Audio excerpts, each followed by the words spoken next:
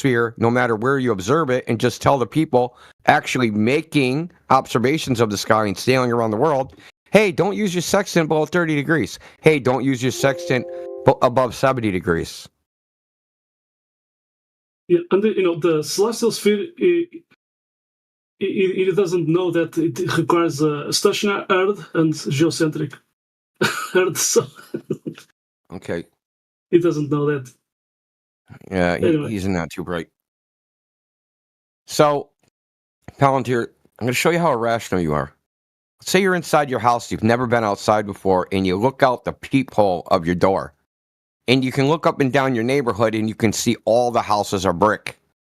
Does that mean your house is made of brick?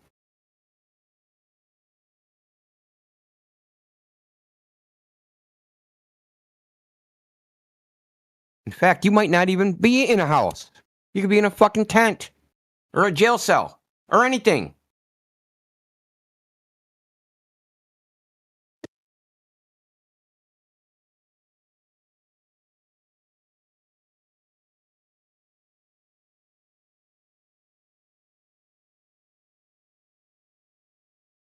Well, listen, Palantir, we're engaging with you while you're muted because you don't address anything that's said to you anyway. So what are we going to mute you for? To hear you fucking screech?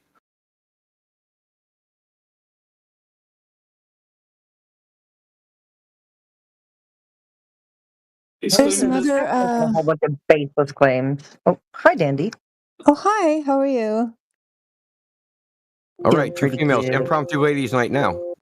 No, shocking. 2 in 1. And Over Fences is here too, so 3. It's amazing. There you go. There's no girls on the internet. Yeah, and Palantir I'm here too. I'm here too. Palantir. Palantir's a girl. Is he? No, he's just crying like a bitch. Oh, yeah.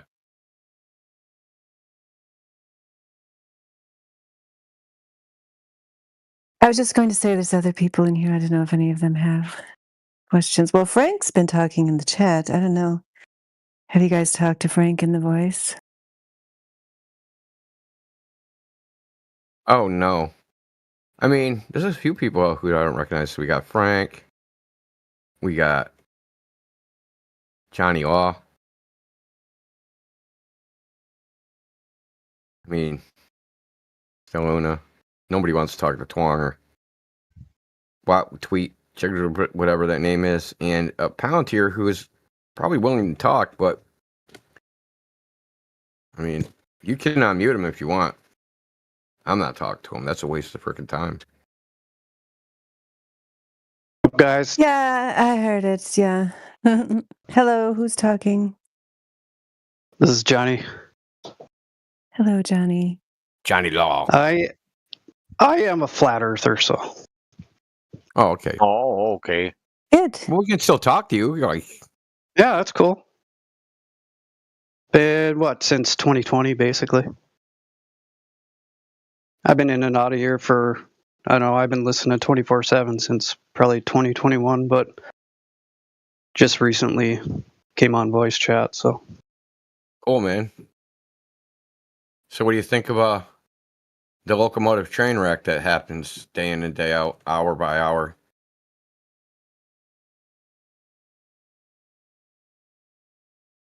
I love it. I don't know. I like listening to like you and T-Dub, and I think it's fun.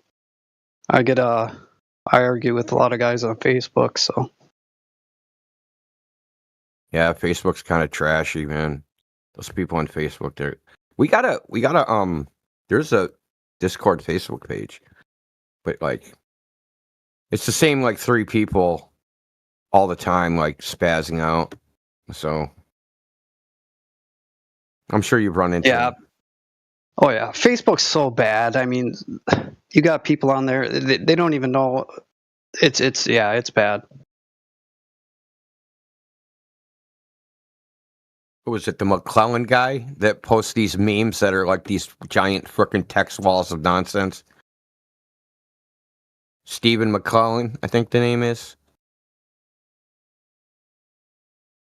Yeah, I recognize that guy. Yep. Yeah, and he'll post like a neat meme, but do it, and it's like 3 paragraphs. Like, man, why didn't you just type that out into the comment? Like, why did you have to make a meme out of it and post it as an image?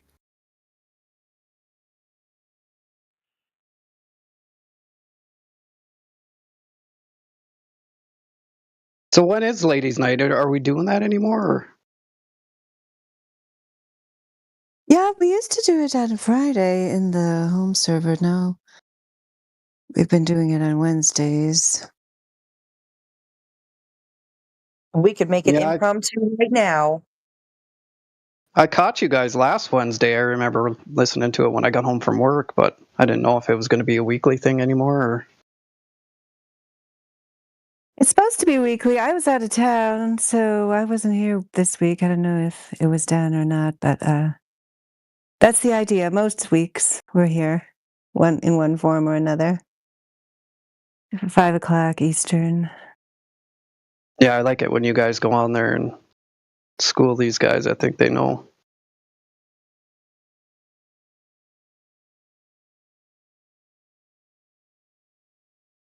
Yeah, I think I was thinking it'd be nice to try doing one on the home server on Fridays like we used to, but we have to get enough participation. These days it's hard to get a quorum of ladies together, but we usually have 3 or 4, and that's like a large amount these days.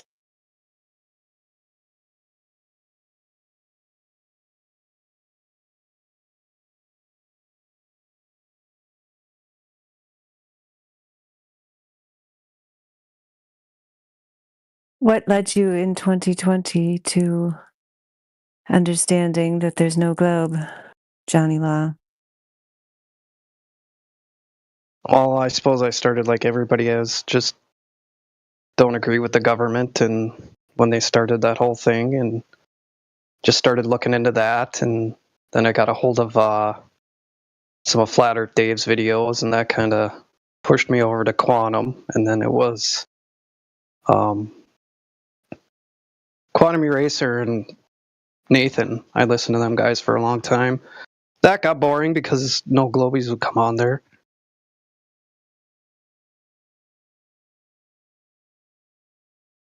They're shit scared, man. I swear, they're shit scared. Like, they talk a lot of shit, but when it's time to go toe to toe, it's time to face the music, man. It's full spiral for them.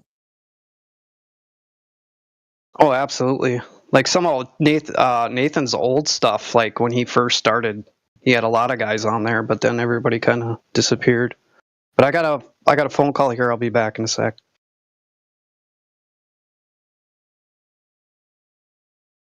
So, Dandelion, what'd you think of that podcast? I liked it. Yeah, I'll post the link in the chat. Indio uploaded a new podcast. Yeah, there's several things I liked about it. I liked Sporadic asking the person if they thought it was a space pizza. That was funny. I know, right? Yeah. And then You he said so casually too. yeah. Yeah, I think it was just the way you said it was funny. And yeah, I think what is unique is highlighting the reason why NASA was established, to establish and further solidify USA dominance in the world. It's called Nature versus NASA. I put the link in the chat. It's short but sweet. Yeah, in short, yeah. Yeah. Because I think it's so clear that they're tied to the military industrial complex that you'll have people speaking out of both sides of their mouth. That's what I've watched over the years is used to be people who called themselves leftists who used to be anti-war. I guess they aren't anymore. They were all anti-NASA. It's a waste of money. We should feed people instead. Now they're like the biggest apologists for NASA. It's weird. Like they don't understand its origin or its clear continued link to weapons testing, the military in general, just, whatever they're putting up there in the sky, it's all being used for the military. I mean, I guess it's because they have such clown show. Maybe that's why they pick clown show freaks like Don Pettit to be so-called astronauts, because they're trying to like further confuse people. You know what I mean? Because they used to have it be military guys, or maybe it's because the military guys were just too sensible, like Gus Grissom. They couldn't have another Gus Grissom in there. Somebody who could reason their way out of a paper bag. Just gotta go full clown show. I mean, I named it that because so Jin started off with like, "Hey man, we could do these measurements," and he's like, "What about NASA?" Like it's just so it's the same thing every time, right? Like, "Hey, you can go test it yourself." I can't do anything. I need NASA. Yeah, I mean, the worship of NASA is just so blatant. Like, I don't know, like how a person could continue to argue that and not see their worship. That's what they're doing. There's no reason to it. They don't know these people.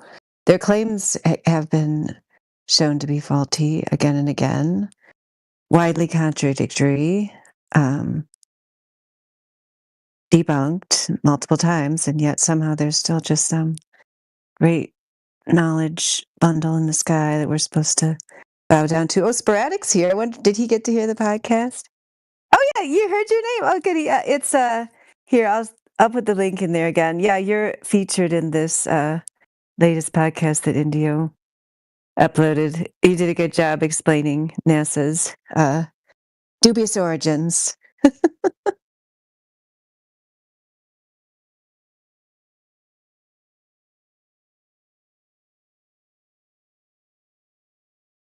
You did a good job explaining the pictures, the imagery, how it just gets freaking wrapped around the ball. Yeah, he mentioned Eisenhower. I didn't really. I just don't even think of. I guess I forgot that he was involved in that, because I used to. I mean, Eisenhower's, isn't he the one who made that one speech about how did he phrase it about the shallow state? Military industrial complex. Yeah, The Congressional Military Industrial Complex. That's what he said. yeah. It's interesting that he'd be saying that while also helping Well, I find it establish interesting NASA. that when people quote that, they always leave out the Congressional Military Industrial Complex. Well, yeah, the Yeah. congressional, educational, military, industrial, prison, media complex. I mean, how many things can we throw in there? I don't know. They're all connected. Oh, and then Sporadic's given us some documents there about NASA's origin.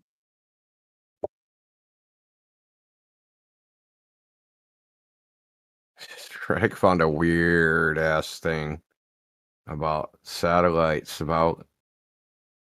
I mean, I can't even. We're both having problems even understanding what that meant. That there was connected to ground stations through some magnetic flux line or something. It's just bizarre. Nice.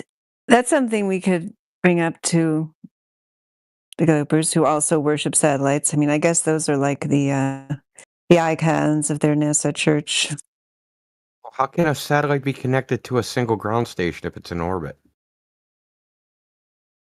That's crazy. That's what they're saying is happening.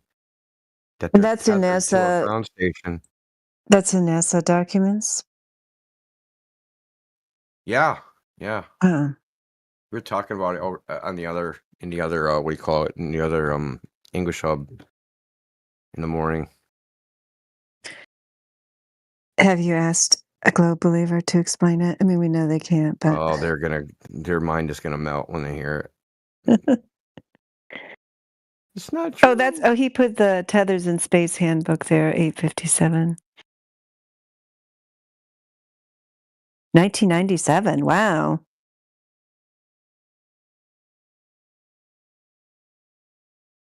find. The magnetic spheric region occupancy and magnetic field line tracing the region query lists the entry and exit times during which specified satellites were in a particular magnetospheric region. The trace query identifies periods when one or more spacecraft are on the same magnetic flux line to before us, or periods when one or more spacecraft occupy a field line which traces back down to a specified ground station. I don't even know how to even make sense of that. Because, you took the iron filings, right? With the magnet, right? Mhm. I'm sure you've done that experiment, right? Yeah, And it I makes have. field lines. They're saying that these satellites are connected to a ground station via these field lines. Wow. Yeah. Which Same don't magnetic make flux tube of sense. force. Wow. Tube of force. That's interesting. I know. We'll get Charlie to explain it. Oh, Charlie, where are you? Where's Charlie? Only time I ever want to talk to him, just to watch him freak out. I don't know. There's several people that just came in. I don't know if any of them want to try explaining this. Fallen, I remember you. Yeah. Brandon's here. Well, I mean, Charlie says he's a satellite payload engineer, so he won't have any excuses. Yeah, Yeah, who's the I other who's the other used GPS salesman besides Charlie's? Who's the other guy? There's another guy like that too. Daz. Oh yeah, that's right. Yeah, Daza. Hello, Brandon. we do use magnetism all the time, every day. Do we Because use of it to tides. lasso satellites? We're gonna catch them. Well, then I guess gravity's out. Electricity is Tides. Yeah. Electricity is tides.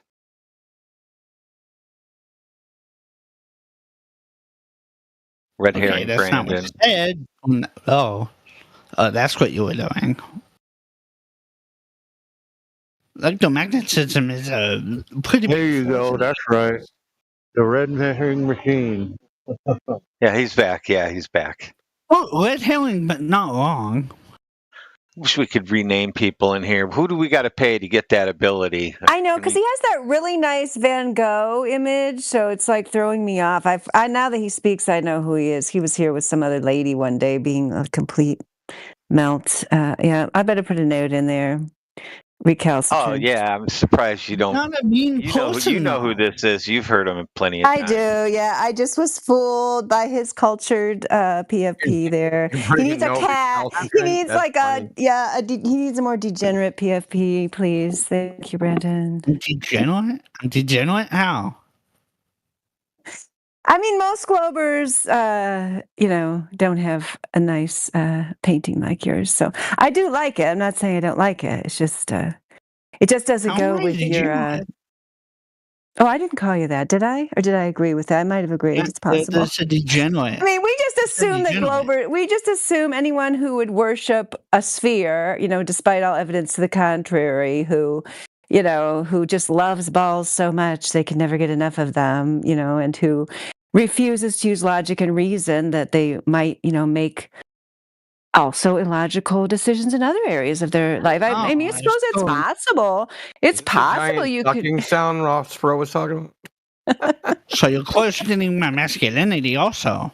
Oh shoot! Did I? Gosh, all these things I'm doing, I wasn't even trying. Gosh, you want me to do that? I could. And by what you were saying, liking balls so much. Oh yeah, you could like your own. I mean, I wasn't saying you like other people. I mean, you probably have a mobile with the solar system hanging over your bed, right? Oh shit! You gonna let him? You gonna let him talk to you like that? Again, questioning my masculinity. I don't remember doing that. I don't remember doing that. Sir. If I have had a mobile, would I be masculine? No. Oh, okay, so you don't wear it. You don't have it. You're saying you don't. Yeah. So you don't have a NASA T-shirt or a NASA hat. Is that what you're trying to tell me? Or a NASA water bottle? No. Okay. Nope. Not at all. Cat, bro. Stop the cap. But a lot of flat earthers have flat earth hats and flat earth. What's a flat earth hat? Stuff. That's not a thing, sir. That's not a thing, sir. a flat Earth mug. Flat Earth convention. Yeah, probably Are the a walls beret. are the walls Probably made a of beret would be a ice? flat Are the Earth walls hat. of the mug made of ice so it can hold the water? Brandon? You're funny. I know I'm funny. Hey, do you know what a triangle is? Yeah, Ooh, three get him. lines of equal. Three lines of equal length. All right, let's find out. So in the side chat, I went ahead and That's not what a triangle is. I went ahead and posted a No, NASA wait a sample, minute. It's not a three sample lines of a of NASA equal. IQ test. So That's go false, ahead and sir. answer. It's This not is from three lines of NASA. equal Go length. ahead and don't talk over me, or you won't hear the instructions. No, Go it's ahead not and three lines. answer. Yeah, go ahead and answer that. It's not three lines of equal length. Wrong. That's not correct. It can be. It can be. It can be, but that's not the definition of a That triangle, would be sir. called Nice an that isosceles would be triangle. called Thank you. It's equilateral. equilateral. Or equilateral, whatever. Right triangle, left triangle. The triangle can be several different Are you going to things. It's answer the not just one question, or are thing. you going to tell us what they Left can and can't triangle, be? left triangle, Professor Triangle. left You let triangle, that bro. slide by. You let that slide. He must not have heard Left it, Creation triangle Bear. right Well, now. What is this, Creation Bear. PlayStation, bro? I didn't What let the heck? anything slide quite yet. Hell no. Pause. We don't let nothing slide. Pause. Brandon, you going to answer my question or not? Which of the figures said below left are not triangle. triangles? A, B, C, D. Which of the figures below are not triangles? A, B, C, D is, but the bottom line doesn't connect to the other lines, so I don't know. So you don't know then? The bottom line isn't completed. Which of the figures below are not triangles? A, B, C on to D. Looks like one, yeah. So A, B, and C are, and D is not. You said which aren't, not which are. Okay, which ones are not triangles? Yeah. Well, A, B, and C? perfect triangles? Or they're all not. Triangles? They're all not triangles. Hey, what's up, guys? Hey, how's it Say going? that. I just asked a clarifying question. That's all. Perfect? Do you mean a perfect guys, triangle? Hey, guys, do we debate like Earth shape in here? You know we do, Fallen. You've been in here. Oh, somebody muted Here we you. go. Probably Just because they're interrupt yeah, Brandon like that. yeah. They're finishing up here, Fallen. So you can be next. I will give you Oh, number he's two. already muted by me. He's fine. He I can't know, but- talk anymore. Okay, so you're tired Brandon, of him, I'm going to have to okay. post the answer since you won't tell me, unless you want to tell me. Which of the figures below are not triangles? One last chance. Brandon. I'm guessing your answer would be A, B, and C aren't actually real triangles, but D is. Okay, so here's your answer. B is not a triangle because it has one curved side. D is not closed, so it's not a triangle either. So you don't even know what triangles are or are not. So you're saying A is a triangle? A is a triangle and C is a triangle. I think it's Wait, pretty how is obvious A that not one of a you guys triangle? is trolling you. Now, How is can we A move on? not a Triangle triangle? Yeah, I agree. What? What's going on with Okay, these low so- IQ idiots in here? I know. I'd personally rather talk to Fallen. I don't know. Like, please, anything. Go but ahead. this. All right, cool. So I want to go ahead and put forward the proposition that the Earth is not flat, and the defense I have for that will come in the form of a formal argument with some visual aids. I can guarantee he does not know what flat Earth is. I guarantee it. He doesn't know what a triangle is either. I guarantee you don't know what our position is. So all you're doing is debunking a ghost that you've created. Oh, go so on. do you not take the view that the Earth is flat? You don't In know the what that sense means, ding dong. Okay, well, I'll just posit what I think that means, and you tell me if I'm hitting the Okay, mark or go not. ahead. All right, Go yeah, ahead. this ought to I be good. take- This ought to be I take great. flat Earth to be saying that the surface of the Earth is not changing angle over distance, that the average angle remains the same.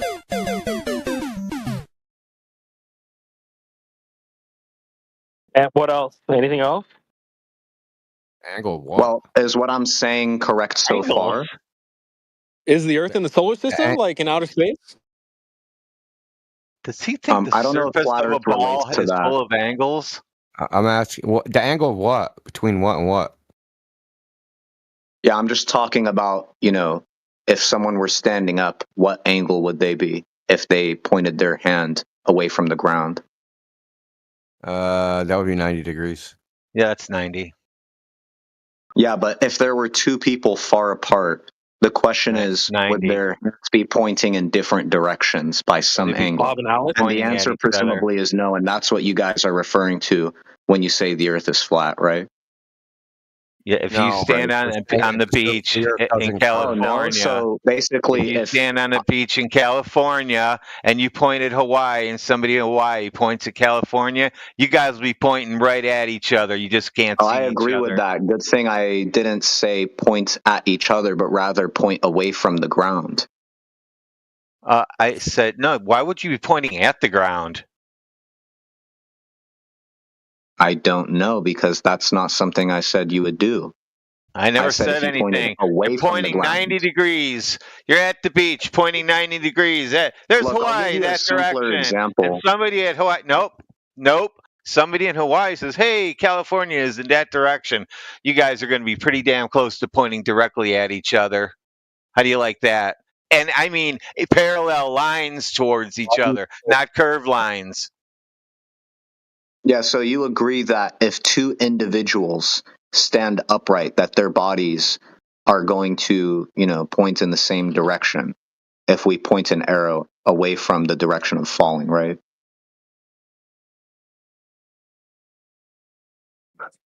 Like, you could just admit, yeah, I understand what you mean by flat Earth, and then we could start the debate instead of the pedantic game, right? And now that you've admitted that, we'll go ahead and move on. So I take it that the Earth is... No, you're trying to listen, bro. You're trying to create a nonsense argument that we don't make. Our argument we is haven't even started an argument. I'm just surface of telling the you Earth that I is know not what your curving. position is. The surface of the Earth is not curving. Not curving. That's our position. Yeah, what I said is akin to that, but it's even more clear. Why didn't you just say that? Because I know that if I said Earth not curving, you would have said, well, no, mountains curve or something. That's why I use an example. Say that, foolproof against dude. that sort of thing. We don't say that shit. Oh, well, the last person that I walked into the chat with and talked to said that and then muted me. It was So, probably one of no, that's not true. We don't say that shit. Dev and dumb fucks say that. Okay, well, your word against mine. Now, let's get to the actual substance of the debate instead of acting like anyone is confused by what flat Earth means. So now I'll go ahead and it looks like I do have it Mitch Perm. So you came in here to tell us what flat Earth means. No, you asked me what it means, and then I answered. Like, why would we be confused? We're the flat earthers. Why would we be confused? No, if you were listening, I said let's not act like anyone is confused as to what flat Earth is, because you asked me what We flat were Earth never is, confused. and someone said, "I'll bet he doesn't even know what the position is, even though I got it pinpoint accurately." I guarantee you don't know what it is. So now that we've established that I am aware of the position and that was a useless question, I'll just go ahead and deliver the argument against the Earth. Is the flat Earth in outer space? Distance. So, He won't answer. I mean, I'll just outline it like this, right? So I take it that if the Earth is flat, then the sun is carouseling above us, as you say, in a sort of Robotham flat Earth model. And in this case, throughout the day, we would expect that the distance that the sun has to us, if it's moving at a consistent speed, which you accept it does because there are multiple people viewing the sun from different angles. You didn't hear me say incorrect twice. He's on like some type of place. Wait, so you don't take it that the sun is always above us? That's not what you said. In a sense, it's not the elevation of the ground. Okay, can you just point out what part of anything I said you disagree with so far? All of it. As soon as you said should. Well, that was one of the things I said, and he said he doesn't agree with that. So it's not all of it. You asked the question. Hold on a second. He asked the question, though. I'm going to answer it. Okay? As soon as you said should expect, I disagree with everything you said after that. And you said Oh, model. so you have no expectations about the world around you. There are zero predictions you make. Yeah, the Earth. Okay, if you make zero predictions, then you don't predict the Earth is flat, and then you concede the debate. That's not true. You're trying to talk. You're not talking about the Earth. You're talking about the sun. Wait, you said you don't predict anything. You're talking Did you about mean the to sun. say that? Yeah, did you mean to say you don't make any of the predictions that I posited? You talked about the sun. Wait. I'm asking a question. Just answer with a yes or no. Yeah, you're talking about the sun. When you said earlier an you answer. make no predictions, was that About just a the sun. misspeak and you meant to say you don't make you don't make any predictions about the sun whatsoever? No. So you don't predict that the sun will come up tomorrow? That's not a prediction. Come on, dumb fuck, dude. You don't think that's a prediction? What the fuck? You Wait, don't you don't think that's a saying prediction? I predict the That's sun will not a come up prediction, tomorrow is a numbnuts. prediction?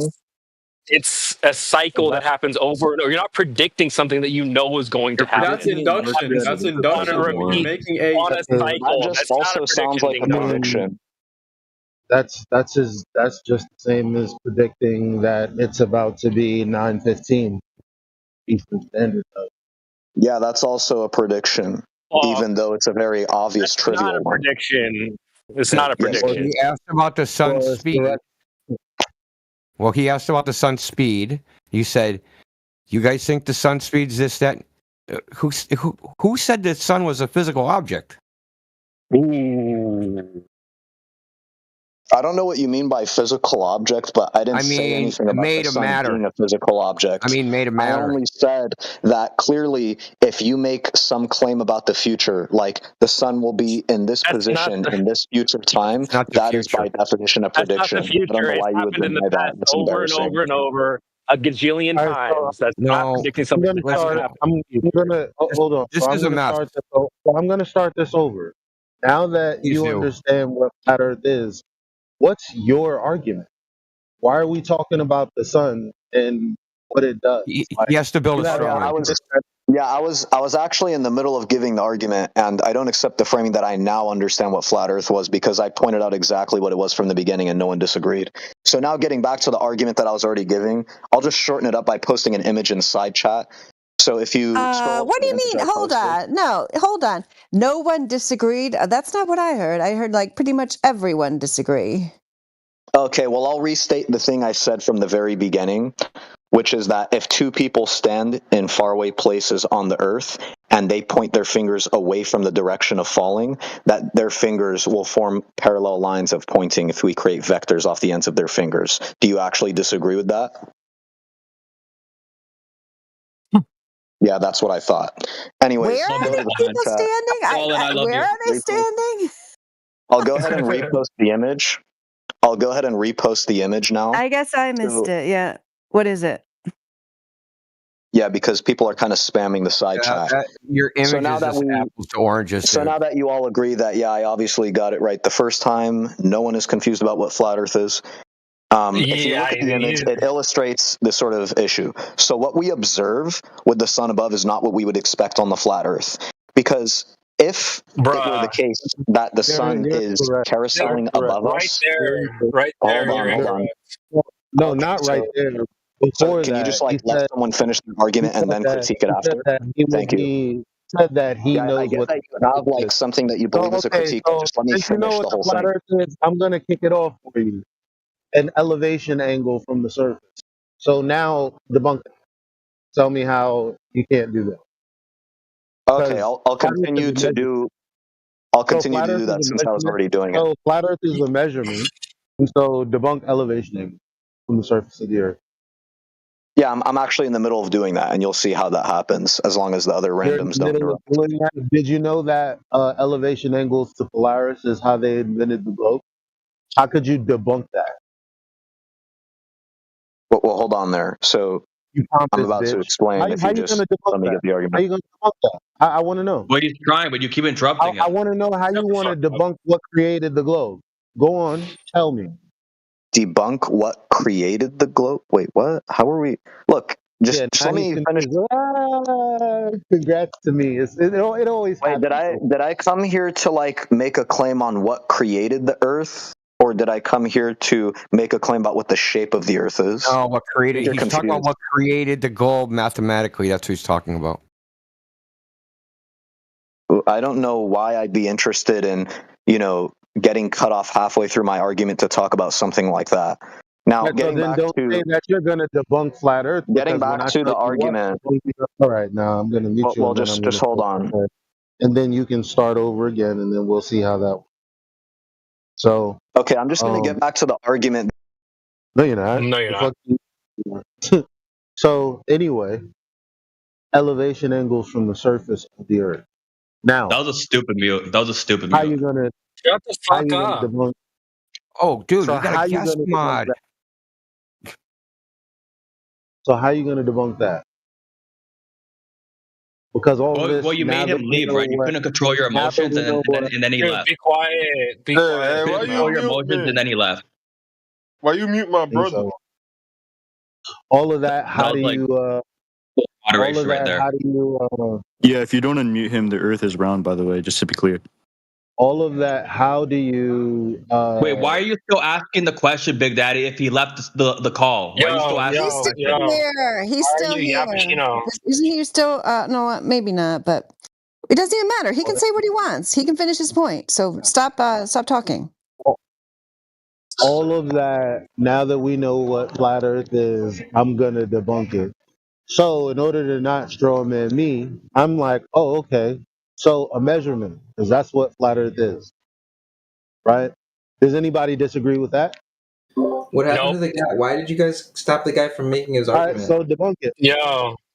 So that's what he'd be debunking then.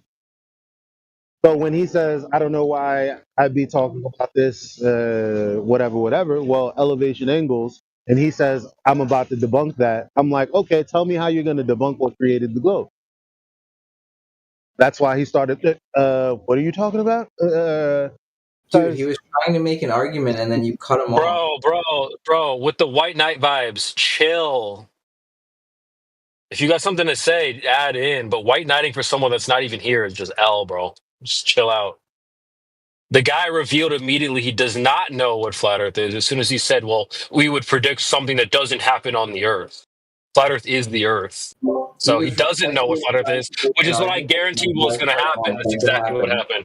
I don't know why you're He white was knighting to trying to Walker. make Just his shut the argument. fuck up, bro, honestly. He's not even here. Just be quiet. Dude, listen, you go clowns, dude. You're lucky he left.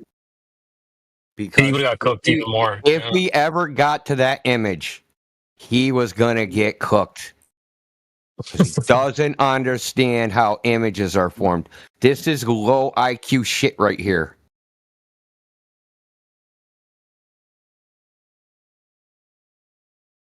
It just proves my point. He was creating some sort of flat Earth in his mind to debunk that no one believes in but him. Actually, he was either being intentionally deceptive or he's stupid, because to put the camera this close to the ground and that close to the person and try to make these equivalent, and then not like this, if he would have took this and put it on the left, right? So what he did was he took his camera and made it so that the sun moving is on the right hand side, but he pointed away so that the lights are on the left hand side. Low to the ground, way too close, and then goes, look, it's variable spacing, and this is even spacing. No, bro.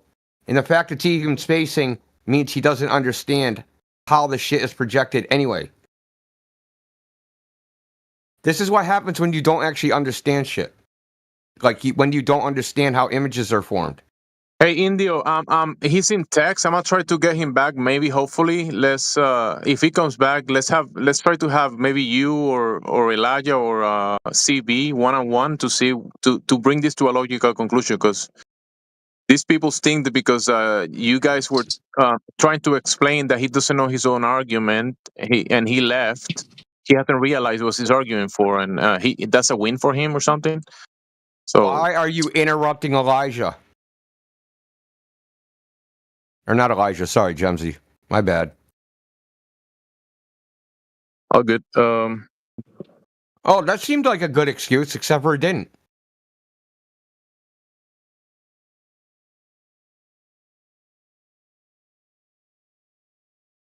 What's wrong with y'all, man? Fallen is back. Fallen, go ahead and speak Y'all to Indy skipped the for a little Satanic bit. Church Maybe today or Elijah. something? Fallen, I'm on mute you, and you can speak to one of the guys. Just have a back and forth, bro. Say what you gotta say and listen to the replies and address that. Go ahead. Yeah, I'm expecting a mute anytime here, but I'll just formalize the argument so that there's, some attempt at mitigating confusion on what the argument was, because no one knew what it was. It's going to come in the form of a modus tollens, and it'll be this. P1, if the Earth is flat, then the sun will not have fixed spacing in the sky. Premise 2, the sun will have fixed spacing in the sky. Conclusion, the Earth is not flat. Yeah, you are not proving the curve, man. Yeah, why don't you post it? Type it out and post it in the chat, because that's a fucking I'll train type wreck. it out for you. I'll just type it out. Here we go. So let's do this. I already typed it out.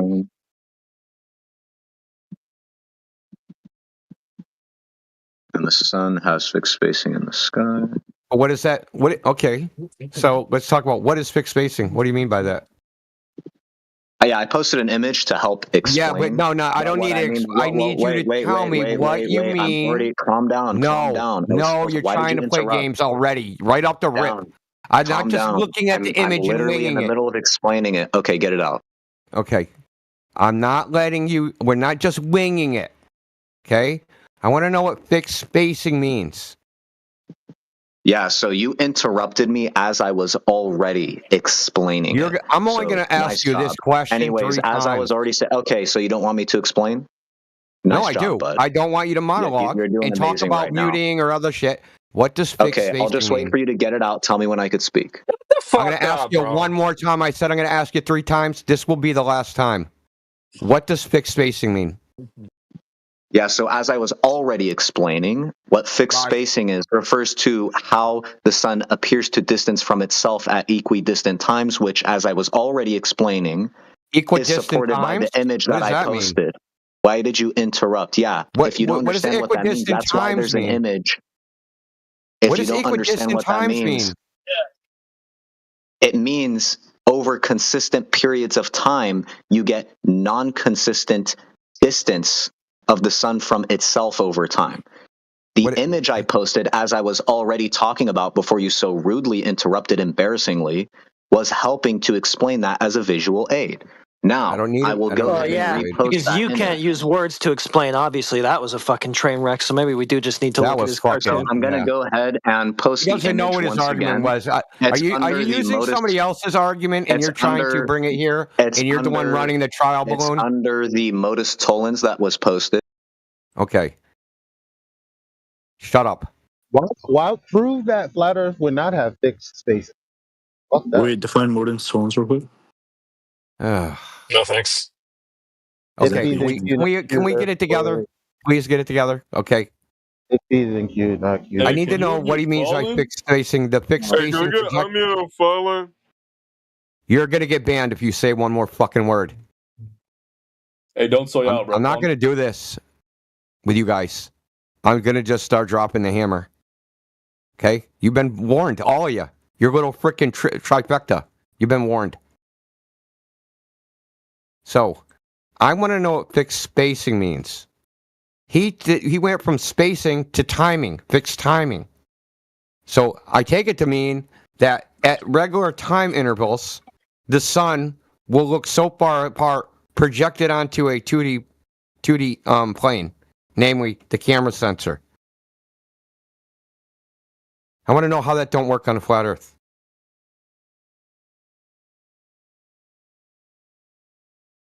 So, as I was already explaining with fixed spacing, just to reiterate for all the confused people in the back of the class, what fixed spacing refers to is this: the distance that the sun will move through the sky is an equal distance over an equal period of time. So, for example, if 15 minutes pass and the sun moves meters? from point, hold on, and the No, sun dude. moves from You're point A saying to words point. and you're just saying stupid shit. Hold on. No, I'm Hold not on. holding on, dude. And the sun, hold on.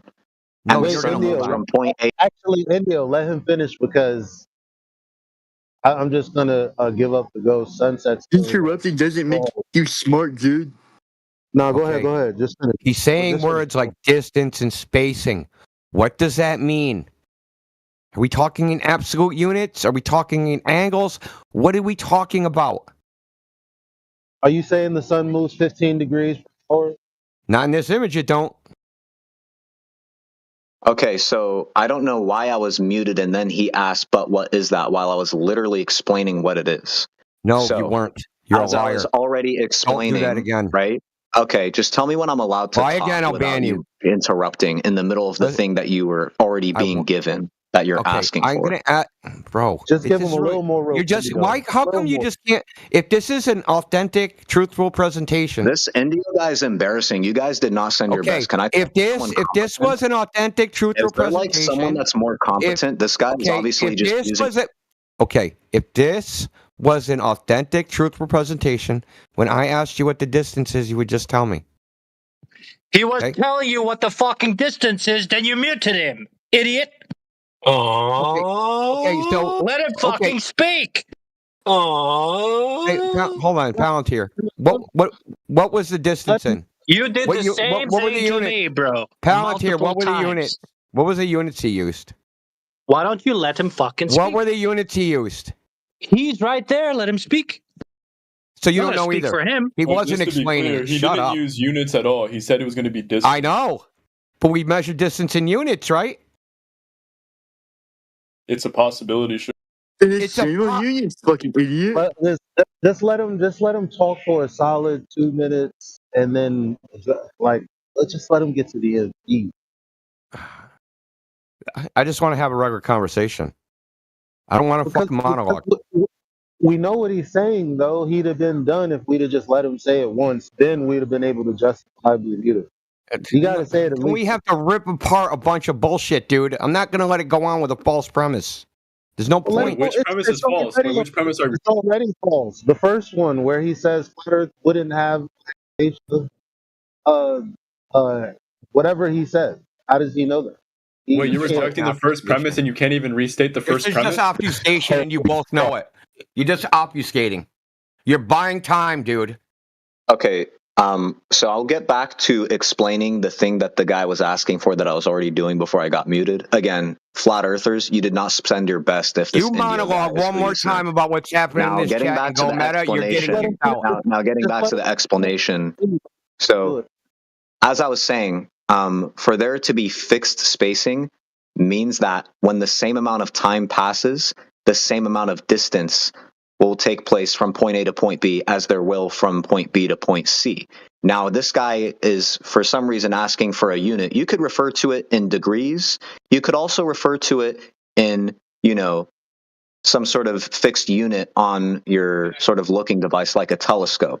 The amount of degrees would be roughly 15 per hour, but, that's not even relevant because Yeah, it is, the dude. only When you thing that say actually fixed matters, spacing, I don't know why you're interrupting because I'm not done still, so just calm down. because you haven't really So as I answered was and you know saying- it. So as I was saying already, He's almost there, Indio. I was already on the mark. He's Dude, almost there. you're so full of shit, bro. Let him finish. He's almost there. Keep going. Go ahead. So- Keep going, brother. don't say go ahead when you constantly interrupt. You look like a clown. Anyways, so yeah, the point 'cause he is, says so. if you're on a flat Earth, what you would not expect if the sun is moving above you and it's not following either some curved path or some other complex path, that it would have fixed spacing. You would actually expect it to have variable spacing on a flat Earth. And that's illustrated with the left side of the image that I posted. I'll repost it, by the way, so you could see what I mean. So it's pretty intuitive to a lot of people. If you hold a light, and you walk down a street, or if you look at street lights, you'll notice that as you look down and across, those street lights get closer and closer together, visually speaking. That is not the case for the sun. Throughout the day, the sun actually maintains fixed spacing. over time. So there you go. Okay. All right. He still never answered. Can I respond to Well, that? he still never answered. It doesn't matter, man. Not to me.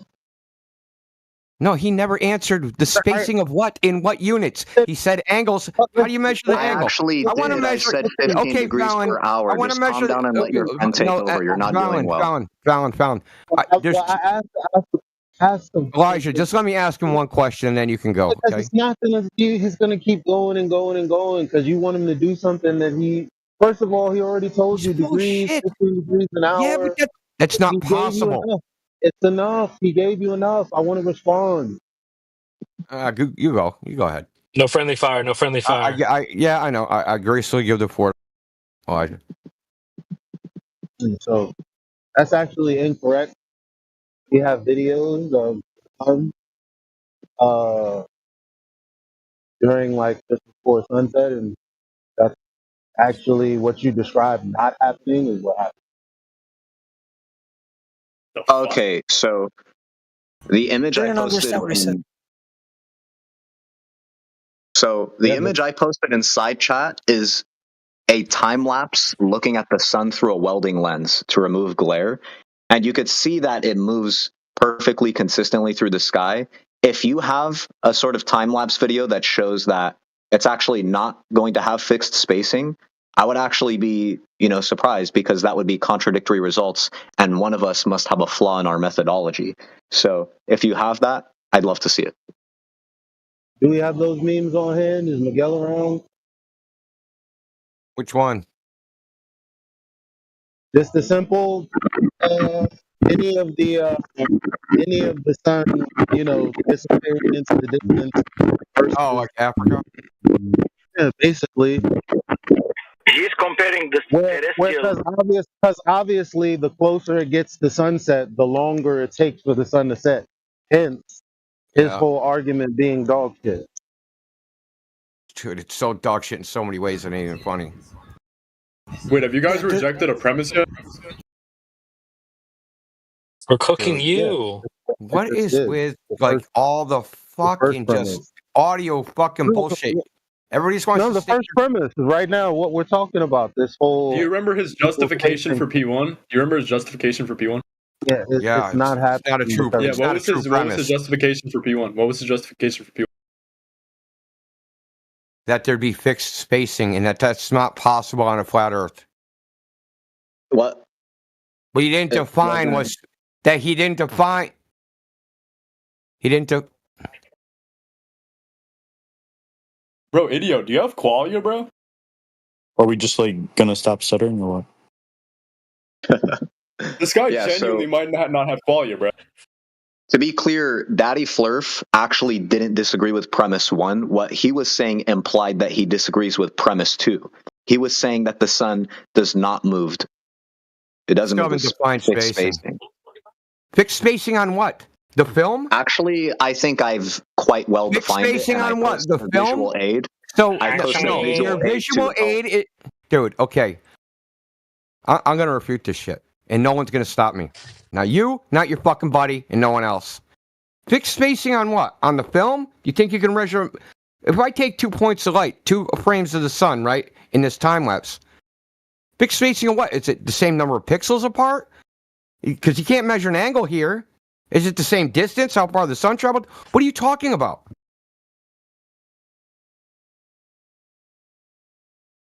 Define fixed spacing. I like how there was 5 seconds before I was unmuted after the You question. say one more motherfucking comment, you're getting banned. What fixed spacing means is that the observed distance, which you could use in the form of counting pixels distance on between what? Is not. I'm literally answering as you're asking. You can use the number of pixels. You could also use any other metric that's consistent. Did you count the pixel You can measure spacing here? inches on your screen. You could do whatever you want. As long as A is equal to B, regardless of the unit used, it will be fixed spacing. And again, the image helps you understand this. No, and by that's the way, not necessarily even true, your dude. friend, That's even not your friend true. Big Daddy Flurf here understands what it means, because clearly he says, I understand that, but I disagree that I said one more meta comment, right? you're So banned. you're the only So one you that's had to do it. confused. Bye. You're holding back your friends. You're the weakest link. Yeah, that's a cool story with your meta comment. But I told you one more meta comment and I'm banning you. Remember? Okay, I just won't tell the truth anymore. Nobody's triggered. I'm not going to tolerate nonsense. You're not addressing what I said. The spacing of what? And you said all it right, doesn't I matter won't that give they're any all more equal. meta comments. It's probably not necessary since your friends agree anyway. So You now, just did. as I was saying, that as far as the just spacing now is was also a concerned, meta comment. as far as the spacing is concerned, I already explained that what's taking place is going to be. You don't know that how an the image is distance formed. from And I'm point trying A to teach point you, and B, you're trying to whether run away measured from it. in pixels.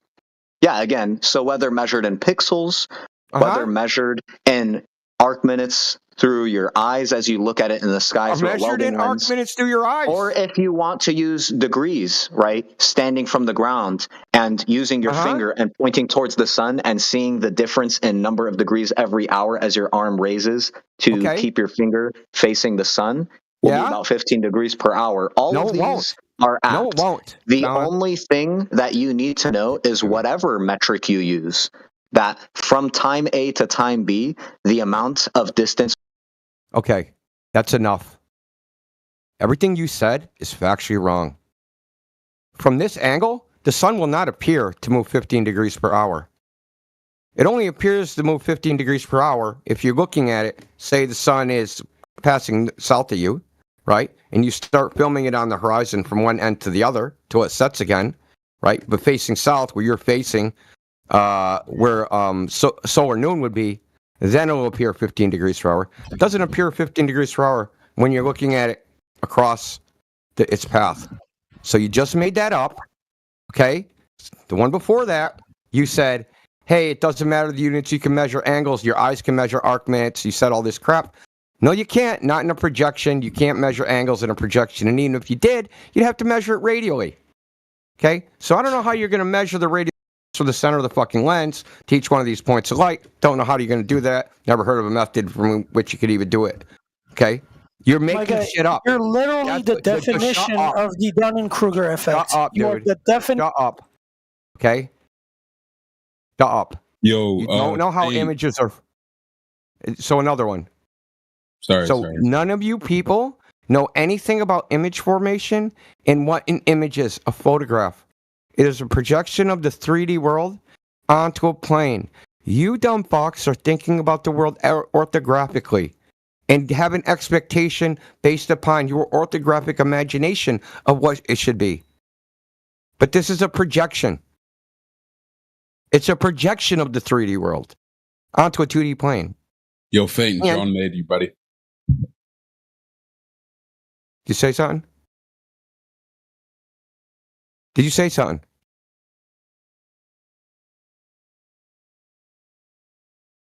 Okay. The image on the left, right? This is a trick, okay? This is not even spacing. Now, what if this guy was going faster? And he was taller, and he was further away? If you did those things, the spacing would look more and more quote-unquote evening, meaning the pixel distances would be closer, right? Yeah. Definitely. Yeah. Yeah. Hey, dude, it was nice meeting you. Bye. Can we help you, sir? Yeah, no.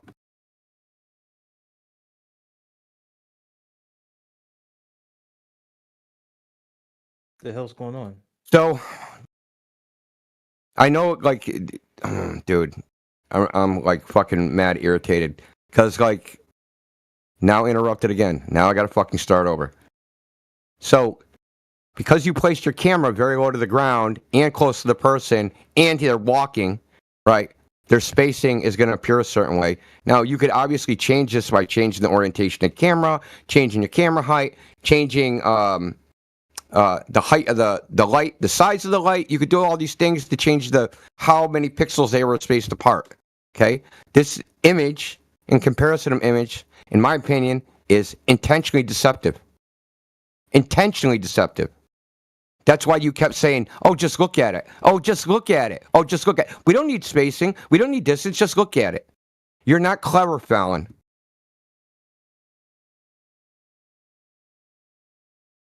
Now, if you don't address what I said with specificity and you meta comment, okay, You'll just stay on mute. I'm sick of you and your fucking butt buddies in the game you're playing. Okay. So here's a chance to adjust what I said with specificity. Fallon. Oh, you unmuted me. Yeah, I mean, I don't know why I was muted for so long, and you're wrong. No, it doesn't matter what angle. We're gonna try one more time. If I open your mic and you try to poison the well and say some meta shit, you're just gonna get muted again. Address what I said with specificity and just don't say nuh-uh.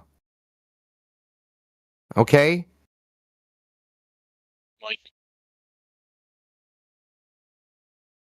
I didn't say nuh-uh. What I was about to say, though, is that it doesn't matter what angle you use the camera to film the sun with through a welding lens, you're still going to get fixed spacing because the angle doesn't really change. It's not true.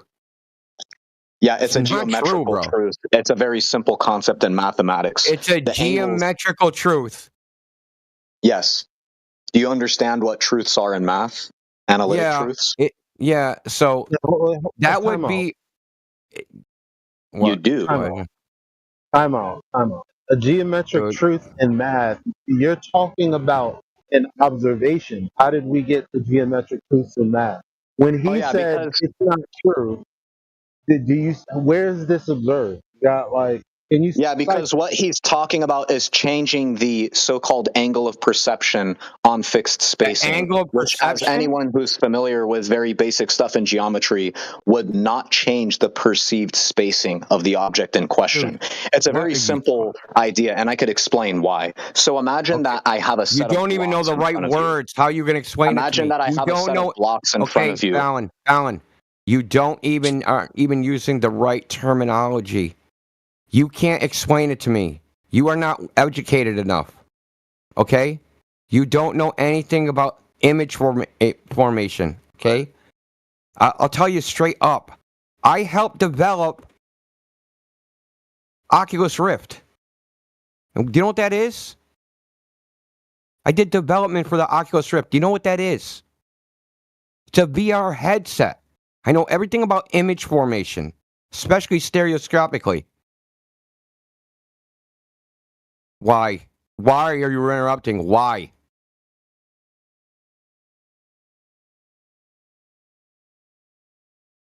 God damn it.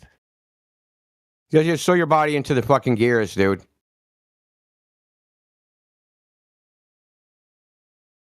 Yep. I posted a video on Sir David Attenborough of a shrinking sun, so even his optical thing was incorrect as what he said as well. So I don't know what he's going on about, man. He's got it wrong. Oh, this guy says he is totally sure that I'm using terms the wrong way, and he's someone who developed Oculus Rift. Can you tell me what term I misused? Perception.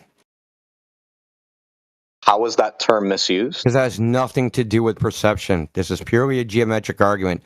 Doesn't matter about how you perceive it. It actually unironically does. When I say perception, I mean the expected visuals from a certain vantage point. So no, you actually don't know these terms, and I don't believe you worked on an Oculus Rift, bud. But let's be honest, right? Want me to show you some just emails? Said that because you're trying to get. Want me to show you some emails? I'll just show you some emails that I corresponded with them. I'll show you some of my emails.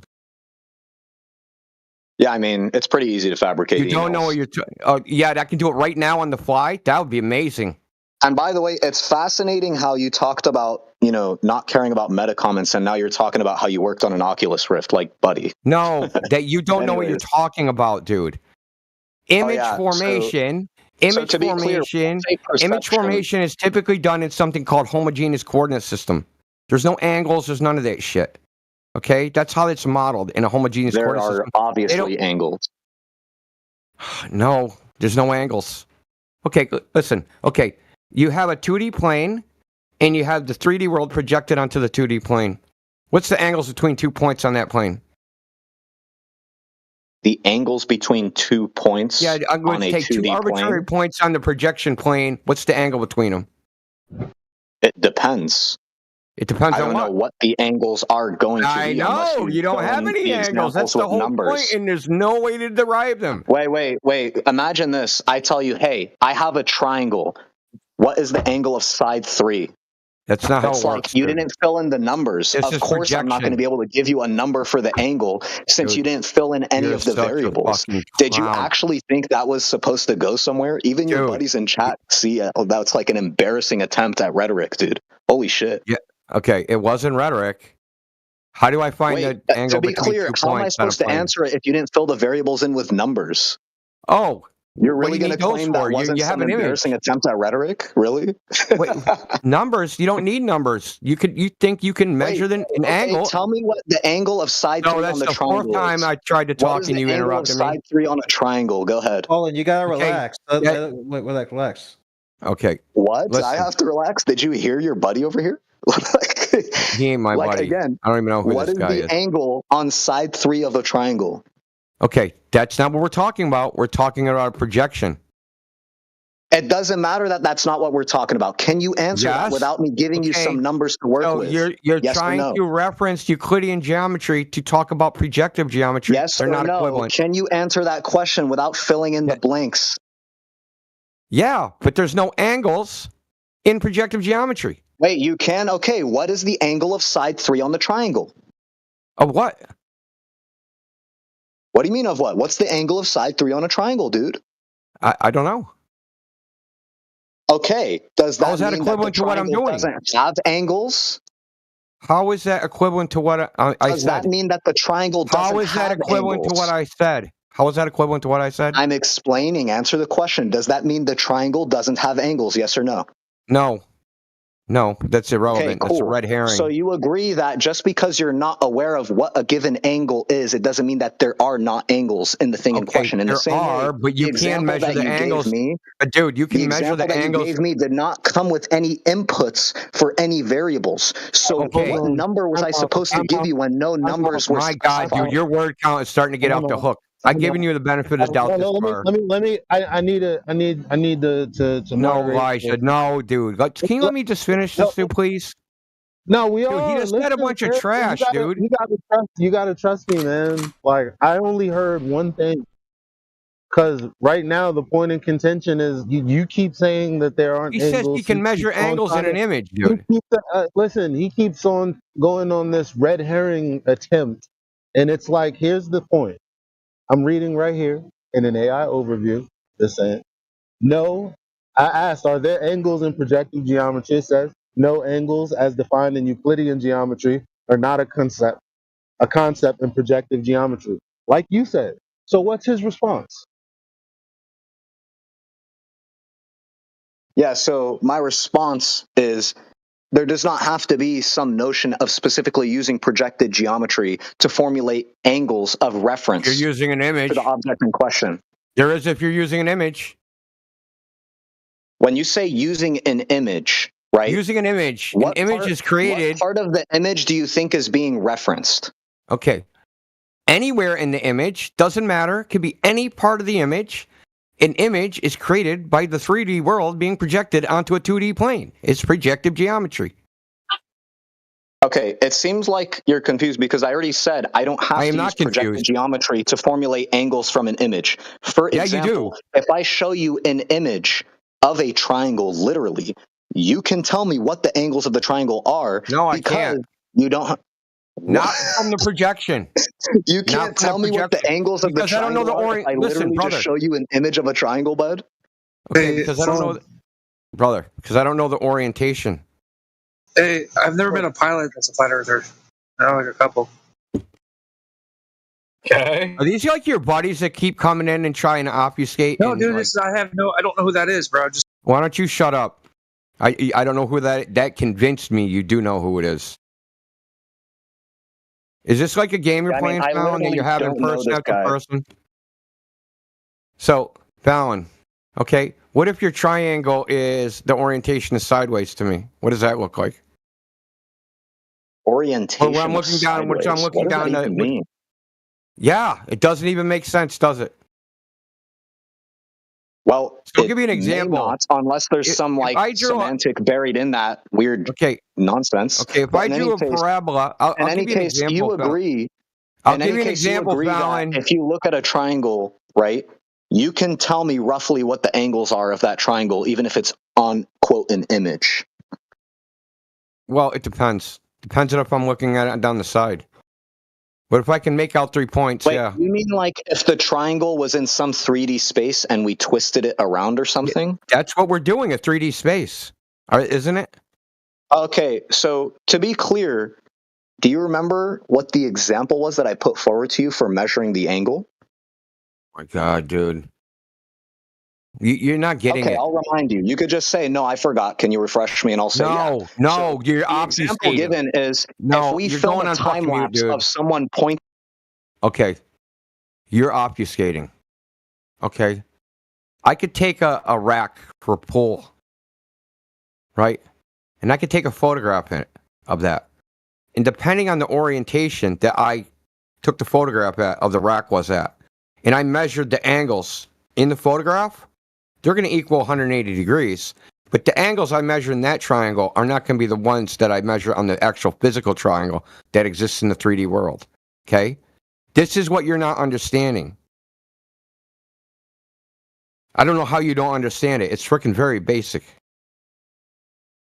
What you said was not even related to what I was about to say. So as I was about to say, right, I talked about there being a time lapse of someone pointing at the sun, right? And then having a perfectly straight arm. They just extend their arm as straight as they can, and their finger points at the sun, right? And they keep their finger pointing at the sun. You could also do this with a machine, something that tracks the movement of the sun, right? And what you'll find is every hour, if we draw a line over their arm, and then another hour we draw another line, there will be about a 15-degree change in the angle of their arm.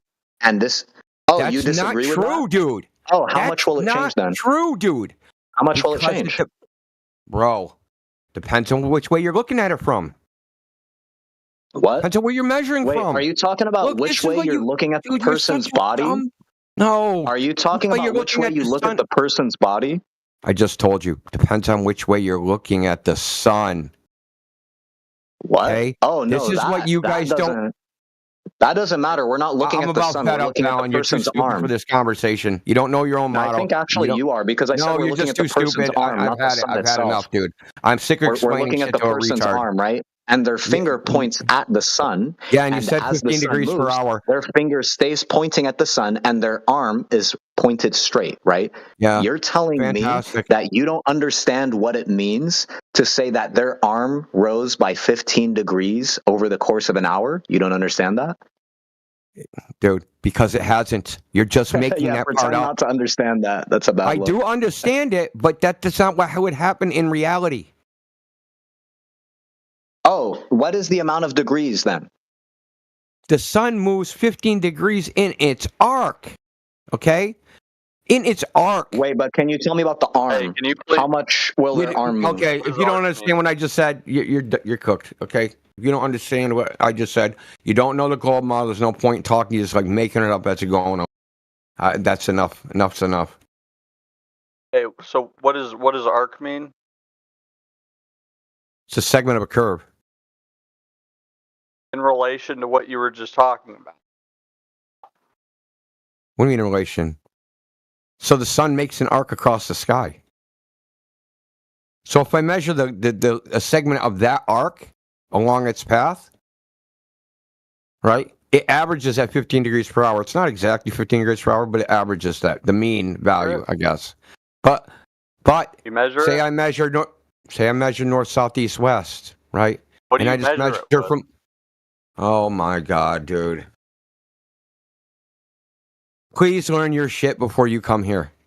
I'm pretty fed up with how stupid. What do you measure it with? How do you measure the sun? It's an arc.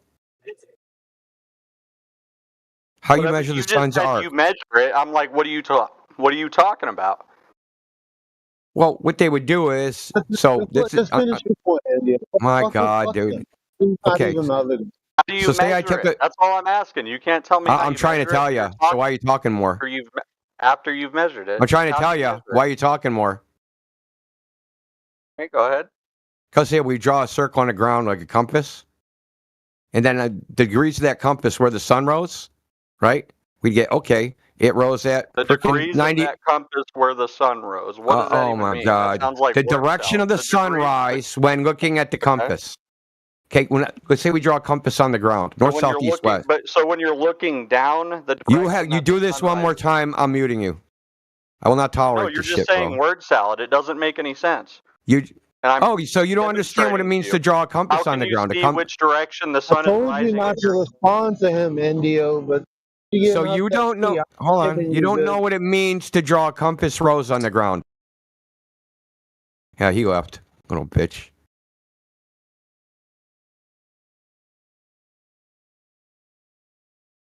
Tried to tell you to continue to play. He doesn't understand the gold model at all. He's like, he just heard 100 times the sun moves at 15 degrees per hour. Yeah, measured how? That isn't necessarily the way you're going to see it.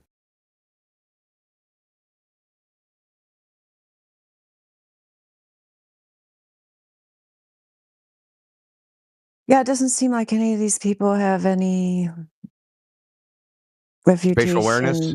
Yeah, so many things they don't have. But one other thing would be any proof of curvature or explanation for why the drop over distance is never measured. Just stories about the sun. It's pretty bad. I'm like stubborn. I almost want to unmute him again. It's really fucking hard not to. Thinking I'll talk sense to him, but I know it ain't gonna happen. But like, why don't you stare at the sun for all the answers, though, Indio?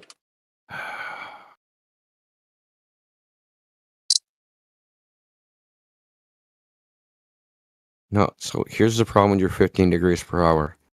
If I measure the arc, along the arc it'll be 15 degrees per hour.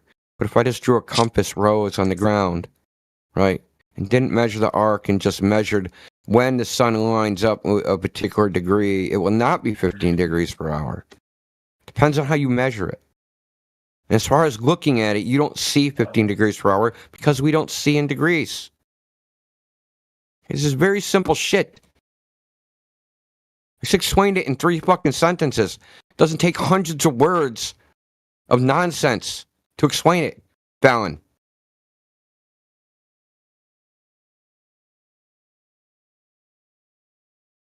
If anyone wants to talk to Fallon, dude, Elijah, you still here? Fuck no.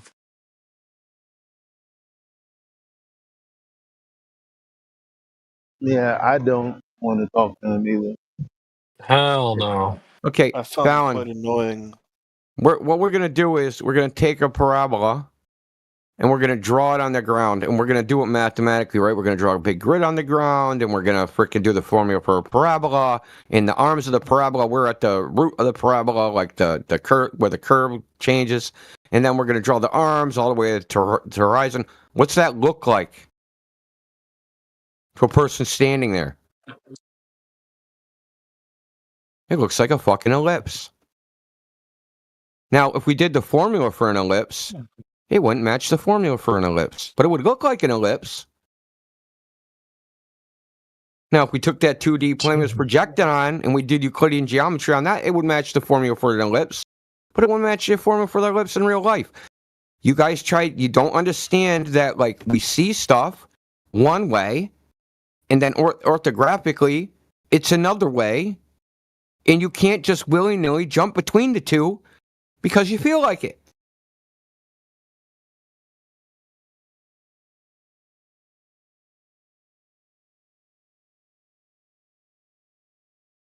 That's why I asked you, measured how? You're sitting there just making declarations of measurements, man. Like, You measured know you how? want to meet him. Hey, B, was that you?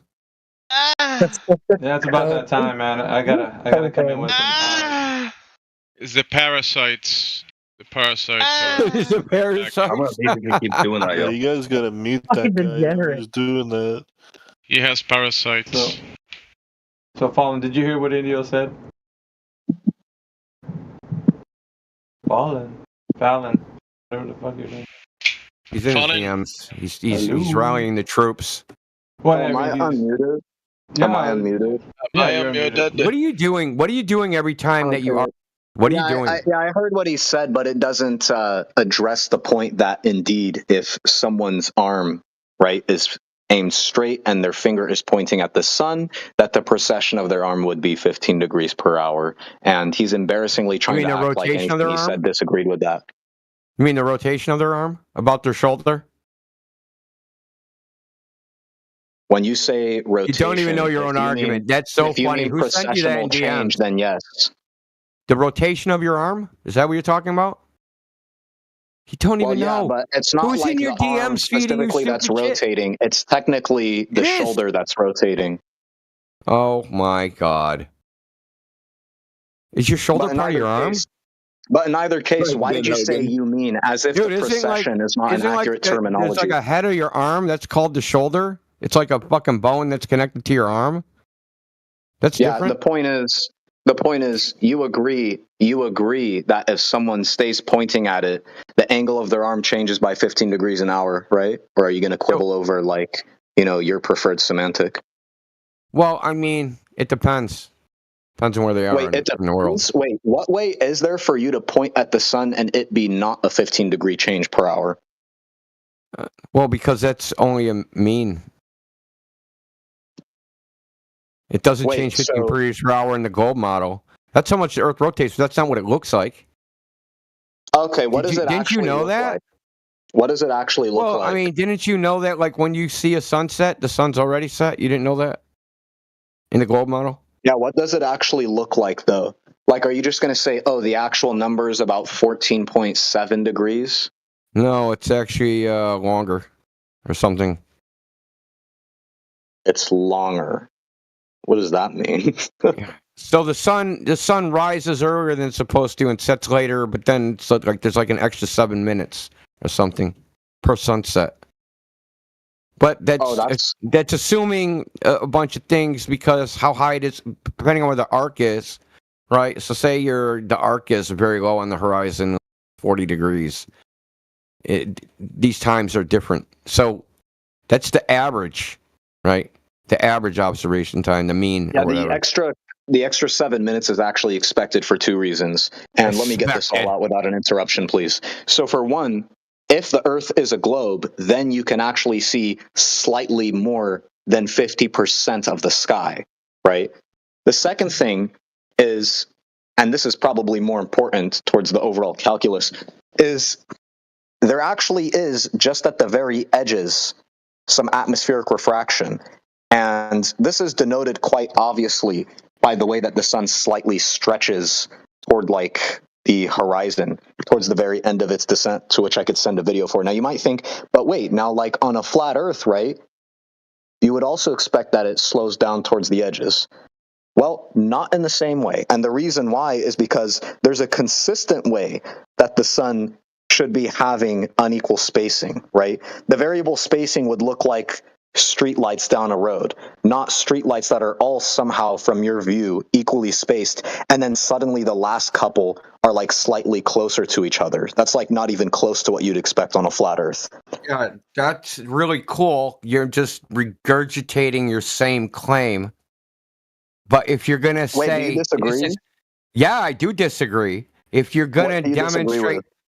Why are you interrupting me? If you're going to demonstrate what it's supposed to, quote-unquote, look like, you need to do it in the appropriate geometry. If you were listening while you were unmuted, right, while you're muted, did you hear me talk about the parabola drawn on the ground? Wait, what part do you disagree with? Do you disagree with what I said we would expect to see if the sun was moving through the sky? Yeah, I disagree with that. You disagree with that? I disagree with that, yes. Oh, okay. Yeah, I'll again post an image to show you. Yeah, the image with no measurements. Great. On the left, fantastic. Yeah, on the left you can see, right, as the person walks down the street. Okay, that's enough out of you, dude. Literally, that's enough. Fucking why did I even try? Why did I even try? What the hell's wrong with me? I don't know. It's weird. He changed his whole argument. I guess somebody must be helping him because the first time was clearly malformed, and now he's completely changed it. Yeah, I banned him. He's done, dude. I've tried to get something out of him that was useful, but it's fucking impossible. He's a fucking snake. Oh, did y'all boot that fallen guy? God He has damn a right. following as well. He tried to hit me with some sort of modus tollens about the sun. I'm like, bro, why are you looking away from the ground, right? So you give him the modus tollens of, the horizon not being where it should be.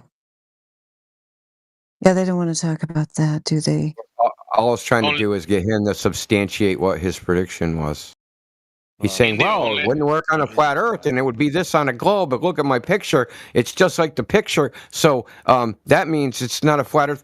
Okay, if you're going to make some sort of prediction about what some image should look like, you need to substantiate it. But here's the funny thing is, how did I just talk to him for fucking an hour and a half just to get to that, just to say what I just said? He was doing everything to obfuscate from being demanded to substantiate. He didn't want to have to I think you're just denying reality, bro. Sorry. Okay, to say can you that. substantiate what he said then? Can you substantiate what it should look on? Hold on. What he said was. Okay, now listen, quiet. So, can you substantiate? Hey, how about this? After all the insults, I'm gonna say it. Can Fuck you? How about fuck you? Can you clown? substantiate what it should look like on a flat Earth and what it should look like on a globe Earth? Can you substantiate that? He substantiated, and he was crystal clear. Everything he said. What did he substantiate? And everything he said made sense.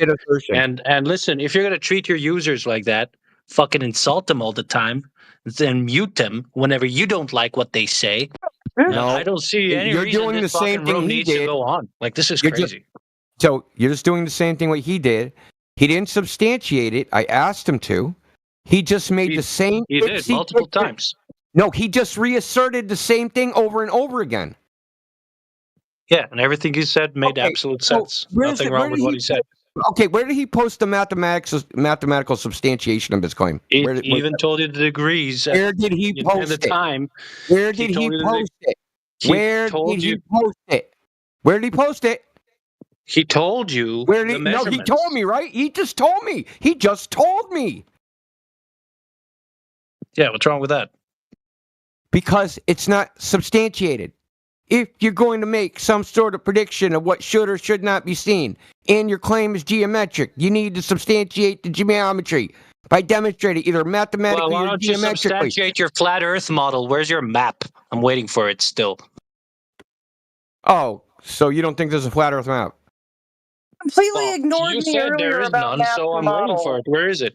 No, screw you, dude. You completely ignored me earlier about maps and models. No, lady. Like I said, No, we're I will going not to take your claim offensive a model insults and arguments. because Nope. we're not going to claim a model because we're not Nope, going to I'm claim a talking model. to We're the not going to make gentleman something over up there. so that you can have something to You're bash not allowed on. to say another thing till you address what I just said. How did he substantiate it? He gave you the measurements. He told you that No, this he is not didn't. possible. Where are they? Where are they? Can you repost them for him? The measurements. What units were they in? Yeah, but he can't show you that. Hold on. What units were the measurements in, dude? What units were the measurements? What units were the measurements in? He told you every hour you can draw a point as you see. You can. I know he point at the told me. We've sun. already established what he said. We want the substantiation that what he said is true. Well, why don't you take a telescope, substantiate it yourself, since you're denying reality, bro? You're pathetic. Is it that difficult for you to point your finger at the fucking sun and take your watch and count the fucking hour and make a fucking line? What Is we're that too trying difficult to do, for you to do? Hold on. What we're trying to do is substantiate the prediction of what should or should not be seen. Do you understand that? Okay, take a pencil. When it's sunny outside, go touch some That grass. is not a substantiation. Finger at the prediction. sun and do it yourself, and then prove it yourself that the world is round, bro. Prediction. You're just telling me to fucking look at the sun. We want the Go geometric. substantiate it yourself. Oh my God. We want the geometric prediction, not your Ipsy Dixit nonsense. We want the geometric prediction, dude. We want the geometric prediction.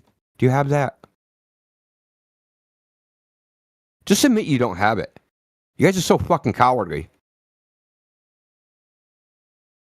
Oh, you don't hear me again? I think every time like they get muted, they talk to each other. Since you're such a truth seeker, take a paper, pencil, point your finger at the sun, take your watch, and start substantiating your hold on. He gave you a point. He gave you a point. Okay, Go fine. prove it yourself. Fine. Okay. What am I proving? What does that prove? That you can substantiate. You want to substantiate it, right? You don't even understand what I'm saying. You wanted some actual empirical evidence. I can barely draw a straight line. Okay, that's not what I said. The prediction, right? The geometric prediction of what should happen on a flat Earth and what should happen on the globe, what an image should look like, should. And this picture that I took, this part should match a globe, and this part should match a flat Earth. I want that substantiation that should is a justified true claim.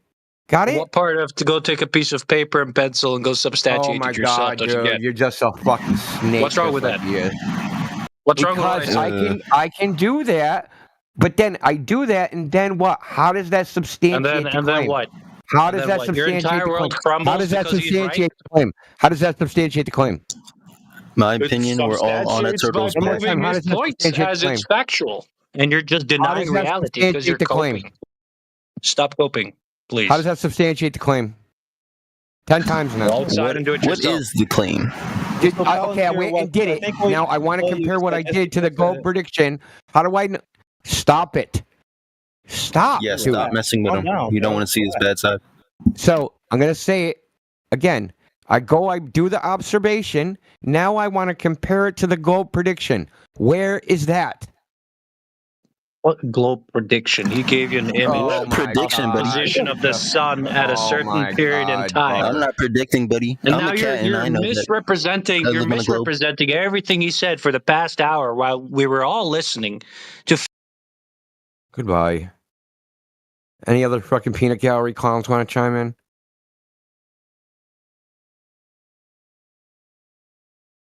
Just some peace and quiet for just a second.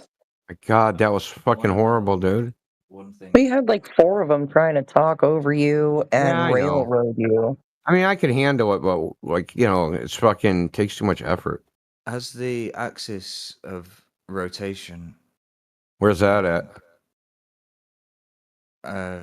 Vis-a-vis the stars in the southern hemisphere, how does that? Do you need a sphere for a hemisphere?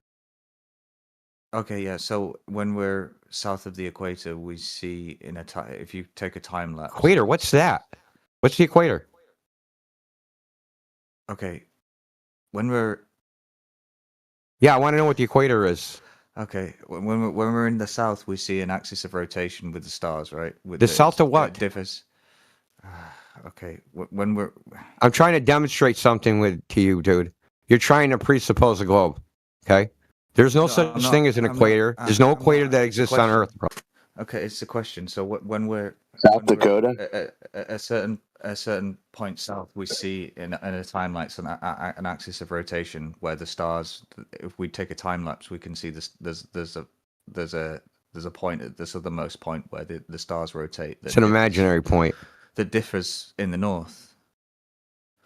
Yeah. So. Well. So we have to make some assumptions. Does that mean the ground's curving? No, it just we have to make some assumptions. Well, it would be. No, we don't.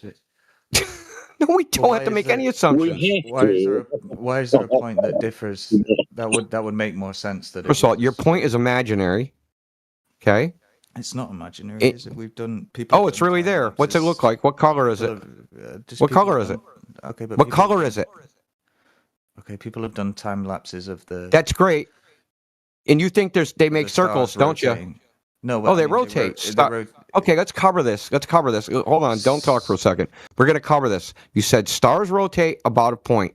Oh, do they? Do you know what a rotation is? Yeah, okay. We can assume that the stars are rotating or the Earth is rotating. They're rotating. Making circles, making something that appears to be circles is a rotation now. So if I draw on a piece of paper a circle, that's a rotation. Okay. So you're inserting your explanation into the description. How do we just talk about what we actually see?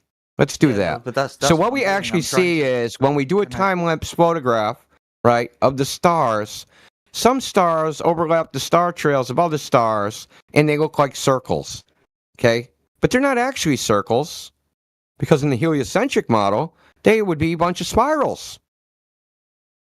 Did you know that? They'd be a bunch of spirals. So if you did it like a 365-day time-lapse, because the constellations process, you'd see a bunch of spirals across the sky.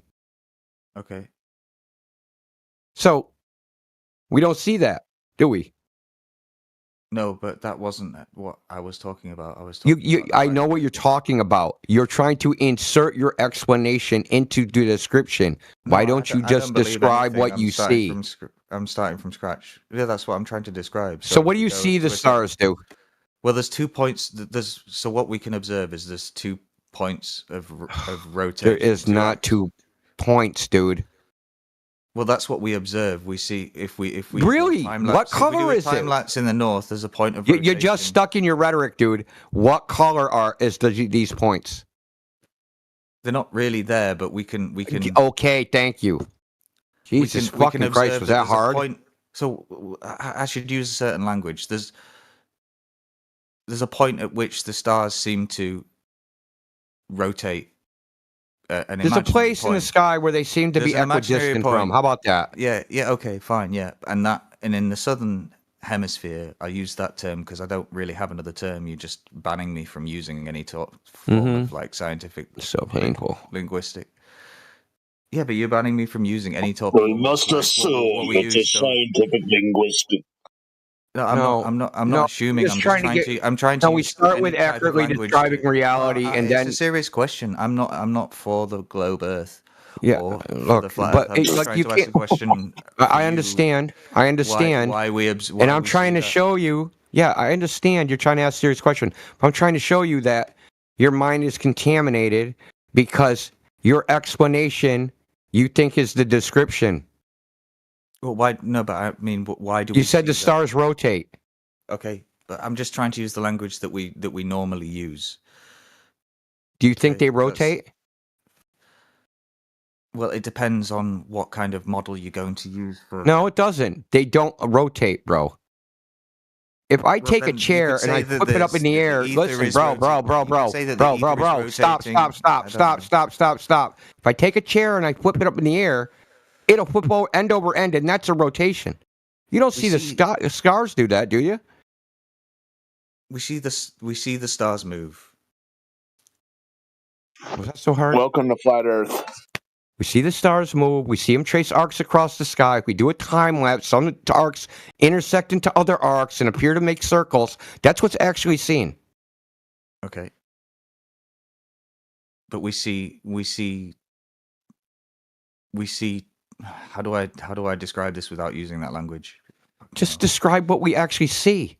Yeah, that's what. Okay, we see the stars move differently in different places on the Earth. Okay, yeah. We see in the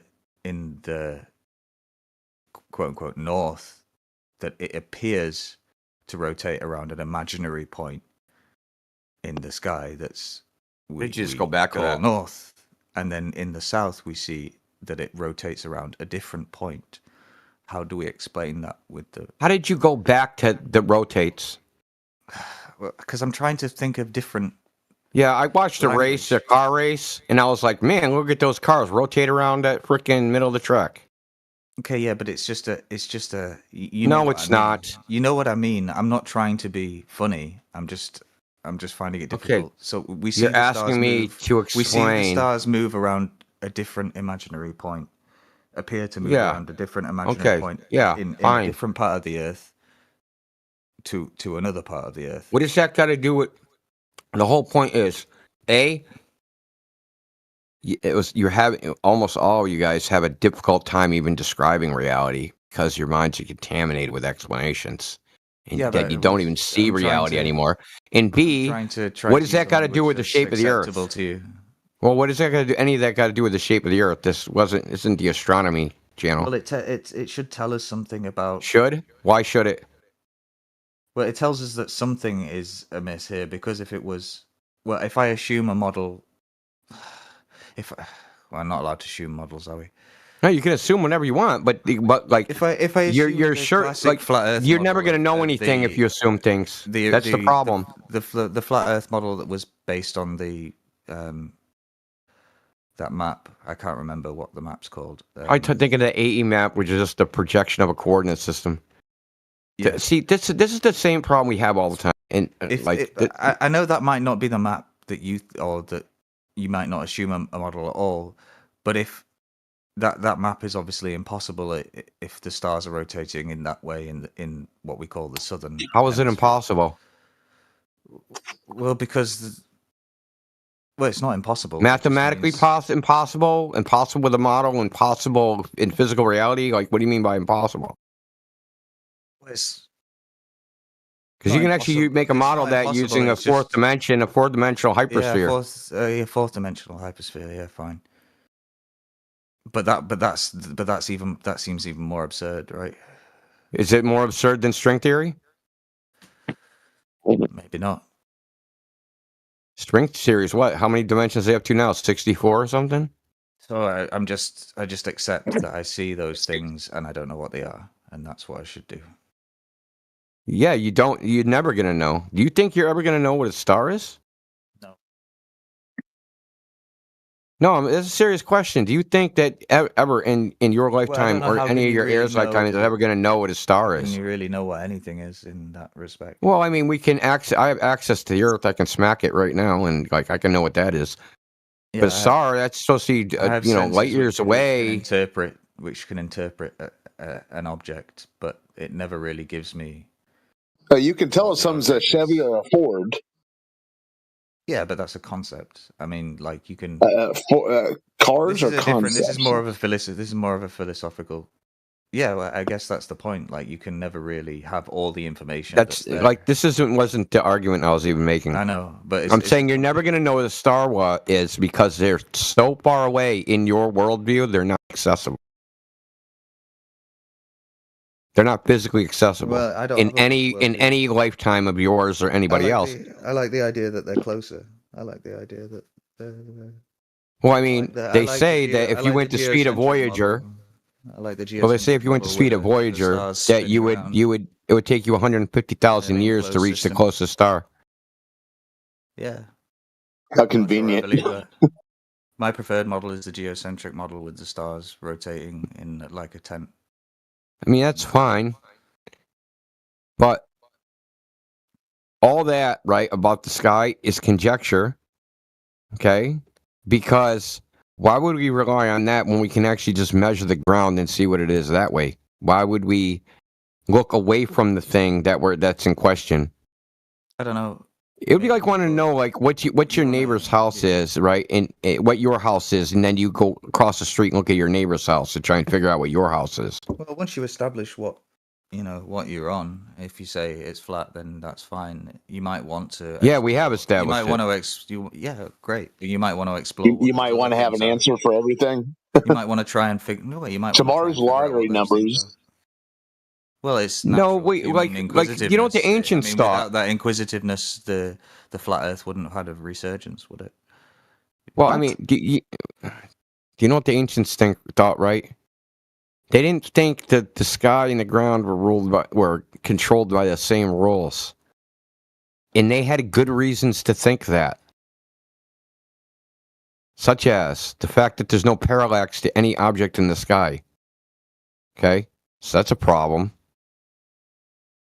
Every terrestrial object has parallax, but there's no parallax to any object in the sky, even the ones that should have parallax. I'm talking about naive parallax, not parallax created by calculation. I'm talking about just looking in the sky.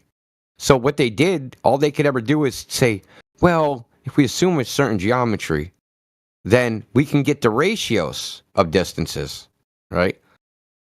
So from the moon, right, the phase of the moon, assuming the sun was illuminating the moon, and the other part was shadow, they could get the ratio of the sun's distance to the moon's distance using that method. They were wrong. It's practical. But they were wrong, though, using that method. I'm just saying is, there's a fundamental assumption of human universalitarianism, right? That, like, this is all the same.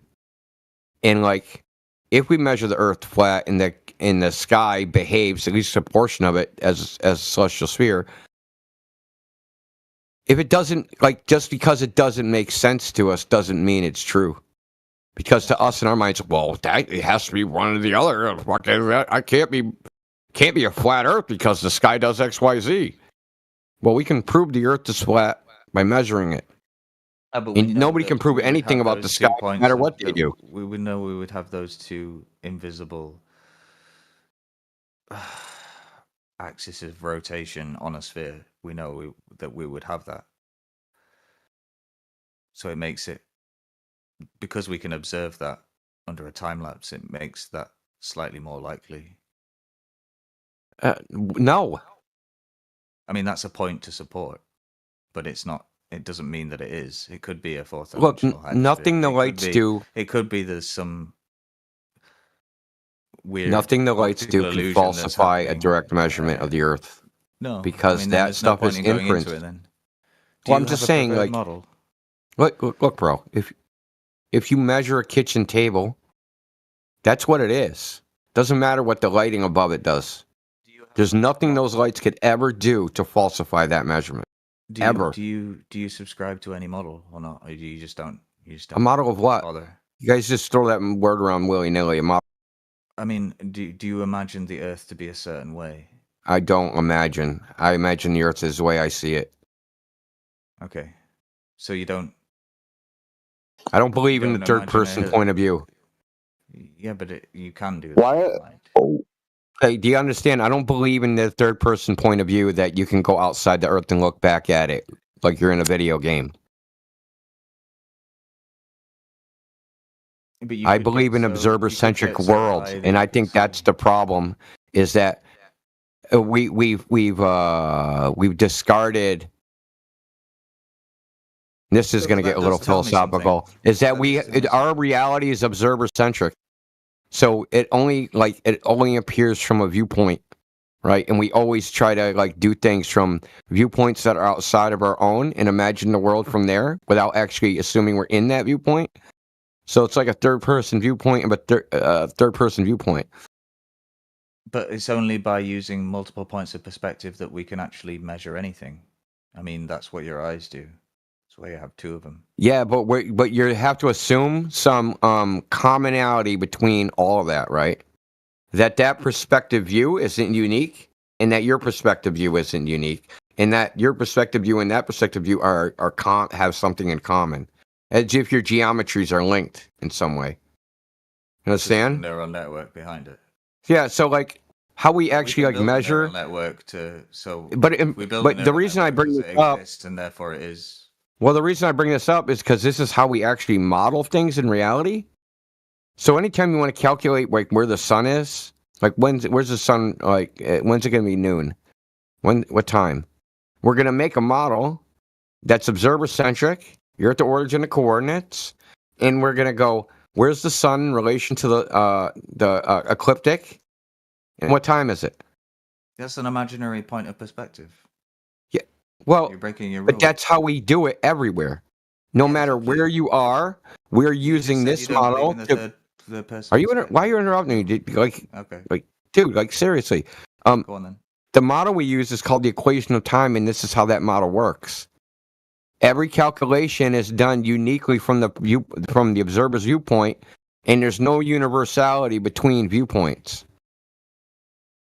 Yeah, and we know this because if people try to map this on a 3D globe, the lines, if you take the line of sight to the sun, like the azimuth and elevation angle, they won't intersect in 3D space. Some will actually be negative; they'll even be behind the observer. This has been done in AutoCAD and in Blender. So this is what I'm talking about. If you take time and date or sun calc, right? Those are those used in the U.S. Naval Observatory, the equation of time. So if you take that model and then you plot it onto a globe, like the azimuth and elevation angles predicted by that, it doesn't work in 3D space because the calculation is exactly observer-centric to each person. Is that part of relativity true, then, that time... No, this has nothing to do with relativity. Well, it kind of is. There's some kind of differentiation in perspective. No, you have this universal view that everything is just like a universal collective, and that might not be true. Because our models don't work that way. The mathematical models all are perspective based. They're not from a third person point of view. Even a map. Any map, even like freaking Cater map, whatever, cylinder, anything, you have a point of projection. So you have like a dot, right? And then all the freaking grid lines meet at that freaking point. So even that, like a fucking sphere. Spheres, you got a point, and then everything is relation to that point. There is no, like, we're not actually doing anything from this, like, outside orthographic third-person geometry. We always have an origin of coordinates, and everything is projected out from that point. Okay.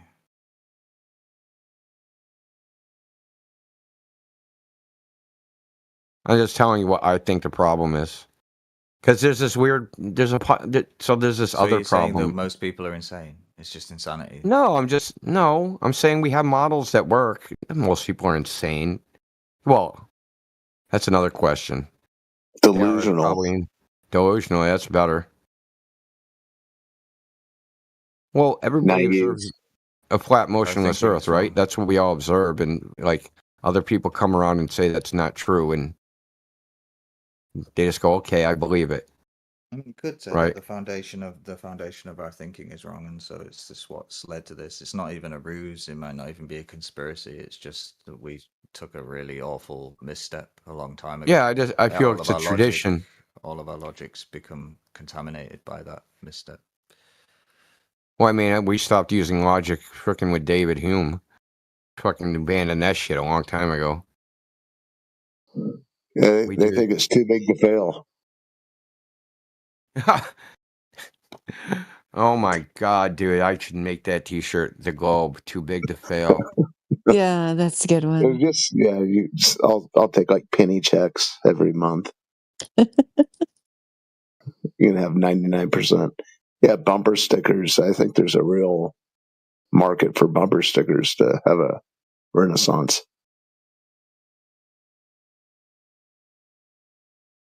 Do people bring that up a lot with the stars, or not so much? It depends. I don't hear it as much. I mean, some people do. Some people, the thing we hear the most, other than trolls, probably ships over the horizon. But that's been refuted for a long time, anyway. That is like, at this point, it's so destroyed. I don't even know why they keep bringing it up. But it's like some people haven't gotten the memo. Yeah. Typical globe earther, they abandoned the horizons being 4 years ago. So like, fucking horizon's not physical. What's the ship disappearing behind? An optical illusion? Okay, yeah, go with that. Then it's not a globe. And you can't say, hey, ships over the horizon are proof of a globe if the horizon's not the physical edge of a globe. What's the term? Angular resolution? Angular resolution. I mean, this is a very simple concept, right? Like, say you had a table, right? And you brought your eye down so that you're looking at the table parallel. You know, your eye level is parallel to the surface of the table. Now, if it's absolutely parallel, obviously you can't see the surface of that table. Yeah. Right? But if you go up, say you could go up minutely, a fucking nanometer or something. Because now you're not parallel, you're going to see some of the surface, but not all of the surface. The horizon is created by that small angle, right? The limit of your vision, that limiting angle. And we know where it would be. We know what it is based upon the acuity of the eye, and that's where it is in reality. So based upon an angular resolution of the human eye at 0.02 degrees, the horizon should be 3.24 miles away from somebody. Guess where the globe distance horizon prediction is? 3.25 miles. That's very weird, isn't it? Yeah, that is quite weird. that it's the same. But then you could, I don't know. It's almost as if we weren't supposed to know. Or it's I figured this hijacked. out by accident. Oh, go ahead. Sorry. I'm No, actually going to take a break for a second. No, I was just going to use the Nathan Oakley term hijacked.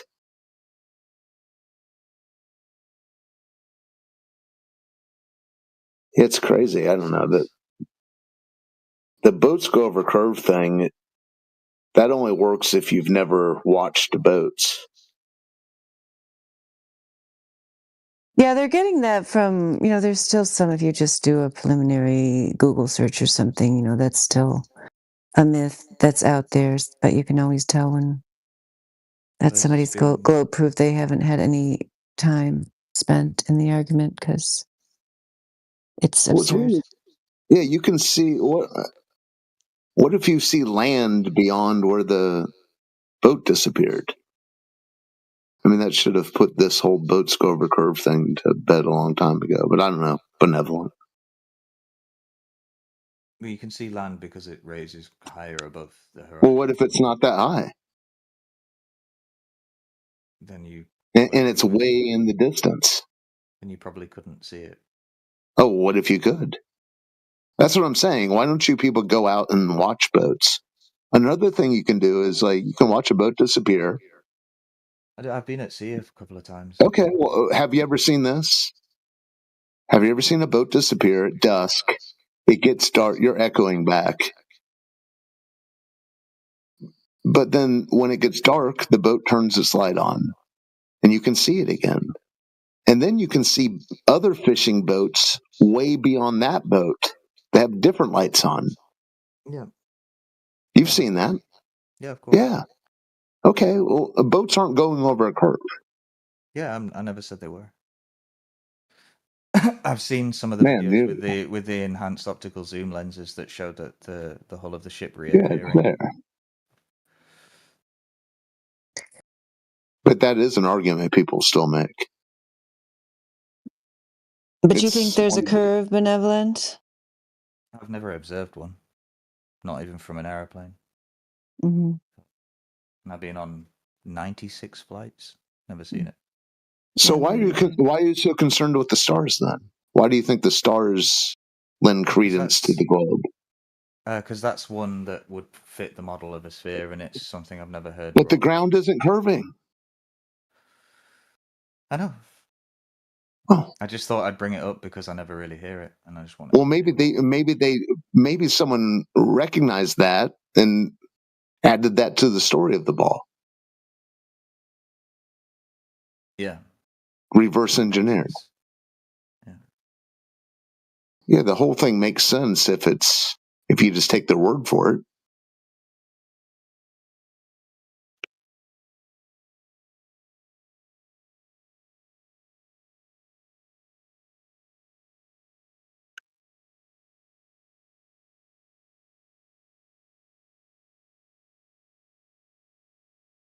I mean, if we don't talk about fourth dimensional hyperspace, it would mean that there's some other. Yeah, what? Some other. Fox Mulder, everyone. Does this guy think he's Alex Jones? There's some other point somewhere. It's hard to imagine, but then we're not allowed to use third person. So yeah, it really puts me in a bind where I just can't. What does fourth dimensional hyperspace mean to you? Listen, ladies and gentlemen, the interdimensional. No, it was. It was something in the water to try and explain why we observe this. The two what deja vu of rotation. No, the stars go east to west, no matter where you are. Yeah, Indio join FU. But there is a point of rotation in the southern hemisphere that we can observe, which is different from the one in the north. It doesn't revolve around Polaris. It revolves around a different point. There's 2 points in which the stars rotate. Okay, and the Earth's surface isn't curving to form a ball. Yeah. Okay. So it's an interesting phenomenon because it doesn't it's hard to imagine how that would work. Yeah, and they want to tell you Halley's Comet comes back every 72 years.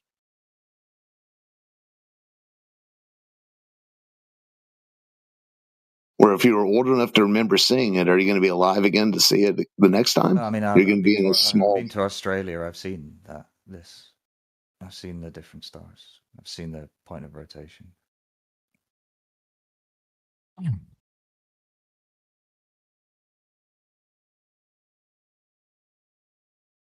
It's just interesting. But I'm not allowed to build a model. Are you questioning the globe model, Benevolent? I just know that I'm a man, or whatever that means, and I live in a place, and I try to do the best that I can. It doesn't really concern me, those things. What concerns me is living right. You're here. Good Lord. You're good enough, you're smart enough, and doggone it, people like you. No, I mean, if the... Oh, sorry, Creation Bear. I just want to tell him to join FU. Go ahead, Dandelion. Yeah, I was just going to tell Benevolent, you know, to me it seems like if a massive fraud is being perpetuated across the earth and that children are being regularly lied to and miseducated and their entire worldview is based on based on a lie, that seems like a concern. Don't you think that would be a concern, Benevolent? Yeah, that makes me think that maybe I do have a responsibility to do something about it. Yeah, that's why I'm here. Only so much time in a day. Oh yeah, I mean, nobody's gonna save the world single-handedly. I mean, yeah, that's why we're here having the discussion.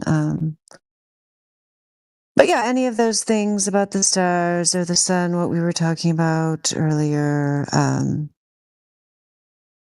they're irrelevant to the fact that the predicted geometry of a globe is never observed in reality. That's why you see people in here obsessed with the sky, the sun, and you get a reaction to it. Because these people some of them are like, I would just say, ignorantly stuck in this mindset that because they think it's a globe that not these other things can't possibly work on any other model, which is just patently false. You can easily come up with multiple models to describe all of these things, including how the stars move, how the sun moves, and so on. But other ones are just dishonest in their argument style. Yeah, that's what we saw earlier. Bias. Yeah, for sure. But that's cool that you're questioning it. I followed it when it first sort of surged around 2015, 2012, 2015. What led me there was there was just like an explosion on YouTube of people talking about, was it the Michelson-Morley experiment? And then there was like a whole thing about whether it was the geocentric model or the heliocentric model that came up again. Flat Earth kind of spawned.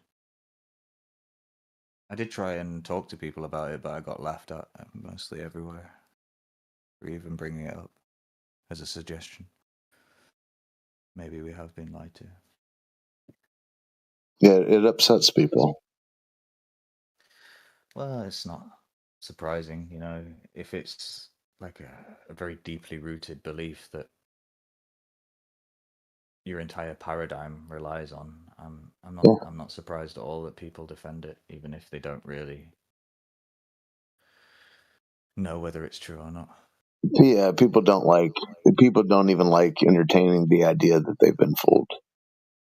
Too much pride. It's a lot of work. Yeah, the psychology behind that is like they defend it because it means they might have to change something. What does it mean to people? That's what interests me. If the Earth was flat, why? So it's obvious that they would have to change their life. It makes them feel like they would have to change their life. That's what I get from it.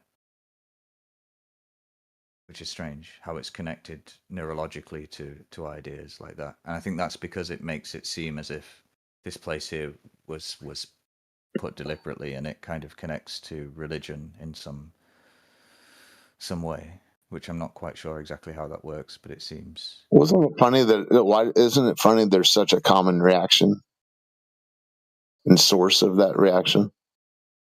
Yeah.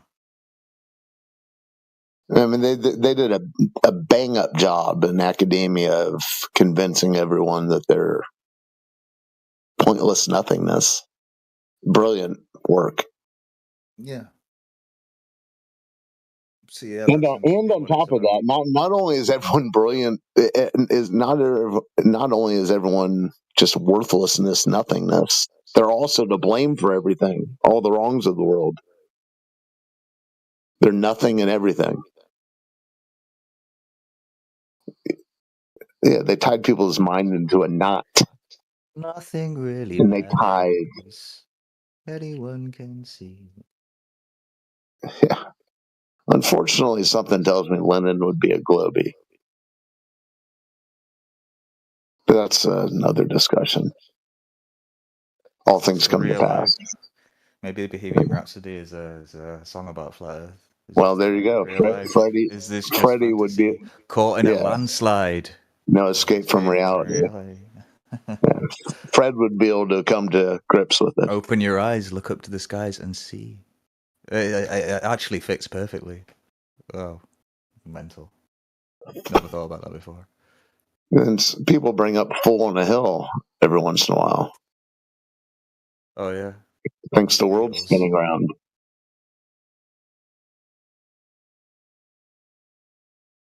How do you move the world? You tell everybody it's moving. Yeah, that's all it takes. Power of suggestion. Yeah, you said, is everyone insane? They're delusional, but they're delusional by way of hypnosis. Because you hear people say, you even said it, you said that strongly suggests that we're on a ball. That's the same language of a hypnotist. Yeah. And wouldn't it be funny that all these trillions of years of evolution from pond scum nothingness, that we're living in the age of where it was all figured out?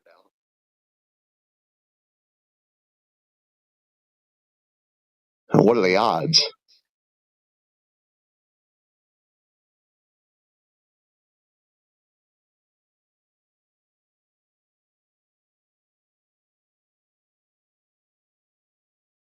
So the Earth is flat. What's next? Yeah, we're not hurtling through outer space, spinning on a water ball. Stuff of TV and books. It's the modern day religion.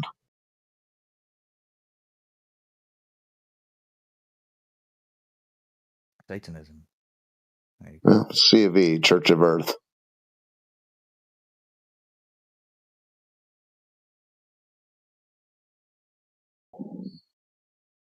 That's funny. I mean, I won't even say it.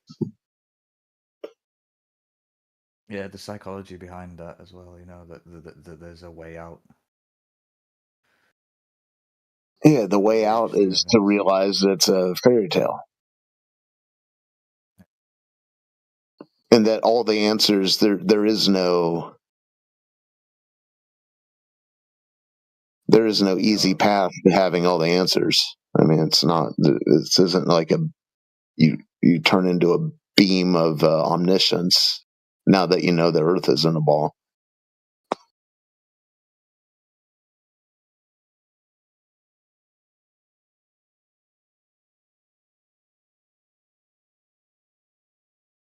Has it transformed your other ideas about life?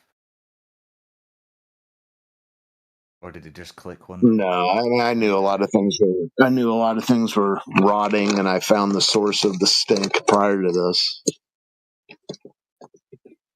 When did you first hear about flat Earth? Well, apparently, just after the era, in the same era you did, right after. And funny enough, I was watching NASA tether films when I stumbled into it. NASA. I was watching NASA propaganda, or just Well, I know the moon space films. Yeah, I knew that. I knew that prior. Can't lose the telemetry data. Who does that? Well, there's all kinds of what things. kind of an excuse is that? Yeah, the most monumental achievement in mankind. Oh yeah, we did. I don't know. Disappeared in some basement somewhere. Yeah.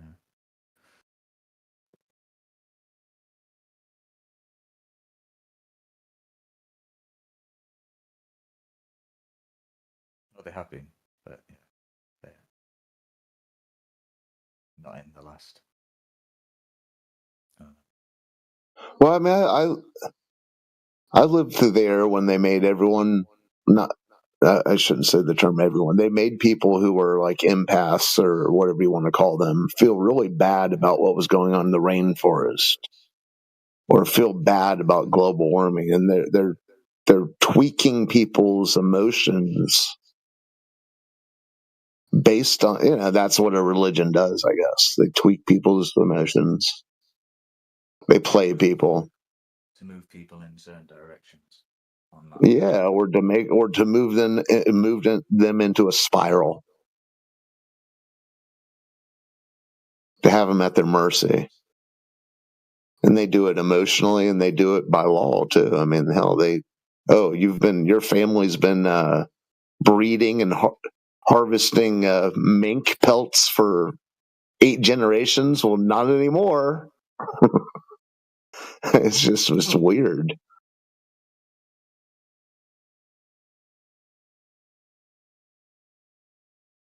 But it's powerful. I mean, the imagery of the globe is just so powerful. You think we'll see a nuclear disaster in the next 20 years? Oh, Lord. Haven't we already seen several? True. No, I think everything will be fine.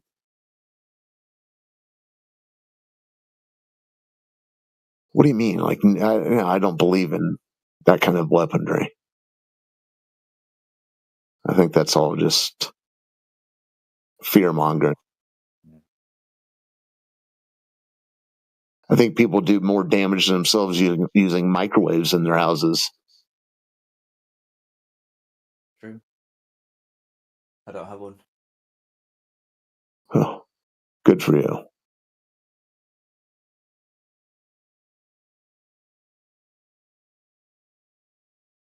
It never really tasted right anyway. That was the first thing I learned about potential damages, and I just thought I'll never get one again.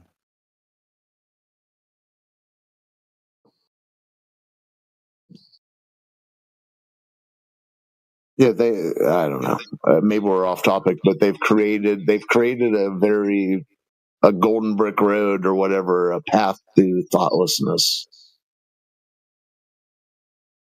And it helps to tell people that they're on a ball going through outer space. Yeah, because then who cares? How could you?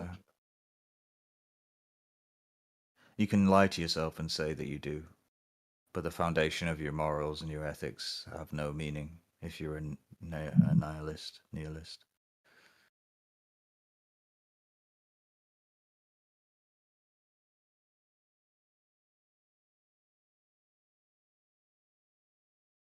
The common one is, well, it's for survival of the species, but then what's the point of that?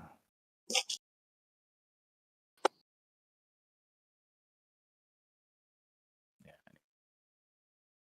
Well, thanks for engaging with me. It was pleasant. I'm still gonna yeah, it's 24/7. Someone will be here.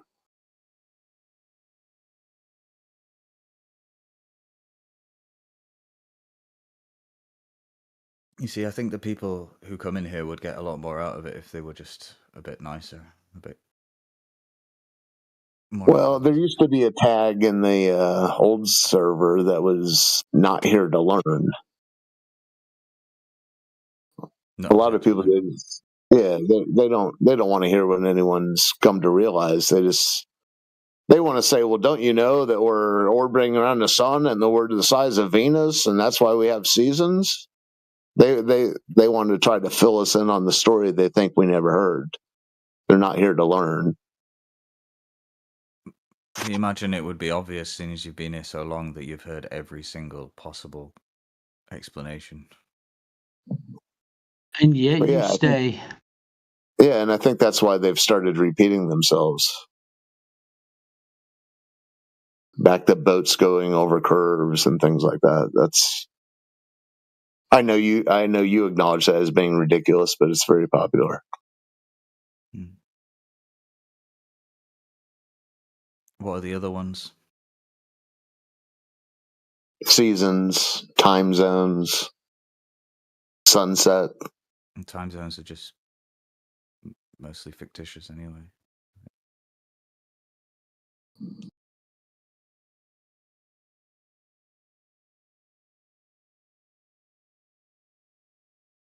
I don't know much about it, but I know it just sort of is just decided. Like, well, yeah, I mean, China has one. You cross an invisible line somewhere and you're in a different time. I used to live on the border of a time zone. Must have been fun. No, yeah, it's an endless excuse to be late if you're going one direction.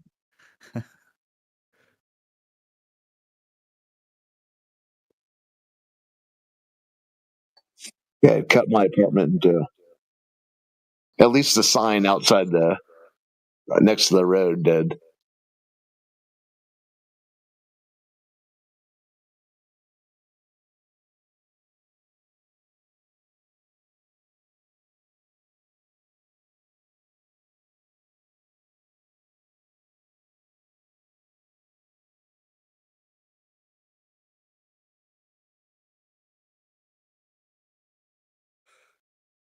Exoterics is here.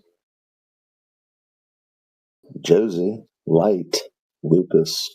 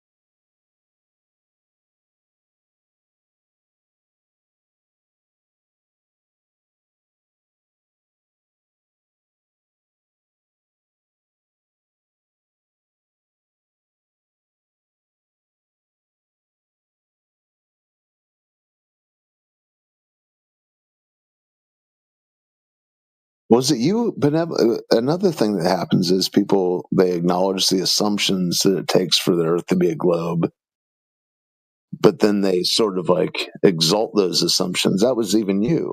You said, we have to make assumptions. Was that you? Yes, maybe. I think so. Yeah, that's the thing. That's what they're counting on people doing. Just agreeing with the assumptions that they made. I mean, that's kind of how the whole thing started. I guess we're so used to using that language that it's hard to like even break out of it. Yeah. Or using those ideas, thinking about things in that way. Yeah, everything you see is what you see, but we have to assume it is. I don't know. The power they've given to the stars, though, these stars that are so drastically distant from one another, and here they are every night for us to see in the same constellations. There was a trend about sonoluminescence a while back that seemed to provide some sort of explanation for a smaller scale universe.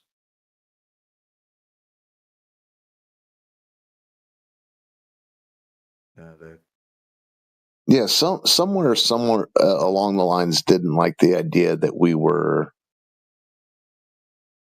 You keep saying geocentric, but when we're here on Earth, we're right in the middle of whatever's we're seeing in the sky. They didn't. Yeah, that's the crux, isn't it? We're either important or we're not. Yeah, and they chose.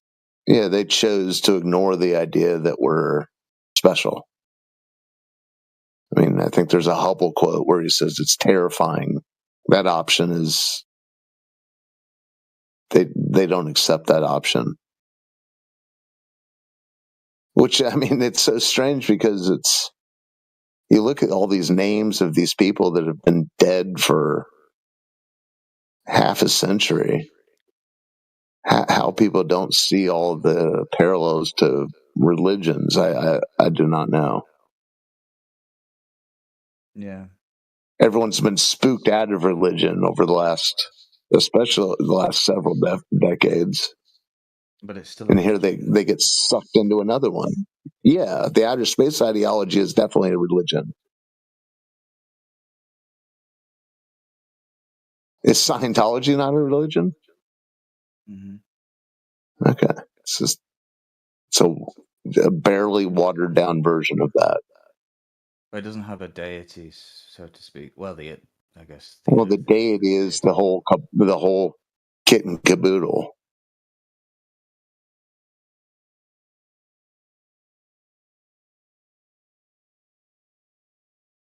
Mother Earth.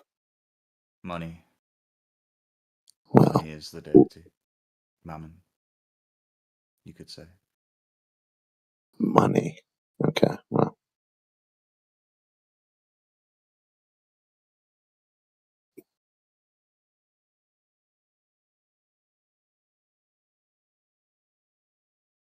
I don't know. I think the whole universe in its totality is their God. The ever expanding, material world. Mysterious.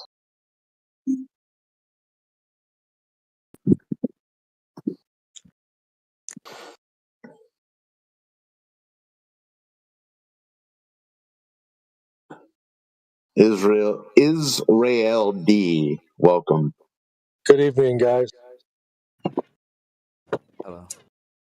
Did I interrupt? No. 24/7. Okay, good. Has there been much of a talking here tonight, or what? You guys doing all right? Lots of it. Really? Talking, listening, more talking. So what are we talking about here? We're talking about practice. We're talking about the hypnotic state of the masses that allowed them to think they're living on a ball in outer space.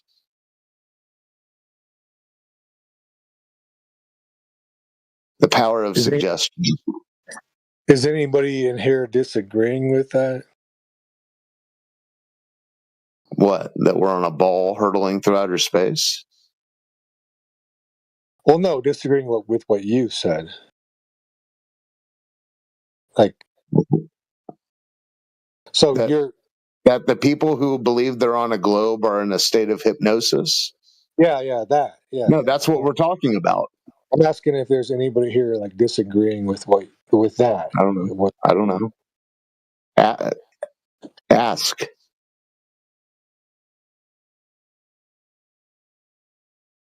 Okay. You? Do you think the whole idea of us living on a ball is a product of anything other than hypnosis? It's a tough question, you know.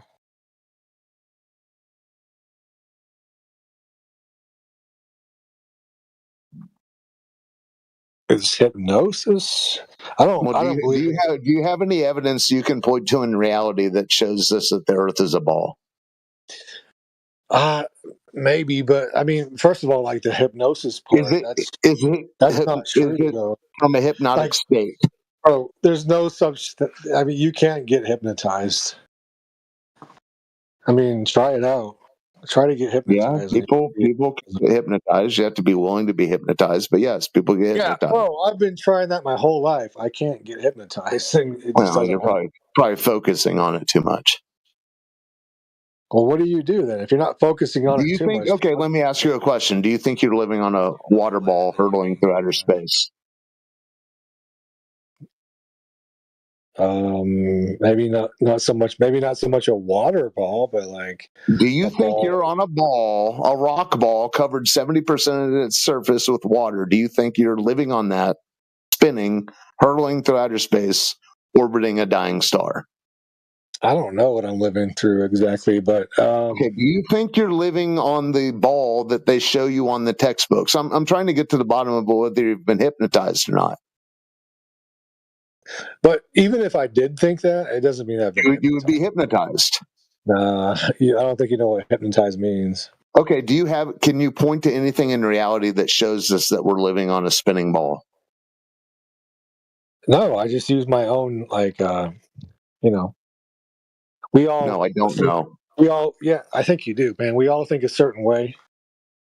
I mean, it's the same as what you think. You've hypnotized yourself. I mean, are you thinking? Where in the textbooks are you pointing at? Whatever you're talking. No, you can just go to reality and see that the surface of water at rest, when contained, is level at its surface. That's an impossibility if we're living on a ball. So, anyways, yeah, you have been hypnotized by your own wishful thinking. No, I haven't. I know I haven't. I've tried to. Oh, okay. Definitely haven't been hypnotized. Are you mistaking that? It sounds like Israel D that you'll be the guy that enlightens us all to the reality of ball Earth.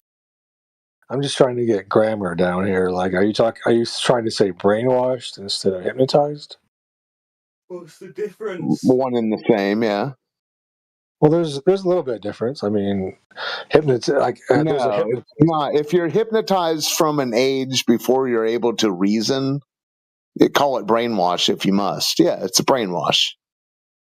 But there's a reason it's two different words to begin with. You know, like if it was the same thing, they're synonymous. The process is the same. Yeah, they're synonymous, dude. I mean, it's almost someone could get you to think something that is not real. That's what is brainwashing then. Exactly what you just said. Hypnosis. Yeah, it's hypnosis. Almost. And you guys know, know the difference. Splitting hairs. So what do you think? So what do you think? How did everyone think they're living on a ball in outer space? Brainwashing or hypnosis? Maybe brainwashing. I mean, you can't say it's hypnosis. I mean, that's not how. If you're hypnotized, if you're so deeply hypnotized, how would you know? There's no such thing as that. Oh, okay. I mean, there's people on TV that hypnotists that try to do shit, but they're always proven wrong. Obviously, it's wrong. No, you're talking about Randy, the guy who tried to move pieces of paper from a book. Yeah, James Randy. He tried to. Yeah, he proved that other guy wrong, but he proved a lot of people wrong. Though it wasn't just that one guy. He proved a lot of people wrong. There's no such thing as a fucking hypnotist. If you were a true hypnotist, you would be the fucking king of the world, man. No, people. I hate to break it to you. People go around as a parlor trick and hypnotize willing participants all the time. And people can get lucky, and you can learn to be a hypnotist. It's a fake thing, but you can learn to be one and fool a lot of people. Well, okay, it's the power of suggestion.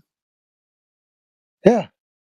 Okay, that's how the globe came to be. The power of suggestion. I don't really. I mean.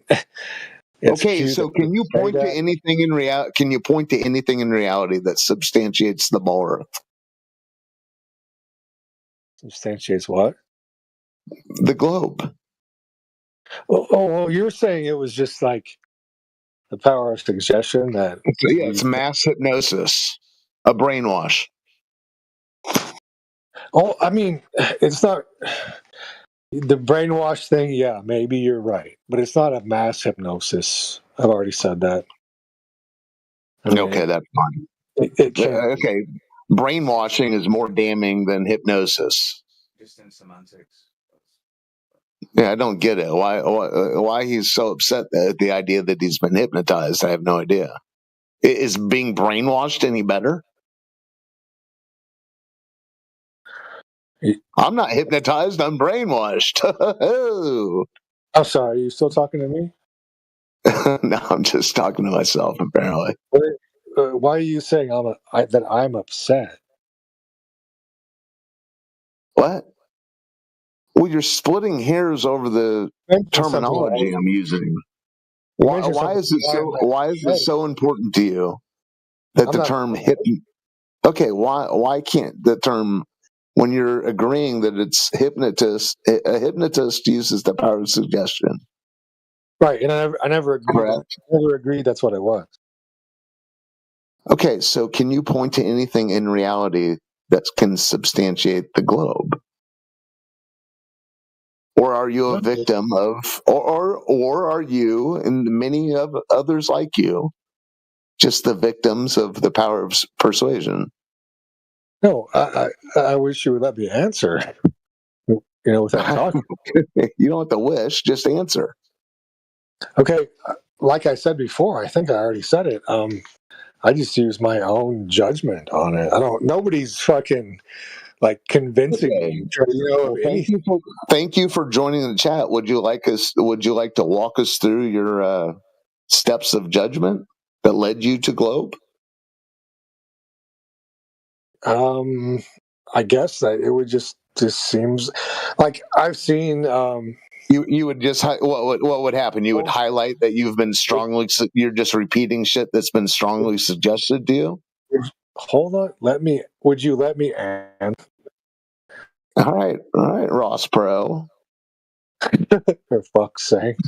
All right, and can I finish? Can I finish? Can I finish? Can I finish? Are you gonna let me?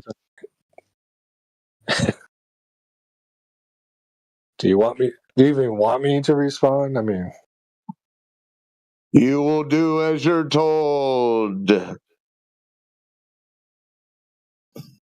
Your shoes are on fire. All right.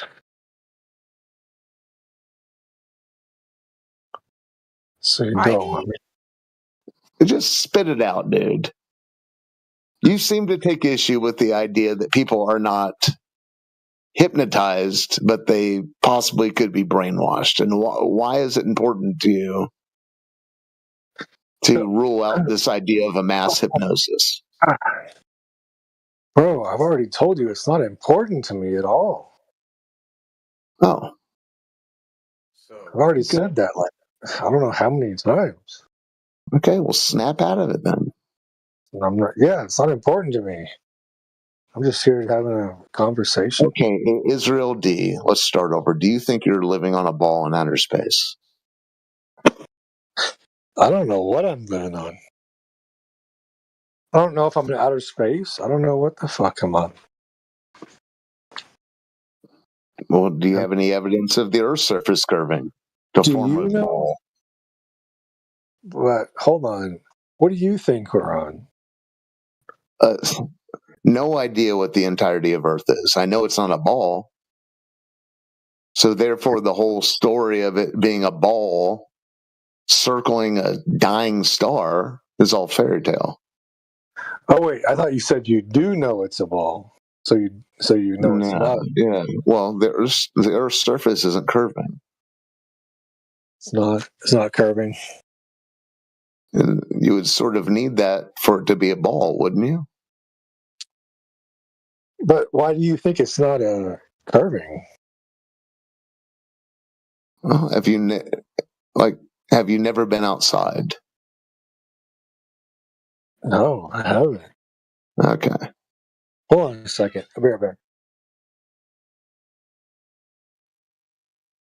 I don't know if I'm in the mood for Israel D playing dumb, but HAL 9000's here. You've been here before.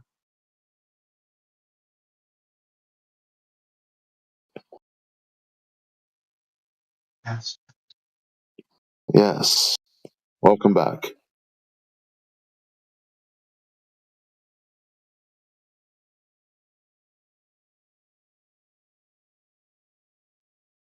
$9,000. What do you think about everyone sort of being obsessed with the movie Barry Lyndon all of a sudden? I wasn't aware of that. Yeah, I wasn't aware of it either, but apparently people are watching it at rates higher than ever before in the past. What is it? First I've heard of the movie. Well, it's a Kubrick film. Oh, okay. Man, how did I miss that one then? Yeah, no. Yeah, I mean, it has its magic. It's the only movie I know that. What's the guy's name in it? Something O'Neill. Like a movie star of that time is in. But it's a strange movie. It's sort of a movie where all the elements of film class are mastered. Yes. Cinematography. Right. Because he needed the lens from NASA, didn't he? Yeah, he needed that special lens from NASA. And that's why that makes that film very special, because the lens he used set the movie into this kind of magic, kind of special mood that he was looking for. Yeah, it has all these unique zooms, and I was just asking the Kubrick's computer what he thought about it. But yeah, it's one of those movies that's hard to watch all the way through. But I've watched it in halves, like 14 or 15 times. You know, He's a great artist. Some of his approach I definitely didn't appreciate, like how he treated Shelley Duvall on the set of The Shining. Like, I get it, you have a vision, but that doesn't mean you abuse people to come on, don't. She was a movie star. She was being paid handsomely. She'll be fine. Sure. I mean, she passed away now, but. Can't we blame Jack more than Kubrick for that? Jack really fell into that. These people are movie stars. They live in the hills. They drink fancy drinks. They'll be fine. So what was the topic before I showed up? Or you guys just in a lull for now? Yeah. Israel D took issue with me calling the situation of the people who think they're living on a ball mass hypnosis. He didn't like that. He said brainwashed maybe, but not a hypnosis. Hypnotism is not real. It's not that I didn't like it. It's just I don't think it's true. You took issue with it. That's all. Yeah, but you couldn't show what's the difference. You couldn't delineate the difference. You took issue with it. Yeah, but I never bothered. Never didn't like it. You disagreed with what I said, sir. I don't know. I mean, I believe that we are living on a globe. I think there's enough evidence to suggest that, given. Yeah, that's the thing. It's strongly suggest, and we were pointed out that the term of hypnosis it's strong suggestion. Do you think that there could be any nefarious motive or like? I don't know. I mean, maybe the people who cooked up the idea thought it was benevolent. Have you ever seen the movie The Village? I don't think that, but I mean, like behind the idea of flat Earth. Like, do you think that like applying that same level of skepticism to the flat Earth paradigm that we're in right now, where a lot of people are like, that's just the way it is, though. You don't think that you can I mean, the surface of water is level. It is flat. It's not curving. It's hilarious. It's hilarious. Yeah, it's funny because this could also be like applied the opposite direction. No, and I just explained why not. Because of water being flat. Yeah, a simple acknowledgement of reality. Well, I think that the globe model can like make predictions and has better explanations for the phenomena we observe. Yeah, does it have curved water? Like two hemispheres and stuff like that. Like okay, HAL 9000 does the globe model, just because there is a globe model, does that make water curve in reality? Sure. We just at our tiny, minute scale can't observe that curvature. No, not dewdrops. No, it conforms to the surface of the Earth. Right. That's curving. No. Oh my Lord! So it is a hypnosis. Well, no, I mean, like I'm wondering because I can't hear any solid explanations for the things we observe, like two hemispheres, for example. What would be the explanation the flat model would give for that? Where do we observe two hemispheres, dude? When you go down to, like, say, Australia, you're seeing a whole different set of constellations that spin in the opposite direction. They spin east. They go east to west, dude. They don't spin the opposite direction, moron. To our observation, come on, HAL 9000. That's the truth. No, in Australia, dude. When you cross the equator, did they start going the other way? Well, you got to get eventually to part of the southern sky where you can see it. Facing the other way, yeah. If the Earth is flat, then yes, they do spin the opposite way. I'm just curious what the explanation would be for that observed phenomenon. They don't have one. Does go west to east in Australia, do they? Say we're on a globe. Is that what you're saying? If you're spinning a globe and you're like looking at it one way, and then you look at the bottom of it, you're gonna have the observation that it's spinning the opposite direction, right? Like it isn't. It does go east to west in Australia, you moron. Don't go west to east. Fucking live here, dude. No, it's just dumb. It's the stupidest thing I've ever heard. Yeah. You have been hypnotized, bro. Well, it's not just dumb. It's really a cop-out. You're copping out a lot. You're not really addressing the points that my colleague raised. He made an accurate summarization of the situation of humanity, and that is at least 85% of humanity is under a mass hypnosis because they think they're on a globe. They haven't checked it to go and find out whether it is or not. They're carrying the belief through the trust that the so-called experts and their education is correct. That's a massive hypnosis in my book, all right? And what you have to do to prove whether it is a globe or not is to measure the curvature. Now, I know you haven't done that because if you had done that, you would be a flat earther instantly like that because there is no curvature. It's simple as that. Okay, don't go to the stars because when we're talking about the surface of the Earth, we're not talking about the stars. And I know you haven't done that. You have not gone out to measure the curvature of the Earth to confirm it for yourself that you're living on a spinning ball. You haven't done that yet. Okay? How long? How long the distance do you measure that, though? Well, it's quite simple, isn't it? If they've given us the circumference of 24,901 miles, the radius of which is 3,159, with those two numbers, we can do some quantitative measurements. For example, if I see miles away, I shouldn't be able to see that because Earth's curvature of 66 feet would be blocking my line of sight. But yet I see the object. Let's extend that to 20 miles. That should be 266 feet of Earth's curvature blocking my line of sight. That hump, the curvature would be blocking it. And the last one, hang on, and then there's 30 miles, which is 600 feet. So the further we extend the distance, the more curvature there has to be. Okay? Yeah. And it's not there, sir. Bro, I hate to hurt your feelings, but I mean the Earth is round. It's I'm not round sorry. at all. You're not hurting my feelings at all. It's another cop out. Look, you can't say it is round. He cannot say it is round without actually going out to measure. A man who hasn't measured the earth and cannot say I can say it's 100% round by categorically common sense. that the earth is round. I'm sorry. I'm No, sorry to Jim, tread on this your is head and the jump on your hypnotized boat. guy. I'm sorry to This jump is on the your show and rain on your parade and piss down about it, telling No, you it's it's okay. sunny. You can do that. Unfortunately, sir, you are coming from a false premise. You haven't measured, Yeah, that's and your opinion. therefore you You don't, cannot make that statement. Yeah, You that's Jim, your cannot. Jim, you don't think that opposed you, to my Hey, Jim, feeling hold on, another Jim. Take Jim, it easy on him. This is the guy who's hypnotized.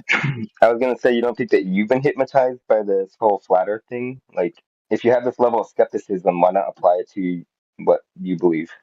It's beyond skepticism. Who are you talking to, Hal 9000? Just the person who said that people that believe the Earth is a globe are under some kind of spell, Okay, hypnotized. can you point to anything in reality Not a that spell, it's substantiates not the ball Earth? Yes, settings and risings of objects. I mean, there's no other You're explanation for pointing that. in the sky, dude. This is how Yeah, but you guys got in this you can kettle of fish in the first place. you can apply many other things though, like again, like the two hemispheres, right? There's many ways that we can corroborate this Oh boy. information.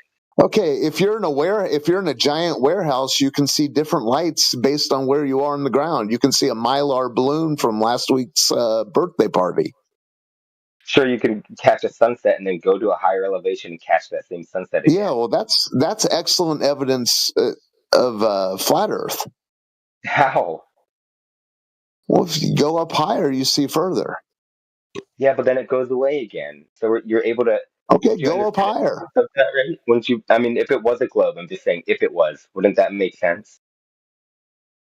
No, because if it were a globe, the sun would be going beneath a geometric horizon, going bye-bye. Which we observe. And then the night sky comes. Like no, you don't observe it if you go up higher and you see it. Besides that, you can watch a sunset in the light, depending on where you are geographically. But in parts of the United States, you can watch the sunset and watch it move. The light, a faint light, move north across the sky for hours. It seems like the 24-hour sun that we can predict what happens if you go to the southern pole.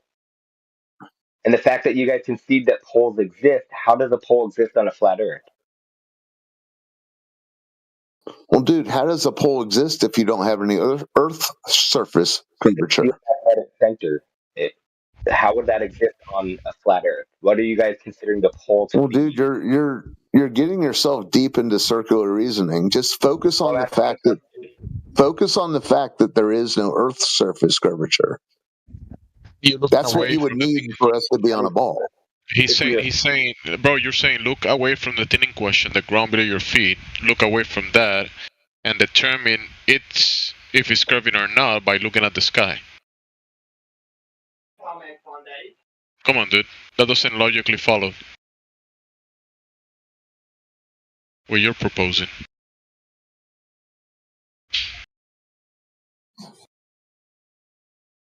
And Hal 900 hasn't measured the curvature of the Earth. He hasn't done that, so he doesn't know what he's living on. And there you have it, ladies and gentlemen, another psychological situation here where you're seeing the spiraling of a glober that has no idea what he is on, and it doesn't take much to go and find out to confirm this. That's the problem. Go and check it out. Go out and measure that curvature. Eventually, you're going to concede to something like I don't know, right? Like that's when I don't know. Like, how far is the sun? How far is the sun? I don't know. What is the sun? I don't know. What is the moon? I don't know. How far is the moon? I don't know that. How could I know that? Hang on, have you ever used a telescope? Ladies and gentlemen, looking through a tube with two lenses on one end, two lenses basically, ladies and gentlemen, I can determine nothing in the makeup of what I look at. Hang on, the makeup with what I look up, and then whatever I hypothesize or think isn't the truth unless I go there and confirm. So if I see the Eiffel Tower with my telescope, I know that's the Eiffel Tower. I've been there. Hal 9000 short-circuiting. Yes, exactly. Hal 9000, I saw a meteor. Listen, Hal 9000, I saw a shooting star meteor, whatever you want to call it, go over my head, I could hear it crackling. Right. What is that? Like it was some sort of electric charge. If space isn't real, what is that? Who knows? Exactly. So you guys don't know. Incredulity. Well, isn't it funny? You people think you've evolved from pond sludge from 300 trillion years ago, and now you think you just landed plop in the middle of the era where everything's explained. This How wouldn't work. weird. You could not build a course based on incredulity. No, dude, we just now figured out that the Earth isn't a ball in space, and now you want the answers to everything? Yeah. Well, the thing is, listen again. The model that we understand, the consensus around the globe, pun intended, is that we are in space on a ball. And okay, so why would a rock be going over my head? Exactly, because there's bits and particles in our solar system that come through. It's not hard to explain. A meteor. Why was it crackling like it was some sort of electric charge? Okay, it's an electric charge then. What's creating that? Huh? What's creating that? Who knows, dude? Exactly. That's not. So you can concede that I don't know. In many cases, when it comes to observing the phenomena, mysteries abound. I'm not. Right. Go to the Omniscience 24/7 server and have someone lie to you there. Wouldn't you want to know what that is? No, I'm not that greedy to want to know what everything is. Yeah, why doesn't he want to measure the surface? Why doesn't HAL 900 want to measure the surface of the Earth? Don't talk That's about. what I'm Don't saying. talk It's to me. like Talk you into your grave, ladies and gentlemen. I'll ask again, ladies and gentlemen. Why doesn't HAL 900 want to measure the surface of the Earth so he knows that it's flat like us? Why doesn't he want to do that? That's the question. Not what's going on in space with the solar system. That's not going to prove the curvature of the Earth. That's what we're talking about. HAL 9000, not 900. Well, I've demoted him to 900. He doesn't deserve to be a 9,000. He's been demoted. He's been demerits to 0. HAL 900, ladies and gentlemen, he's a very poor quality human being at the moment because he doesn't seem to be coming with integrity. Okay, and all he has to do is measure the surface of the Earth. What's the problem with that? But that's how you're going to know. So you're telling me to go measure this? And it's Brendan, not Brenda. Right? Yeah, don't not interested. So go ahead and go and measure the surface of the Earth. That's all you got to do, and all flat earthers will pack up. Hold on. We'll pack up. Bro, hold on. Are you telling me to go measure it myself? Is that what you want me to do? Of course, absolutely, of course. So why would I think? But even if I think that I saw something like crazy, like that changed my mind, why would I think that I'm right over like thousands of scientists in the past?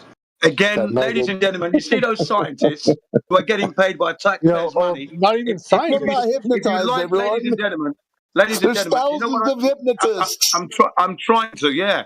Ladies and gentlemen, I want them lined up, ladies and gentlemen, and give me a leather glove, and I'm going to whack it across all their faces. So I would be right over. Don't you get paid? Don't you get paid by taxpayers, Jim? Yes, I do get paid by the taxpayer. Yes, of course. Yeah. And I give them the best news, the best information, and the best education. Don't stop being silly. Don't. Brian, you tell your students lies. Brian, don't come with that nonsense here. Okay, Brian, don't engage. Are you gonna? Just because you have the inability to learn, Brenda, doesn't mean that Jin puts out information that isn't good. Yeah, unfortunately for you, Brian. Don't be messing with me. I'm not in a mood. Yeah, exactly. I know what he is. Brendan.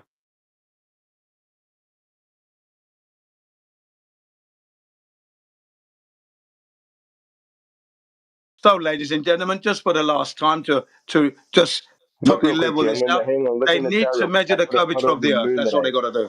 They need to go out to the door. They need to go out of their house and measure the curvature. Just get that curvature measured. I put a photo of the moon in it. I took that very photo myself and look at up close to the craters. Ladies and gentlemen, does not the truth make at times, and you would still need to confirm. You look at the photograph, you cannot tell what that moon is. You don't know what it's made of. But you can tell don't know what it feels like, shape, right? And you haven't measured that curvature to know it's 100%. You can see that it's a ball. I know. Look, I'm 63 years of age. I'm telling you from a position of integrity. I do not know what the shape is of the moon 100%. I don't know that. so I cannot say the moon is this shape. I can't. I cannot. Do you know the shape Look of at the the Earth? shadows in the craters. I do not know the shape of the Earth either, ladies and gentlemen. I know it's not a spherical object like an oblate spheroid. I'm gonna go eat No, some it's dinner. not I'll be that. right back. Yeah, I know it's not that. But as for the shape, I'm never going to know that because I cannot leave the Earth in order to find out its shape.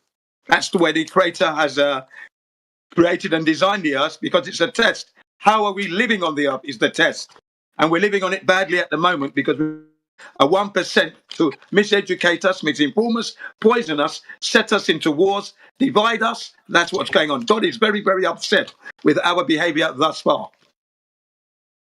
There we go. Thank you. And like I said, go and measure the curvature of the Earth. Stop looking through telescopes because you don't know what you're looking at. Stop pretending. I mean, if you point it the right direction, you probably will know what you're looking at. No, I don't know what I'm looking at. I'm looking at an object that was called given a name by a human being. That's all. So if there's a house like a mile away and you can't see it with your eyes, but you do use a telescope, you don't know what you're looking at. I mean, you know you're like going to I be looking said, at a house. ladies and gentlemen, bad straw man, because I'm talking about the stars, not about houses and buildings. Talking about the stars, I said. I know nothing of what they are with the telescope. I don't know their makeup. I don't know what they are at all. How would I know? How They're would burning I? suns. Can I go up there? Suns, just like we have. They're burning suns. We don't even know what the sun is. Every sun is Yeah. burning, so don't be surprised. We don't know what the sun is. We know what it does in some aspect, but we don't know what it is. That's a fact. We do not know what it is. And, you know, fire. They've been burning for a long time, haven't they? We don't know that. We don't know that. Sorry, no one knows that. I mean, we could guess though. I mean, most The people party would never guess. Guessing is not telling the truth. Guessing is not telling the truth. Assuming is not telling the truth. Nobody knows Theorizing the is not truth. telling the truth. Telling the Nobody truth is when knows you've gone there the truth. and you've confirmed by touching, examining, measuring, and now you know what the sun is. You can't do that. Say it's a theory. Nobody knows. Yeah, hold on. And you're not guessing. You're repeating the claim. Yeah. Me? You. No, I'm not. Israel D. Oh, There you are. You came up with that idea that this, dude. How long's it gonna? What's burning up there that's lasted this long and is so strong? I would think it's a ball of fire, but I mean, I could be wrong. Maybe it's a ball of cheese. Okay, yeah, there you go. You said it. You could be wrong.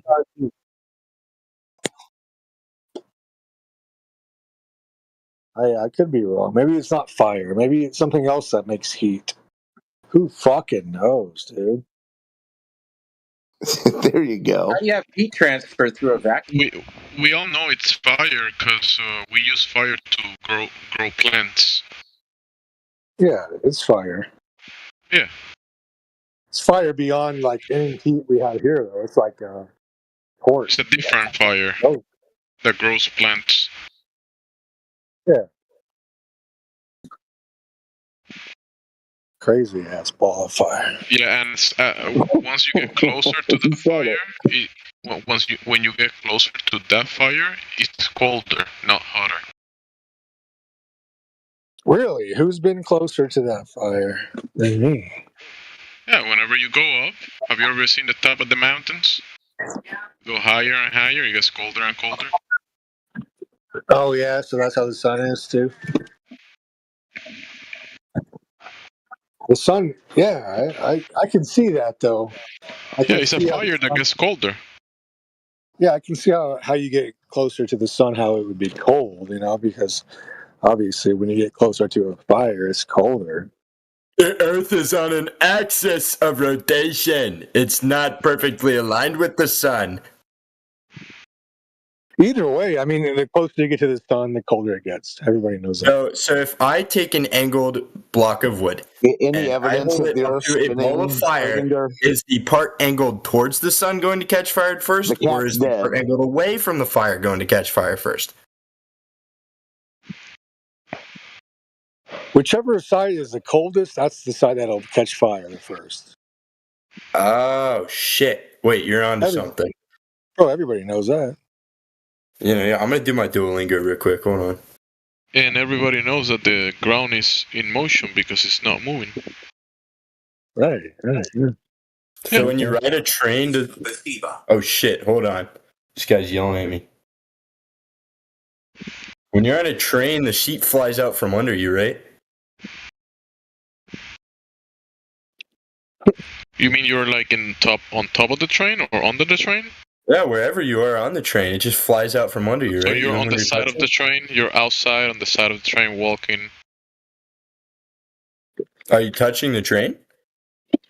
I mean, on the Earth, on the globe Earth, you will be under the train or the side of the train. You're in the train essentially. You're touching the surface of the train. You're on top of the train. Yeah, if you do you not see in India and stuff when they ride on top of the train, they fly off. They tie themselves there. Yeah, they hold on for dear life. You're under the train.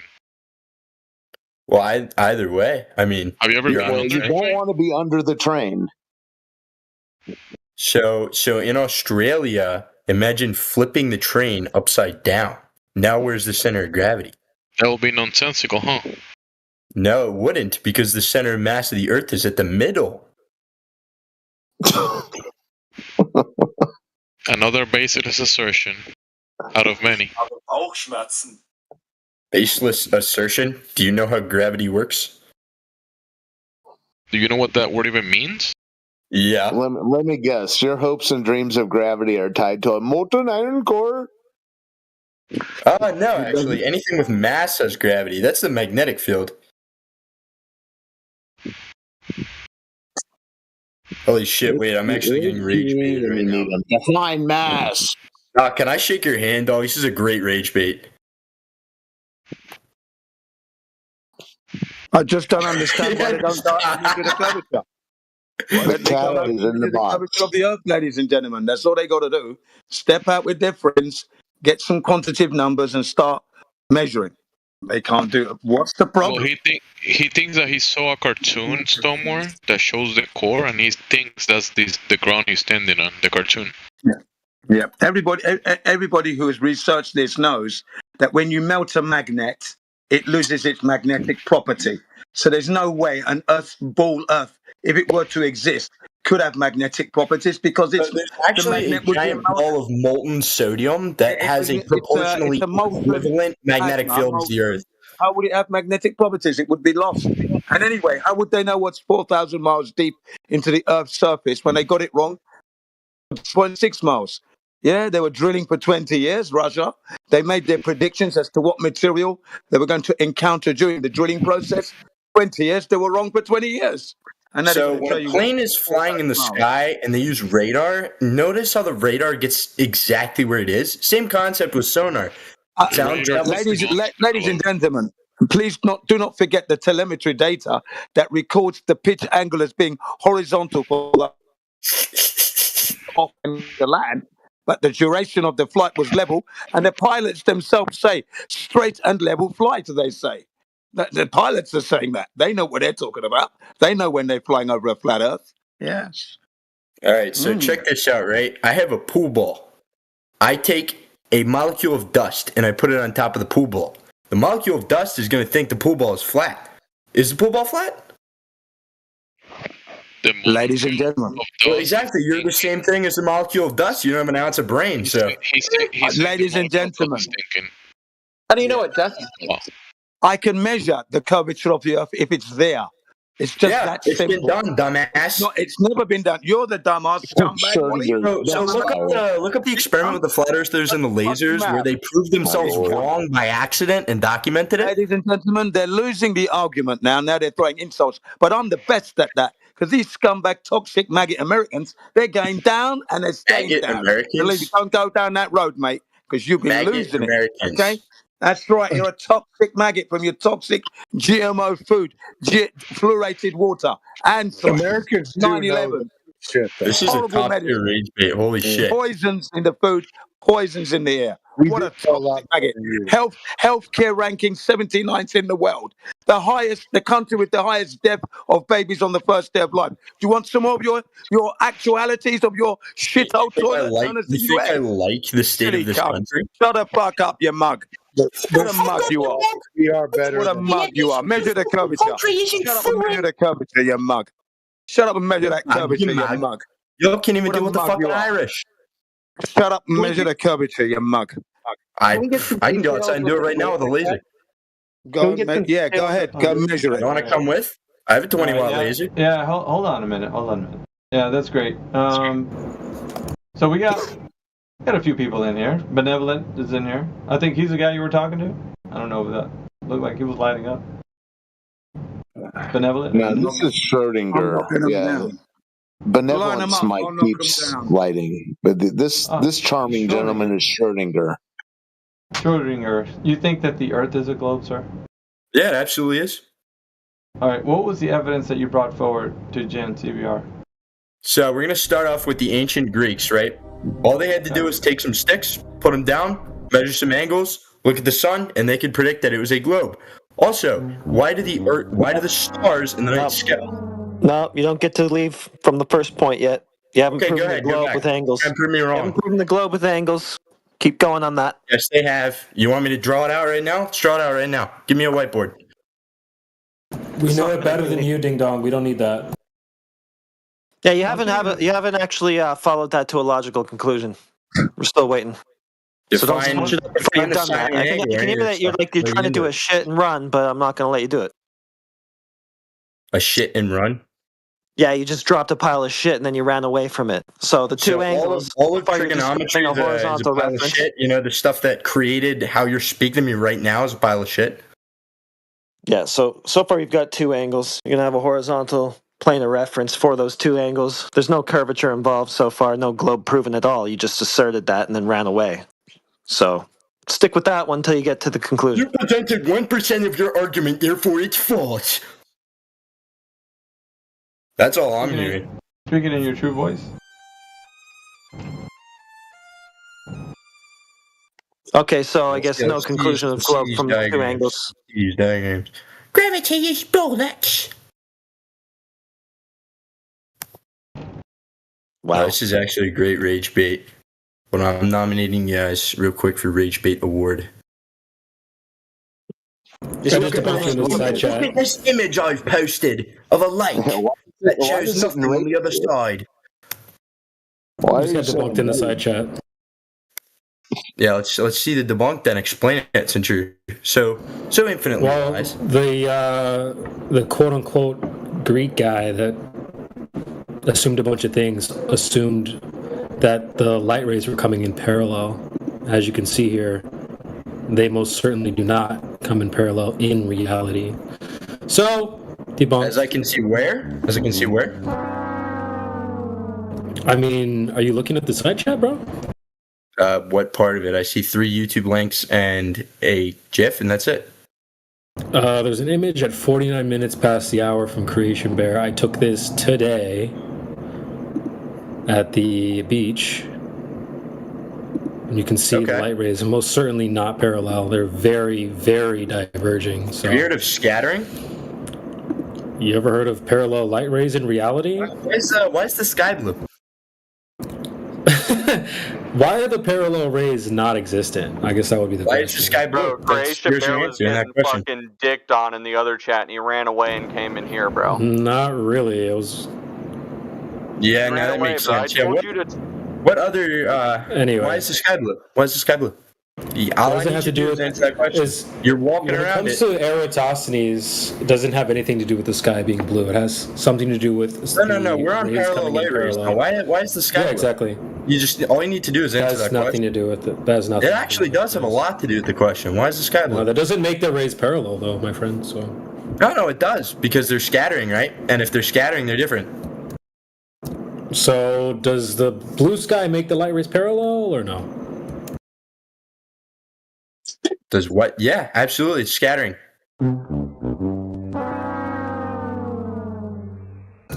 Spamming an emote doesn't prove your point, by the way. Where do you experience parallel light in any part of this reality? Coming into the atmosphere. Where? Coming into the atmosphere. That's do you have any images? Do you have any way to back this up? I mean, I have actual photographic evidence in the chat I took today. I mean, you don't believe space is real, so I'll pull up some pictures, but you're just going to say, oh, space isn't real. Sure. Let's take a look at your pictures. Because as far as I'm concerned, and the research that I've done, there's no such thing as a collimated light source. All light rays, even laser beams, diverge.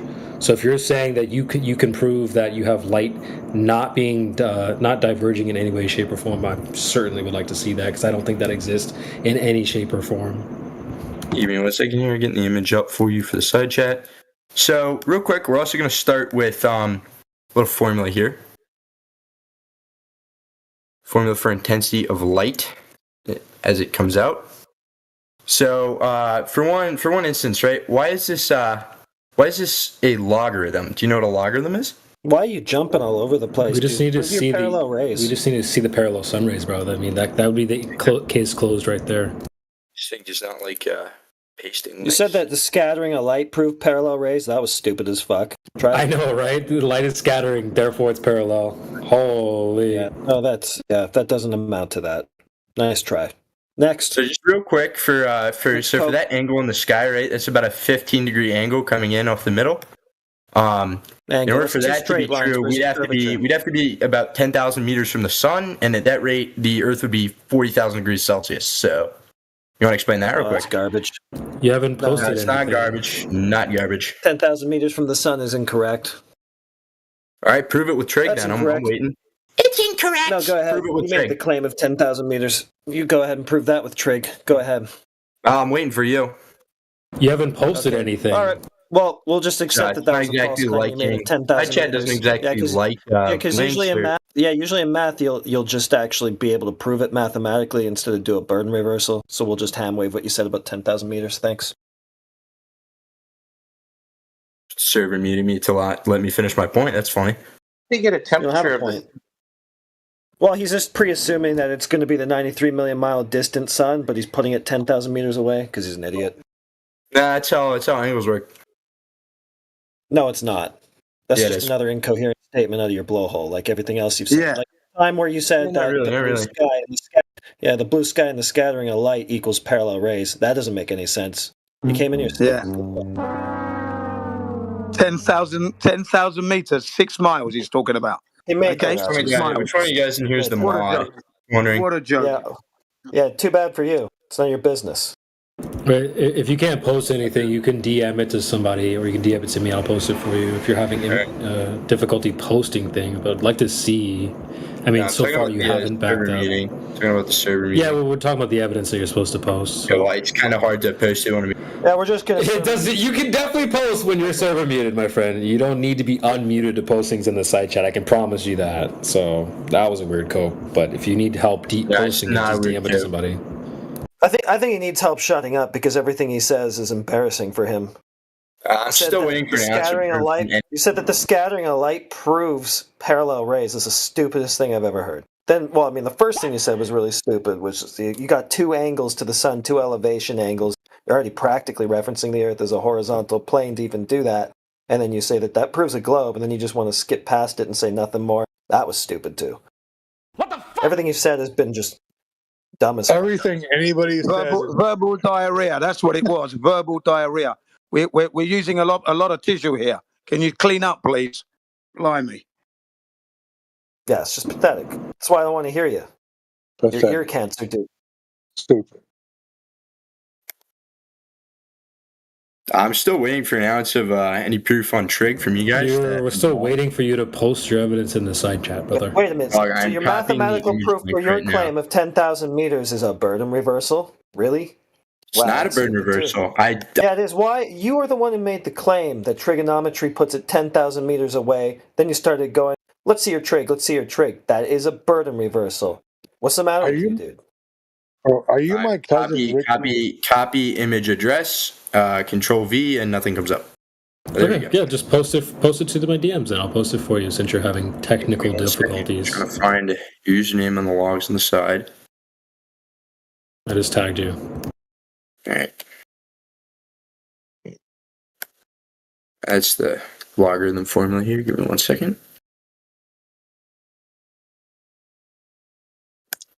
Right here. Go ahead and take that image there for me real quick. Let me find you, right? When he stops talking, make sure to don't forget to pick on me. I'm still here. There you go. Yeah, wait, pick on this other guy for a second. I'm going to do some math for you and then send you a picture. Oh, Yeah, what kind of IP grabber I is didn't really this? mean that. All right. Okay. Okay, so you won't click You don't on have it an 'cause image it's or an IP anything? grabber. What I mean is, you have an image because you're supposed to show us parallel rays. So there you go. okay, wow, guys, chat, look at this shit. This Proves is my really point. right here. You can't dissect Actually, it proves my point. It proves my No, it point. doesn't. Actually, chat, look at this. Explain why, chat. Oh my god, this guy's low IQ. Okay, I posted what he sent me. It's You guys actually the seeing this? opposite. Okay, well, what? Okay, clearly we see the sun there having diverging rays where they're going all out in different. And this is a cool cartoon, by the way. Nice cartoon, by the way, where we have the sun rays diverging in every direction. Yeah, notice how the further To say that they're parallel. Notice how the further. I speak louder, so I'm right. I speak louder, so I'm right. That's what you sound like right now. Brother, you just posted a cartoon, by the way, where you have the sun with diverging rays going in all different directions, not in a parallel direction. Parallel, real quick. Can you define parallel? Brother, you can't. see how one's going an angle up, one goes an angle down. One goes in one direction above, one goes in direction down, back the other direction in an angle. These are diverging. Hello. So look at the Earth balls for me, right? See how when they move away, the lines become flatter and flatter relative to each other? Do you see how they're all diverging? Oh my god. So that proves the Earth is flat because you're thinking. No, ding dong. We're debunking his bullshit where he's saying that the sun rays are parallel. Even in the cartoon he's posted, they're diverging, bro. I'm old. I don't know shit. Holy fuck, bro. And this is a cartoon, by the way. You don't want to address the fact that when you zoom in more We and just more and more, cooked you on your own points. I don't think he did. I'm still waiting for you to prove that he did. One more time. Chat, are you seeing how the rays are all blasting out in different angles? This is called diverging rays. Zoom in for me on the orange rays. Keep zooming in. What do you mean zoom in? Zooming in is not going to make them parallel. It does actually. It's called relativity. No, it doesn't. All right, dude. I don't know how you cannot be helped. You can't be helped. That's what your parents saw when you popped out of the womb. God damn. Dude, I mean, if you're saying that these are parallel rays, I don't know how to help you. Ich kann nicht sprechen. So no proof of globe was found. Sorry, finishing my Duolingo lesson. My little brother's yelling at me to finish my Duolingo lesson. He didn't prove anything. Okay, and then chat, I posted an image I took today at the beach, sun rays diverging. He goes, no, that's not real. Here's a cartoon where the sun rays diverge, and that means they're parallel. Notice how they appear more and more parallel the more you zoom in. They don't appear parallel at all. They do, actually. They do. They're all diverging. Wait, I don't... Oh. Dude, this is what you posted. Don't assume just because what you heard is like correct. You could be way wrong. I don't know why you're chiming in. Unless you want to tell us whether the cartoon in the chat is showing us parallel rays. Okay, my bad. Forgive you. Tell us, Israel. Do you see the side chat? No, I haven't even looked at it yet. All right, look at the side chat. Hold on, let me check it out. Which one? Yeah, the most recent thing posted. I have to scroll down. Okay, with the sun and the earth. Yep, the cartoon. Yep. Oh, it's a cartoon. So we have a yellow line, we have an orange line, we have a red line. Do you see how they're all flaring out in different directions? Yeah. Yeah. This is what happens in reality. Real This is quick, called do me a favor. diverging Do me a favor and light. draw a few thousand more of those orange lines. They're all going to be diverging still. Like, bro, I don't know how to help you. No, draw them. You won't. You cannot be helped. I don't need to be helped. Yes, you do. You need help bad. Bad. Buddy. By who, buddy? Whoa, anybody at this point. Notice how also, where's this picture of the beach at? Yeah, Coastal California. Yeah, no, notice how you can't see Japan. Why would you? Okay, well, you might just be the lowest IQ person in this panel right now. Put that Trevor. out there. We're Why can't I cooking see you in your own point. Yeah, in no reality can you see Japan. That's Yeah, because not the Earth is reality. fucking round. It's that simple. Okay, retard. Retard. Stop projecting. Flat Earth doesn't involve you being able to see across the ocean like Superman, dude. Holy fuck, It bro. involves denying every ounce of scientific evidence presented. No. We're denying the bullshit you've posted, basically, where you're saying that the sun rays are parallel, which they're not. In reality, they're very diverging, as I've posted in my image of reality. And you posted a cartoon that backs me up. Wait, you want to Nice try, though. Beach pic. You want to send the beach pic one more time quickly? Sure. Yeah.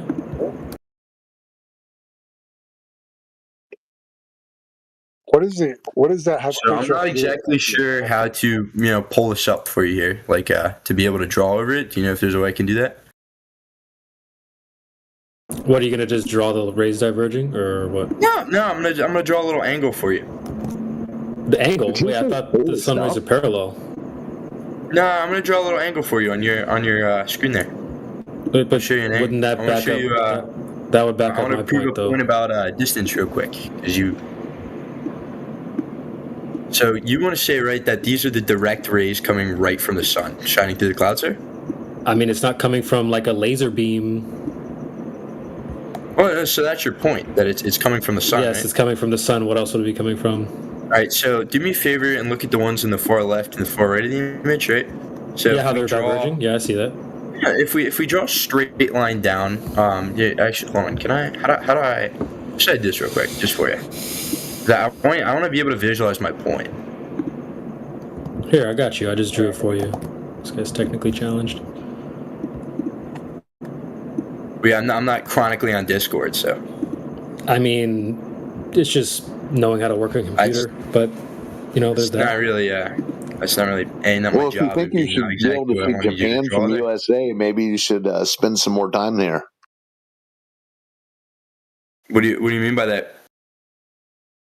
I mean, it's ludicrous for you to think that you should be able to see Japan. What in Japan are you hoping to see? Just a nice little landmass over the side. I can't respond to my point.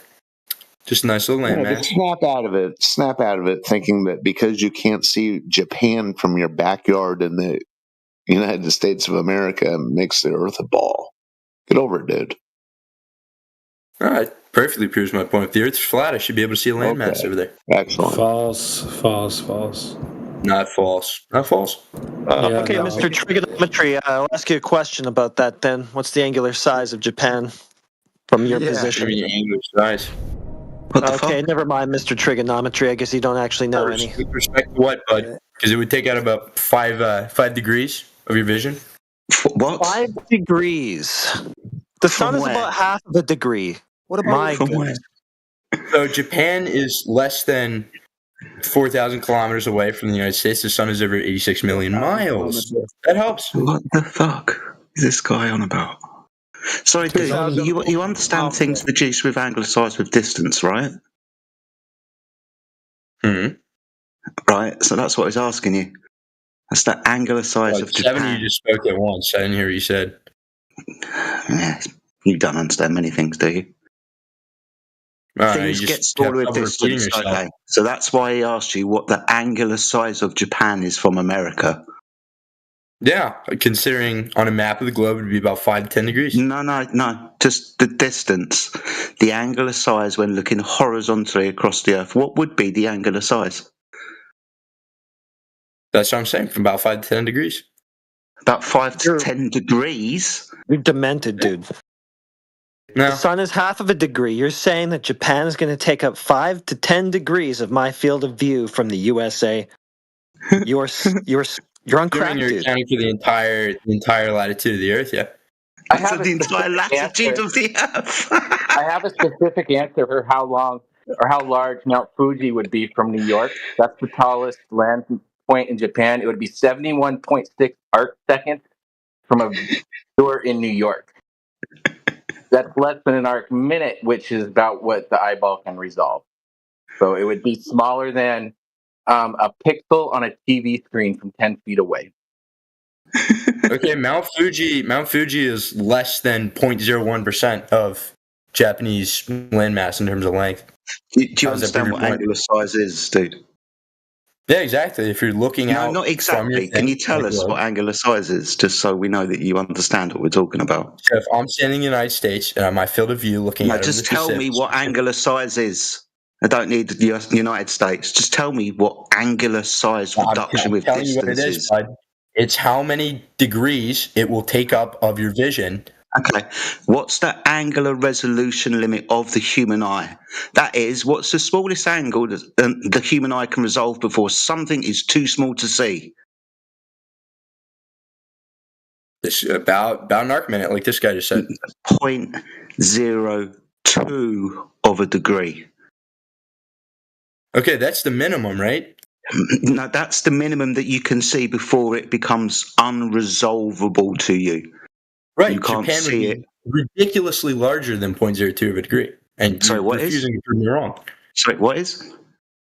The entirety of Japan would be less. Yeah. From how far away? From how far away? The Pacific Coast. Where this guy lives. Listen to what I'm saying.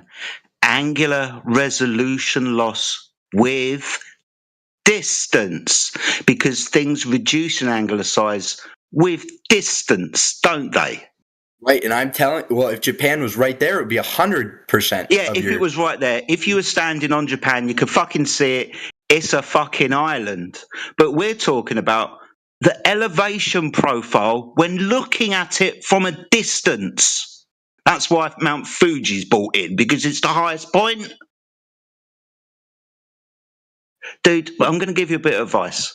Don't get involved in conversations that you don't understand. No, I understand this perfectly. You're just refusing to acknowledge my answer. Sorry, what's your answer? Considering Japan would take up about 5 to 10 degrees of your view, from 5 to 10 degrees is a lot more than 0.02. From where? From the Pacific Coast. Yeah, what of America? Sorry, the math has just been done for you. Yeah, no, it hasn't. 2,400 miles away. 2,400 miles away, you're talking. That's the distance. Yeah. About 5 to 10 degrees. That's how that works. It's going to be bigger in your field of view than the sun. It's going to be bigger than the sun to you. Well, look at if you're saying. 2 feet away, if you're 2 feet away from a bus, the bus is why is the bus so much longer than the sun? Are you an idiot? The bus is a billion trillionth, even further smaller trillion than the sun. Dude, please stop talking. It's embarrassing. Yeah, it's not embarrassing. You really can't debunk it. You just say, "Oh, it's embarrassing." You're getting cooked. You're getting cooked. 5 to 10 degrees. I said it. Therefore, it's happening. Just work it out on paper. You think it should take up 5 to 10 degrees of your field of view? Just work that out on paper. Give us the math. Post it. Yeah, right now. Fuck. It's so embarrassing. It's cringe, man. He doesn't know his own error. It's going to be 10 to 20 times the apparent size of the sun, he thinks Japan is from the coast of California or wherever. Yeah, just silly. All that weather he's got to look through as well, ladies and gentlemen. 2,400 miles, and he wants to pick out the outline of Japan. Yeah, I didn't even go to that point yet just because he's so bricked on this one. Oh, that was going to be the next one, but I mean, I never heard anybody say 5 to 10 degrees of Japan from California. Never heard that until now. So, I mean, I'd like to see the fucking math. That'd be interesting. Show me the math that's based on. You told me to take 5 to 10 minutes to write it out, so I am. Now, all this time he's spending here, ladies and gentlemen, he could have taken his friends and got out. I heard that giggle. You know you got me. you could have confirmed the curvature of the Earth. All this time you wasted it. Check this out, right? So if you take the distance from Seattle to Tokyo, take the angle, which is about 2 times the arctangent of the ratio of the distance of Japan, which is 500 kilometers from Hokkaido to the whatever southern city you use as reference, you get about 7.4 degree angular width, which is right smack dab in between 5 and 10. Angular width? 300 miles. Yeah, you just asked me about angular width, bud. No, angular. No, dude. Height. That's why the mountain was brought up, Fuji. Angular height. Width. Mount Fuji. 3,771 meters. I've climbed it. Why are we bringing up Mount Fuji? You're really beating around the bush here. Japan, the largest thing on the fucking island. It's what makes the island the fucking volcano. Yeah, Mount Fuji. Okay, I never brought up Mount Fuji. I'm talking about the entire island. You brought up Japan. The entire island. What's the angular height of the entire island? 14 times. The angular height. 14 times. I know it. So I know Mount Fuji. Hold on, I got this. If Mount Fuji is 71.6 arc seconds. Why are you so obsessed with Mount Fuji right now? Because that's the tallest point in Japan. So if you lined up 300 arc Mount Fuji next to each other, it would be like looking at almost like an invisible line. You wouldn't be able to see it. Wow. All right, real quick. So you want to say we take let's take all of Japan, right, and raise it up to Mount Fuji. I'll come to your argument here. So we're taking all of Japan, raising up to Mount Fuji's height. That entire island would take up 7.4 degrees of your vision and be perfectly visible to the human eye. Sorry, is that a horizontal or vertical angle? Or horizontal. Yeah, we're talking about vertical. Can you keep up? The vertical one doesn't mean shit. When we're talking about a flat Sorry, why do things in the distance? Sorry, excuse me. Why do things in the distance appear to get closer to the floor? Like when you look down a corridor at your ceiling, you notice that it appears to go down. Why is that? How does that have anything to do with my argument? Because it's angular. Because no, it doesn't. With distance, even your horizontal angle, we'll call that the walls. You'll notice they get closer the further you look down the corridor. Angular resolution reduction with distance. If you look out at the Pacific Ocean, right, are you looking down a corridor? Are you an idiot? No, this guy. You sound like you are. We're dealing with an object that is going to reduce with angular size with distance. Now we've made up the entirety of the horizontalness of Japan, made up to the vertical height of Mount Fuji. Angular resolution isn't going to be able to be seen at the distances that you're talking about, especially through the atmosphere, which is not transparent. I know what you're saying. So we have this thing called lenses, right, where you can zoom in. Sorry, this is why this needs to be brought up. Do you think the atmosphere, the thing that we breathe, do you think that's transparent? To a very large extent, it is. Yeah. How large? Visibility on any day can range anywhere from, to the human eye, 2 to 30, 40 miles. Okay, why can't you? Well, welcome to Flat Earth on that. Sorry, excuse me. Welcome to Flat Earth on that, because the thing that should be obstructing your view in your idea should be the Earth curve. So being as we can see, as you just said, 20, 30, 40 miles every day, welcome to Flat Earth. But the atmosphere becomes opaque, about a distance of about 250, 300 miles, which is going to cause a problem when you're trying to see something thousands of miles away. It's like trying to look down to the bottom of the ocean. The water's not completely transparent, and the light from the sun can't get down there. So you've got two problems. Take any of humanity's devices meant to zoom in and look across things like, the Atlantic Ocean, the English Channel, and whatever, and you'd be able to see Japan, you'd be able to see Europe. Sorry, did you not listen to what I said about the atmosphere not being transparent? Give me 1 second. Maybe he doesn't know what that means. Do you understand what transparent is? Hello?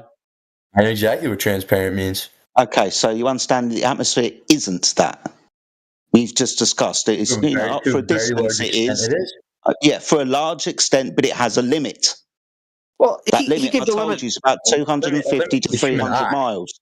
Why are you Well, talking? he gave a shorter limit. He gave 30 to 40 miles, and he's talking about seeing Japan in that span. No, exactly. And when he said 20 to 40 miles, it was welcome to flat Earth. Did I not just say to the unassisted human eye? Assisted, you can see much further with than an that. Even optic, then there's going to be a limit, and I'll give you the maximum limit for the third time. It's about 250 to 300 miles.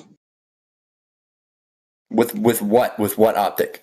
Maximum optic, because the atmosphere is going to end up being like a brick wall that the light isn't going to be able to go through. So the optic, no matter how powerful it is, isn't going to be able to see it. It's like looking through fog. Now you might be able to get an infrared camera, but that's still going to have a limit, and it's most definitely going to be welcome to flat Earth when you use an infrared camera.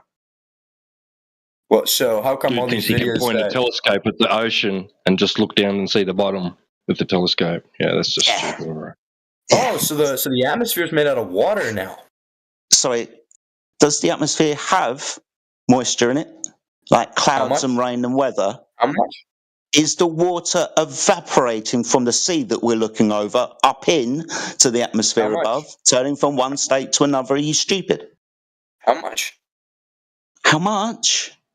Yeah, you go ahead and answer that. It'll tell you exactly how it affects. How much? You want to go and look at the humidity? Go and look at the fucking weather. Yeah, less than 0.01% of the atmosphere is water vapor when you're looking That's straight nice. out. Now talk about humidity. What's that?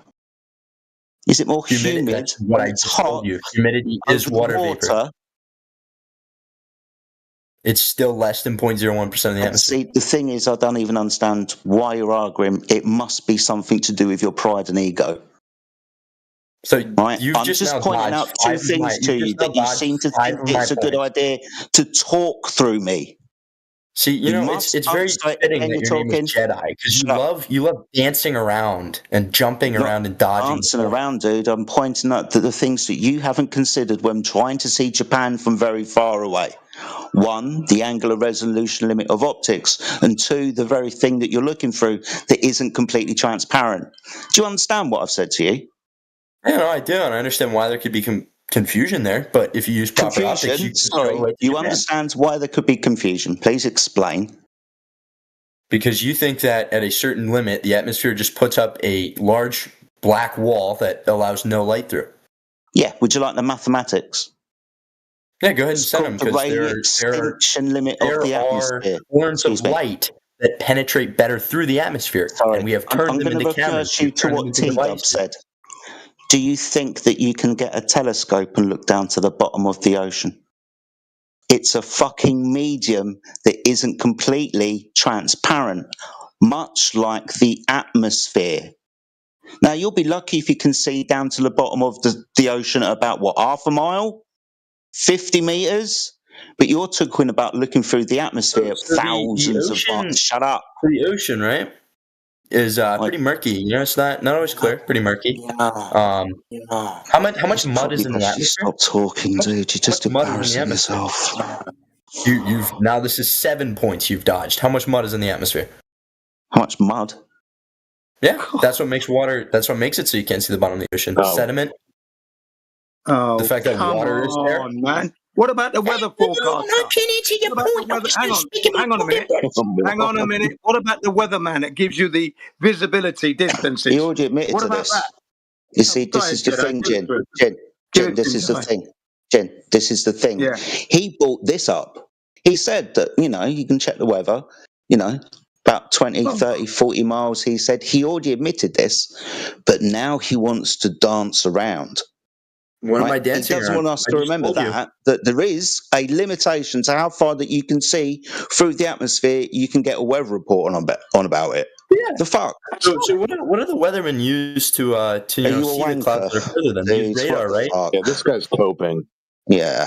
Coping with what? You're just refusing to answer any of my questions. You're coping with, dude. Dude, I can answer your questions, dude. You must be coping, dude. There's a storm somewhere, everywhere, all the time. And you want to see Japan? Exactly. It's just madness. Did you miss the day of transparent, translucent, and opaque? Did they not teach that anymore? So storms are up in the air, did you right? skip Storms that are up in day? the air, right? So in order to look at Japan, I don't have to look up. Have you ever been on the ground when a tornado moves into the area. How many tornadoes are like typically over the nighttime. Pacific Ocean at any given time? He's an 0.8 idiot. dodged. Yeah, he is an idiot. Mm-hmm. It's a shame. Point number 9 I dodged. think you're going to look through thousands of miles of the densest air. Yeah. That's just absolutely brain the rotted. densest air. Crazy. Source? Rayleigh Have you ever extinction been out of your coefficient. box? Told you like 3 times. It's the Rayleigh extinction coefficient of the atmosphere. Would you like the math? Yeah, go ahead. Okay, give me And a then minute. for each wavelength of light. Yeah. And then tell me what optical instruments you can use to look much further. No, you can't look much further. Yeah, you can. You can you? So real quick, what is a radio wave? Oh my god.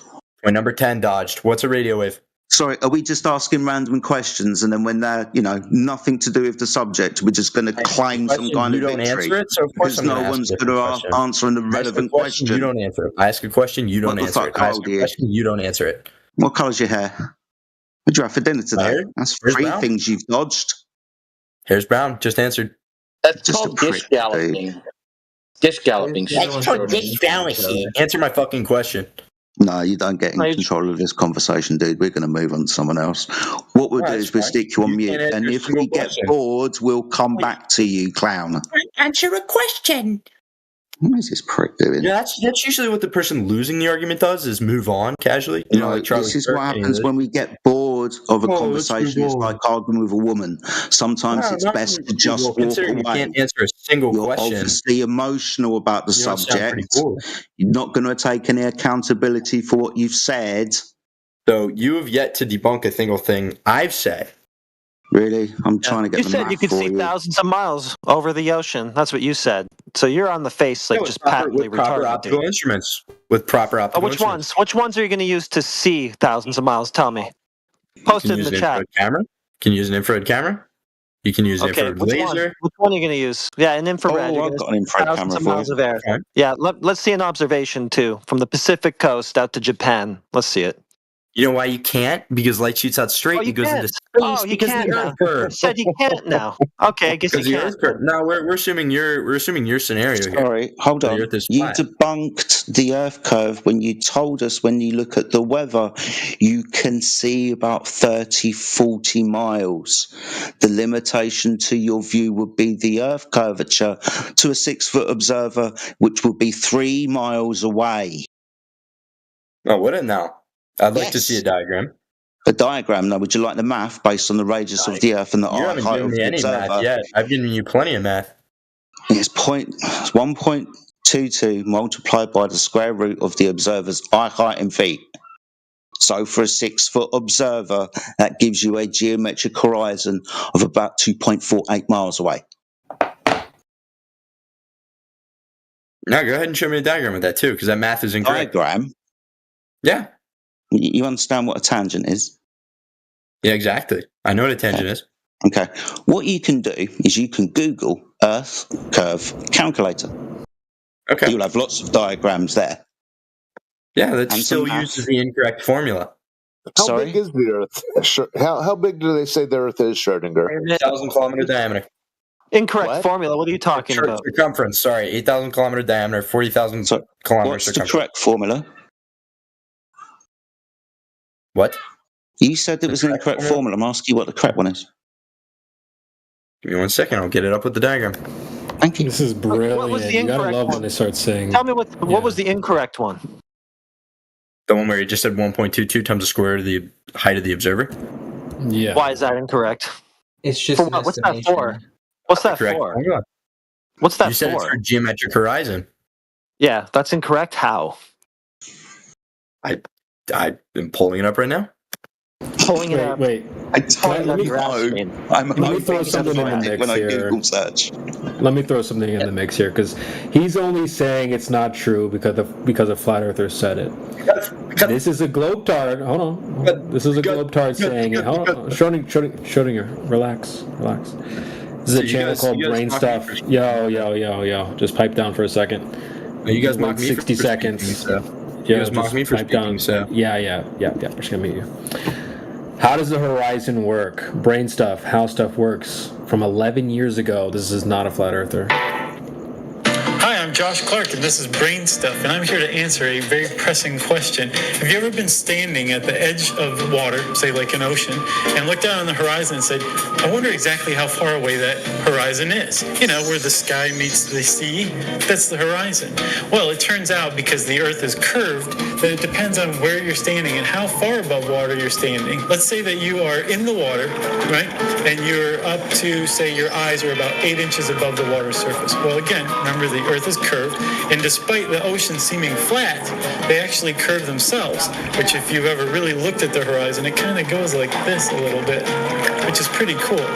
But it also goes like this, right? So if your eyes are 8 inches above the water, right then you're about a mile away from that horizon point where the sky meets the ocean as far as you can tell. If you're standing up above water and you're like, I am about 6 feet tall, that means your eyes are about 5.5 feet above the water's edge, which means that you're about 3 miles away from the horizon. Okay. Now, Schrodinger, hold on. Schrodinger, I want you to do us a favor and go to Google and search, how far can I see? I'll do it for you if you don't want to. I just want to get his correction. He said the formula's wrong. What's the correct one? Yeah, well, I'm going to post this in the chat right here. Just to show him that this is not flat earthers saying these numbers. This is not flat earth coming up with just random numbers. This is based off of the globe that you believe in, Ding Dong, which you're throwing under the bus. Just played you the video, posted it in the side chat. It matches exactly what they're saying, and the 1.22 lines exactly up with what the video just told you as well. So nice try. You're not debunking anything except for your Well, that's own like worldview. plugging a number into an equation once and then saying it works every time. Hold on, Let's just Twanger. get his We're cooking correction. someone else right now. I want his correction. 1.225 is wrong, he said. What's the correction? Schrodinger, hello. You said you were pulling it out of your ass a minute ago. Hopefully it's ready now.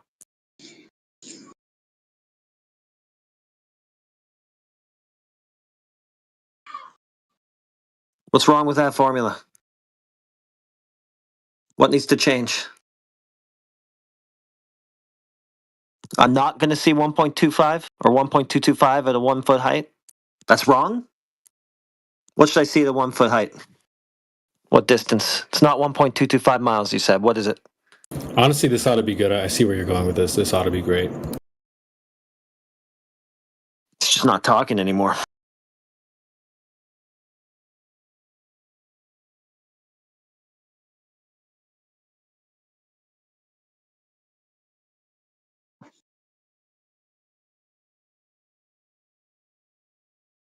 All right, guess he's cooked. Never mind. Oh no.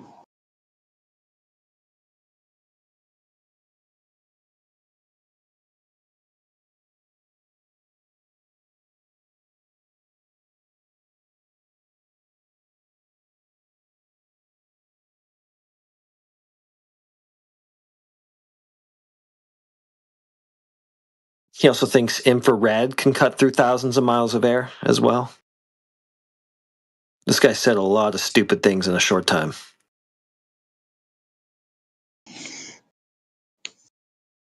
I guess he thinks that infrared is immune to absorption and scattering or something. I don't know. Well, if he wants to get the infrared out, he's going to be mitigating the atmosphere, which should, in his view, show us a geometric horizon closer to where it's mathematically supposed to be because of his claim of fucking refraction, probably. So shoot. he's just going to have problems when he starts speaking about infrared. I wish him luck. He should look into it. He's going to see further. Uh-oh. That's going to be a problem. But, I mean, thousands of miles across the ocean, I don't think so.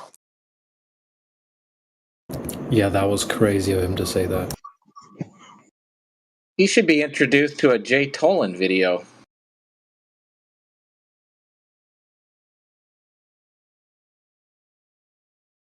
I'll find one. I wonder why he's gone all silent. It's cute, though, when they're like, no, you flat earthers are wrong what you're saying, even though we're just repeating back exactly what Google would tell you based off of your own globe. This is that BYOB type stuff.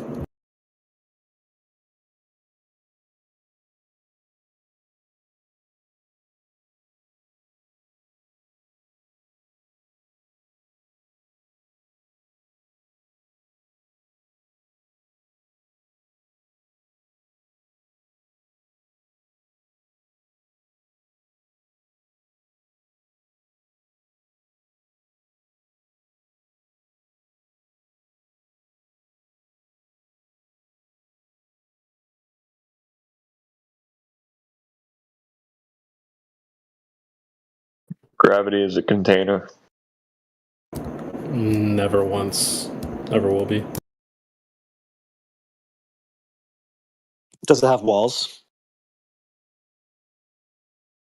Yeah. What is gravity? Cool story. Einsteinian. Bending and warping of space-time. So what is gravity? Did somebody say it had walls? He did say that. What the fuck? What's gravity? It's gravity. What is it?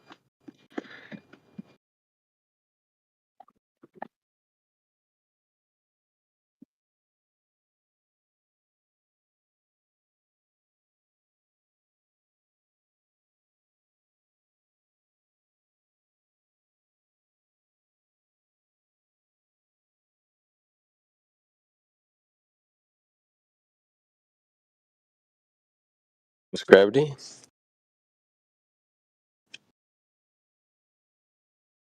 Behaves as a wall to keep the air down.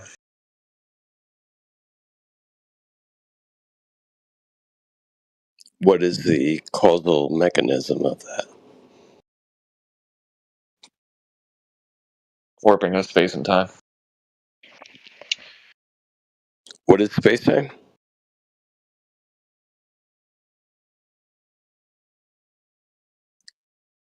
Really going hard on the Socratic method here. Well, what's time? Let's just start with time. What's time? Measure of the movement of the stars.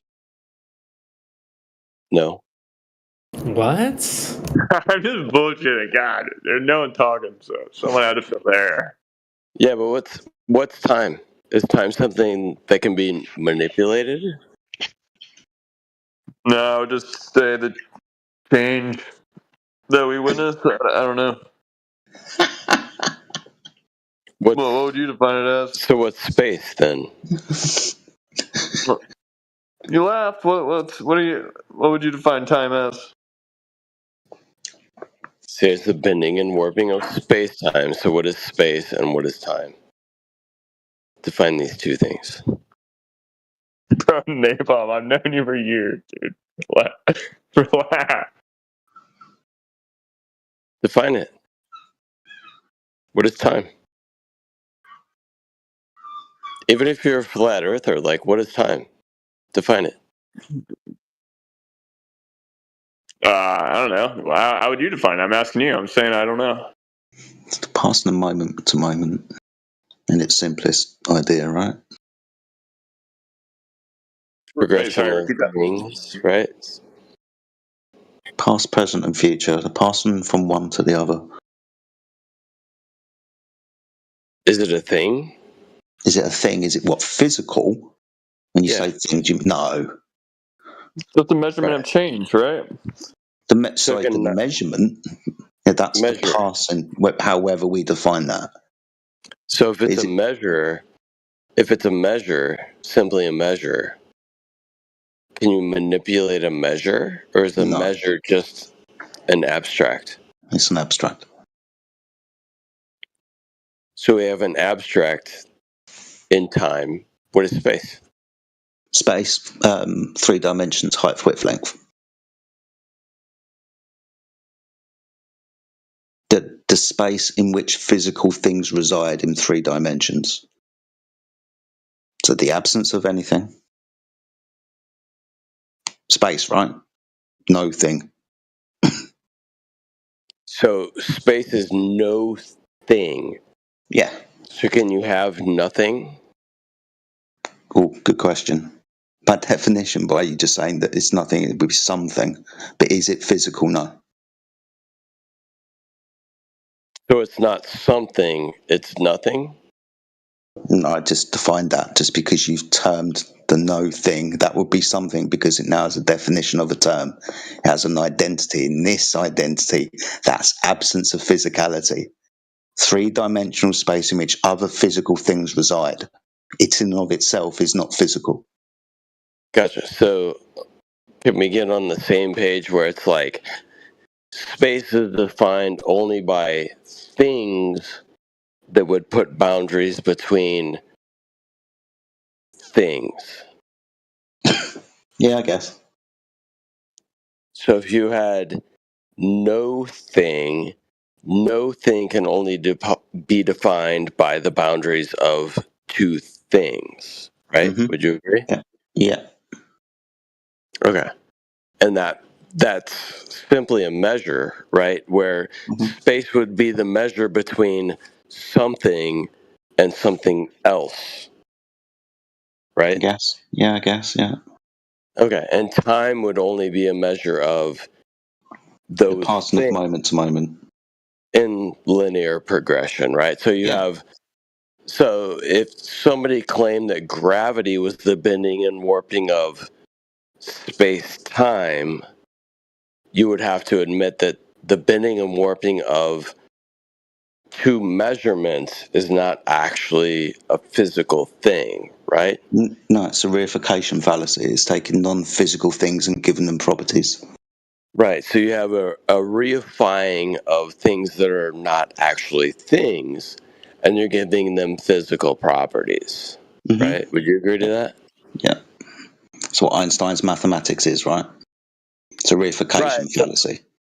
The mathematics of it doesn't demonstrate reality, right? Because in reality, No. It explains a phenomena in a mathematical language that's based upon the reification of space and time being physical things that can be distorted, stretched, for example, or curved due to the displacement of mass within that now physical fabric, just because the math says so.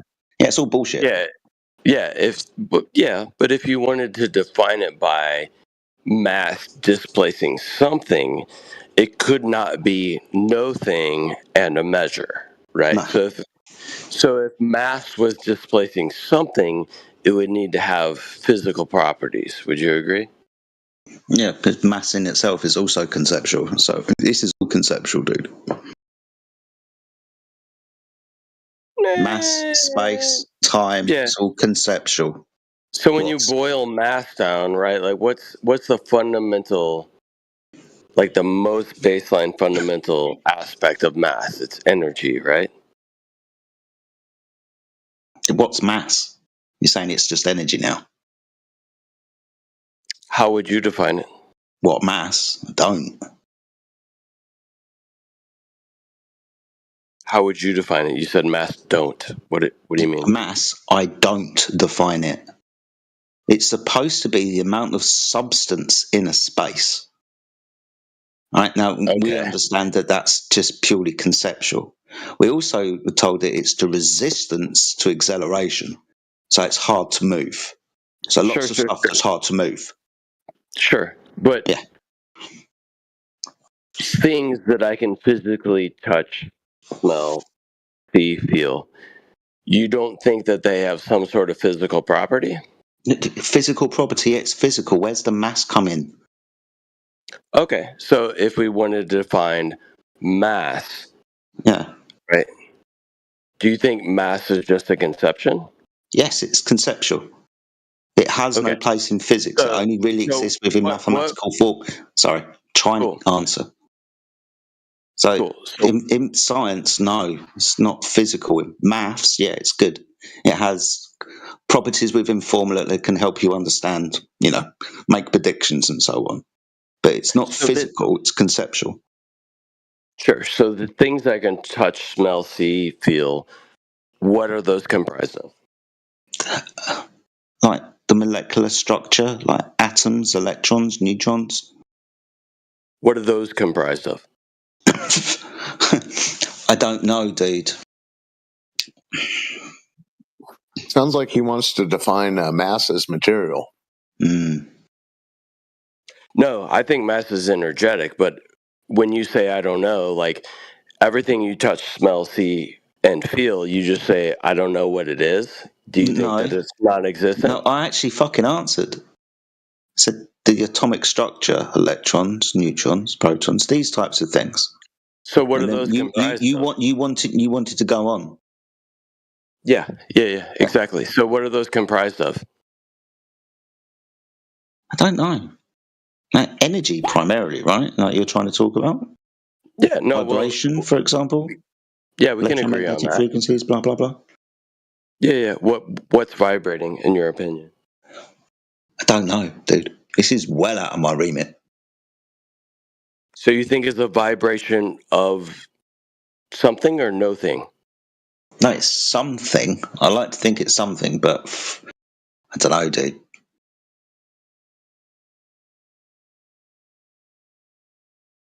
So you just think it's a vibration of, like, do you have a conception of vibrating? Like something would need to be vibrating, and we established that space and time are not actual things, but what would you conceive of actually vibrating for you to say that there was a vibration? What is actually like vibrating?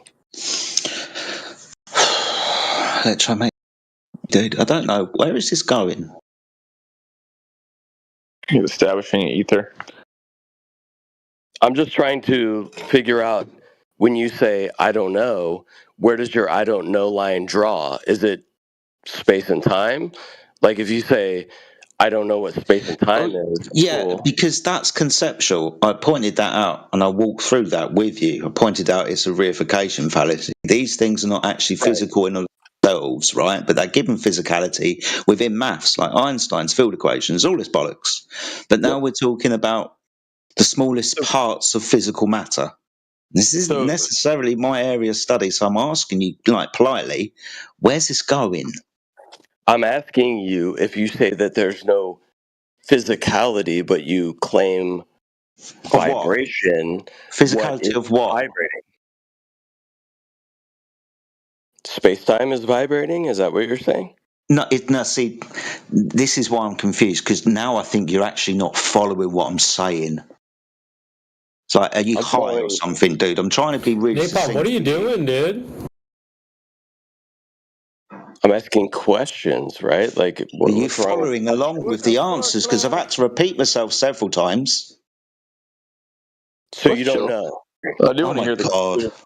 Hey, before we start fighting, I would like to hear a conclusion of this. If either of y'all We're talking about space time. What kind of conclusion are you hoping for? He was trying to say what's vibrating. Space-time is purely theoretic, right? Hold on. It's not space-time, is it? Fallacy, but when somebody says it's a reification fallacy, and that there is no actual like thing that's involved in space-time, what is your conception of reality when it comes to the like atomic level or whatever you want to talk about? You're talking about protons, neutrons, and electrons. Like, what are these things that you're talking about?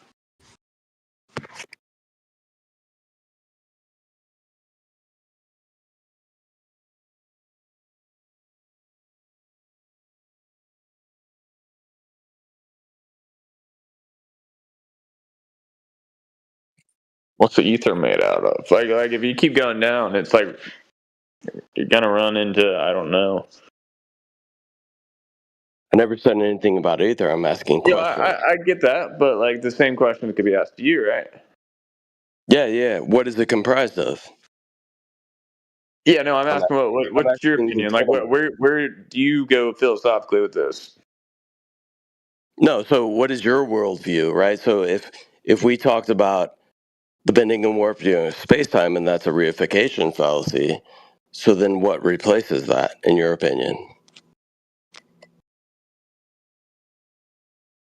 I mean, I'm not. That's not my belief in space time. But like, I would say there would have to be a medium that vibrates. But like, if you ask me what that medium is, I couldn't answer that. You know what I mean? Sure, I can appreciate that. Like, if we all can't understand what is actually vibrating, can we agree that it's something, right? Like, not a reification. Sorry. When you're asking about something's vibrating, what are you actually talking about? No, you're the one that claims. Yeah, that's why I'm asking the clarifying question. Yeah. Yep. Yeah. Exactly. So when you're saying something is vibrating, what are you talking about? No, that was you. Fuck. Right. Let's not engaging with you anymore, dude. What the fuck? Napalm, what are you doing, dude? Why is this getting weird? Because you're not following. It's becoming frustrating. I'm asking you a clarifying question because somewhere along the line, I think you've got confused about what's being said. Yeah. Okay. So it's not the bending and warping of space-time because you agree that's All right, so you're talking about when we get rid of everything, what else remains? You said it was. I'm talking about physical things like rocks and stuff, like the physical things that inhabit the 3-dimensional or 4-dimensional space. Now you're asking me when we get rid of all of the physicality, like what's left? I'm going to tell you nothing. I didn't ask that question. So okay, then be more clear then. What are you fucking asking? Sure. So you said there's an atomic thing involving yeah, with physicality. Protons, neutrons, like and electrons. With elements, like electrons, neutrons, things that have negative and positive charge. Like standard models of atoms, while you're talking. But this would be physical stuff, wouldn't it? So I asked you, when you made that claim, I asked you what those things were comprised of. I just told you. So what is it comprised of? I just told you. You said vibrations, and I said vibrations of what? No. What did I just say? I don't know. You were talking over. Yeah. What's the point of talking to you, dude? What do you think an electron is? 1 unit of dielectric induction. What do you think it is? Okay. So that sounds a little bit complicated for me, to be honest with you. I just think something that can be described as an energy that has some kind of positive or negative charge. Right? It's the smallest point of physicality. Now, within some atomic models, you have a nucleus that things orbit around. That's changed over time. Like I said, I don't know. But that's physical stuff, right? Why is that in comparison to space-time? So when you say physical stuff, what is it comprised of? And when I said, and I asked you a fucking question, dude. What the fuck? When you said protons, neutrons, and electrons, and I gave you your definition, that's based on that's based on J.J. Thomson, who was I don't know what he's doing. The discoverer of the electron was J.J. Thomson. Would you agree or disagree?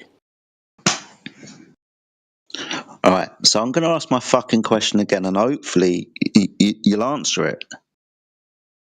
All right, why are you drawing this in comparison to space-time? Because this would be dealing with physical things, wouldn't it?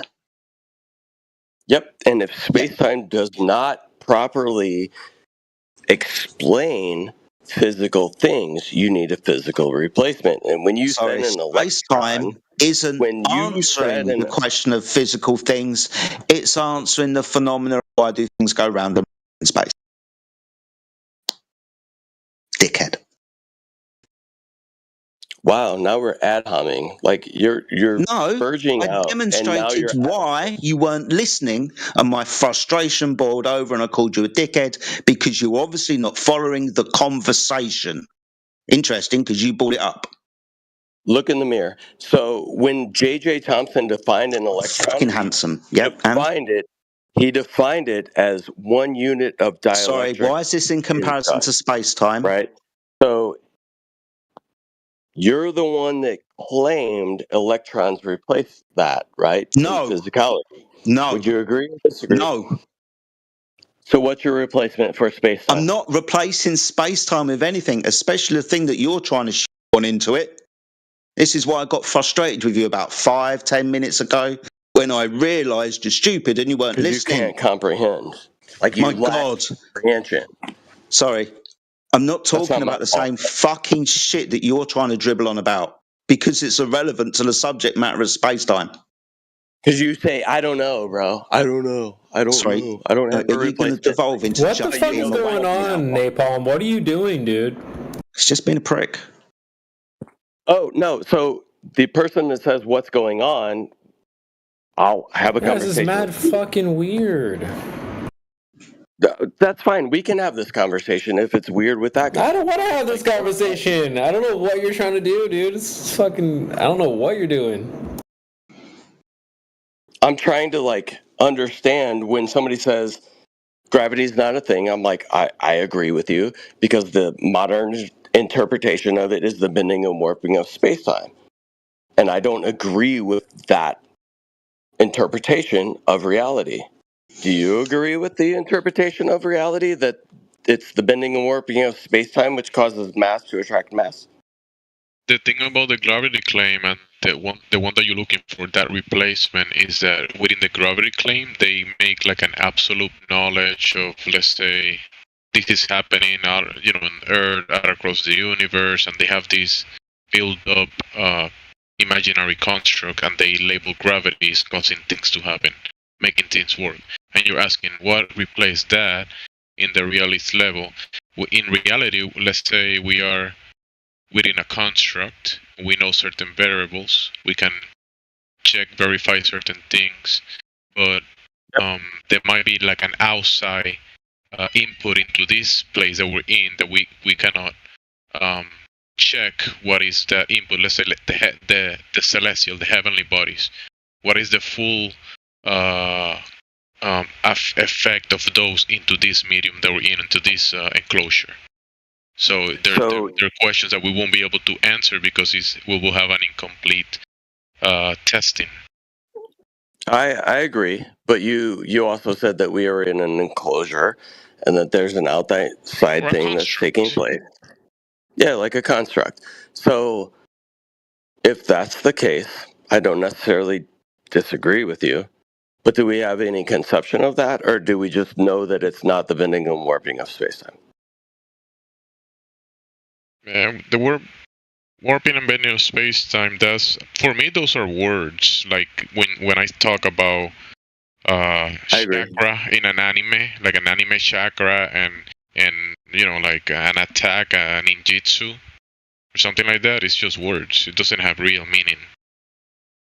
I agree. So when you say that there's an enclosure, does that have meaning? Within what we can check and we know about certain, within certain parameters, like, you know, the gas pressure argument and the way we can demonstrate it within that, because there's a bunch of things happening at the same time. There's not one thing happening, right? So within these whole pieces of the puzzle that you can put together, you're gonna hit a limit, a wall. And then what is beyond that wall, what is behind the wall, and what is holding the wall or causing the wall not to break down, or whatever it is, or inputting from outside the wall into your side of the wall, that's unknown. I agree. Would you consider something that would be able to affect physical things, physical in and of itself? Well, the input into this system from the sun and the luminaries do affect this place. Yep. And there's also like an exchange of whatever, like, I guess, heat and high and pressure, energy. Yeah. But even when you mention vibration, like, let's say resonance or sound or things that, let's say we are inside a little box, and whatever vibrations and sound that are happening or being inputted from the outside into this box or this enclosure is having an effect. But how, you know, what are the mechanics of that completely? It's a wonder. right? So like the average conception of that, right, is that there's mass, which they say bends and warps space-time, which causes what we would experience as gravity, which would be nothing more than a measure of acceleration, right? No, what we talk, what I mentioned and what you just mentioned are like two different books. No, I'm not. About different. I'm not trying to define your definition. I'm trying to say that the What they're saying common about it. conception, yeah, is that it's a bending and warping of space-time, right? Which is a reification fallacy. Which is a bunch of nonsense that cannot be demonstrated. We know that. Yeah, we can all agree upon that. So when it breaks down to the atomic level, I feel like a lot of people agree that there is some sort of atomic thing going on, but what is what does that mean, though? Atomic level, atomic thing going on? So when we get down to the quantum, right? If you want to follow people that believe that there is some sort of thing as quantum physics, and you can do quantum experiments, right? What is the quantum relationship of all of this? What is mass at a quantum level? What is keeping everything together? What is the thread, I don't know, the web that is keeping things doing what they do? No. I'm just trying to ask what is mass at a quantum level, right? So if we take atomic, what is atomic mass? Is there even such a thing within the quantum level? Is there such a thing? Yeah. Like if you believe in the quantum, then you believe in an atomic mass. So what is atomic mass? Is there a definition for it that we can reference from and see what it says? Yeah, there's a common definition of it, but if you were to believe in that, what would you define it as? What is the common definition, though? Can you say it by any chance? Sure, right. So it's the relationship between protons, neutrons, and electrons, which are allegedly things. What is the relation? What does that mean? The relationship? It's like a pattern or a behavior. Yeah. So it is. So it's the amount of protons, neutrons, and electrons within a certain substance. Do you agree or disagree with that idea of reality? I will agree with you for the sake of argument, sure. Okay. So at the atomic level, if there's protons, neutrons, and electrons, these things need to be comprised of physical things. Would you agree? Wait, so the neutrons that are the physical things that are made out of these neutrons and protons, those protons are a certain scale of those physical things. So it's physical. I would agree with that. That's what you're saying? I just want to confirm whether or not you agree or disagree with that. Sure. I mean, you're saying that from the physical things that we say in the physical and natural world, the physical world, when we go layer by layer, smaller by smaller, but like we grab the microscope, and when we go to the smallest layer that we can go, we're gonna find these protons and neutrons and electrons.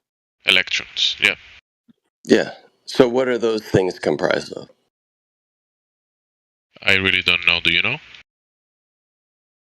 I think they're a vibration of something, right? Because if we want to define them as a vibration, what is actually vibrating? But if you define it as something else, it's vibrating, but the vibration is not the thing. Is it? Is the vibration the thing, or is the thing vibrating?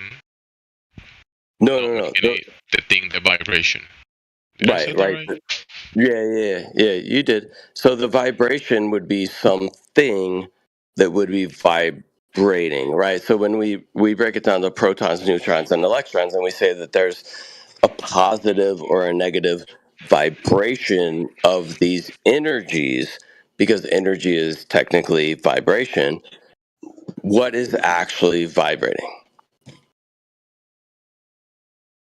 The proton and neutron and the electron. You're saying that's vibrating. No. Those are defined as vibrations. So what is actually vibrating? An electron, neutron, and proton are defined as both physical and have a wave-like pattern. Like the So wave what is function, okay? right?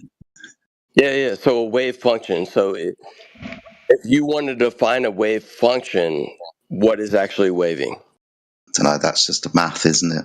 It's a mathematical idea. Either way, So reality is just defined by math. So we could just say it's any other reification if we just define it as math, right? The wave function is the idea of the particle's path. This is why we have to look into things like the double slit experiment and stuff, right? Because of the quote-unquote wave function, but it's not actually waving. It's just the mathematics that describes it in that way. Okay, so if it's not actually waving and it's mathematics that's defining it, what's being measured? Oh, I don't know, dude.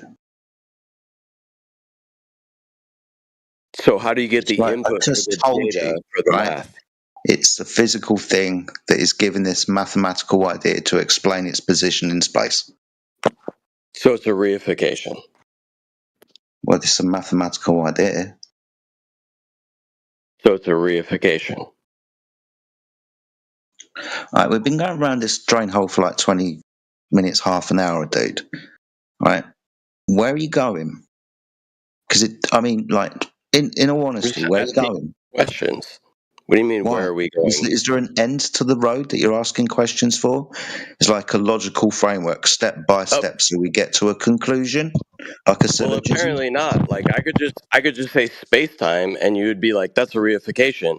Well, but when it boils down to your conception of reality, it's another reification. At So the what's the moment, it's not difference my between the two? conception of reality, right? This is why me and Gems are trying to like get these words properly defined. Now, I'm scrolling away in the background, dude, just trying to define some of the words that you use, and I don't even think you're using them correctly. It's more of a convention, just a way of thinking about it. I don't even think that, like, quantum physicists even accept that their Right, so bullshit's true. So it's a way of thinking. It's not an actual like reality. So we can think about it differently, right? Yeah, we can reify it another way, I guess. So is my reification better than yours, or like if somebody comes in here and wants to talk about space-time, like their reification is just as good as yours, right? Sorry, I'm not making a fucking claim here. You made a claim. What? It's when when trying people to start. define a word that you asked me to define.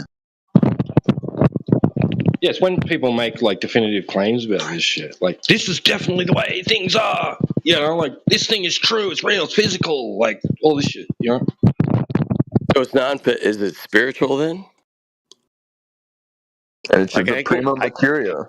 Like it's yeah, just, I can get on board with that. Like I've studied metaphysics, so yeah. So is it metaphysical or physical?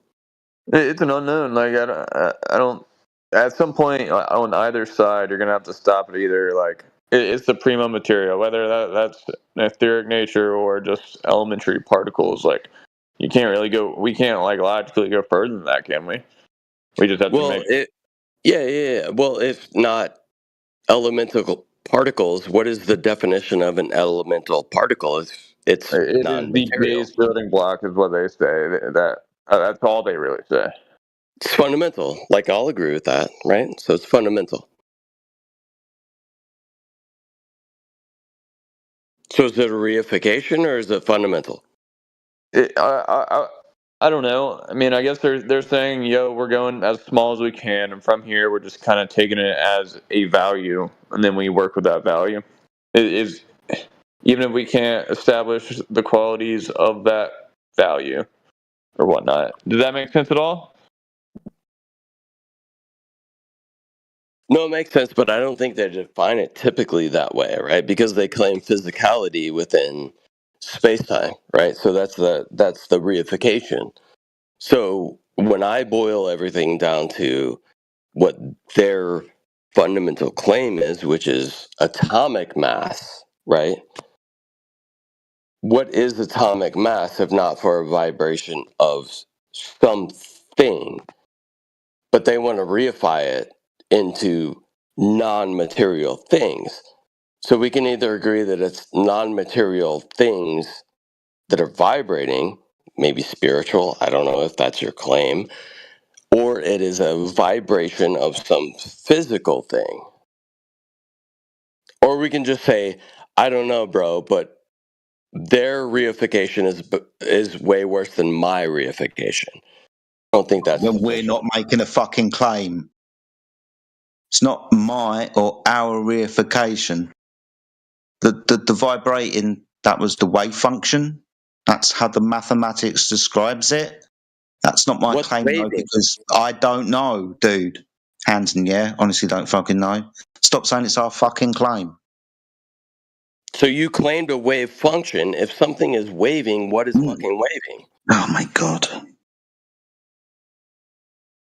Math? Talking about the smallest. A conception, a reification is waving? Talking about, you fucking idiot, the smallest physical attributes, right?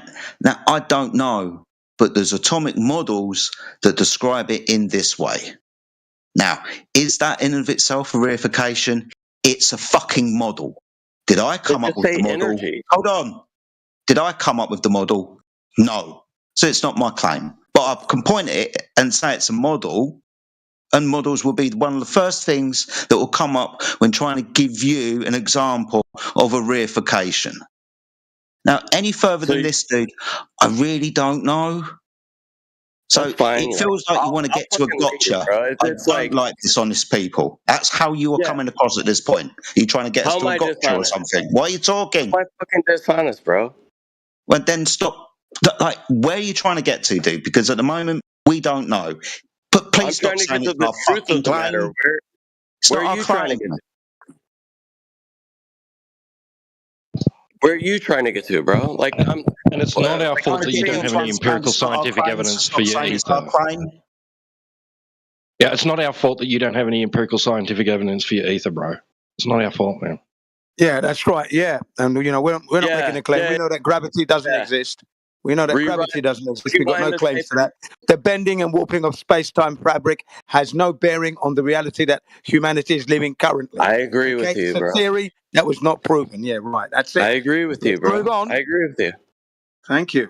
I have a question. I agree with you. Yeah, what's up? I listen in a lot. I don't talk that much anymore, but I hear so many times these conversations start, with a topic like, can you show me measurement of Earth curve or something? And then it seems like the people on both sides are trying to back up until they find a common set of words and set of ideas that they agree on, which I would label as the axioms of the argument. Well, and you it have to seems define like that goes right? farther and farther back. Hold on. Before you go further, right? Like you have Let to him define finish terms. talking. Fuck. Would you agree that you want to define terms? Would I say what? Would you agree that you have to define terms before you can move forward?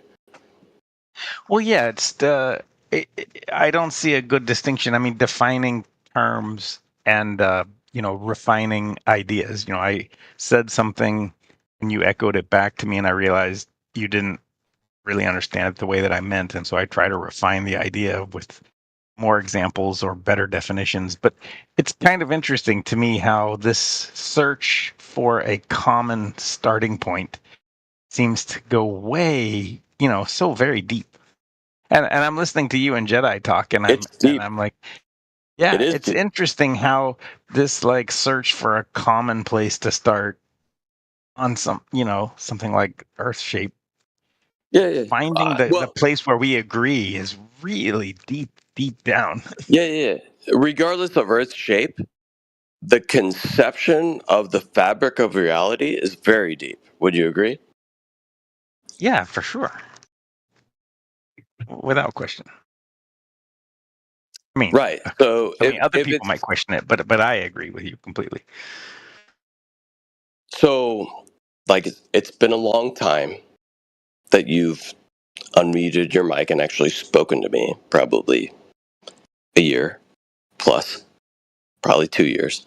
But would you agree with the fact that when it comes to a certain level, both sides need to legitimately put aside what their preconceived notion is and try to find a common ground on what is the fundamental aspect of reality? Because there's no sufficient evidence one way or the other when you say the reification of the bending and warping of space-time, which are just two measures, right? Because space is just defined as two physical things, right? And it's the difference between those, right? So it's not an actual thing in and of itself. And time is not something that flows through my fucking watch, right? There is no thing called fucking time. Time is the conception that we use as a measure to try to measure a progression within this reality. So there is no physicality to either of those things. So if we're saying that there is a physical bending and warping, which I don't necessarily disagree with, but if there is a physical bending of something, there needs to be a physicality to it. There isn't. That's the problem. We come with the integrity that we understand that the words that Einstein said was poo-poo. It doesn't match reality. We shouldn't be spending this time with it.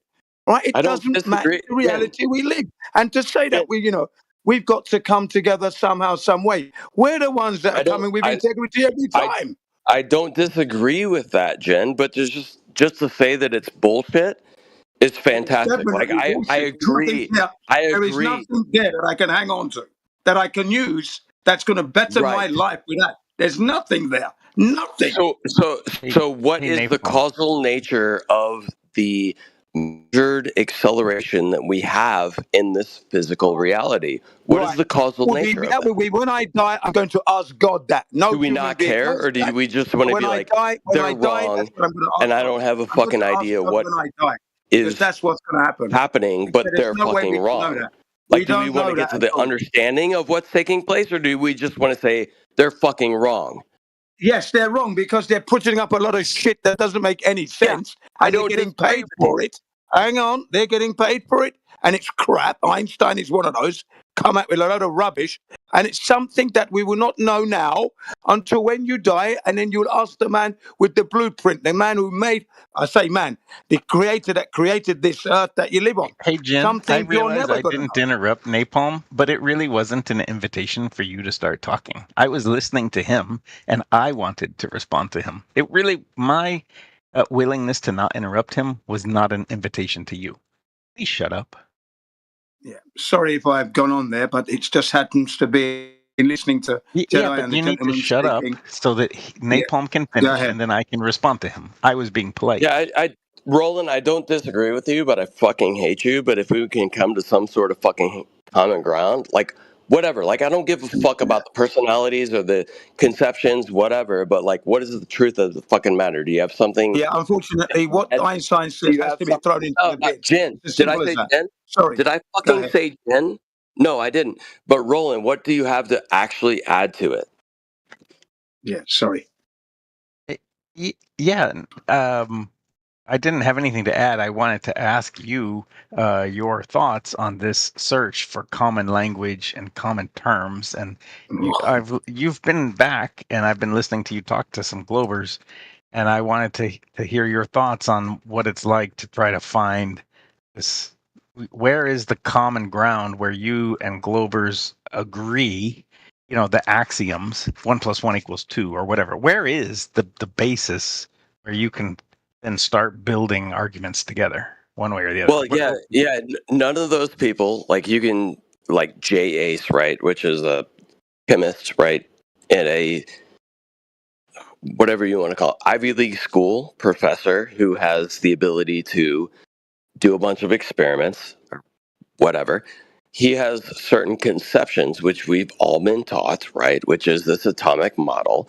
And even when he boils these things down to their baseline levels, he can't fully define a field, what is waving or not waving, right? So I think that's the thing that we need to try to figure out. I'm not trying to say like I have the right fucking answer, but everybody wants to not talk about it. Both sides want to be like, you're not right, right? And the people that have the common conception of it want to say, well, there's various fields, but these fields are conceptual mathematical models, which is not a sufficient definition in my opinion, right? And nobody wants to actually like talk it out and figure out whether or not the conception of what's taking place in energies that are waving have wave properties.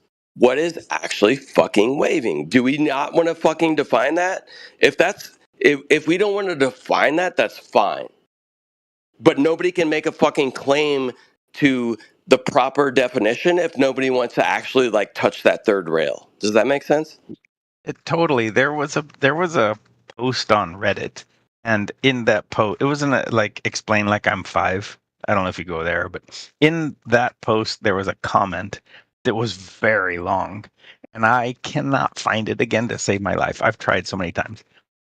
The question was something like, "What is mass?" It had nothing to do with the flat Earth, globe Earth like debate. Somebody was just asking, "What is mass?" and I've seen it used different ways, and I don't understand. And a physicist wrote a very long, very interesting answer to it, which is getting right into the heart of what you're talking about. That, there's stuff that is useful, but if you start looking closer, it starts not making sense. And do we throw it out because it doesn't make sense, even though it's useful? What's the right answer? And mass is right at the top of the list for me. What is mass? Right. Hard to say. But to me, like, I understand the useful aspects of it, right? Because everyone wants to reify it into this. It's a wave function, which a wave function can be useful, right, in defining certain parameters. But what is actually fucking waving? That's the ultimate question, right? And I think Nothing. Not, Nothing is not gonna waving, lie, dude. that Dude, starts to blur the line between physical and metaphysical, right? Like I think it gets to a certain point where you're on that line of physical and metaphysical. Would you agree or disagree, Roll? Dude, nothing is waving. What are you talking about? So there's no wave function. Wave function is not physically waving. It's not anything physically waving. It's just a mathematical waving that construct, way, dude. Okay? Come on. So why are you defining it by a wave function if it's nothing? Nothing's waving in physical reality, dude. So nothing is not a thing. So no thing is not waving. So what are you trying to define by that? Wave function duality mentioned earlier, dude. It's just a mathematical expression. It's like it's handy. Roland pointed this out. It's not actually true, but it's handy, like mass. Right? It's just a mathematical conception. It's not actually waving. Well, it's not actually not waving either, right? I was going to say, so do you agree with that, Roland, that there's nothing that's actually waving? It's just some sort of I take issue with the mathematical word conception? actually and Napalm, I take issue with the emphasis he put on the word actually. It's like he implied he knows what's actually happening. And I do take issue with that. No, I don't agree. Well, not actually waving. You're Napalm. This whole discussion of the past hour is way down in the very like you just said, line between physical and metaphysical, and we could start talking about what that word meta means. But yeah, Napalm. This moment in time, I'm like meta means agreeing not with a lot of what you're saying. Right. So meta means not physical, right? So we have to, at some point, acknowledge a non-physical entity that may have set out these rules. Would you agree? Yay, God. Oh, yeah, are you awesome. you're striking out at God and the origin of the everything? Yeah, I didn't say God, but is that your implication? I am pretty much like atheist but I leave room for God, so I'm slightly agnostic. But I can I don't respect know that, where right? Like I don't know I where the can rules came I can from. somewhat respect that, right? So when we start to blur the line, because how can we properly define the metaphysical and the physical? At some point, you don't have a physical definition for something that can't be defined physically. Would you agree? Yeah, it's this is why I actually unmuted. You're hunting for the axioms. Where can we start?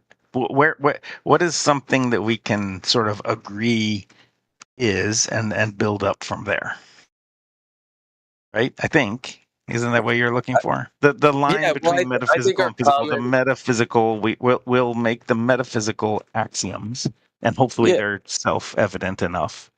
well, I think our common conceptions, right? We're lured into this idea that we understand because we can put some sort of mathematics to something that's taking place that we can't properly define, right? So like I Yeah, don't take the atom model. How about the atom model? right.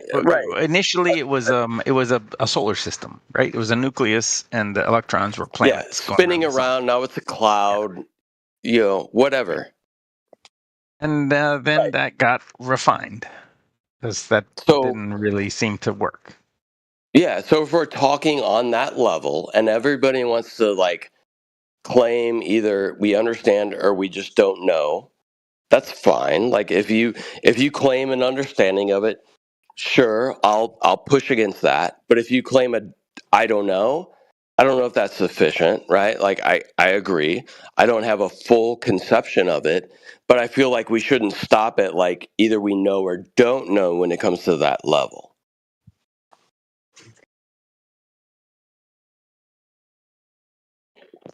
Well, 'Cause the right one thing now, I can, if I may just You're add not this, going to sorry get to interrupt. pushback from me, Napalm. Sorry to interrupt. Yeah, I'm with you. And I was Jen, going to I will say, yield to you now. Good luck. I appreciate that, yeah, and I do apologize for interrupting. I was going to say, we Hey, do thanks, Jen. utilize that downward downward vector. Let's take the case of the bike I used to have, the Honda 650 NX 650J single cylinder. It was a dry sump, which meant that the actual the engine oil tank was outside of the engine, above the frame, above the engine. So it would be fed in. It would be cooler before going back into the engine.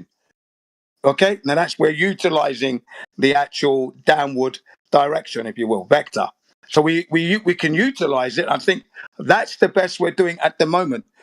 What it actually is the difficult thing to know as such, but we are utilizing it in many ways. Okay, that's just one. Thanks for the gap there. Thanks.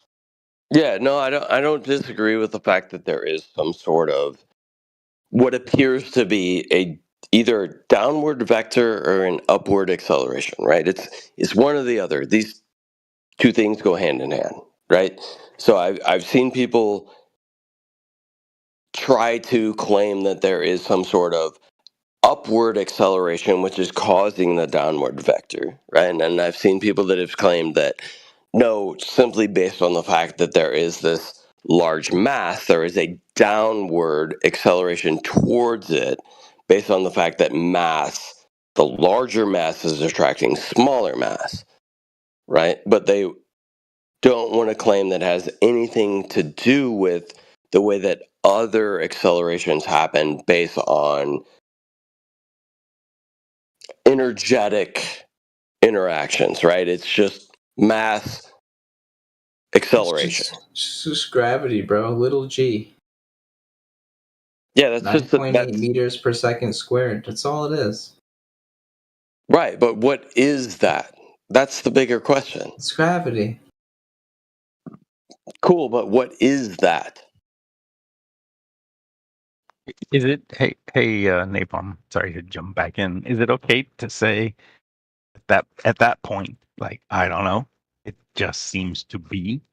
I mean, in a way, all of the forces are kind of hit that line, right? Like I don't really know why the nuclear forces. To be honest, I don't really know why the electromagnetic force. Sure. So we can all just say, I don't know. and we can never claim the bending and warping of space-time, right? Because it's like, we don't know. Well, we just know hold that it on. happens. Just because we don't know why doesn't mean that we don't see it happen. Right, Right, but if brother. you have That's right. but if you have no explanation of why, I don't care what your explanation is. Wait, you're saying if I can't explain why it happened, you do not want to hear my evidence at all? No, because I have the exact same evidence you do if you're not claiming a reason why.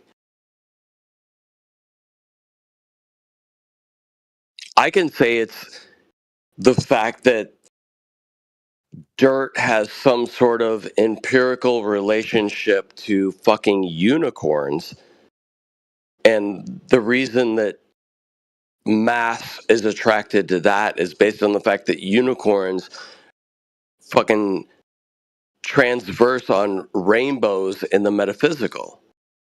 Oh, hang on. Interesting analogy. there. Hang on a second. Before we bring prove me unicorns, wrong. you prove me wrong and prove me that your conception is better than mine. well, hang on. Before we go to the unicorns, if I can say that there's clearly mass attracting mass, like a Cavendish experiment. Just hold on. Just hypothetically, if I can say we want to clearly define it that, does, though. but then I can't explain the why. Why is the observation invalid just because I can't explain the why? It seems like the observation is quite valid and should go into the pile of things that we know happen. Who every claimed that, explanation must include. Who claimed? Hang on, I did. Who claimed it was invalid? Oh, I've gotten confused. I'm sorry. I was in the middle of a thought, and now Yeah, because you say when this attraction takes place, who claimed it was invalid? Because you're like fighting windmills, Don Quixote. Like what are you talking about? Did I make that claim? No, I was using a hypothetical to say that just because I don't have an explanation why doesn't invalidate the data. Data is, and every explanation why. Who disagreed with the data? Who disagreed with the data? I've not you in this discussion, but so many people in this larger debate have that it frustrates me. Well, I think there's a reason behind that, right? But who claimed that there was not? You say you can't define it. You just experience it, right? I can't explain why. I cannot tell you why. I can measure it too. You can measure it. We can all measure it.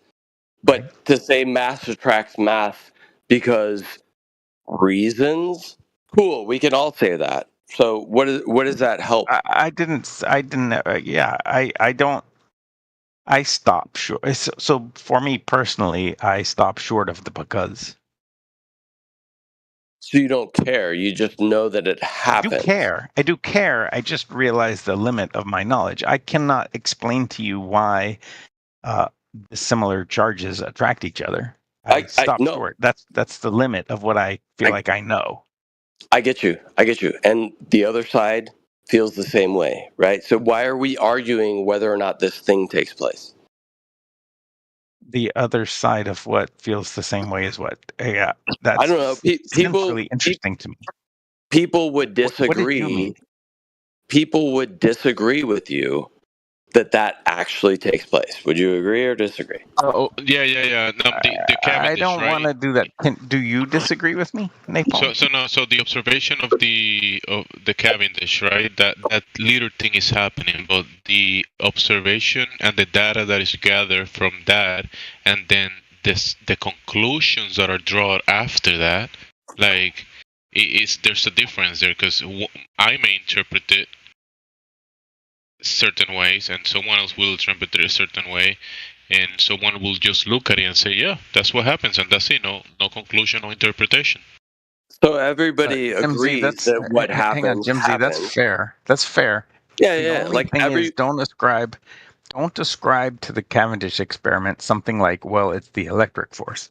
Because since Cavendish, many people have repeated it and they have controlled for the electric force. So whatever is happening is not the electric force. What is the electric force that you're referring to? The negative charges and positive charges are attracted to each other. The rub a balloon on your hair and your hair stands up. That's the electric force. Oh, so that doesn't actually happen with No, masses? it happens. It happens, but Cavendish and what Cavendish observed cannot be fully explained by that because people have controlled for that very carefully. They have gone to great lengths to make sure to rule that out. So whatever is happening. What are these? Give me the parameters of how the electric force is defined. Say that again. Give me the parameters in which the electric force that you're claiming is defined. For this discussion for this night, I'm going to just end it at negative charges and positive charges are attracted, and like charges are repelled. So like Coulomb's law or something. Coulomb's law. You'll end at Coulomb's. All right, that's fine. Yeah, and we could go deeper, but not this night. No, that's fine if you don't want to do that. But at least we can agree that like you'll Cavendish saw, Coulomb's law doesn't fully explain it. Yeah, you'll end your definition of the movement between masses with Coulomb's law. I can get on board with that. Because if that's where you say it ends and you have no explanation past that, that's fine. Because I think the explanation is very similar to that. But if you want to end it there, I'll agree. Well, yeah, for this discussion for right now, I want to say that Coulomb's force and the force of gravity are similar, and that Cavendish did an experiment and things moved, and the electric force can't explain it all. Coulomb's law can't explain it all. So let's pull it out to just Coulomb's law, right? If we don't want to go further than that, what causes Coulomb's law to take place? Right. Yeah, that's the same question as what causes gravity to take place, and that's where I'm saying I don't want to dig deeper. And how do they control? And it's not because I don't care. It's not because I don't care. That's it's just fine. kind of late. No, I get it. Kind of late and kind of deep and very interesting to me. But yeah, I'm gonna kind of carve the line there. Coulomb, gravity. It's fine. It's fine. By the way, why do you hate me? You said you hate me. Well, why? Because of what you do in the chat without actually opening your fucking mic, bro. Like, we've had plenty of discussions via voice where we are very congenial, but you will do stupid shit in fucking chat that I don't agree with. Because I don't remember ever having a particularly bad conversation with you. No, I will agree that we don't have bad conversations, but you will do things in chat that is like text. Like Napal, you gotta also add another variable that you speak into a sober rolling my boulder. So he's sober at the Yeah, moment. I was gonna ask, Napalm, are you talking about recently in chat or like a year? When he's strong, you might be getting there on the wrong side. Yeah. What did you say, Napalm? I haven't spoken to you in voice in probably, what would you say, 2 years? Yeah, it's been a while. I've calmed down then, so you meet the new role. Me too. I took a very long break. I'm like doing a bunch of credentialing with work and all that kind of shit. But like, yeah. Well, if you see me in chat saying something that particularly infuriates you, please call me out on it because. Yeah, we'll do it on private. Yeah, whatever. Right. Anyway, Nathan, So, good ladies to see you again. And just who was round the other this guy up that we this used to talk discussion. to? There was another guy right, I'm a still lot talking. like you. Cirrus? Something like Cirrus. Yeah, how do they control for Coulomb's law, though? Cyrus. Cyrus has been he's been hit or miss recently. He's a good dude. I like Cyrus. He is a good dude. I like Cyrus a lot. All right. Sorry, Jen. Take it away. Wait, no. Question.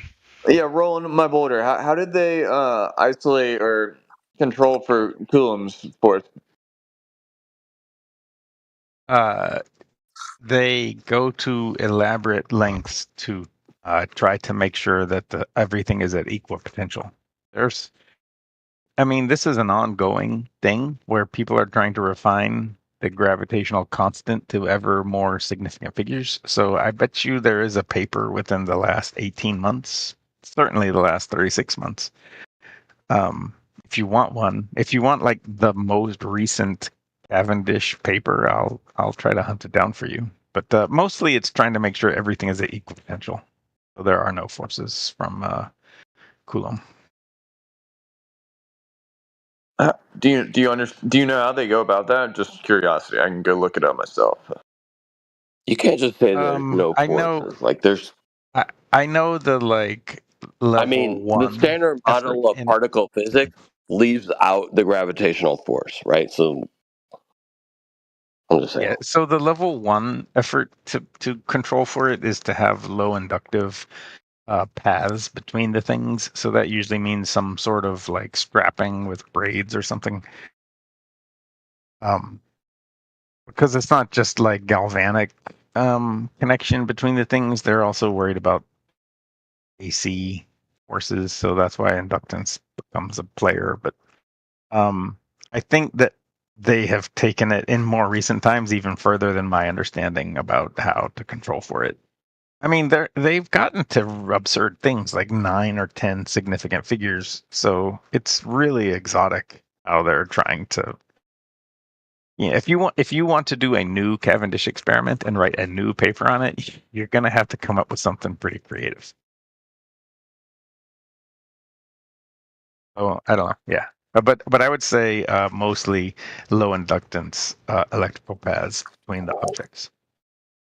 But what's electrical and what are these energies, right? Like that's the bigger crux of it, right? When you say you need to get creative in your explanation of it, your explanation boils down to energy. What is that defined as? Yeah. But I said for tonight I was going to draw the line at all right, and you said fair enough. Meanwhile, ladies and gentlemen, back at the ranch, none of us have witnessed this mass attracting mass anywhere in our lives. But the claims are being made that gravity exists here today. It doesn't exist. It was never proven by Newton. He disagreed with mass attracting mass theory, which he couldn't prove. Thought it was an absurd idea. We can't prove it ourselves. None of these gentlemen can prove it. And the Cavendish is just a nuisance. It's a nonsense. There is no such thing as mass attracting mass unless it's a real magnet. We know why. It's a magnet. It's got magnetic properties. Bang. Okay? Now, if mass attracting mass was a real thing, we'd see it all over the earth as we move around. Many spheres are happening all over the place. But we don't see this mass attracting mass. It's just not something observed in all 63 years of my life. Okay? So it's just a theory that was never proven at this point. And the little movement that those balls do, and everybody's, we've proven it, and you haven't proven anything. Okay? It's not a theory. They don't even have a hypothesis. That's not a theory. Not a theory. They don't even have a hypothesis. Thank you. It's not even a theory. Thank you very much. There we are. There we are, ladies and gentlemen. It's always important to get a clean breast of everything, and I like a clean breast, believe you me. Now, this is where we are currently. Gravity not being proven. Yeah. Gravity not being proven. Thank you.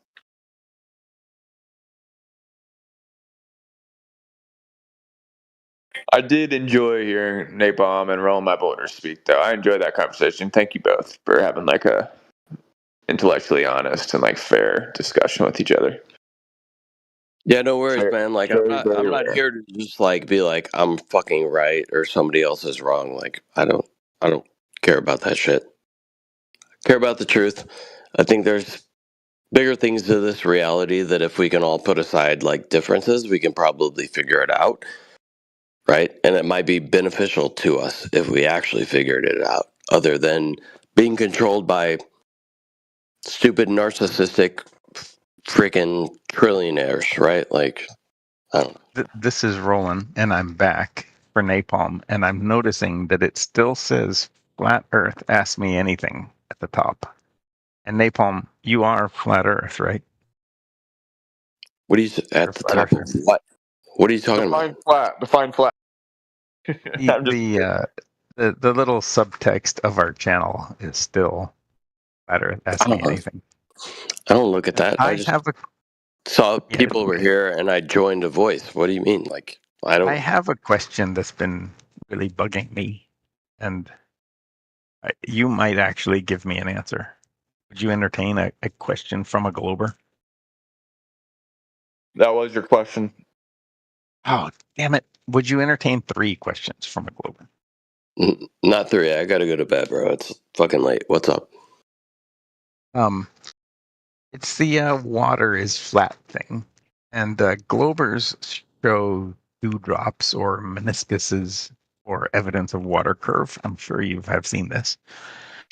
It's a misconception of the idea that water is flat, but go ahead. Well, pin in that because we may need to ask about that. And then the flat earthers say, well, puddles and bathtubs and lakes and oceans are all flat.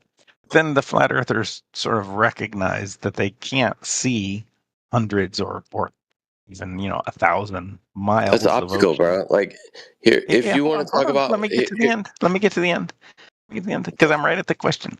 So on the small scale, there are meniscus and dewdrops and stuff. So water is curved on the small scale. On a, let's call it mid scale, like a bathtub or a lake, it looks flat. Then you can't see 1,000 miles. So since we have sort of a conflicting thing on one, it looked curved and on one it looked flat, how am I supposed to believe flat earthers that on a huge scale where we can't see it all, what they say is true? Sure. And if you want to speak for them, that's fair. But that's my question. That's what's been. I don't care. Been burning. So based on your question, right? If the world was flat, what would you expect to see over distance based on your conception of reality? Would you agree or disagree that we view this world in Euclidean or non-Euclidean space? I will speak just for me. Certainly Euclidean. I work in Cartesian coordinates, X, Y, Z, and approximate many things as flat. And don't dispute the idea that a lake at a casual glance looks flat. Cool. So if you think that we visually perceive, and this would be any measurement based on optical devices. For me, if you believe that we visually see this world in Euclidean, am I breaking up? Am I breaking up? Can you hear me? Loud and clear. Yeah, I can't hear you. Okay, so if you Can agree you guys hear that me? Is it just No, I Napalm can't. that went away? Okay, it's probably you. Well, let's wait. He'll sort it out. Are you saying something?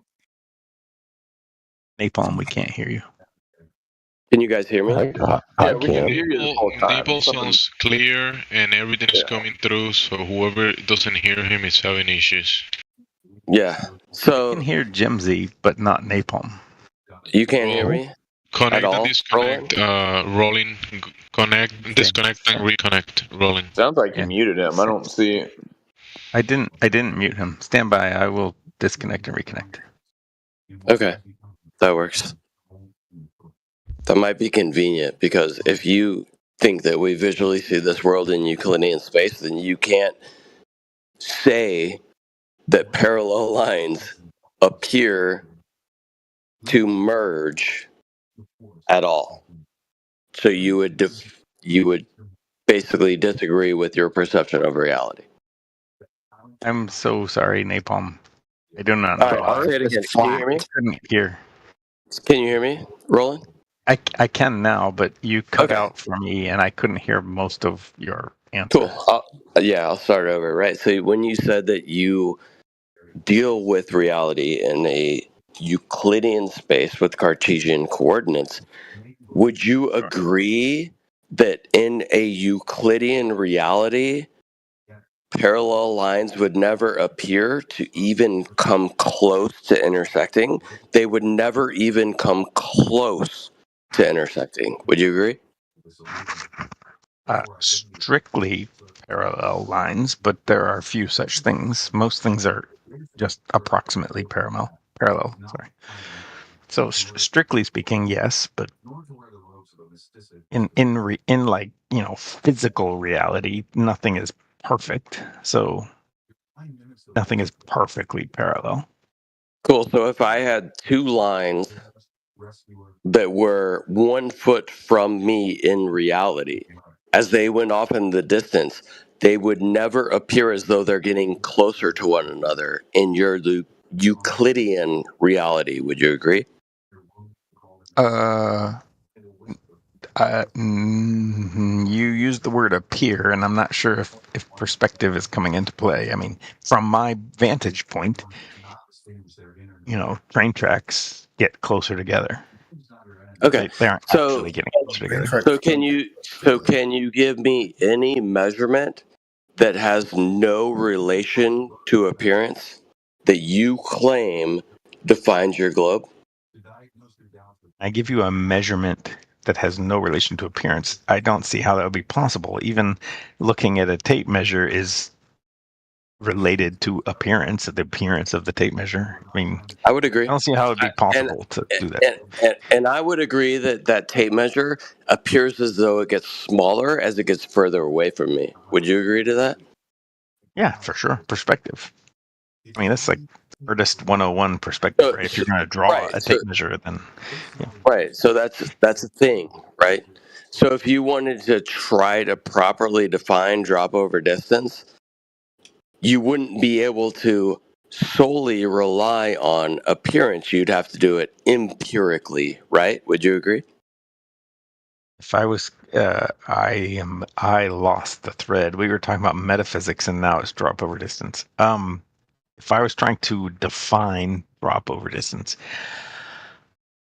you're touching on something that I have never fully understood. If you're talking about measuring Earth curve, okay. If we're about to run up on something, I just will volunteer. I don't understand. Yeah, that's fine. If you don't understand how you would properly measure Earth curve, then I don't need to have a conversation with you because you believe that it's taking place and I say that it's not. And I think that anything that you would measure is purely based on appearance, not actual measurements. So then you would agree with me there. So where's your actual proof that the Earth is dropping as it gets further away from me? When did I offer a measurement of Earth curve? I don't understand what happened. What did I do? I mean, it sounded like I didn't try to trap you. You kind of put yourself into that trap, and I just that's agreed. Okay. What did I do? I just to agreed put with myself you. In that trap? Yeah, I just agreed with you that yes, if you're claiming that a measurement to apparent locations is not an actual measurement of drop over distance, I'll agree with that, right? Because in your Euclidean world, you would only ever measure to perspective based on the fact that you're measuring to apparent locations. So you could never define your reality by a measurement to an observed location. You would need to do it empirically with like laying line to establishing a horizontal and measuring down from it. Have you ever done that? I certainly have not laid lines and measured down from them, and also I'm not quite on the thread of what we got. We're talking now about where is the measured empirical Earth curve thing.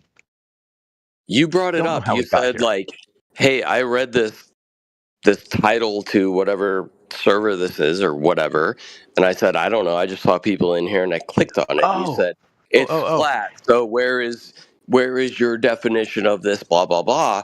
And I'm like, "Well, if you're claiming that it's not that, how do you fucking measure it other than observations to apparent locations? Do you have physical empirical measurement?" Yeah. My question was much more nuanced than that, and I did not mean to like trigger a whole thing. My question was, can I go back and ask my question again? Because no, you can't. It's too late. Okay, you can do it. All right. My question was just that as I have listened, the flatness of water is central to the flatness of Earth, but on a small scale, water is curved, meniscus, dewdrops. And on a large scale, like 1,000 miles, a flat Earth acknowledges that they can't see that far. So only in a middle scale does it look flat. And I was trying to understand why flat Earth asks me to extrapolate to the large scale they can't see. Given a counterexample that on a small scale it's curved, maybe on a large scale it's curved too. Who knows? Flat Earth doesn't know. It's not that it's curved, right? It's that a meniscus is not the aspect of a lake. Do you think that the meniscus on a lake would affect, let's say, 100 yards, right? Like if I'm observing something over 100 yards, do you think the meniscus on a lake would be relevant to my observation? Completely not. Totally irrelevant. Okay, cool. So my question is on a small scale. Right, small scale, 100 yards, small scale, right? So when we observe, small, so dewdrop scale. That's not okay. Cool, small scale that happens. Right? There's smaller scales, right? There's microscopic scales, but small scale dewdrop, it's curved. How can you tie that into a larger scale, though? It's all water. That's how. So on a small scale, it's curved. So you agree that at 100 yards, it's not relevant, the meniscus, but you want to go to a smaller scale and then try to apply it to a larger scale, but then say it's not relevant. So that's hypocritical. No, listen to the full question. Listen to the full question, Napalm. On a small scale, it is curved. We both agree. Meniscus, dewdrops, they're curved. Sure. On a middle scale, hold on. Listen, Napalm, listen. On a middle scale, we also agree lakes look flat. No, we agree. No. Let's go back to the small scale. So the small scale, there's a meniscus. At what point does that cease to exist? Irrelevant to my question, which I want you to listen to, and then if you want to go back there, just put a pin in that, because if that's where you want to go back, we can. On a small scale, we agree there are curves. On a middle scale, like puddles or bathtubs or lakes, we agree it looks flat. So now we have 2 points, one curved, one flat. Don't speak for me. We need to extrapolate to the huge scale of the Earth. Flat Earth acknowledges it can't see 1,000 miles. Don't speak for me. I am not. I'm asking a question in my own mind, and if you want nothing to do with it, that's okay. Well, no. Before we get to large scale, let's get to middle scale. So what is middle scale as you define it? Bathtubs, glasses of water, puddles, lakes, oceans. Okay, oceans cool. As far as you can see, which is not very far. So if I can demonstrate that what happens on a middle scale has nothing to do with a meniscus, but has everything to do with perspective, would you agree with me or disagree with me? I would feel like you weren't understanding the spirit of my question. Okay, we need to extrapolate to what we can't see. Let's make parameters. 100 yards. What is the difference between the low point and the high point in the meniscus of that water, in your opinion? Can I approximate my answer as 0? and we move forward. It's not exactly, Sure. but can I just say 0 and move forward? Okay, 0. Yeah, I will agree with that. But if I can demonstrate that my observation appears as though there would be curvature at that small distance, would your approximation of 0 be correct or incorrect? This conversation sucks. It does suck because Napalm, I don't care. My question is, how do we extrapolate to the 1,000-mile scale that we can't see? Well, we can Flat prove it on a Earthers want middle. me to believe that it remains flat, even though they can't see it. No, we can prove at 100 yards, where you say that it would be 0, that there is an optical appearance of drop over distance, but it's merely optical. It's not actual. Unless you can prove the actual, I can prove the optical. Can you prove the actual? I'm not. I am not interested in that particular point. I want to know about the 1,000-mile scale where you can't see, and why I should believe. If you can't get past 100 yards, flat. why are you concerned about 1,000 miles, bro? All right, let's go. Tell me about the 100 yards. I'm going to engage now. I'm going to fully engage with the 100 yards. If we can prove that there's an optical relationship between the smallest substantive angle between the observer and the thing you're observing appears as though there is bottom-up occlusion, apparently, can you prove that there is actual drop over distance in that distance? Empirically. I'm not sure. You can't, but you want to go out to 1,000 miles. No, I want to understand why flat earthers, not necessarily you, but why, and that's why I'm saying if you didn't want to answer the question, that's okay. But my question is, why am I meant to believe flat earthers when they say water is flat over 1,000 miles when they can't see it? And I only have 3 points. 1 point is small, dewdrops. 1 point is middle, lakes.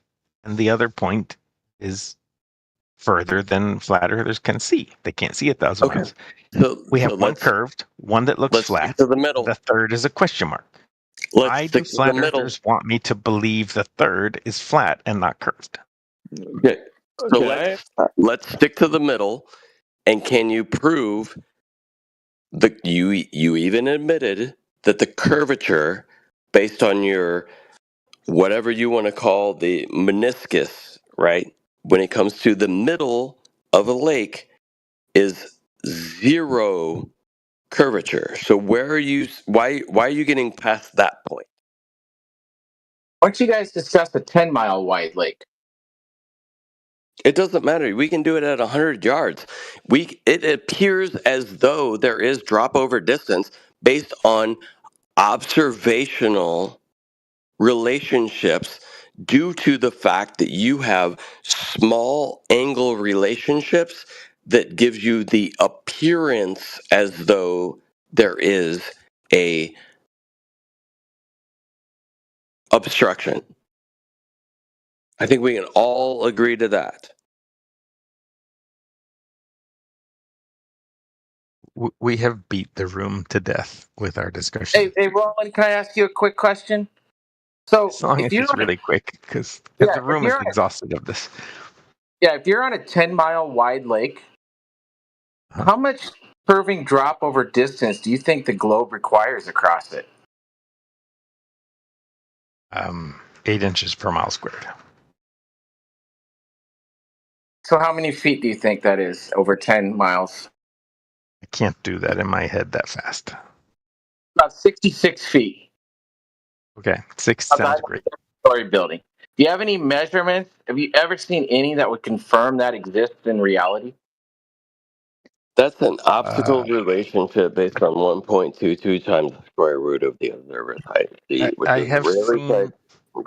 I have not done a measurement as you described, but I have seen some, not exactly as you described, but similar to what you're saying.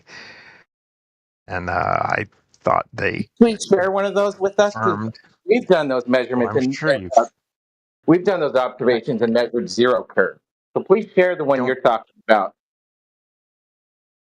I don't think I have anything that it would be new to you. There is some old stuff over Lake Minnewanka from a guy that got curious about the spider. Prove that it's empirical as opposed to optical. So you're saying you have measurements that are what, based on theodolites? Or do you have an actual laying of a line that has been known to be parallel? Nothing that is laying of a line. I do not Yeah, have so such it's thing. an optical relationship. So do you have Everything that I anything would offer empirical? is optical. Yeah, so it's all optical. So the same way that when I talk to surveyors and I ask them, how do you measure the drop over distance for the curvature of the Earth? They say, it's not actually there, it's optical. We only calculate it in once we get past a certain point. So whoever is asking me the question, are you satisfied with the answer or not? Well, basically, I know about that Lake Wanatoba measurement, and there's no actual measurement. It's more of it looks curved, so it must be curved. There's no actual measurement there. Well, I mean, he varied the height of the camera and showed what the camera saw. I mean, there certainly was no tape measure involved, if that's what you mean by measurement. No tape measure, huh? So no measurement. It was a pretty careful observation that I think. Like I said, so no actual measurement. It's just it looks flat or it looks curved, so must be curved. No actual measurement. Actually, no. The Glober is telling you it looks flat. hang on. That's why it's a ball. Yeah. Did you measure it in rise over run or based on an optical relationship in degrees? Napalm, I already told you it was optical, and I'm sorry that I don't know who the other guy talking was, but the other thing I was going to offer up was more recent than the Minnewanka, and I'm sure you've probably heard or seen it, but there's a guy very much anti-flat earther, Jesse Path of Light, or I forgot his other name, and he has done some more careful laser and theodolite measurements. Napalm, they're still optical. Yeah. He's done some What more about his careful optical observance of a concave Earth? So is it concave then? Doesn't seem to be, although he's measured that before. So is that an optical measurement or is it an empirical measurement? I already Napalm. I already said they're all optical. They're all optical. You don't have to ask me any more times. They're all optical.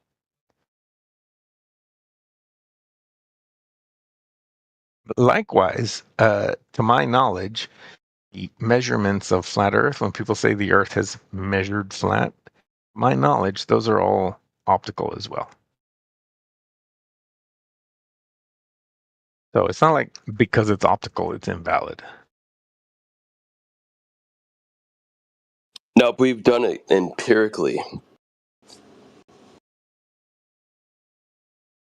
Yeah, over small distances, right? Even in your mid distances, we've measured down from what we established as a horizontal. So where's your measurement of drop over distance from an established horizontal?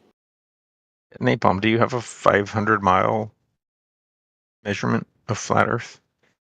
Oh, I thought you were flat talking about over 500 miles. So now you're going to move the goalpost to 500 miles when you were talking about 100 it's arbitrary. It's arbitrary.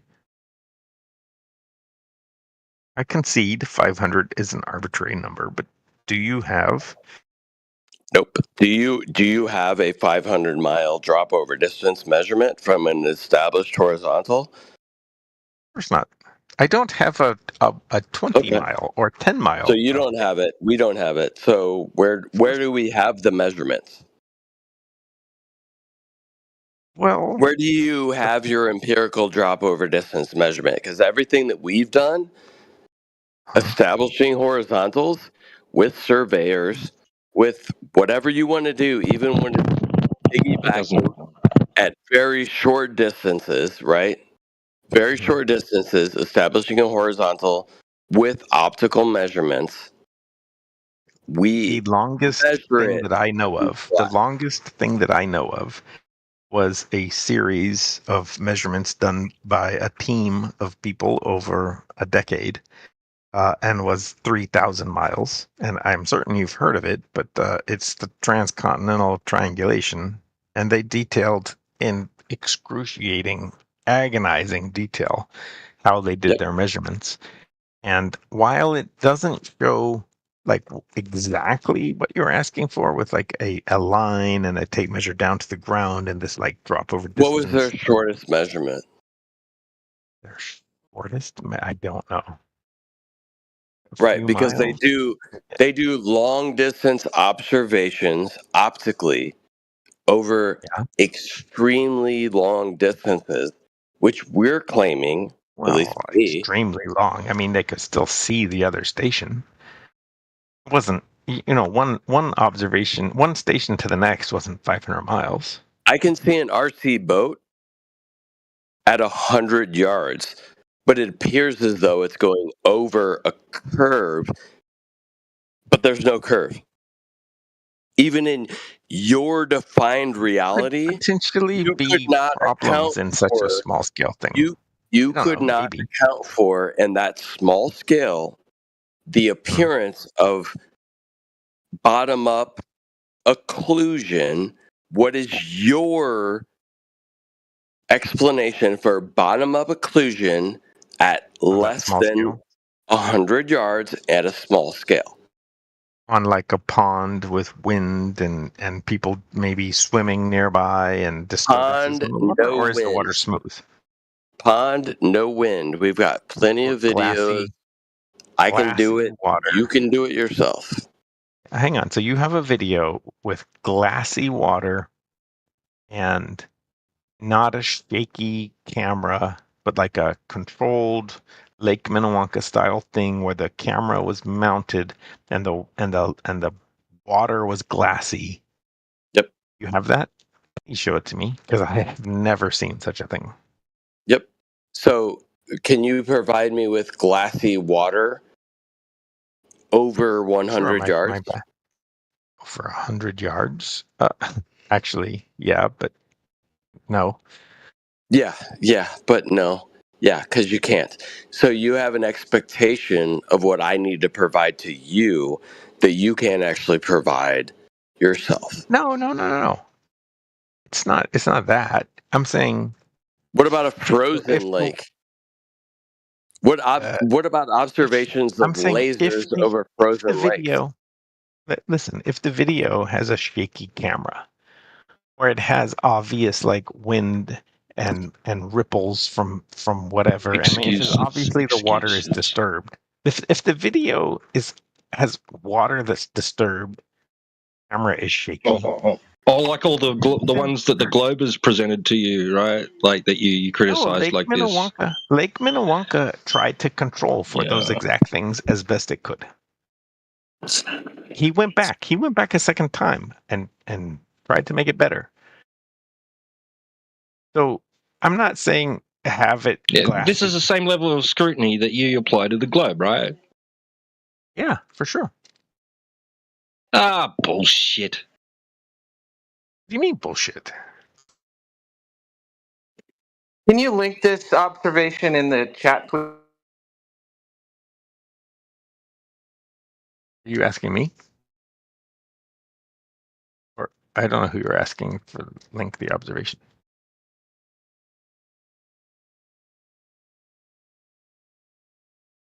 On a globe, the horizon, there's a vantage point when the horizon you can't see.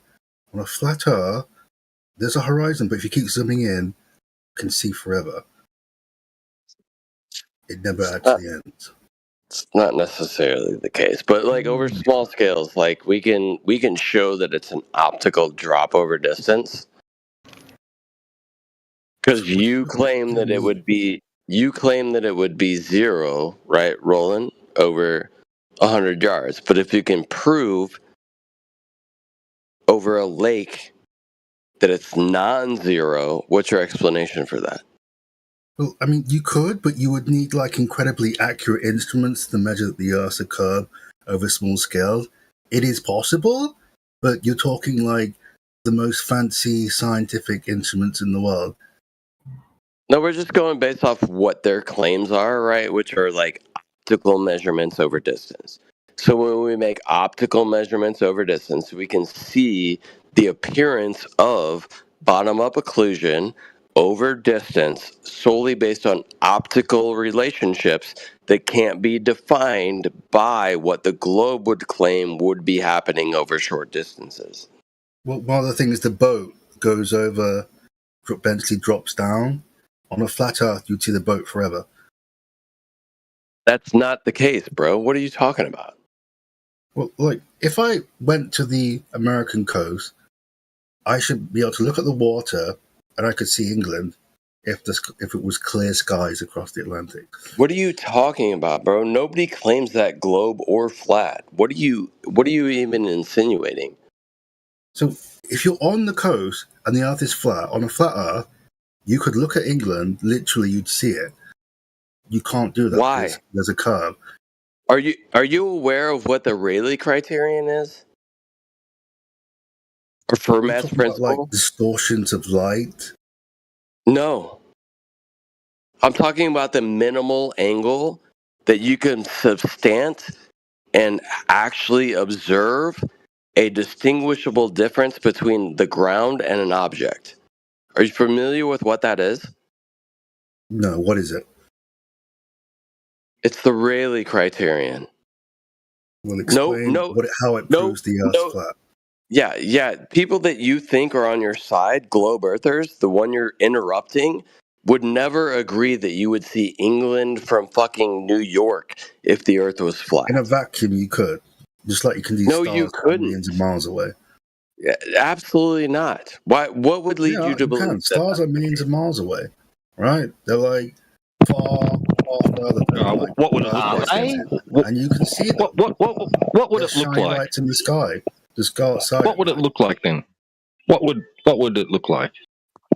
Well, if you look at the atmosphere, so you get no air distortion, yeah, you'll be able to see like England. You'll be able to see Africa. Assuming the Earth was exactly flat. What would it look like? So hold on. What From my sea field level. of view, right? We. So go on, T-Dub. Yeah, I just want him to describe what he thinks it'd look like. Well, you're standing at the beach looking out the ocean. You're like 5,000, 10,000 miles away from a landmass. Like a coastline, really far away. If you had a powerful telescope, and I could wave to you from the UK.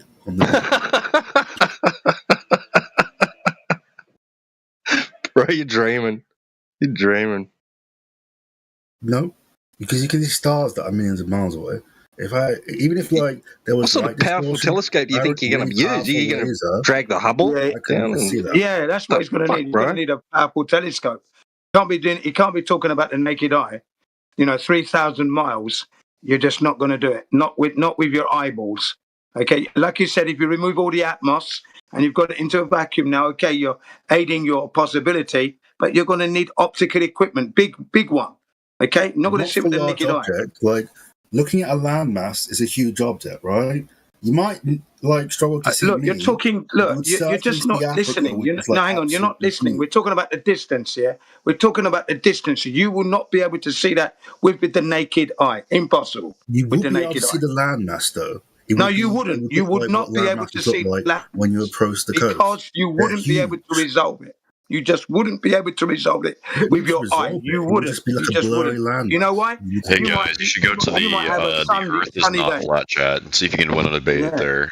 Let me finish. You might have a sunny day, so there's going to be haze. If it's a cloudy day, you've got no chance again. Do you understand? If it's just cloud and there's no sun. This is including when you want to remove your atmos. The distance involved will never allow you. You're going to need a big telescope to do that. That's what you're going to need, man. It's a large object. Africa's All a right, short guys, there. come to So if you're on the the American Earth is not coast flat, and chat. looked in that direction, you would see. Sorry, who's that wants to invite me down? Say that again.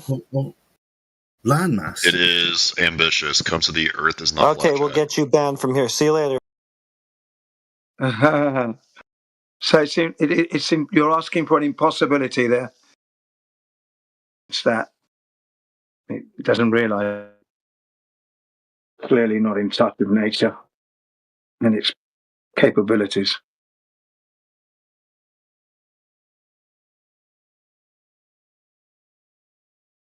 Yeah, he was from England, by the way.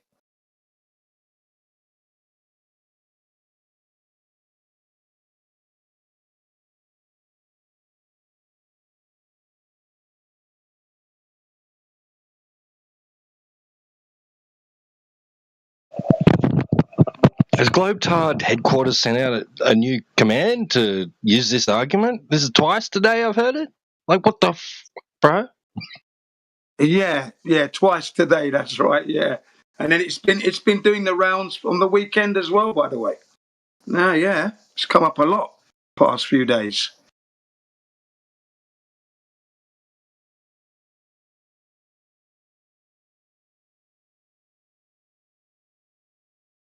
You know, it's one thing after the other. Okay, if it's flat, then we should be able to see. You know, no, it's not like that at all. That's not how it works, man. God, just impossible. These people, real fantasy. I mean, then he said you'd see him waving on the shore. I know. Come on, it's embarrassing. No matter what, yeah, I never thought, I obviously knew you could not see that far. That's common sense. Even as a glober, I knew that. The weather is going to be in the way. Come on. Anyway, I think those who spend their time outside in nature know this sooner than those who are living in concrete jungle. That's all I'm going to say there. Because, you know, when you're in concrete jungle, you've only got buildings to look at. But those who are outdoors in nature and in all seasons, they know.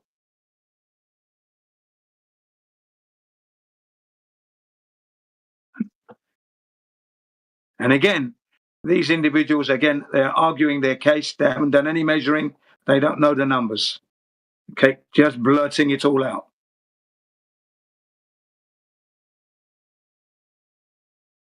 You see, my embarrassment is I saw it all and I missed it. That's my embarrassment, ladies and gentlemen. When I say I saw it all, I saw the horizon from many heights, jumping out of planes, paragliding, abseiling, climbing, you know, rock climbing, and you see this horizon. It's a beautiful view, right? But it's telling me it's flat at the same time, but I didn't pick that up. And I've had years of this experience. So that's my embarrassment. That, you know, we all have our embarrassments. That's one of mine.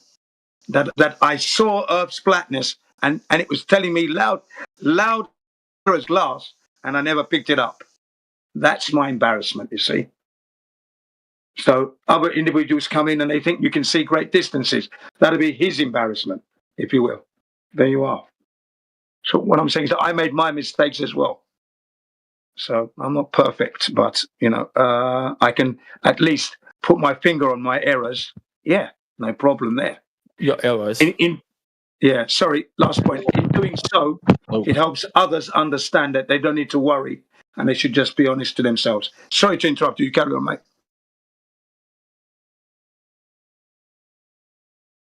Cheers, Jim. What's going on, John? Huh? Hi, I guess. What brings you here today? No idea. Just curious and bored. Have you been in here before? Many times, yes. Surprised you don't remember me. I don't recognize the name. Wait, who's talking? T-Dub. T-Dub. I know, all us Aussies sound the same. I remember you. Cool. What did you call me? What? I said all us Aussies sound the same. Oh, I mean, yeah. At least in like this room, there's like 3 of you. So, but like I do remember you specifically. I'm not getting you confused with anybody else. Just a lot of Australians that I know. So you're bored kicking stones around. You thought you'd come in here and, well, you're here now. What can we do for you? Oh, I was just observing, you know. Yeah. What are you observing? Let's have a listen. Just curious. Just people talking. I don't see the issue. Okay. All right. Flat curious, eh? Who else is flat curious? Anyone else here? Flat curious? No, I'm not curious about the flat Earth. I'm just curious about people. This is like a sociology thing. I have my decision made on like, you know, the shape of the Earth. It has nothing to do with that. Just people watching, you know. Yeah. And what is that shape? Oh, it's a globe, ball shape, basically. Ladies and gentlemen, look at this. The man has not measured a single degree of curvature. Right? Hasn't measured it. You never asked me for my like measurements. What, have you measured? Yes, I have multiple times. Have you measured? What method? Hang on, first of all, what methodology did you use? What location was that? Go ahead. Somewhere in Chicago on the coast. Somewhere in Chicago. All right, go ahead. Yeah. What was the methodology? What did you do? What do you mean by methodology? I measured. What do you mean by methodology? Is this the man who's telling us he measured the curvature? So methodology, how did you do it? Tell us the steps. 1, did this. 2, did this. 3, did this. Remember, there are people listening in the YouTube live stream. Well, no, I guess step 1 I observed, and step 2 I measured. And then I observed again, then I measured again, and then I came to a conclusion. Yeah. Can you tell us the steps you took then? Let's have a look. Where were you? Yeah, somewhere measure, in Chicago. observe. Ladies and gentlemen, if I'm going to tell you I measured curvature, I'm going to tell you exactly a bit more detail.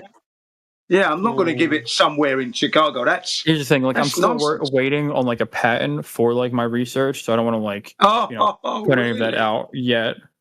You're putting a patent out there now. No patent. Not pattern. Learn to listen. Okay, go ahead. No, I'm correcting. Like I said, patent. Can you give us a summary?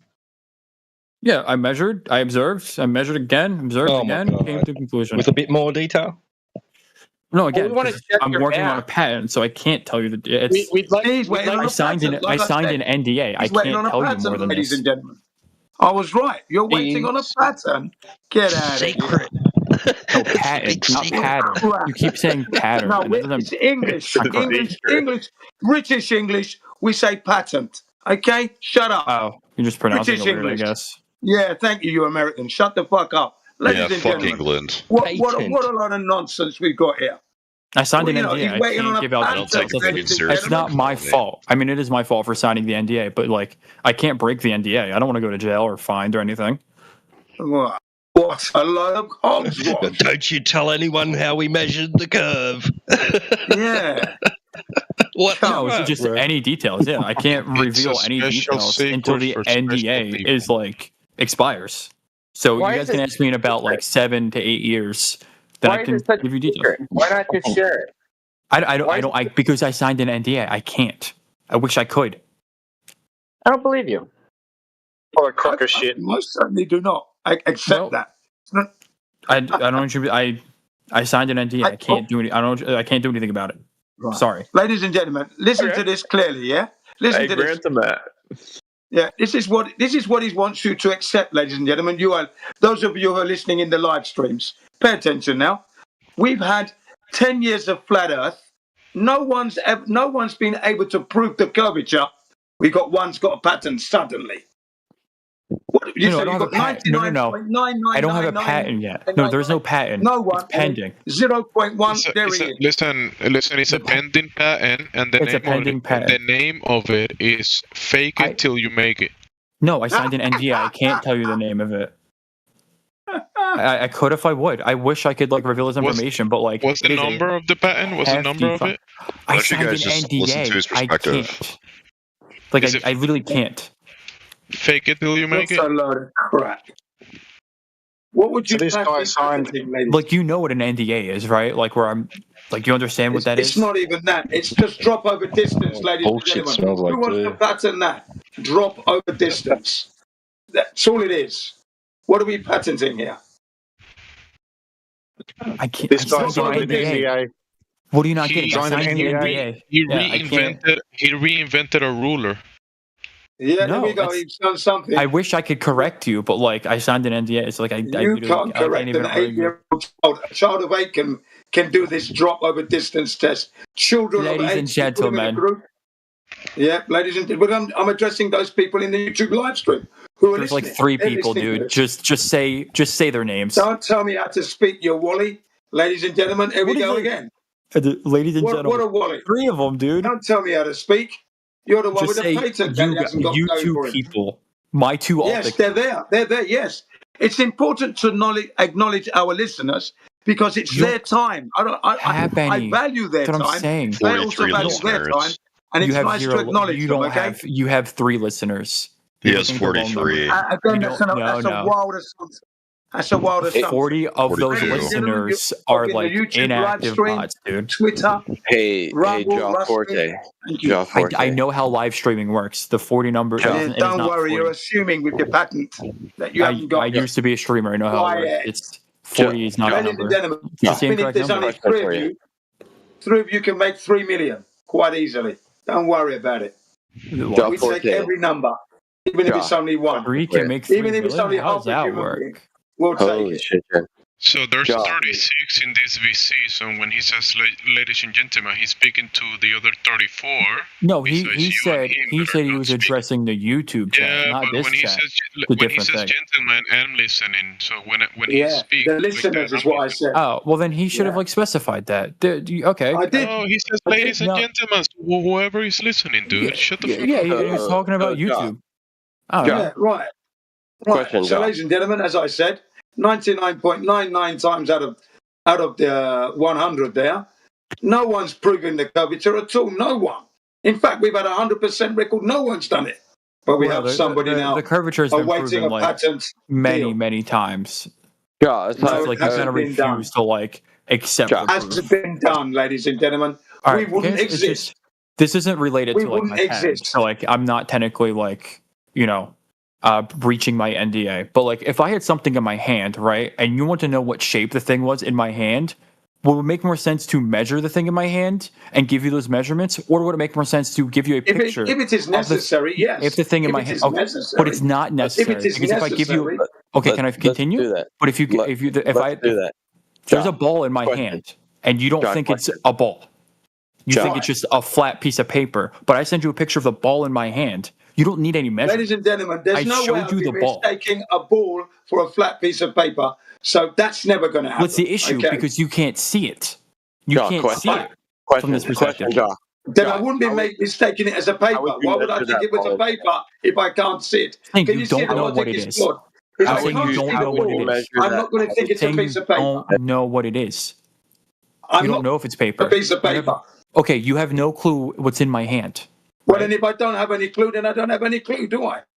But if I told you there's a ball in my hand, would I prove that by measuring the ball and giving you its like radius, or that's not what we're saying? If we're being, it is. It's exactly not analysis. What you're saying. It is not an analysis at all. You can't interrupt me. I'm in the middle. Let me finish. No, don't hang on after you interrupt me. You interrupted me. No, you're. I'm trying to respond to what you're saying. Okay, but I'm not done. Stop me, ladies. Because you're interrupting me. Listen up, ladies and gentlemen, if we're being told we're living on a globe, right, and you've had no experience of the curvature, and you don't feel the rotation, I feel like I didn't get a chance to like finish my point. I feel like I was getting somewhere with that. You're going to be concerned. You think, let me go and check it. Let me go and measure that curvature. That's what you're going to do. Especially if someone else is telling you, there's a ball in my hand, it's not a ball. Right? And you want to know. Let me go and check. That's and you want to know that there's a ball in my hand. I will take a picture of the ball in my hand and send it to you, and you'll be like, "Yeah, that is a ball in your hand." No, it no wouldn't measurement be yet. needed. It wouldn't be yet. You would go from like a outside perspective. You wouldn't like ask the like. Let's just say I have like a big ass sphere, and there's a bunch of ants living in the sphere or whatever, right? You wouldn't ask the ants of like, "Oh, do you know where?" Because like they obviously don't have like the right perspective. It's not analogous. But it is because you're just not listening. You're just not listening. It's not flawed. I'm listening, and it does. You just have a third grade understanding of like perspective. No, I'm sorry, ladies and gentlemen. Even a third grade would understand that his logic is completely can I ask you wrong. a question? Real quick. Now you're interrupting are you religious? me now again. I can't even speak. Well, no, because you keep interrupting me. There's clearly no respect. He's accused me of having a third grade mentality or intellect. Yes. The point is, no, not intellect. Understand that. Analogy is not analogous at all to what we're talking. Ask you a question, Jin. Are you religious? No, not at all. No. Okay. You have an NDA. Why are you still talking? Well, no, because I'm not talking about the NDA. I'm talking about something different. Yeah, I'm not talking about this. Distance. But I'm not talking about the patent that's pending. Drop over distance. That's what we're talking. Point A to point B, there should be X amount of curvature. Who needs to be patenting anything here? If something trumps that proof, right, then you'd have to accept Nothing has in 10 years. So far. And in the court of law, ladies and gentlemen, in a court of law, 3 occasions. In a court of law, if you have a video of someone like running someone over, you don't need to measure the tire marks or anything. Pay attention now. Video evidence of someone being run over. That's exactly what I have. You fucking have the picture of the car. 3 court cases. Court of law, ladies and gentlemen. The globe was not proven in a court of law 3 What do you times. mean? Okay, so send me the source. I really want to see this. I've never heard this in a million years of arguing with people. Of the car Look is it not up. Look it up. Car. Yeah, no, the burden of proof is on you, buddy. You're the one who made this Not necessarily weird-ass so, claim. buddy. No, because you're the one who made the I claim. found it myself, didn't If I? you make the claim, the find burden it. of proof is on you. I'm not here to help you out, mate. You find it.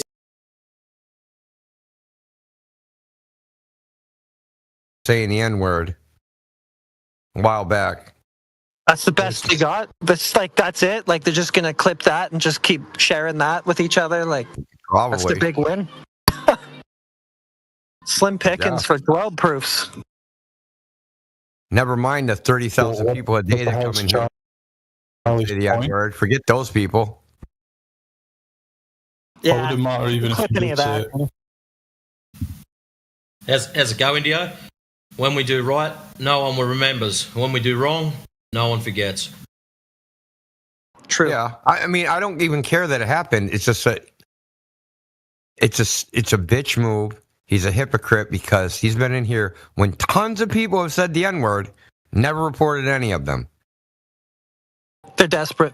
They need that. Just let them have that. It's all they got. I mean, that's sad. I know, but I want to highlight it, man. I'm trying to bring attention to it because this is who we're dealing with.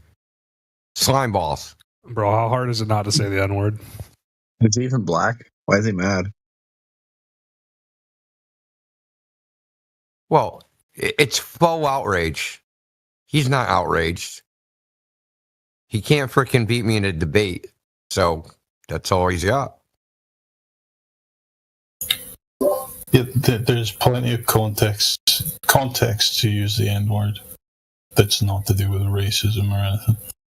Well, I said it. I can't say, like, dude, it always comes out as a hard R because I got a Boston accent. It's just always going to happen.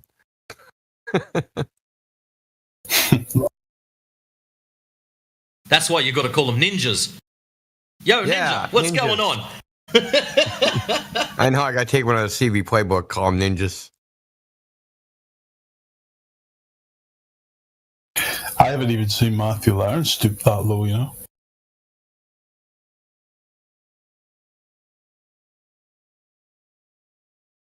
Well, even if you do slip up and say something stupid, like they're usually so stupid that they don't even notice. So this is probably the best thing that they can come up with to use against us. No, but I've heard India say it a few times, and I know how he says it. I proc the car, so like saying, comes out wrong. I didn't mean to say it with the hard R. But wouldn't even matter if I did. The only reason I don't say it in here is because, well, I don't usually say it anyway. But occasionally someone will bring it out of me.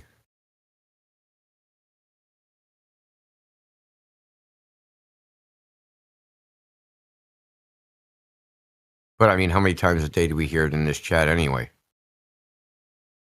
Oh yeah, getting sound bombed. None of those people get reported. Nothing happens to them. Like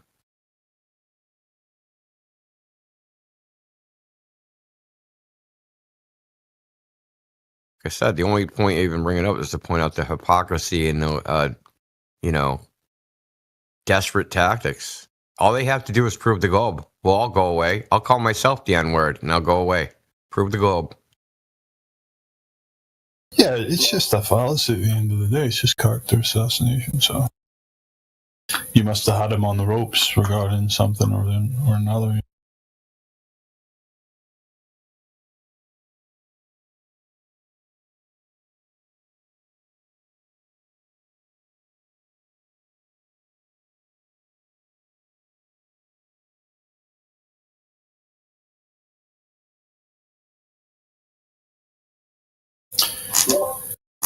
You ever heard it said that the problem with liberal-minded people, or the left in general, is that they lack imagination for evil?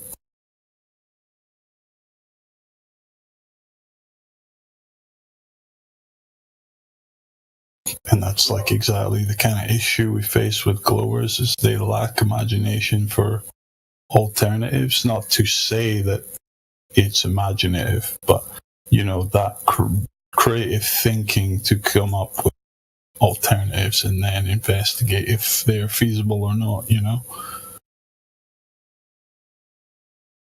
Because I remember when coming to the topic and originally looking at the information, it wasn't until it was a feasible alternative that it clicked and made sense,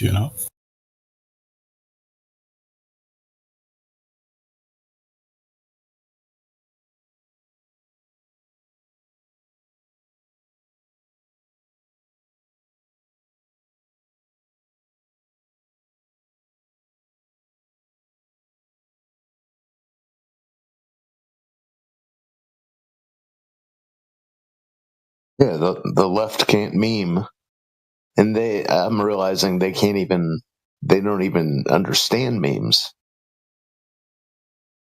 I don't know. No.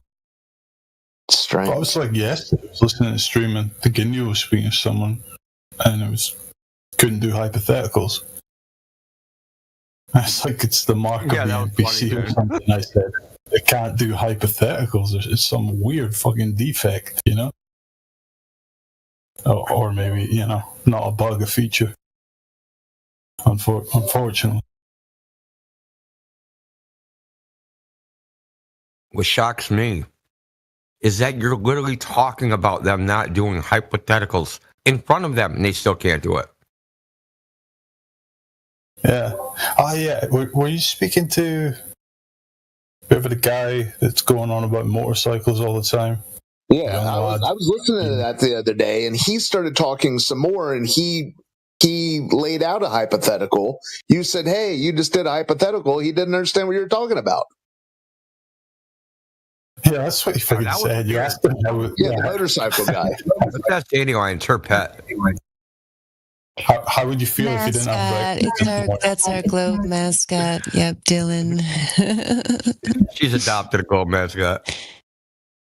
Yep, I haven't fed him today, so he's probably hungry.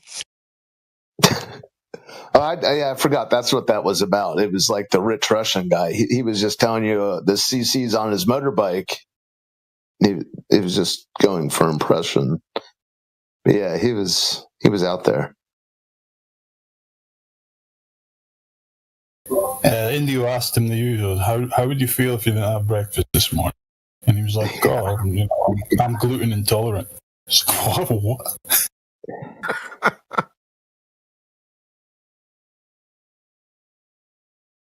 Yeah, hopefully some of these things are language issues, because if they're not, yikes. I wasn't. He's got good enough English. So now you're going to blame it on the accent. Thanks a lot, guys.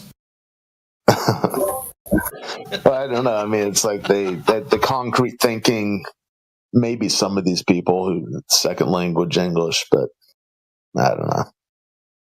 Yeah, like China doesn't have that excuse.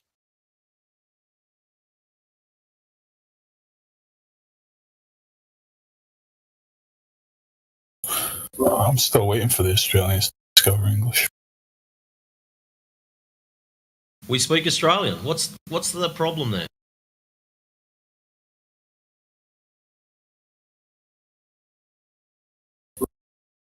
Oh, is that what that is? Exactly. Hang on a minute. Yeah, you. This is going to be too good. Oh, I so love that. It's exactly right. Look at Indio go. He knows how this. What did he call you? What did he call you, Matrix? He's tired, man. Things. He went repassed right out. Oh, what was it? It's like even you didn't know what it was. What the fuck's that word? What was it? Oh, wamba. Uber or something. Wamba. Wamba. You're supposed to say wombat. That sounds like a kind of animal, like about Australia, is it not? Yeah.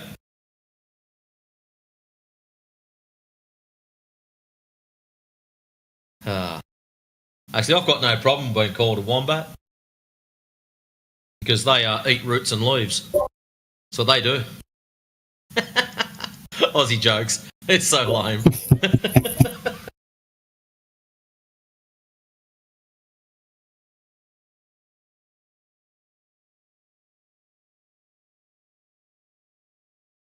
Yo, guys seen this video? This little clip? Pretty funny. It's a Seinfeld universe theory. It's a universe about nothing. Pretty hilarious.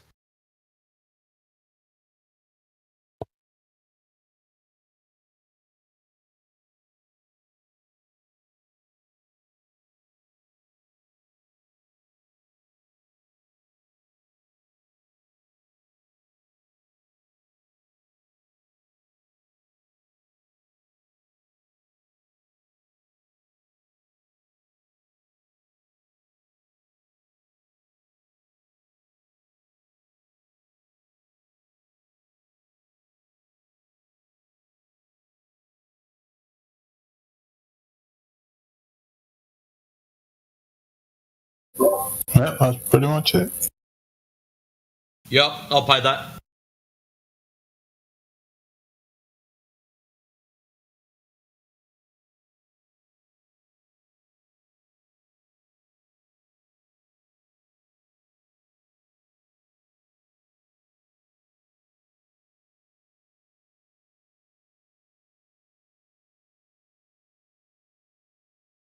Welcome. Oh, this Starlu guy came in. I don't know. Hello, Starlu. Are you there?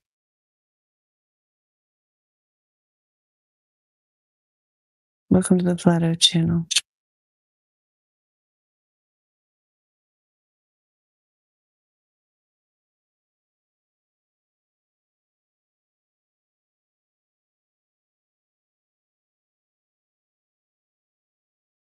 Well, no one could say flat earthers are rude after that kind introduction. Well, thank you, Indio. Yeah, that's the pinnacle of kindness you're going to get in this channel. That's right. If I was you, Starlo, I would accept that. Yeah, savor that for a moment because it's about to get bad. So tell me, Starlo, why did you click on our channel? Was it a mistake? Are you in here for a laugh? You got lost? Somebody's hacked your account? You're here because something happened? Why did you... Oh, you got lost? Oh. He was lost and now he's found, Matrix. He's found us. The people you've been looking for. These Glober mascots that you speak of, Dandelion, are they like collector cards? Can we collect them all? Oh, yeah, sure. Yeah. It's like wig snatching. Yeah. I got my little trading cards and my little album. Well, I'd just like to inform you that my Mez card, I just cut it up and used it to light the fire for the evening. Yeah, it's probably that's all it's good for. Wouldn't be able to give that away. And then the Matthew Learns cards, there's like way too many of them floating around. No one wants them anymore. They're the most common one. Yeah. Oh yeah, Matthew Every time you Learns, open a pack, you always get one. Yes. I'll trade you this Matthew Learns for anything. No thanks.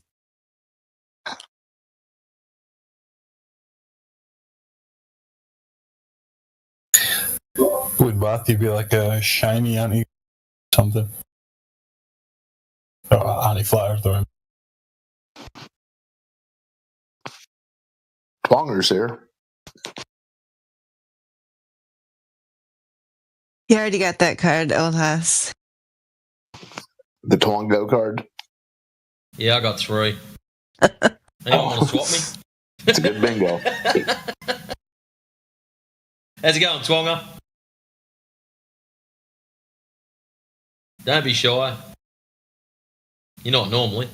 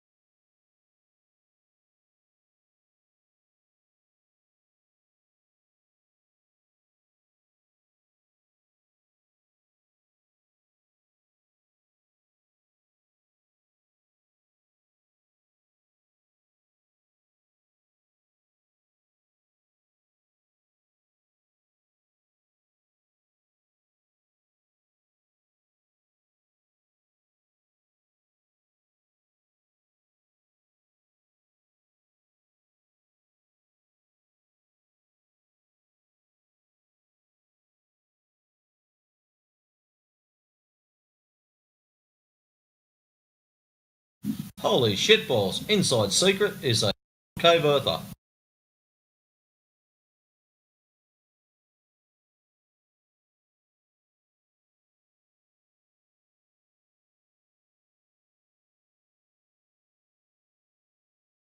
Inside Secret? What happened? You were a flat earther and you just went too far?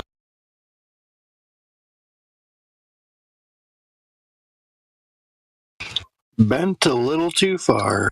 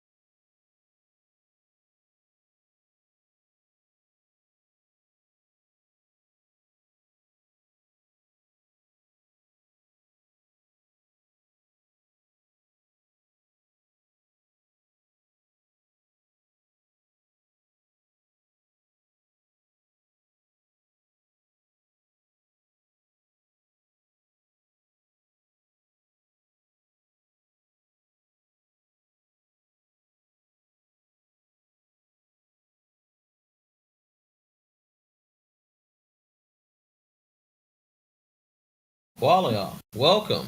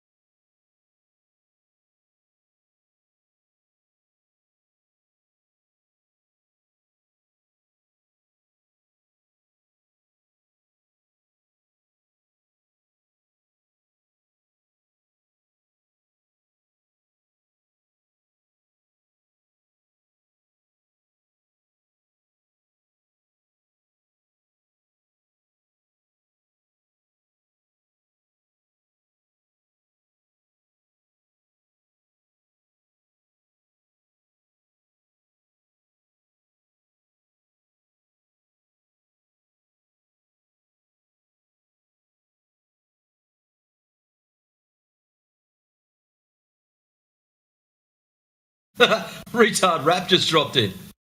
Hey, Sped, what's going on? How's your stupid dog bones?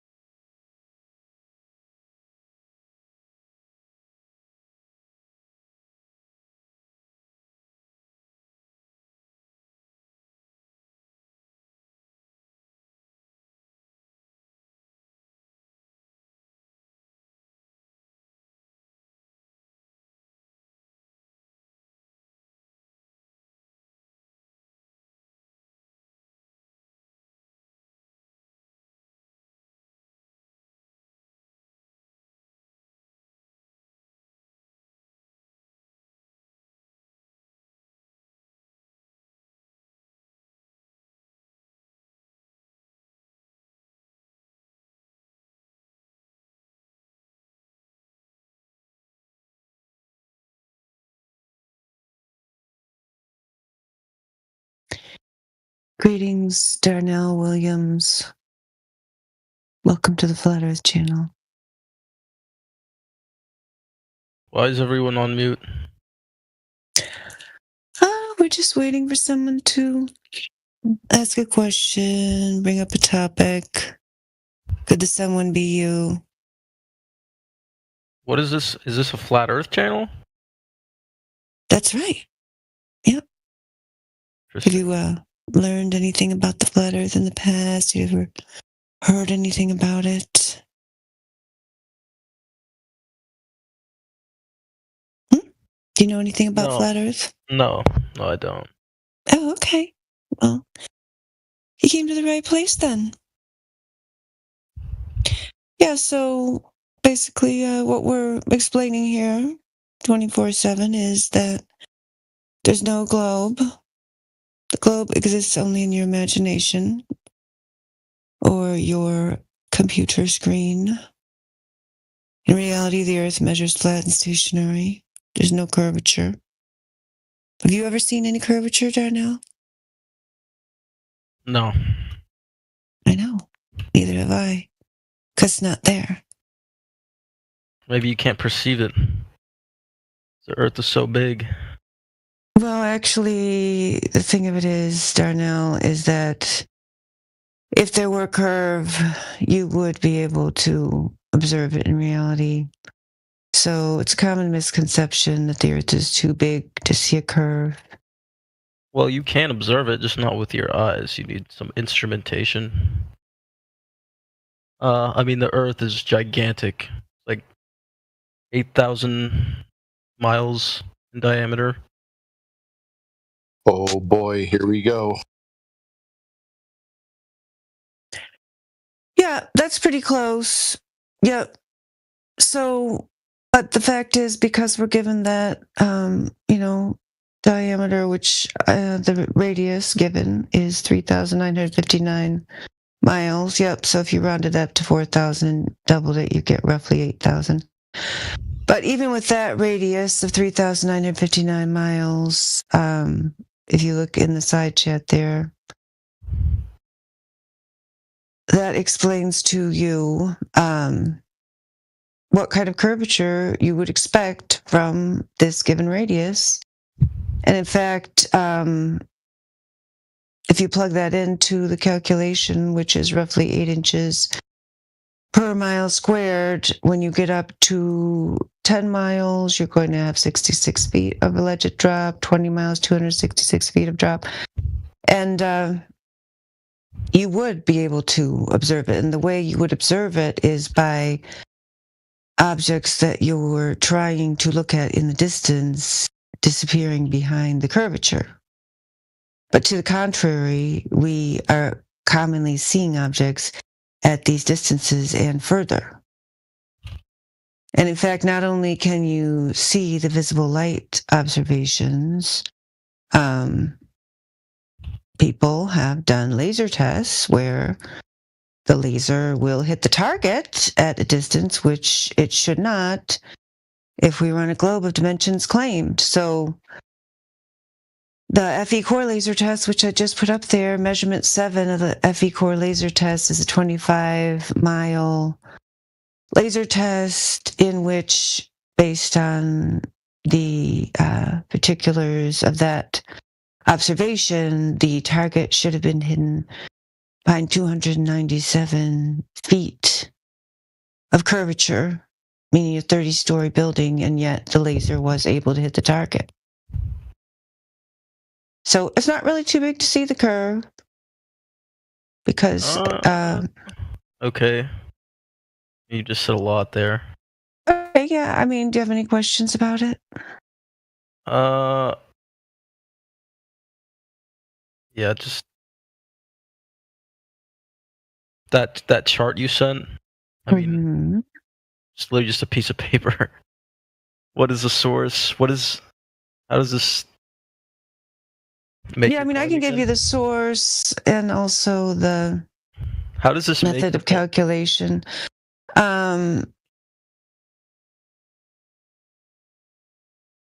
Here's how the that distance would be calculated at 50 miles. It's the same concept for whatever mileage you're talking about. 50 miles is just in there as an example. I'll find you the title page of the book if that's what you're interested in, the source. Just a minute. Here it is.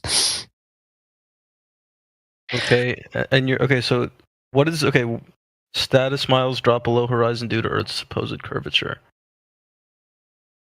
What is it?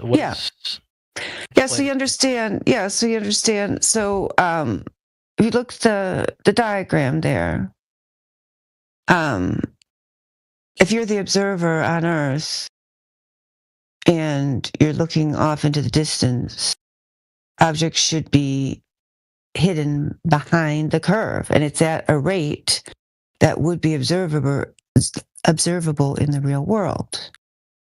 But when we test this in the real world, we don't find that objects are actually obscured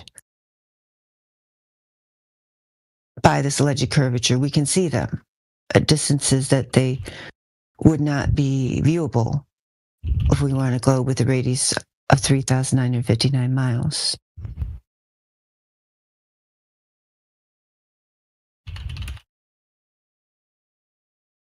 Okay, so Let me look at this other chart, or this other picture. Yeah, and so there, there's visible light observations. There's laser tests. That's the one that I put there in the chat. Indio posted earlier the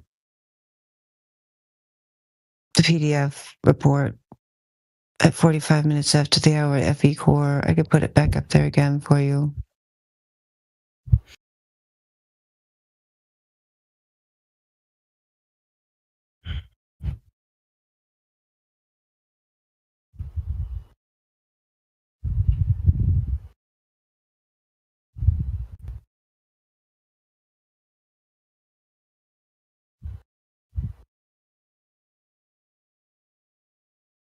Boy, that diagram shows a lot of curves. 6 miles requires 24 feet. There's no way.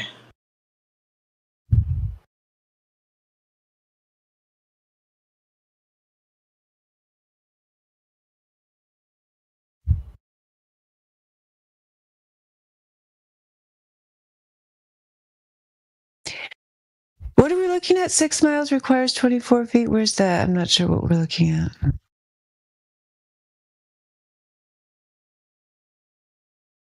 It's in that page out of that book where it says the different distances per miles. It says 6 miles requires 24 feet.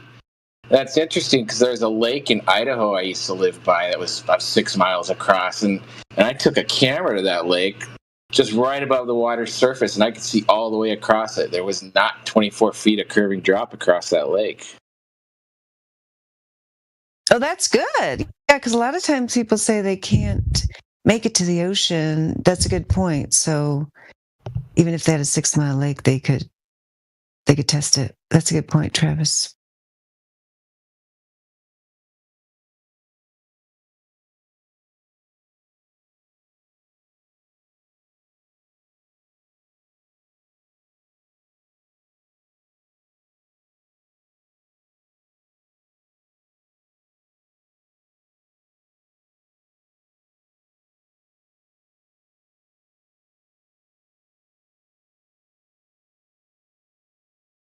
Okay, I'm reading that this chart is just an approximation.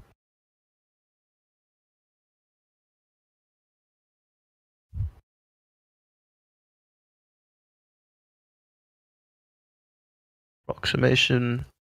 Yeah, the 8 inches per mile squared is a rough approximation that is, extremely accurate up to 1,000 feet. Even at 1,000 feet, the percentage difference is only around 1%. So at the distances that we're talking about, it's a completely valid and accepted approximation. If you would like to find an Earth curve calculator that you prefer, by all means, search the terms Earth curve calculator. There's multiple ones in there, and you can put in. And you're going to get a very similar result to that. That's not even a fifth of a mile. 1,000. 1,000 feet. So yeah. Well, I don't know which one I don't know which particular observation you're looking at. I mean, the ones we were just talking about was the 25-mile laser test, which is that is way 300 feet. Missing 300 feet of missing drop, meaning 30-foot building. So I don't know what your problem is. These are large numbers that you have things that are visible at these distances that shouldn't be. Yeah, this just sounds really dumb. Well, I don't know what to tell you. That's your globe's geometry. That's the predicted drop over distance required by your globe. This is the mainstream math that we're testing and finding out that it doesn't work in reality. How were ancient people able to estimate the diameter of the Earth? They weren't. There's no Earth. There's no diameter because it's not a globe. So it's all a big conspiracy? Well, I mean, I wouldn't really call it that. It's not really hidden. I mean, you could go and you could do your own observation. You could go to the ocean and look over the flat water and see that the water at no time is curving, and over 70% of the Earth is covered in water. So If water lies flat in its container, a water glass, a bathtub, a swimming pool, a large lake, an ocean, at no time does that water begin to bend around the imaginary curve. There's no verification of any of this in reality. Scientifically and mathematically, the globe has zero testable, verifiable evidence for it. So there is no globe. So yeah, there's no diameter. So yeah, they never measured it. You're right. No. Good catch. Scientist Eratosthenes of Cyrene, Greek mathematician, was able to estimate the Earth's diameter in 240 BC. Yeah, that's a cool story. Yeah, you got some kind of verification that this dude ever existed, or that his demonstration actually proved a globe when it doesn't. He was supposedly trying to find the circumference. Yeah, he wasn't trying to prove a globe, but his so-called experiment works perfectly well on a flat Earth. Doesn't prove your globe. He made several presuppositions and assumptions in that he did already assume that the Earth was a sphere. Let's start with that, right? Yeah. To search for the diameter, you're already assuming that it was a sphere. So how would that? How are his numbers so? If he's making these assumptions, how are his numbers so similar to the modern estimates? Because you're assuming that it's right, because you think you live on a globe. So then how are you verifying these numbers? I mean, he just used one method. Why would if someone tried another method, why would the numbers line up? Why do you believe? Line up with what? Line up with what? When do you think it was confirmed? Post in the side chat when this number was ever verifiably, independently demonstrated to be the case. Please put the evidence in chat for your Greek myth. Thank you. It's called cross confirmation. If multiple. Yeah. Okay. So post it. Yeah. Show me, please. By all means. Can't wait. Okay. I'm just gonna link the Wikipedia to his to this scientist, and you can read about it. So if multiple people throughout history are taking elevation angles that prove a flat Earth, therefore the Earth is a globe, correct? Say it again? Multiple people throughout history are taking elevation angles to the sun and other celestial bodies, which are flat Earth angle measurements. So all of those measurements, therefore, we live on a globe, correct?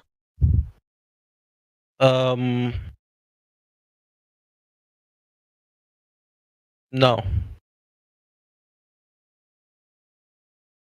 So we don't live on a globe, correct? No. Hey, before you post that Eratosthenes link, I just put 6 refutations to Eratosthenes. So you might want to check those out before you post that link in the side chat there. So, okay. What did Eratosthenes do? Just explain to us what Eratosthenes did. Just go through that. Okay. He knew that I'm not sure exactly what he did, but he got a value that was similar to the modern estimate. That's evidence right there. That's evidence, not proof. I'm guessing you're an intelligent sounding guy. You do know what an angle is, yeah? Yes. So an angle is two straight lines meeting at a vertex? Yes. So if I'm looking at the sun, so from my position to the sun or another celestial body, right, that's one line that we're going to draw up to that particular body. And then we're going to draw a line straight down from that body to its GP, just like Eratosthenes did with his well, because the sun was directly over the well. Then there's a 90-degree angle back to my feet. That's a lot of flat Earth there. Okay. I mean, didn't the other person just say he assumed the Earth was spherical? Yeah, so after you take all these flat Earth angle measurements, then what you do after it is you just assume that you live on a globe. Yes. So why wouldn't his number be way off from the modern estimates? Just a cosmic coincidence? I think you're missing the point of what he actually did. What are we doing when we're taking an angle measurement? Well, I don't know. I don't know. I don't know what you mean. You're taking the angle measurement. You're measuring. Is any part of an angle got a curved line? No. An angle is.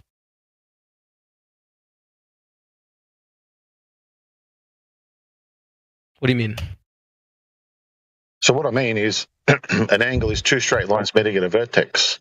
Yes. So when we're taking these measurements of the Earth by using angles to celestial bodies, yes, and over time, what we've done is we've developed where the ground position of these celestial bodies are, right? And we can use that for lots of things, such as celestial navigation and other things. And so what we do with that angle measurement is we work out the ground position of that celestial body. What do you mean the ground position of the? What do you mean the ground position of the celestial body? So let's take the sun, for example. So if the sun was directly over your head, that would be your noon. Mm-hmm. So the ground position of the sun is directly over your head. So that's your vertice. That's 90 degrees to you. So if you were going to draw a line under your feet, right now, if we move away from the sun, let's say we move 45 degrees away. All right, so 1 degree is 60 nautical miles. We're taking an angle measurement. Now we've got an angle of 45 degrees. We need that baseline that we're standing on to be horizontal, otherwise it's not an angle. So what we do then is we take all these hundreds of thousands of angle measurements to celestial bodies all around the world throughout history, and then what we do is we just assume it's a sphere that we live on, even though we're measuring the Earth flat. Okay.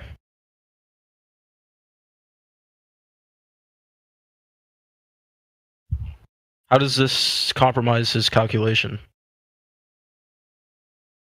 Whether he existed or not, it's what he's doing. He's taking elevation angle measurements. Yeah, elevation angle measurements. One of those angle measurements was the sun's solar noon. His method didn't prove the Earth was a sphere. He assumed the Earth was a sphere, and he came up with a number.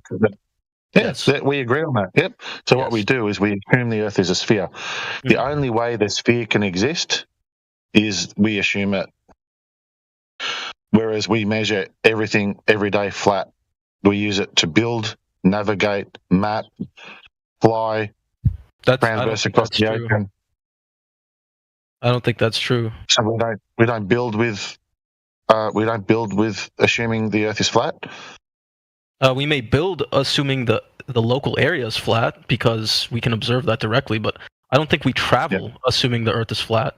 For instance, are you saying pilots and planes assume the Earth is flat when traveling? Well, they must. So if you take a plane, for example, a plane when it reaches its cruising altitude, let's say 38 to 40,000 feet. Right, plane. I don't want to get off topic. Let's stay on. You asked about a pilot. You asked about a pilot, so I'm just going to briefly explain. No, I'm saying if I look up, obviously, I'm saying what pilots. I mean, this is not really. Yeah, we'd have to get into the science of it, but let's just stay. This is not a scientific topic. No, I'm saying science deals with cause and effect relationships that we study in nature. Geometry has got nothing to do with science. We measure geometry. Yo, guys, what's up? We measure geometry? Are you still measuring geometry, dude? That's crazy. Yeah, we're talking to Darnell right now, Anon, so just put a pin on your question and we'll get to I'm sorry. I thought on a flat Earth multiple people can talk at the same time, but how do you... Let's talk about this number by this Greek guy. He came up with a number, 40,000. Why would he come up with that? Why would his number be cross-confirmed by different methods? Because to assume a sphere, you have to put that into a a position where you could cross-reference to your measurement, which was your angle measurement. We measure angle measurements in degrees. A circle or a sphere, you would assume, would have 360 degrees. So his offset angle, which was 77.2 degrees, he worked out that the distance between Syene and Alexandria was so many stadia, and then he times that distance by 360 to get his outcome. Now, that's the bullshit story that we're told. But it doesn't take away the fact that the thing that he was doing was measuring the Earth flat, then extrapolating it into a sphere because he assumes a sphere. Yes. So if it would be very easy to debunk him if someone used a completely different method and got a different value. No, you're missing the method point. The method is he's measuring an elevation angle. So as soon as you do that, you're done. That's it. Okay, you're not answering the question. The first part of the process is proving that the Earth is flat. Because the only way you can get curves from angles is to assume that there's a sphere and then transverse that horizontal plane into a tangent. But the problem with doing that is we rely on ground positions of those celestial bodies to be from their position that we're standing on to their GP. It must be flat, because if the ground is curving away from us and we're drawing a tangent out to the GP of the celestial body, the GP would never be in the position that it should be in. Bro, it's just like blah, blah, bloop, that's it. Bro, you are talking crap, dude. It's crazy. I just want to know why. Okay, for instance, you can estimate the Earth's diameter using Newton's law of universal gravitation. Why is that number equivalent to the Kyrene guy's method? Well, the problem you have with Newton's universal law is, first of all, it wasn't a law, and it's been superseded by the pseudo-Riemannian force space about 113 years ago. Okay. Gravity is not a force. End quote. George Musa, Scientific American. Gravity is not a force, but you can think of it as a force. End quote. Brian Cox. Okay. But it doesn't. I mean, it still has strong explanatory power, in many different circumstances, and it can predict most. It can predict 99% of things to do with gravity, whereas sounds like wishful thinking. You need to have some evidence to back up these claims. I mean, you just, please. I mean, isn't the story that? Can you further explain what explanatory power? It couldn't predict. It couldn't predict the path of certain planets like Mercury, until Einstein was able to expand the theory or build a new theory. But it had enough explanatory power to predict the path of every single other planet. What's that? What is that explanatory power? What is that? You can predict the position of a planet. What's that got to do with Earth curvature? Because his theory. Do you have evidence that 6 mile wide lakes have 24 feet of curve across them? This is about Earth curve, not predicting something Mercury did. It's about it's related because you can use those. Not at all. This is about Earth curve. Well, what about Mercury would give us a radius of the Earth? Don't even answer that. Just we need some Earth curve evidence for Earth curve. That would be great. Yeah, you've gotten really far from what we came in here, which was explaining to you how the geometry of a sphere predicts the drop over distance, which is never actually measured in reality. So do you have any counter to that, which is the main function of what we're talking about here? Besides your Greek myth, which was just shown to be irrelevant. I don't see how it's a myth. It's history.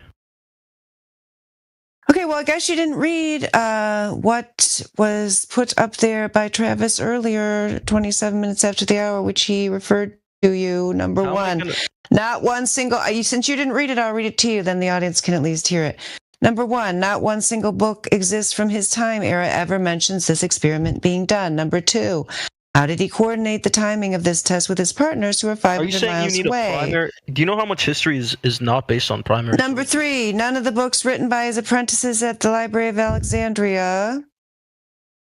Hold on, it got jumped away from me.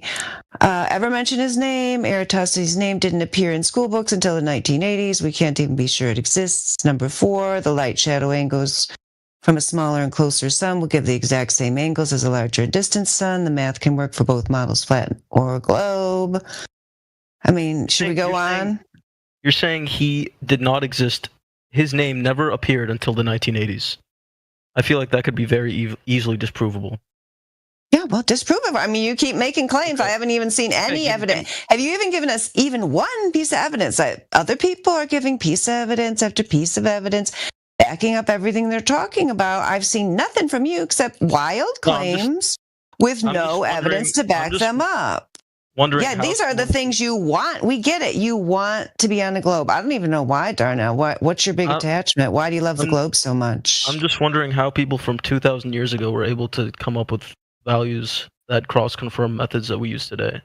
Sounds like a big coincidence. Okay, so now we're back to that circle. I already asked you, where have you seen it measured today? Post the verifiable, testable, repeatable measurement of the diameter of the Earth, when we just explained to you that mathematically we don't live on a globe. So we keep going back to the same thing. I showed you the measurements. I showed you one laser test. We can show you more. We can sit here all night long and post long distance observations and laser tests. But you're going to have to start examining them and learning how to refute them. NASA's ICESat and ICESat-2 uses lasers to measure Earth's surface elevation with centimeter level accuracy, used for land, ice sheets, and even ocean surface mapping. So why would their measurements cross-confirm the ancient measurement?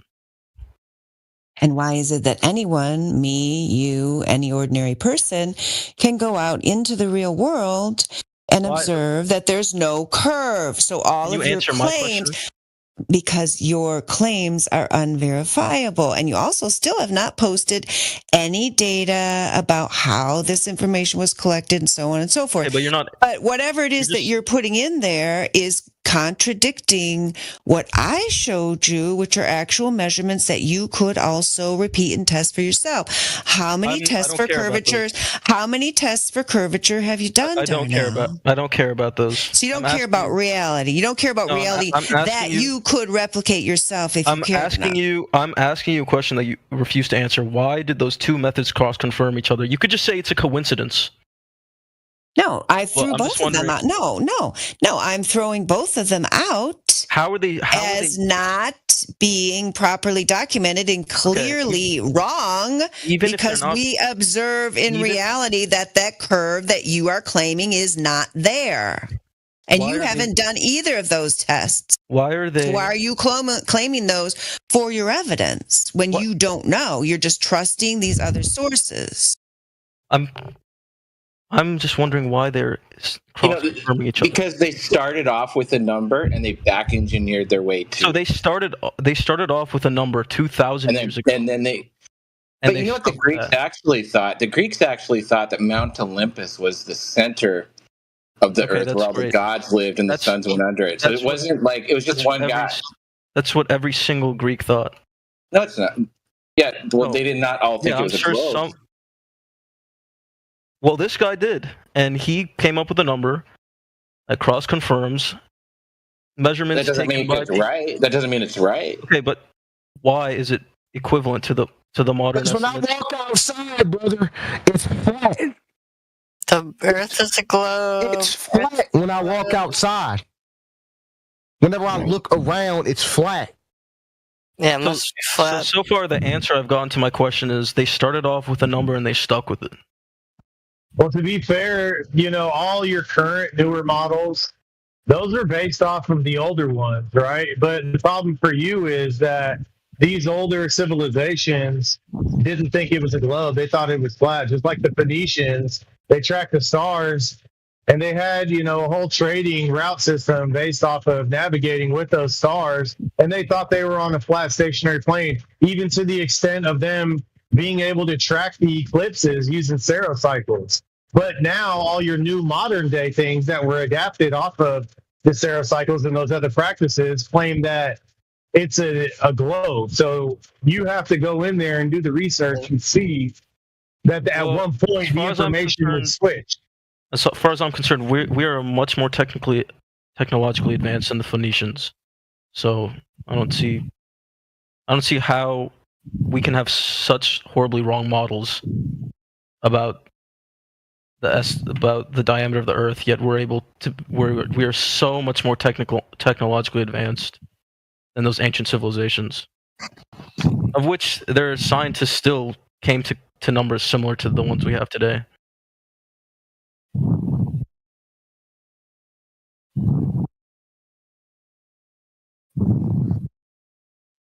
Yeah, and what you're saying right now doesn't even make sense, because you're saying that we're so far technically advanced beyond that civilization, but for some reason you're also turning around and claiming that civilization also thought it was a globe and confirmed it way back then. No, you said the Phoenicians thought it was flat. Correct. And I said the best scientists at that time, not the Phoenicians, came up with a value that was similar to the one we have today.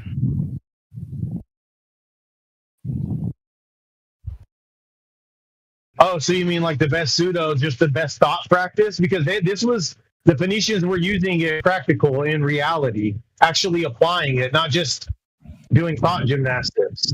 So where's that fall into play for you? How are all these different thought gymnastics just coincidentally landing on the same number? Because the numbers made up, Darnell. Please. But they're different methods. Oh my God. They're different methods that you believe in because you are a brainwashed, indoctrinated globe zealot. Well, are you saying the methods don't exist? I'm saying the methods What are they? right What or are wrong. the methods? What are they? I listed them. There was a Newtonian method using Newton's. So do that real quick. Walk me through it. Walk me through it. How the Newtonian method proves an Earth radius. Walk me through it. We got to Google it real quick. Why do you need me to walk you through it? Because I need to know that you understand it. If you're going to make a claim about something, you should be able to explain it yourself in your own words and understand it instead of just regurgitating what you're reading. Well, I know someone used this method to come up with a number. So to explain the method to me. Walk me through it. Walk me how it's done. I don't know the exact method. Okay, so why are you bringing it up? But he knows it's legit. Because I know someone did it. Yikes. Clip it. So are you okay? So are you? I thought we were in agreement that someone came up. Are you saying that what you're saying is what ChatGPT said, and what ChatGPT said, you don't know what they said. No, I'm saying. Are you saying that this never even happened? That no one even came up, like no one even did this calculation to begin with? The practical use was already happening. They studied what was going on, all the information of these people that were in this trade, and then they started thinking and they inverted the numbers. How hard is this to understand? It's literally in chronological order. Why would every single scientist in civilization? You don't know what every single scientist in every single civilization thought at all. Okay. Well, I know that like the mainstream course of human progress, pretty much all. Name 5 of these people.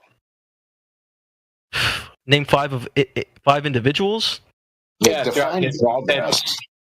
okay, the Greek guy, Newton, probably all the contemporary scientists of his time.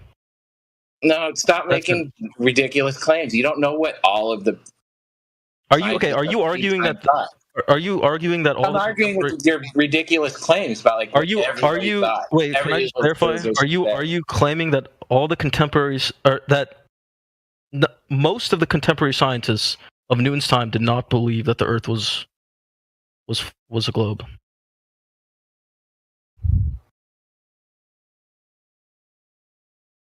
Okay.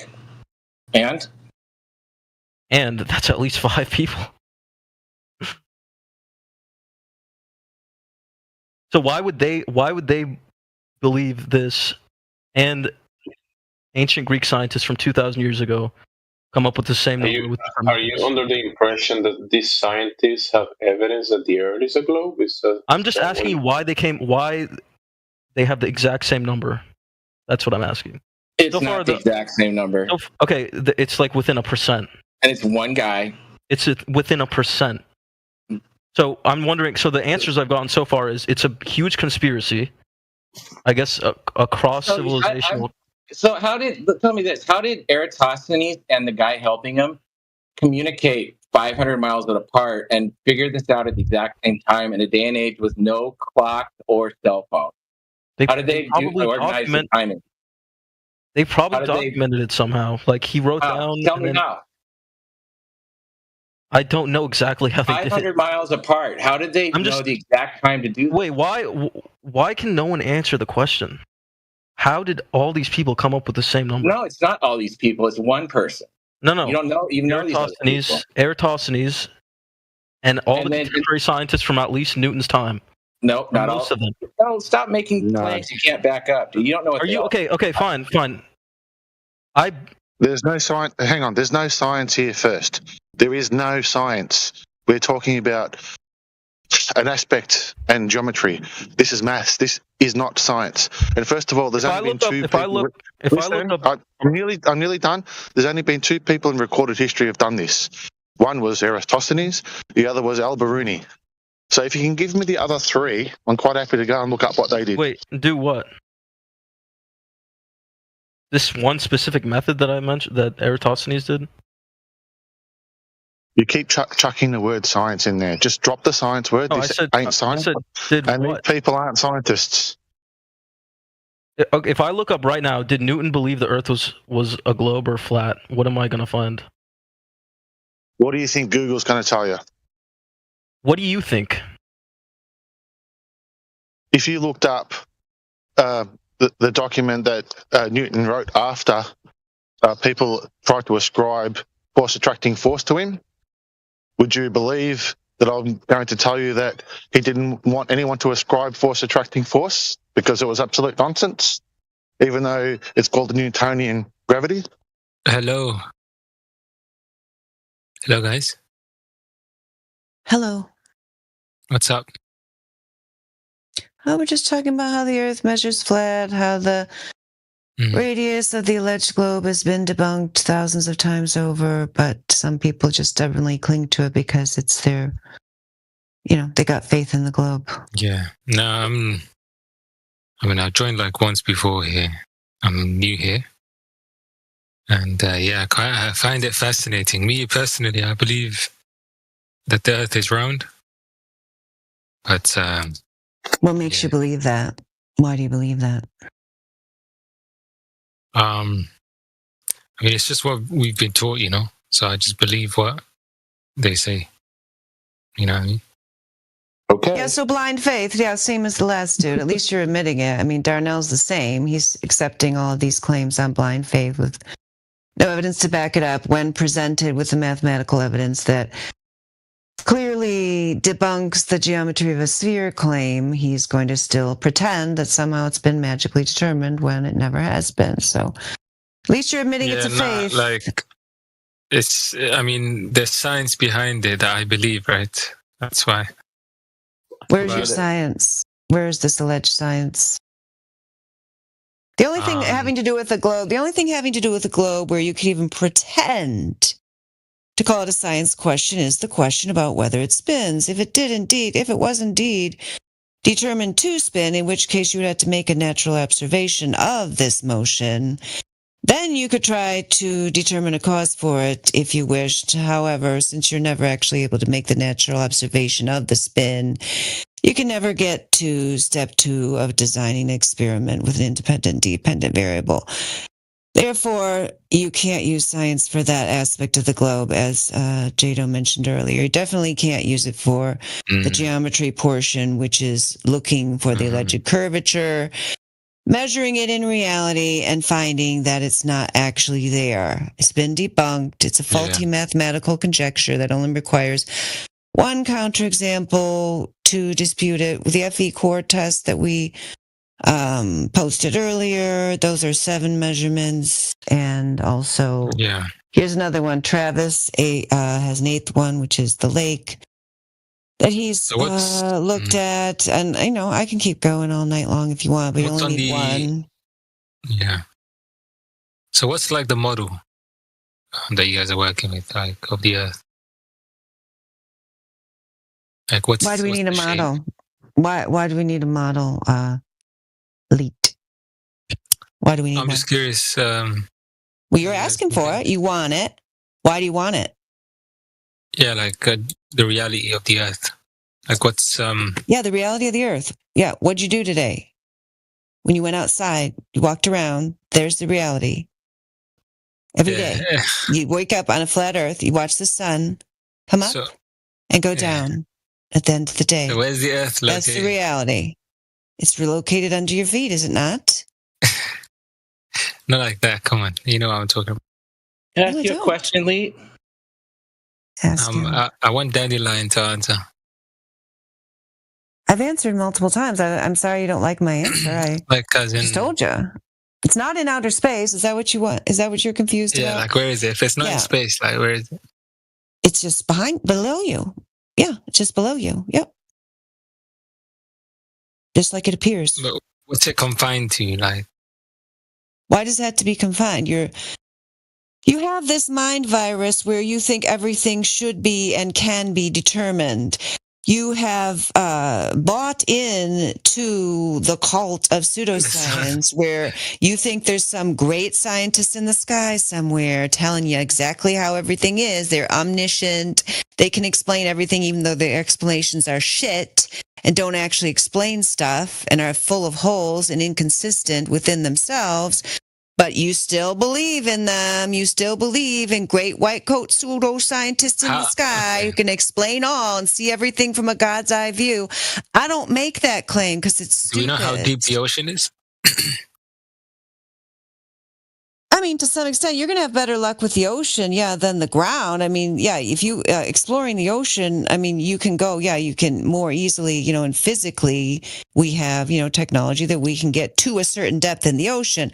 When you're talking about the actual Earth, there's never been a hole dug further than 7.6 miles because at that point the equipment failed and, that they were not able to dig further. So for this reason, we would make no claims as to the depth of the Earth. If you're going from the outside and trying to find the outer limits of the Earth, we're also not going to make any claim as to that because past the 60th parallel, travel is extremely restricted and you cannot just freely roam.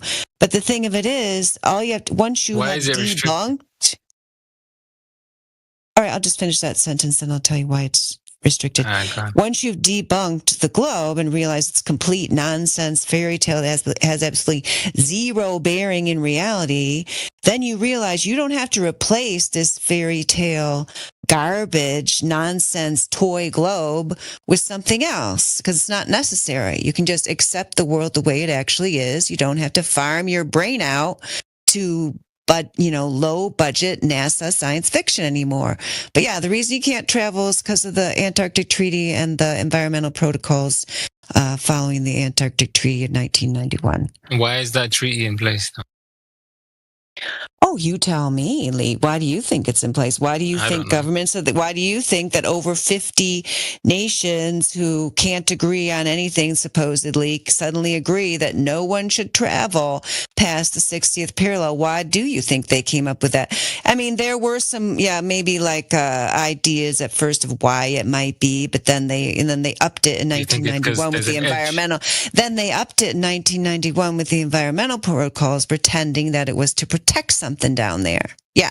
They don't got to protect stuff other places, right? But they got to protect it all down there. Yeah. Other places is fine to just do whatever the hell you want and kill everything. But down there, we got to protect it all. No, I'm not claiming an edge. I mean, I don't know what's down there. You go tell me, see if you get shot. And if you don't get shot, come back and tell us. Do you think like there's an edge because the Earth is flat? There's like an edge. Okay, let's go back to the beginning. No, I do not think there is an edge. Do you think that's why they're hiding it? How would I know that? Do I work for them? Am I them? No, I can't answer that question. But your line of questioning makes me think that you have fallen victim to, the meme wars and the flat Earth memes that show. I don't look at any memes. I'm just. Oh, really? Okay. Well, then describe. Okay. Well, then describe in your brain. Or, if you can find an image on the internet, I'm sure you could. Just do a simple Google search. You could find it in approximately 5 seconds. Never done anything like that. Well, okay, don't look then and tell me, just describe to me in words what the flat Earth looks like to you. I mean, first, let me just clarify a few things really quickly. So I just joined because I don't really join the server much, but I joined this channel and I've never actually looked into flat Earth. And I don't even know about the memes. I don't really know about, okay, so when I think of flat Earth, I just think I don't even know why I think it's just weird. It's strange to me. It's just flat, I guess. I don't know where it could be. I don't know where it could be. It's like a flat Earth in space. Right, yeah, that's the meme. Yeah, but you claim never to have seen. But anyway, we don't. I promise I've never seen that. I just thought of that myself. Yeah, you just exist in the world and you've seen the propaganda. All right, genuinely, I've never seen that meme. Yeah, okay, that's fine. That's fine. And it sounds funny. Wait, that was the meme? That was is that the meme? Yeah, let's call it propaganda then. If you don't like the word meme. So the anyway, meme is flat Earth in space. Is that the meme? That's what people assume. I mean, I don't know how you got that in your head, but the reason why you assume that is because the globe propaganda was placed into your brain when you were very young, when you were still in the concrete so you're saying space doesn't operational. When you were still in the concrete operational stage, you got that pushed into your mind. So it's possible for you to get it out without a concentrated logical effort to use your rational thought and will to rise above the propaganda that was inserted into your brain when you were told as a child, when you were still in the concrete operational stage, that the thing you saw. Shut up. That was brilliant. You ruined it. That was being really well said. And you just had to fucking ruin it. Mr. Simp. Anyway, oh my God, actually, this guy! I can tell I'm not going to last long with this guy. No, I'm not. You don't know, So you don't have a rational thought in your brain, so you can't even handle the fact that the guy comes in and says you're being rude. No, I wasn't rude. Because I am a female, you have to call him a simp, which is absolutely absurd and disgusting. Maybe you're feeling a little bit. Maybe you're feeling a little bit inferior because you are. You're brainwashed with propaganda, and you don't seem to be able to examine information. You don't seem to be able to examine information and evaluate on its own merits. And you keep asking more and more ridiculous questions and not listening to the answer. And I don't know where it is. We don't know how the sun works, apparently. We don't know anything about the moon. Oh my God, you are spiraling. This is a spiral on arrival. Is this not a spiral on arrival? My God. No, you're not telling me anything. You're not telling me anything. Tell me something. Tell me something. Time out, Leet. My God. Yeah, Leet. Can I ask you a question, Leet, please? If you are all right, bro. People are not real in this server. I swear to God. That's why I don't join these servers. Okay, Leet. No, Leet, you're the problem here. Before he keeps going, you are incapable of having a normal human civilized conversation where you ask a question and then you listen to the answer. You keep talking over it, which is what T-Dub is a moderator here who was trying to tell you that you were talking over me when I was trying to answer the question that you asked. Because every time you ask a question, it's like all you don't said actually. Is propaganda. No, because what I'm saying can be tested for yourself. You could go out if you cared enough and you can make a long distance observation. Do you ever go to the ocean, for example? Why would I go to the ocean? To bathe. Who bathes in the ocean, mate? Oh, Lord. You would go to the ocean because the ocean. I don't want to die. You would go to the ocean Do you want me to answer your question? You said why? The last question on the table, Lee, is why would I go to the ocean? Question mark. Yeah. You wonder why people are getting frustrated with you because you ask these questions. If they're rhetorical questions, just go ask them in the mirror and answer yourself. Okay. If you would actually like to talk to the people that are in front of you, at least give them a chance to answer each question that you ask before you jump onto another one. Vocally, I am in front of you. Vocally, I can hear you. You're not in front of me. You're in the same channel as me. But go on, make your point. My God, you are so frustrating. Can you make your point? I'll try if you stop interrupting me. I mean, I've tried to make several points. I don't think I've gotten to the end of even one of them. I know, because you are acting like a child. Yeah, that's why I'm being condescending. Would you like to act like an adult? Probably older than you. Come on. And would you like to listen to the answer of one of the questions that you ask? You would go to the ocean. Okay, then try your best. You would go to the ocean because the ocean is a flat body of water where you can make observations that conclusively demonstrate that we do not live on a sphere with a radius of 3,959 miles. That's why you would go there. I'll just pretend that you have like some sort of control over the conversation, because like it seems like that's what you like doing. Because I don't need to prove myself. I play too. I'll just pretend that you have control over the convo. But anyway, so when in the ocean, what do we test for? What are you trying to say? Are we just looking at a straight line? Oh, there's no curvature. Is that what I'm looking at? This guy's an oxygen. This guy's an oxygen. I just look straight. Like this is what he did last time he was on. Absolute wanker.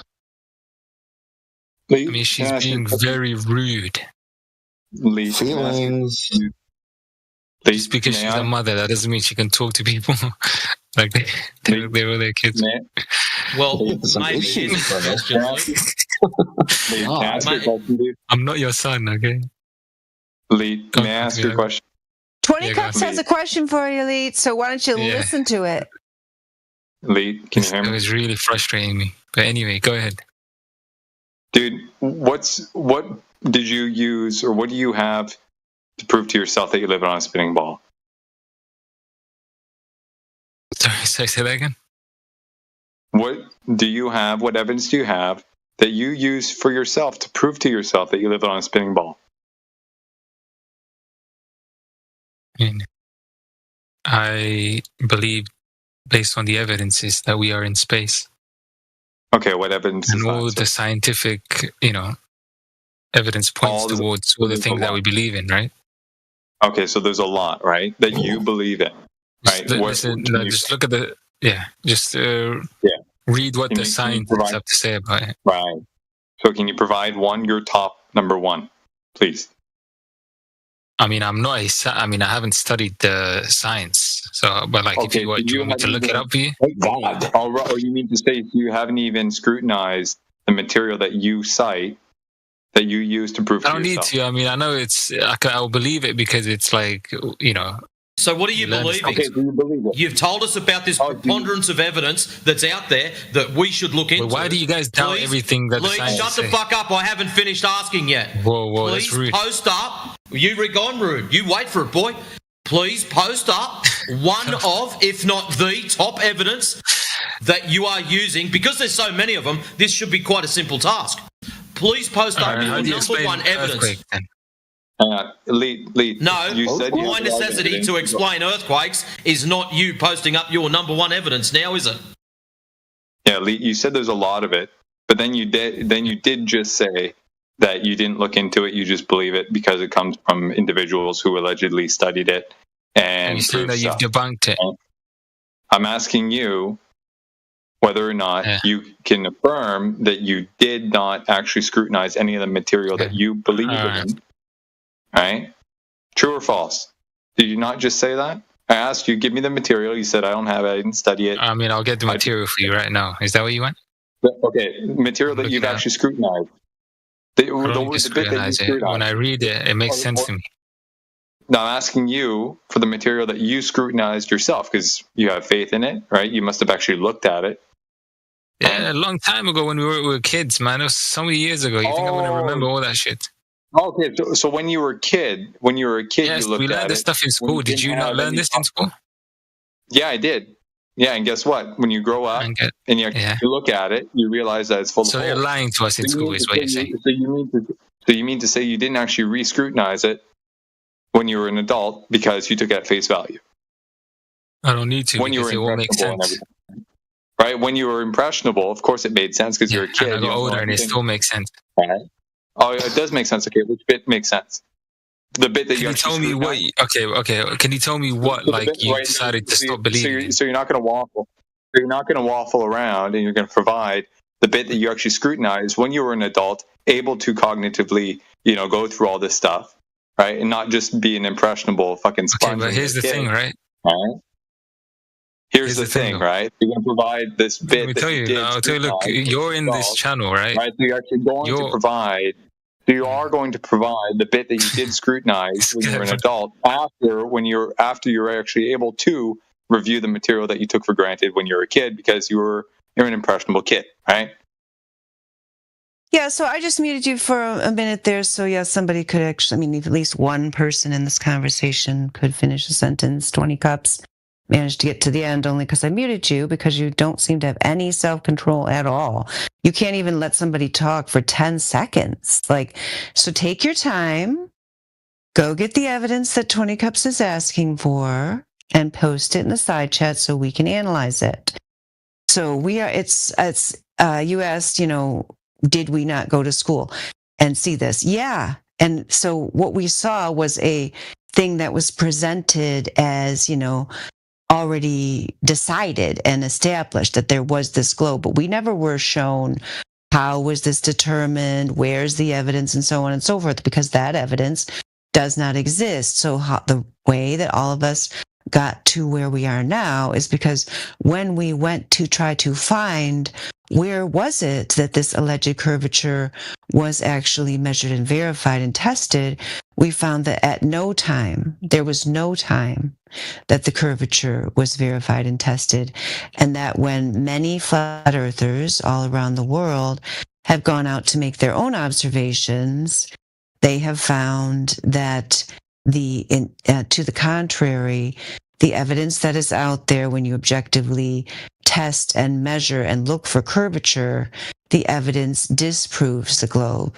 And that's why we have thrown out the toy globe, because it doesn't even rise to the level of a model. A model would have to be modeling reality. So it's just a fantasy science fiction toy that you still believe in and cling to like a child with a security blanket. So we're asking you to rise above that and to actually look for some objective evidence. So when you find that, post it in the side chat and we'll all be waiting.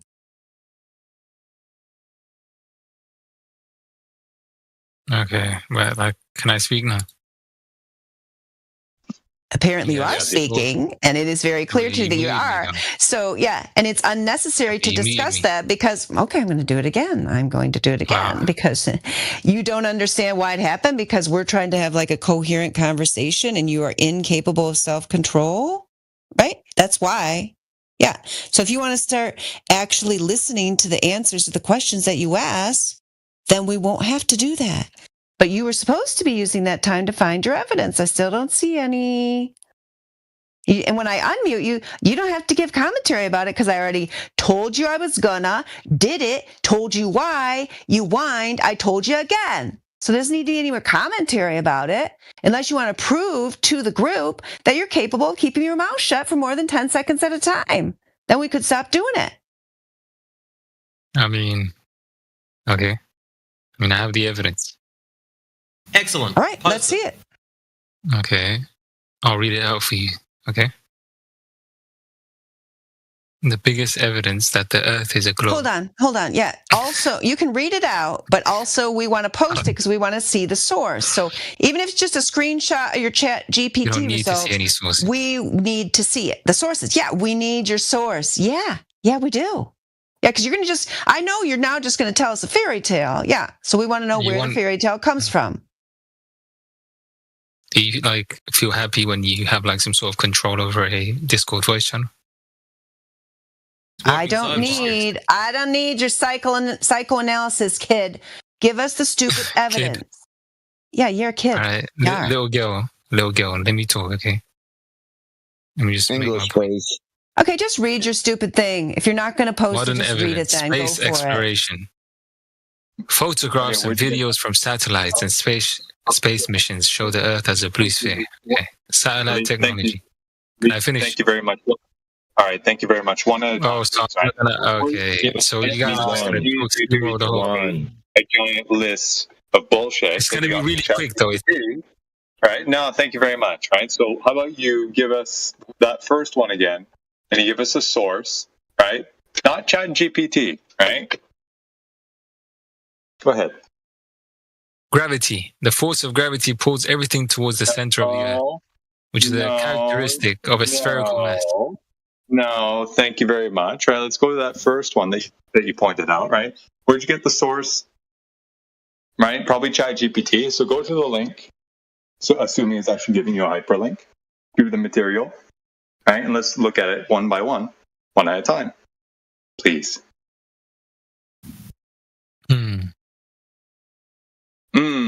Let's see. Number one. Weather patterns. High-powered telescopes. Lloyd, can you hear me? Satellite technology. Lloyd, can you hear me? Yep. I'm not the nice one, remember? Excellent. Your list you've got there. You guys are so cringe. Yep. What was the very first one on the list? The first one was space exploration. Right. So, how are you going to verify, validate, or prove this is proof of curvature? Okay, I'll post it. People go up into the sky, proves the ground is curved. I posted it. How are they linked together, please? Yeah, I posted it. You can read that. Well, that's even better. Read that, he says. I love it. I mean, you guys wanted to know, right? You wanted the source. Yeah. Disprove that. Go ahead. Disprove that. It's just a story. So the source is nasa.gov. History, 90 years of our changing views of Earth.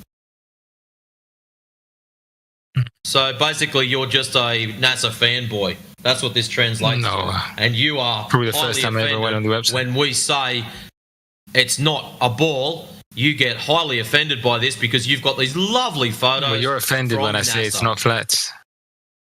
Well, I'm not actually offended because we've got measurements of it.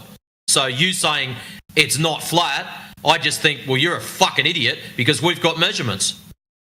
Even honestly, I genuinely think that like you guys are not real people. Like, dude, no one's offended by your confusion. Like when I think of flat Earth, I feel like you guys don't even wake up in the morning and have breakfast. Like, I don't know how you guys function in society. Like, I genuinely think you guys are not real. Like, I'm sorry to disappoint you. Lee, here's the reality. I can't believe people like you guys exist. Check this out. Lee, check this out, dude. Either you're going to go into that link that you provided and show us where NASA demonstrated the claim that they're making, or you're just going to take it on face value, just like you did when you were a kid, right? And cite NASA as a source, say disprove anything that I've said because NASA's saying it, and commit an appeal to authority fallacy. So it's one of the two. You guys reject everything. There's no hope in you guys. I feel sorry for you guys, honestly. You guys reject it. You guys, everything is a conspiracy theory. Okay, even in what you posted from NASA, it's admitting that it's been wrong for 90 years, and its view is constantly changing.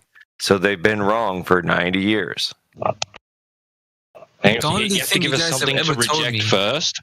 Hey, bro, 1 sec. Look in a straight line and point a laser to it. Hey, fuck's sake, bro, shut up for a sec. You actually have to give us something to reject for us to reject it. Not just stories, not just you saying something and just expecting your opponent to just accept it to be true. Right, all the scientific advancements, none of it is true. Yeah, none of it. Oh my God, what? Like what? You guys don't believe in anything. You like what? So like what, dickhead? Like what? Give an example. Do you guys get paid for this, though? This whole thing, like. Give an example of scientific evidence we're denying. Everything, gravity, weather patterns, all these, the technology, All buzzwords. Give details, bro. Give fucking evidence. Support it with something of substance, not just single word buzzword shit, right? Back it up. How do weather patterns prove a globe? Scientific advancements that prove a globe is gravity. Are you fucking kidding me? Did he actually say that? Does he honestly believe this shit? Leet, what are you doing to yourself, mate? Bro, there's no way I'm getting gaslit by a flat earther, bro. That will never happen. All you've done is you've just watched Star Trek and heard some buzzwords and gone, yeah, that sounds cool. Yeah, parsecs and gravitons. Yeah. The guy that was asking about weather patterns. Because Star Trek exists, we must have been so technologically and scientifically advanced. The Earth couldn't be anything but a ball, right? Okay, back up what you're saying with some actual substance. Post something that backs it up, what you're saying. Weather patterns, okay. Weather systems and jet streams. You're just saying words, bro. Can I finish? He's just rattling off a list. Weather systems and jet streams behave in ways that could... Yeah, nah, shut the fuck up. You're an idiot. You may as well open a cookbook up and just start screaming through that. 2 pounds of sugar, 1 pound of flour, half a cup of yeast. So, Leet, just to address your article that you put up there. So, yeah, there's a whole bunch of unverifiable images there from NASA. I mean, each one of those can be picked apart in various ways. So, your images allegedly from space are not proof of the globe.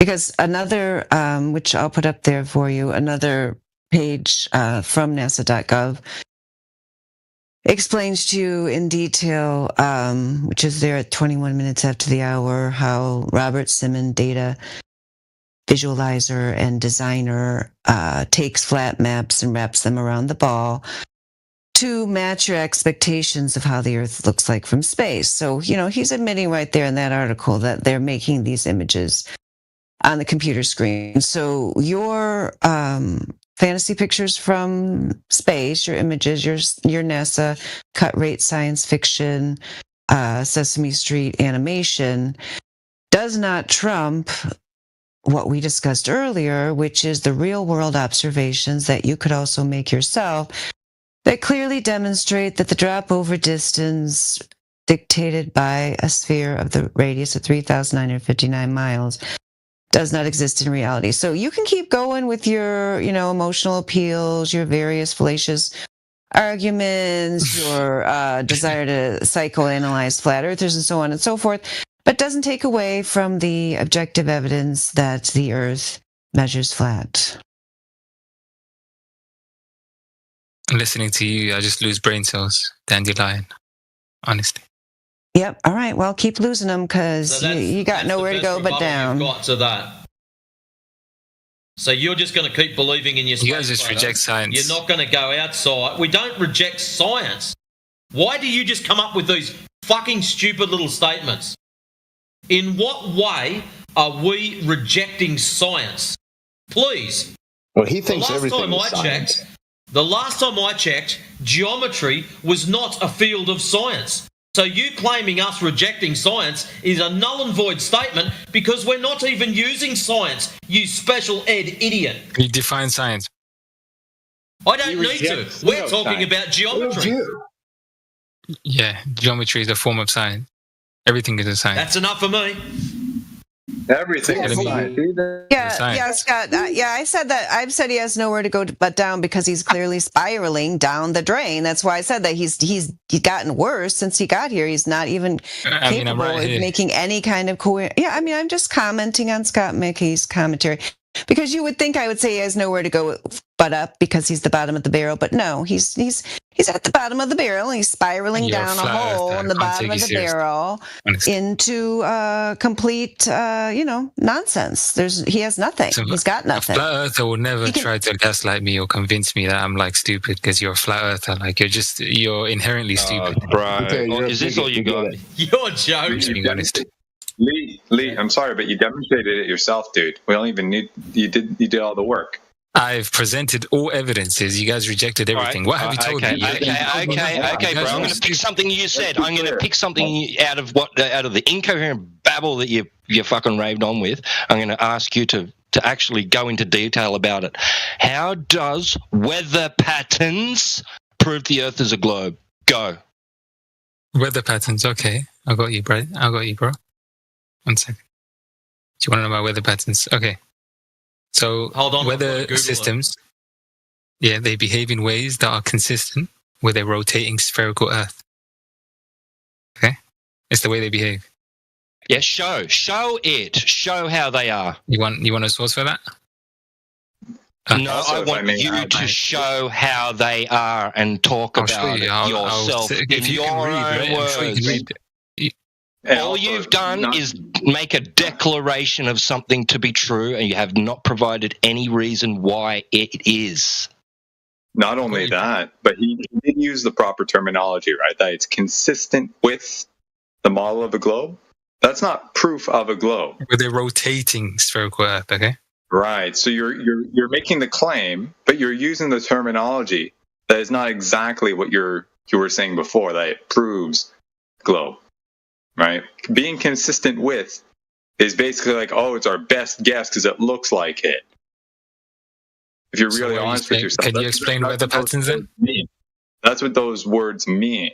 So can you explain the weather patterns? You're open to confirming our suspicion about it, even without actually having provided any of the material. Yes, I get it. You're skeptical about things. That's what you've said to me. You haven't proven anything wrong. The truth that it may or that it is consistent with, i.e., not exactly proof.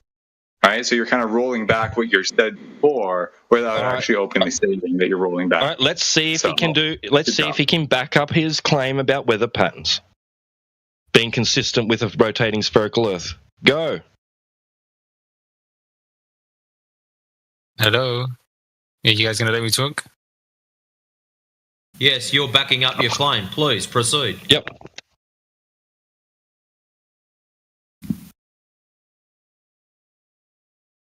Round. Why is it round? Do you think weather would not exist on a flat Earth?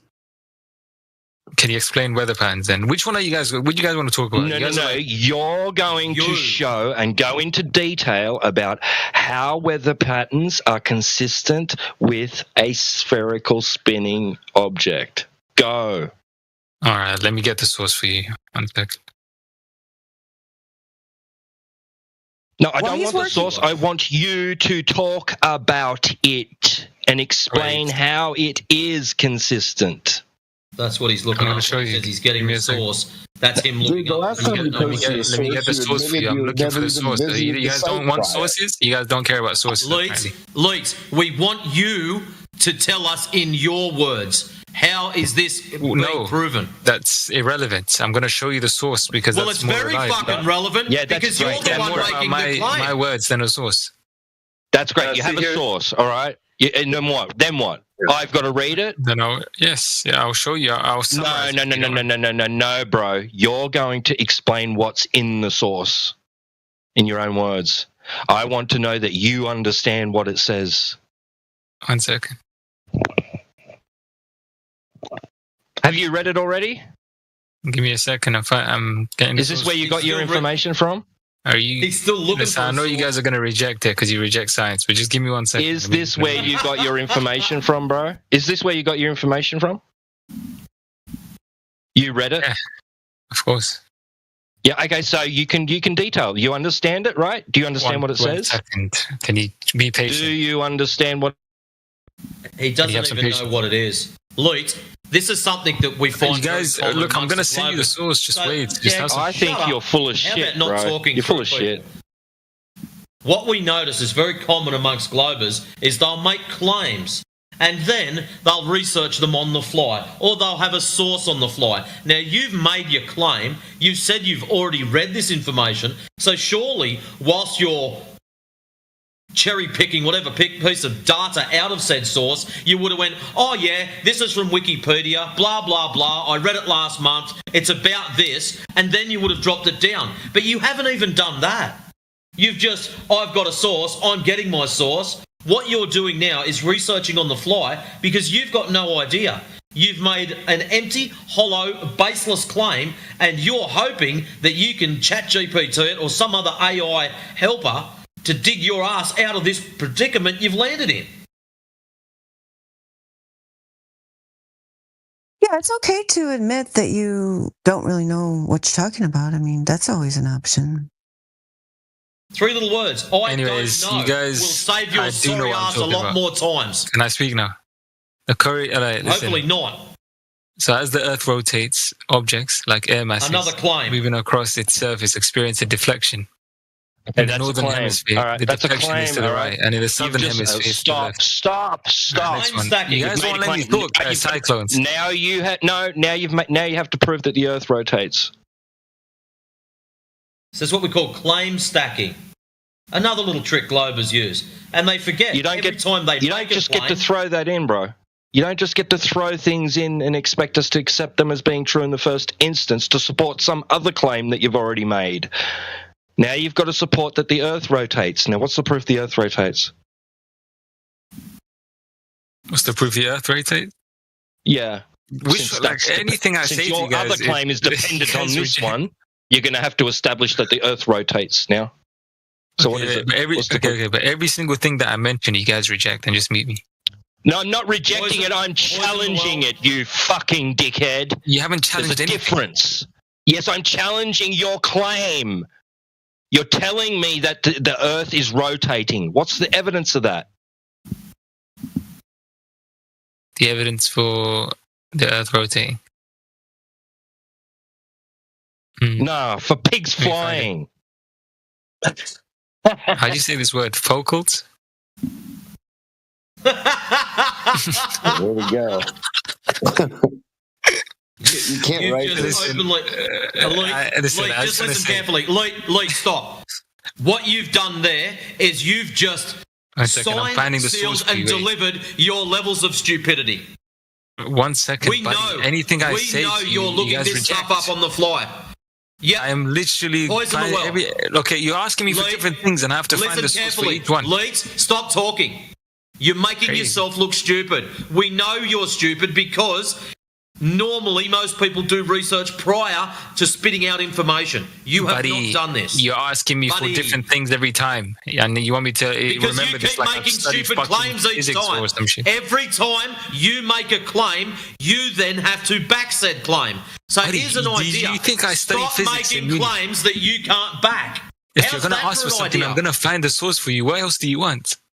I don't understand you people, bro. Honestly, you guys are not real. I don't understand you people, honestly, bro. You guys Seriously. are not real people. It's not real. Well, I won't really mute you then like this. My God.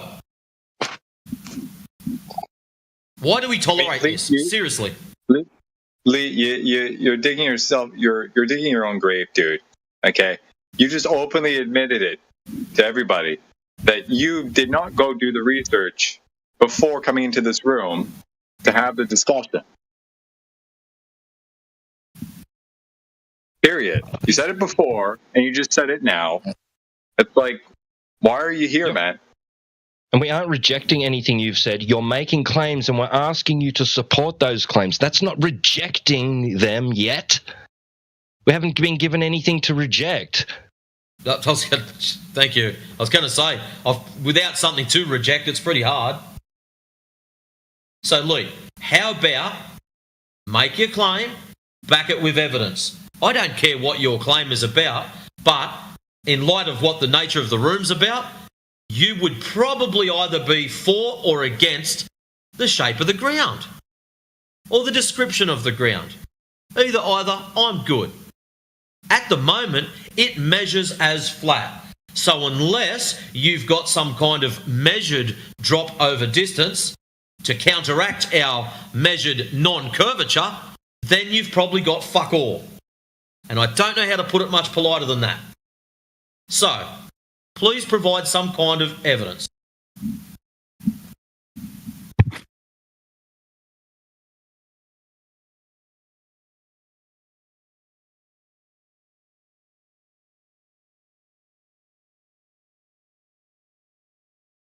this conspiracy mentality, man. What, asking people to support their claims is conspiracy theory mentality, is it? You guys are conspiracy theorists. So if I make a claim, it's not reasonable. Is it reasonable for you to want to ask me to prove it? So, provide some evidence for the claim. Is it or isn't it not reasonable, right, to ask people to support their claims with evidence? Yeah. Yeah, it's reasonable, isn't it? That's all we're doing is asking you to support these claims with evidence. Which everything you reject, but yeah. No, we're not rejecting it. We're asking you to support the claim. If someone just comes up to you, right, and just blurts out some absurd thing to you, right, in the street, do you just immediately accept it to be true? No, but we have all these evidences. Right. Okay, yes, and that's what we're asking you for. Yeah, but anything I say... So far, you haven't provided the evidences. You've just made more claims on top of more claims. Yeah, I see the problem now. He's conflating a claim with evidence. Right? Oh, I got it from the source. That must be true. But in the source, they're just claiming the same thing that you just said. All you did was add a hyperlink on top of the statement, and then apparently it's supposed to be true. Like, you're conflating the two, bro. Can you guys tell me, are you guys telling me that decades of like space exploration was all just fake? What the fuck? How did you come to that? I'm just asking. What is your mind thinking? So, yes, what 20 just said, and all of a sudden you now jump to decades of space exploration is fake. Yeah, you guys think they just faked it every time? Is your brain that scattered that you can't even follow a line? Insults are not going to prove you right. I'm just saying. Again, is your brain so scattered you can't follow a line? Do you guys reject the laws of nature? No, we actually follow them. Really? Yeah, like the gas laws. Yeah. What about the surface of liquid at rest? Oh, so liquid always seeks its level, doesn't it? Water I'm always kind of seeks its level. I'm curious what laws you were referring to, Lee. Like what? Which ones? I mean, you guys. Which laws are you referring to, Lee? You haven't addressed the first. Which laws are you referring to that we reject, Lee? Let's start with the space exploration. Do you guys think that was That's all not fake? a law. Space exploration is that a not natural law. law? I'm not talking about laws right now. Oh, we're not talking about natural laws. You just did, dude. Before the laws stuff, I mentioned space exploration. I know. So are you guys following? I don't think you guys are following. I am following. You guys are not following. I'm saying, I'll say in your accent if it helps. You claimed quite clearly that we reject natural laws. We reject science. So you are now very politely, clearly, and calmly, before I flick the switch, explain to everyone which ones we are rejecting.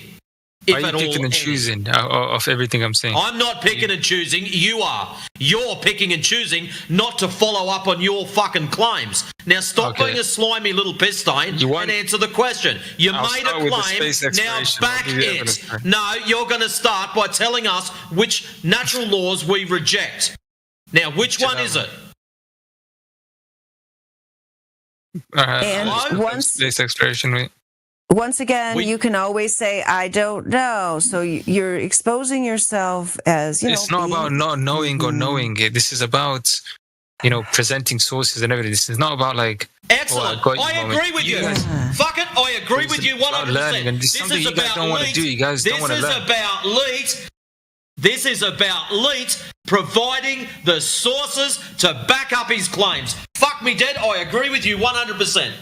Without a doubt, all over it. Now, Lee, since you've made a claim that we reject these things, how about you back it up?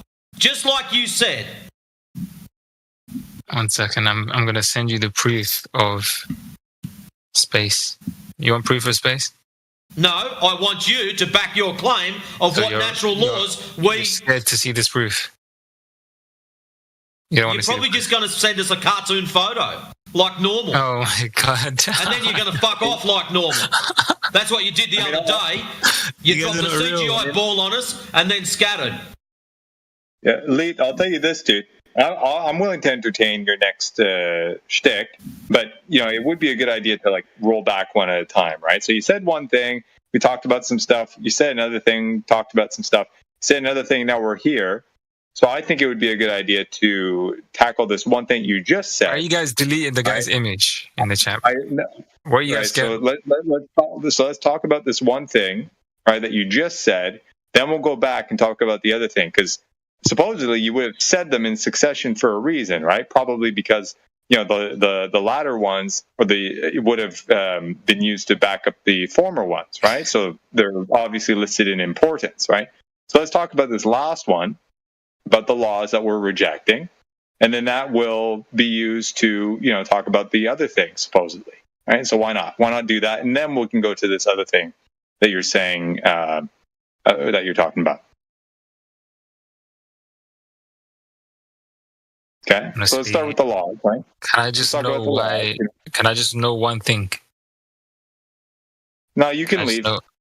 You're allowed to leave if you want. Look, why? Okay, so you don't want to actually back up anything of any of the. You don't let me speak. That you can, right? Nah, I'm not interested, dude. I'm just willing. I'm just waiting for you to openly admit that. I've got jack shit. I've got jack shit. I'm not going to back anything up, and then here's my parting statement to make me sound, less bad than I already sound. Right? I'm not interested in that. I got what I'm interested in. Thank you very much. Can you tell me why his picture keeps getting deleted in the side chat, Mr. Binkses? The moderation here is not your concern, Lee. Why don't you just keep focusing on the information? Why would you be scared of a picture? Okay, Lee, I'll answer your question. I'll answer your question because it was me that deleted. Cartoon balls don't prove reality. That's why it was deleted. It has no effect in here. It is. Why are you so mad? It is. Why are you so mad? It has no part of the conversation. So, Luke, now you know why it was deleted. Do you feel better now? Does that make you feel complete? Does it prove you're on a ball? Oh no, none of the above. So this is why we don't get into the meta, because now you've wasted a minute of everyone's fucking time where you could have put some proof down and solved this problem once and for all. Let's give Mr. Binks a chance. Maybe he's got some kind of actual information he's willing to. The Earth is flat, like actual proof, like a photo. Oh yeah. I'm gonna need actual proof. I'm not gonna believe what comes out of your mouth. I need a photo or actual actual proof, my nigga. Oh, so Mr. Bink, do you think photos are proof? Yeah. Yeah. Oh, they are, right? Interesting. Yeah. Anyone got a photo of Sasquatch or something yet? Does that mean Sasquatch? Yeah. Really? Oh, cool. Yeah. Pull me that proof. Give me that proof. Yeah. I need it. Damn. I got proof of Sasquatch if you want. No. I'm not gonna believe what's coming out of your fucking mouth. You gotta actually show me actual evidence. If I put a photo of Sasquatch, you just go outside. Why isn't a direct physical reality that you experience? Why isn't that good enough? Oh, for fuck's sake! You people are fucking weird. No, why isn't it good enough? Why isn't reality good enough? I'm not gonna take you seriously, buddy. You're not going to take me seriously when I ask you why reality isn't good enough. Why isn't reality good enough for you? Why do you need photographs of reality when you can just go outside and experience reality itself directly? One side is saying the Earth is round, and the other is saying the Earth is flat. I'm very confused. Yeah, flat's not a shape, bro. Flat isn't a shape. I'm very confused right now. I'm not going to believe So, Mr. Biggs, if you're confused, why wouldn't you say, hey, how about somebody measures it? And that would take away your confusion. Oh, yeah, that's crazy. We should measure the Earth, yeah? The whole... that's wild. We should do that. Wow, shit. It's been done. They didn't find any curvature. So we had an astronaut get like a fucking ruler and just measure the Earth. That's wild. Crazy. Did I say anything about astronauts? No. I love astronauts. Where did you get astronauts from? You just pulled it out of your ass? Yeah, it came out of my dick. Yeah. Why are you so angry? Why do you think I'm angry?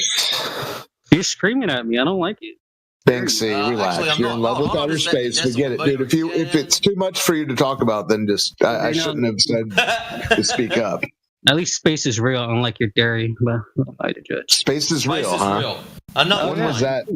Yeah, how long is that? This space you're speaking of? Who discovered that? I mean, what killed the dinosaurs, my nigga? Okay. Thank you. Fucking retard. Oh yeah. Ooh. Okay, So like thanks, rock, we're done. So like rocks goes like don't.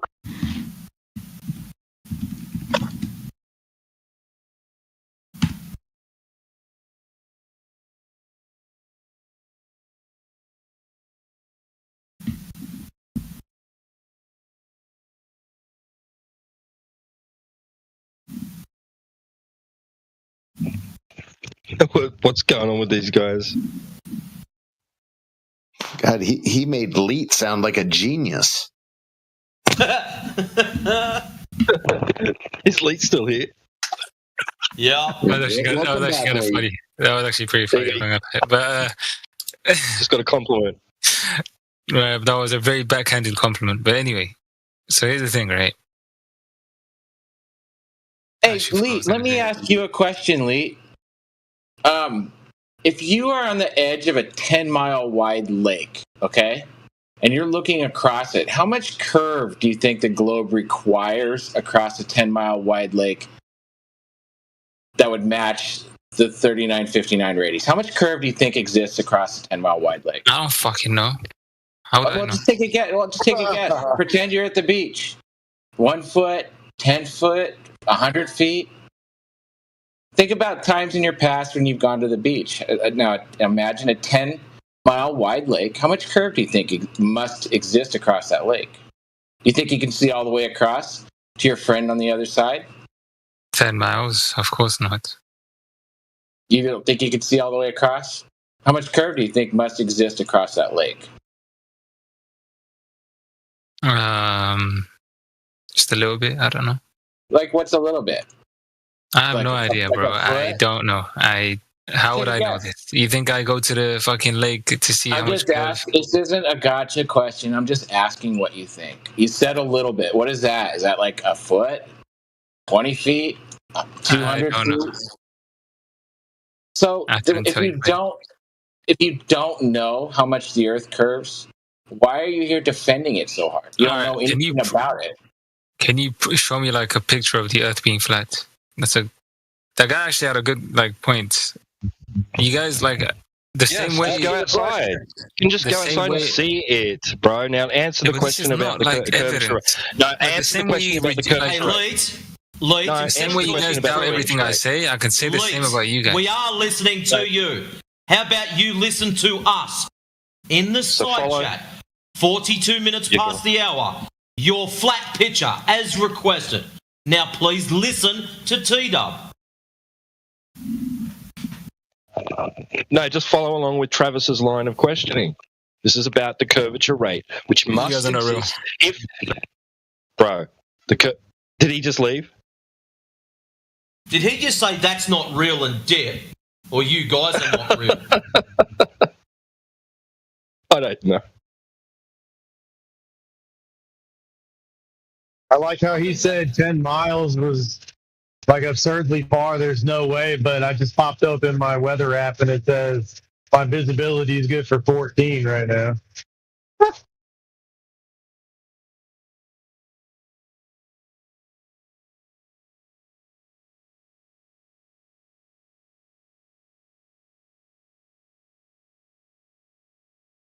Which is shit. We see way further than that.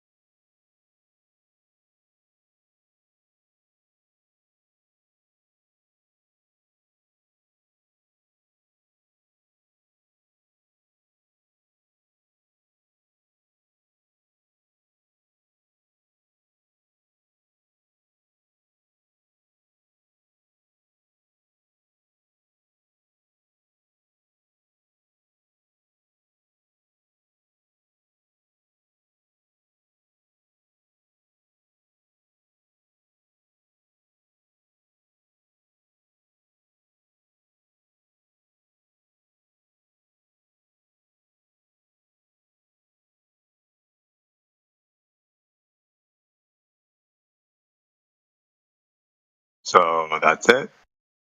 He's gone. Fuck's sakes.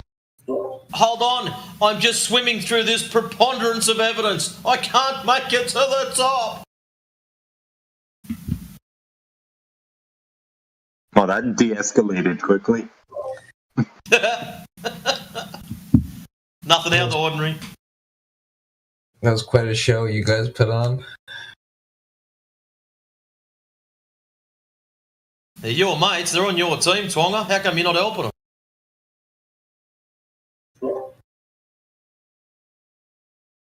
I'm just a Glober, dude. You're sitting back and realising how spastic some of the arguments are, aren't you? Yep. Yeah, it's interesting when you just remove yourself from the equation and watch the show. That's why a lot of the guys just sit on YouTube and listen in.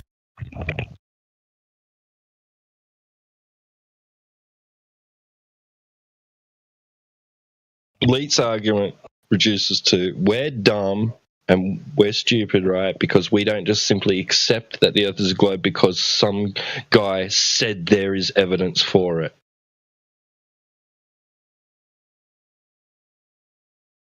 You don't have to understand the evidence. You don't have to have looked through it. You don't have to have evaluated it. You just have to know that some guy out there said there is evidence, and that's enough. And if you don't believe it, then you're stupid. Actually, Twonga's a Glober. Ask him. Hey, Twonga, let's say there's two people arguing over the size of their kitchen table. You walk in on a conversation. Person A says, I believe my table's 6 foot long. Person B says, I've measured my table. It is 5'8". Which one are you more likely to believe? The one that says he's measured it, or the one that says he just believes it, what size it is? Oh shit, hold on. Ooh, the serious music in the background.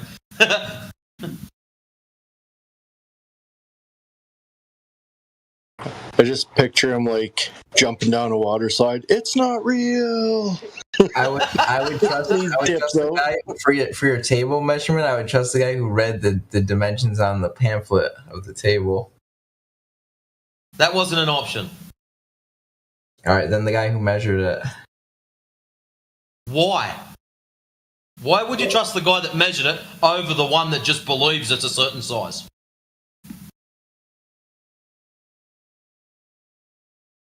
Seriously?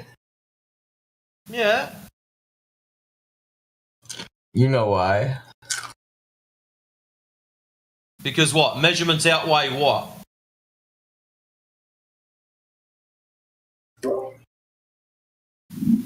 Beliefs. You're learning.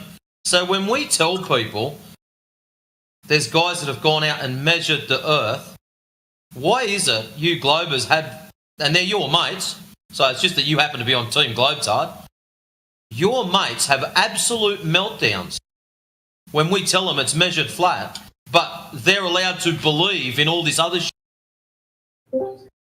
But yet we've measured it. Well, you measured it wrong. Oh, did we? Interesting. You must have. Yeah, things don't exist, so when you're measuring, you're actually just making shit up. Right. Yeah, things are not, beings exist, things just happen, they're waves, so when you measure them and think they're objective, you're actually just missing the point, like things don't exist. You're just being too much of a nerd to really see the big picture, It's a wave. So if things don't exist, curvature doesn't exist. Things don't exist. Either. I don't want to hear your dumb fucking response, bro. I know this. So that means curvature doesn't exist either. That's it. Things don't exist. I'm out of here. It's not real. You guys know, everyone knows it's a globe. Just man up. It's a globe. Just man up. We used to believe it was a globe, Twonga. You do realise that. Then we realized we were fucking stupid and duped. At some stage, something's happened to trigger people into going, yep, I fucked up. My bad, I'm out.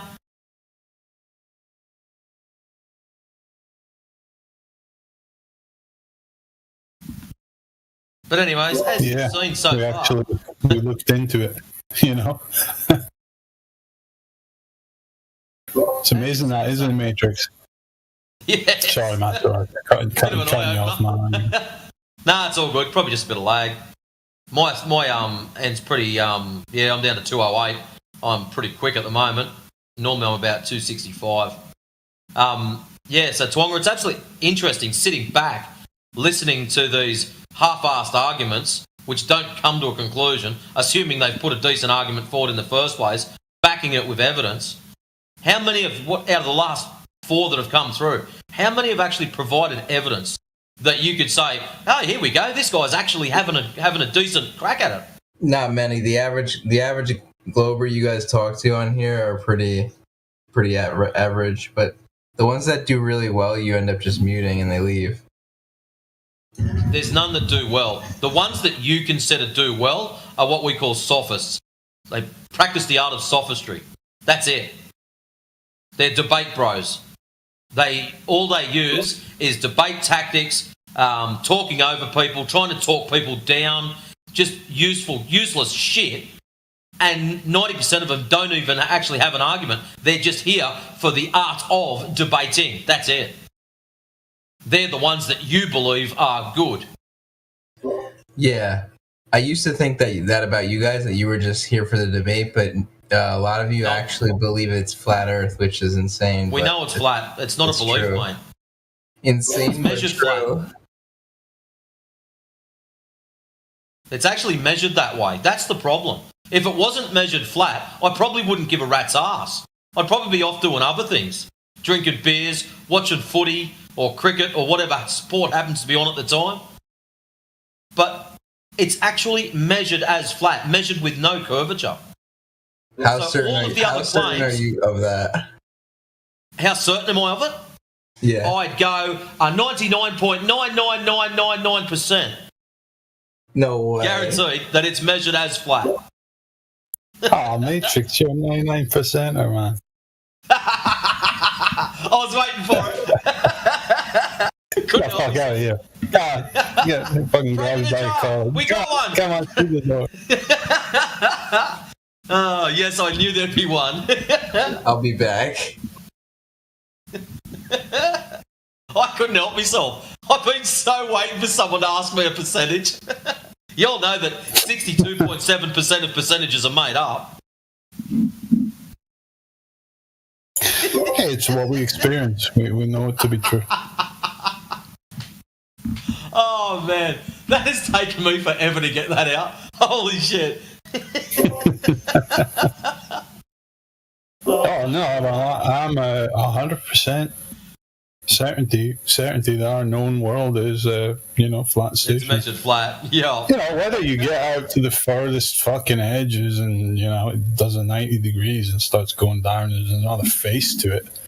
Fuck, that's another story, I don't know about that. I haven't experienced that part of the world or anything, so.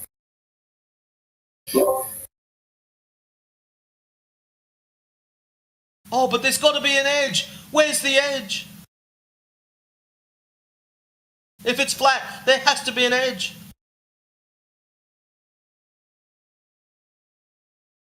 Yeah, that one really shows just they don't know how to think, So they're so obsessed with this conceptual idea in their head,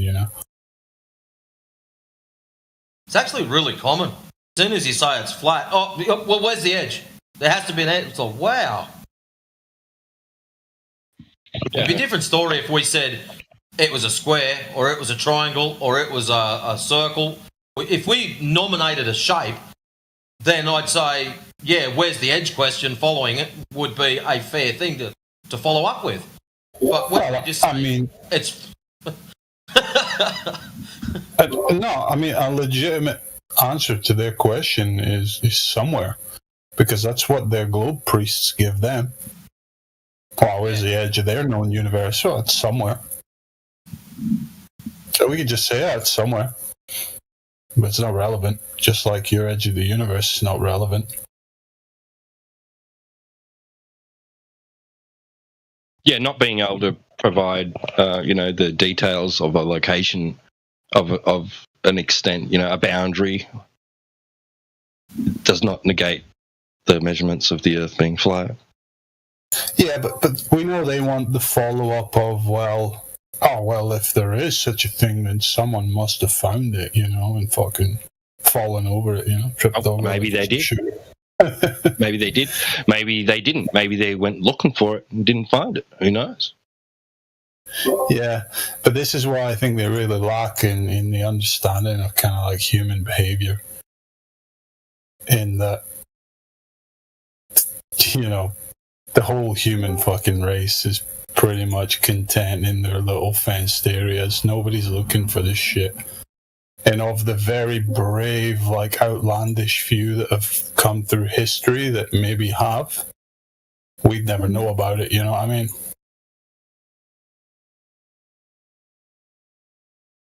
Not to say that they found something specific like an edge, but, just they ventured out maybe and found something that was kind of new.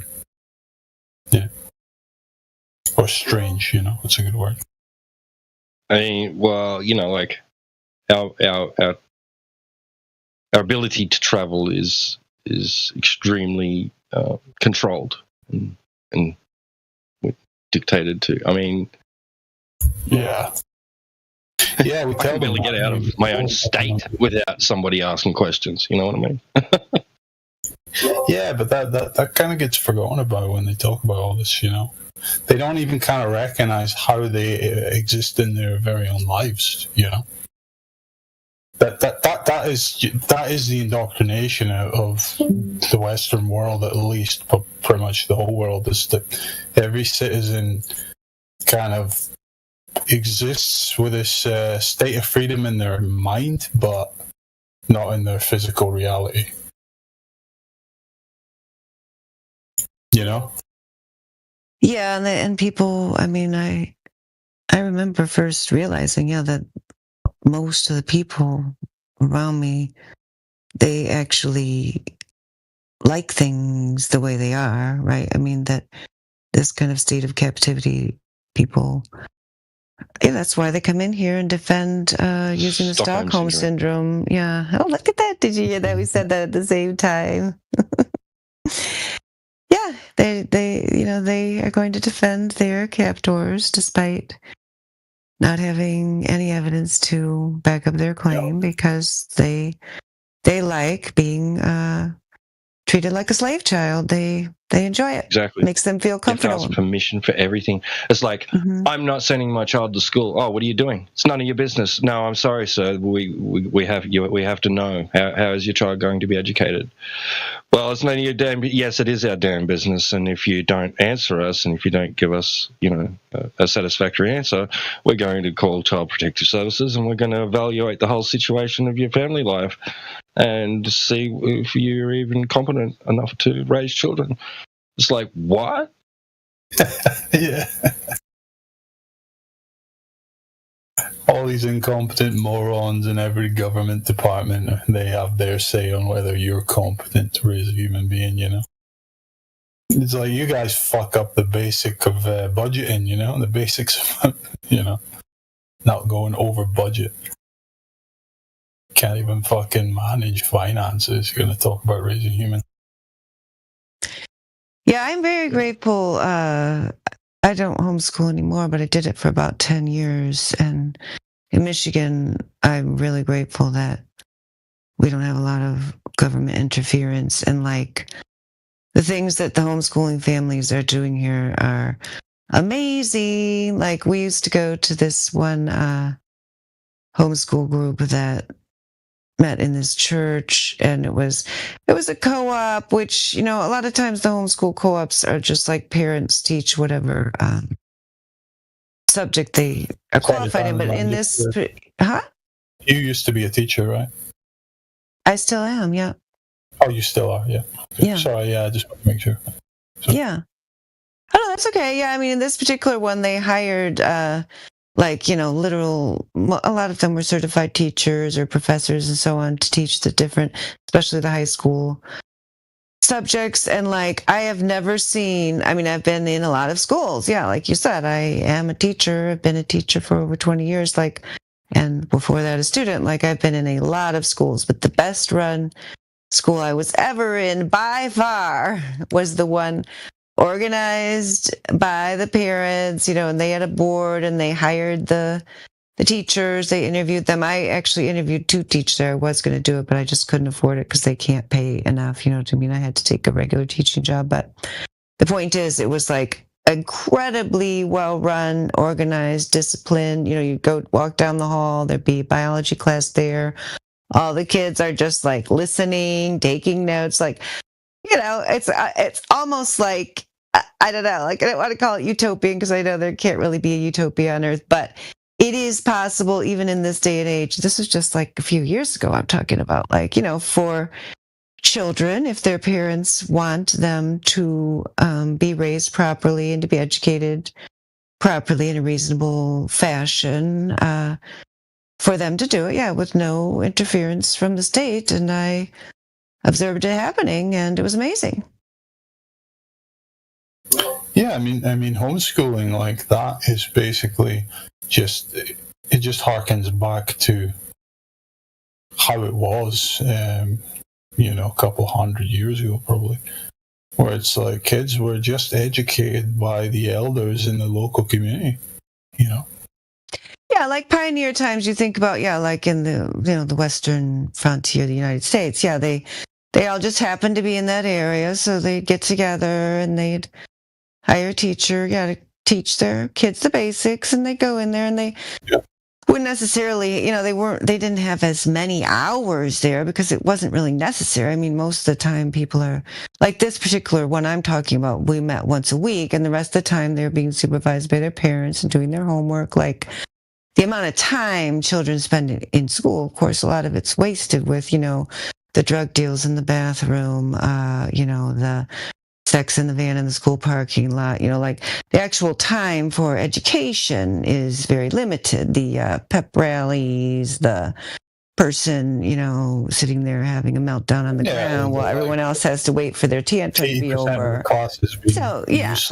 Yeah. So, but, in the old days, it was like they were very, very practical people. Yeah. It's like, go learn to read, write, do arithmetic, learn some geography, then go home, work on the farm, and so on. And of course, learn things through experience that were actual practical things where they could actually measure something, unlike the modern students where I get out a ruler and give it to a 15-year-old and he can't even measure, a piece of string to any degree of accuracy. It's like, what is wrong? Like, there's something seriously wrong with the situation here.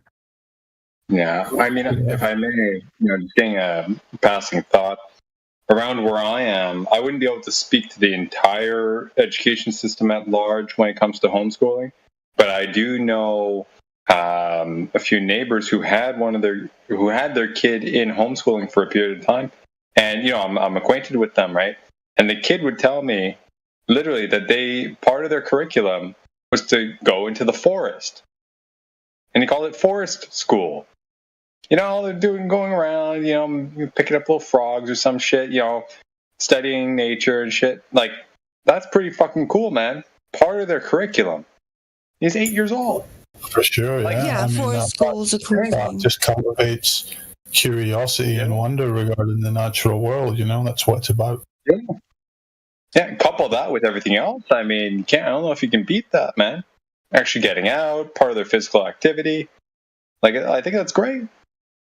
Yeah, I have that book called Forest School. It's cool. I mean, it just has ideas about doing that, but that's just a concept. I mean, when I first started teaching, you could do forest school. I mean, I basically did when I taught biology because I was in a rural area and you could just go out, and of course that's what you're going to do because that's the way to get through to young people. Yeah, is to start with the concrete. And then when they start to get a little older to be able to reason toward the abstract, you can introduce some of those concepts, but then they started doing this top-down thing. I mean, now they have national science standards. That started with state standards and moved up to national, but at the beginning it was like, no, you teach what the people in your area actually need to know, like this was a rural area where most of these students were that I was teaching in this particular class weren't going to go to college. I mean, some of them would, but a lot of them were going to just start working on the family farm or whatever. And but even if they are going to, even if they're going to become doctors or whatever, start with what they can actually observe around them. But then they started introducing this curriculum, which always would start with the abstract. They would start with trying to tell them about what the model of the atom was, usually not even being accurate because they don't want to go into quantum physics and so on when they're at an introductory level. So they then teach them this weird orbital model as if they're like balls and sticks, right? They're still doing that. And so they're teaching these abstract concepts in a concrete way when it's not even appropriate and when these children shouldn't even be starting with abstract concepts. It's completely backwards. You guys probably remember. I'm sure your science textbook was like that. Starts out with the atom, then we go into the cell, we talk about DNA. If you're lucky, at the back of the book is all the stuff that the kids are actually interested in, the stuff about botany, flowers, animals, so on and so forth. You're like, oh, I guess we'll never get to that. Oh, well, because we got to go through the evolution chapter first. Yeah, for years I was wandering around saying, isn't it amazing how the atom is so similar to the solar system? Whoa, man. Yeah.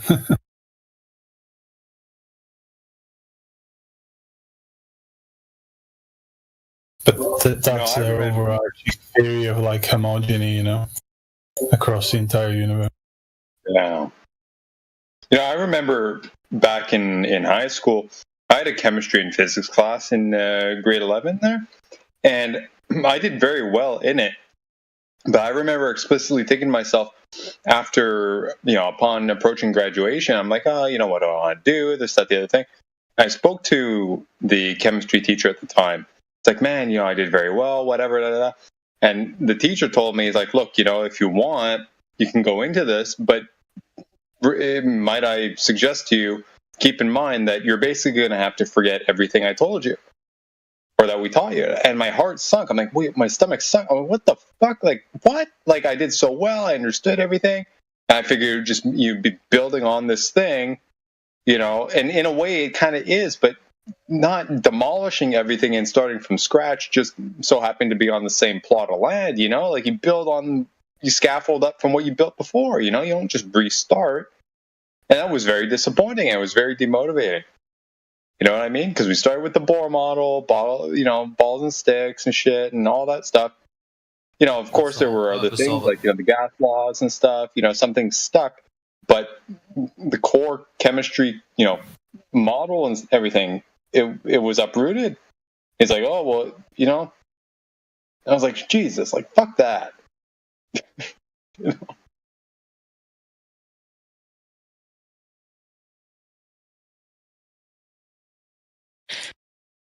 And I guess, to me, that's, the way you explained it, it's interesting because that just made me think about how, you were putting your faith in this one, model, and then they tell you, oh, no, actually, that's not right. Now put your faith in this other model. Yeah, and then we wonder, why these people come in here and they, that's what they think science is, right? Big expert on high tells me this thing. Oh, no, big expert on high told me it's not actually that thing, it's this thing. So then, even when we're trying, some of these people, I feel like even if they're willing to question the globe, it's they don't want to get off of it unless we have some other defined thing to put them on, right? Because that's the habit. That's what they're used to. Oh yeah, they're big with that. We know that's a running theme with them. They need they have alternative model syndrome or something. Where's your model? Where's your model? Did you see how they've hijacked the term bubbles in space now? No, where's that? So apparently they've measured, I just saw a short about it. I haven't confirmed any of this, right? The short says that apparently this year scientists, right? Oh, hang on.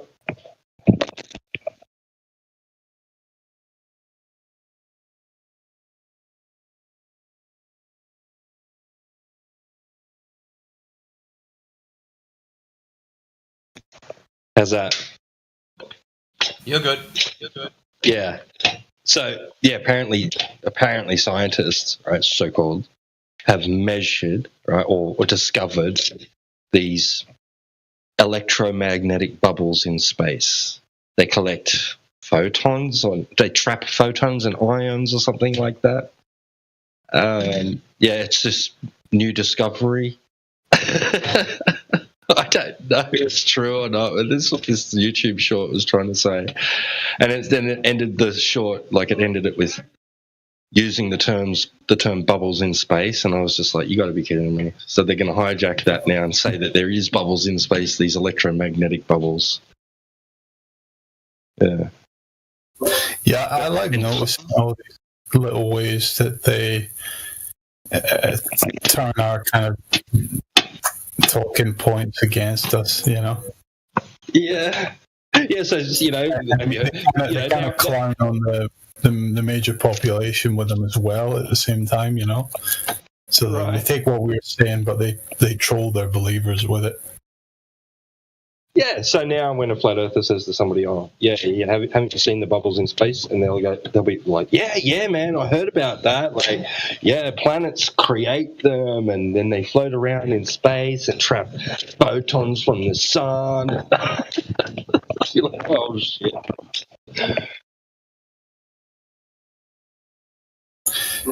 One that sticks out in my mind was, I think it was in the last season of Breaking Bad, right?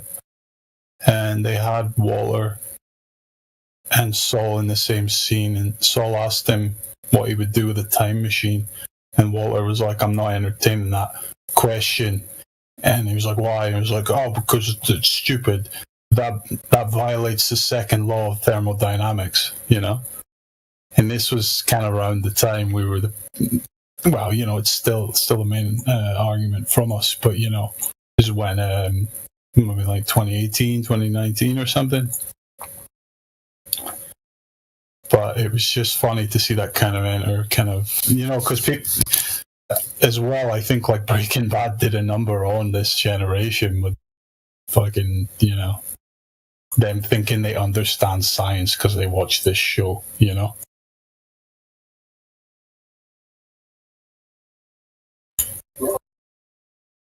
And they actually kind of look to this fictional character as if it's a real teacher, you know. So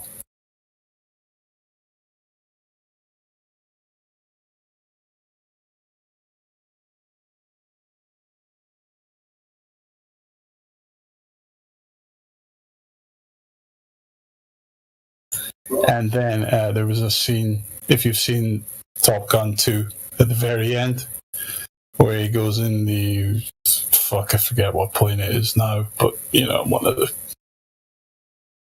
it would have been something akin to the Blackbird, you know? And he's going for, like, the speed record. And there's this little dialogue between, like, the radar operators or whatnot back at base that are tracking him. And they joke, they're like, yeah, I think Tom Cruise is like pretending to break up and signal or something, you know, because he keeps wanting to like push the limit and he's not going to stop. And then the radar operators like turn to their commander and they're like, "Oh shit, yeah, we've lost like communication with him." And he's like, "Why?" He's like, "Oh, it's the curvature of the Earth." But they look at each other jokingly, you know. So it's like another little nod they did. It's like, yeah, they're using this excuse, but they're joking with it, you know. But the average person is not going to get that. Wait, so Breaking Bad, that's the one where the guy's cooking meth and shit, right? Yeah. The one when, you know, and his sidekick Jesse is always like, "Oh yeah, science, bitch," you know. See, all the kids that watch Breaking Bad, they think they're Walter, but they're actually Jesse, the fucking idiot that doesn't know any science. Damn.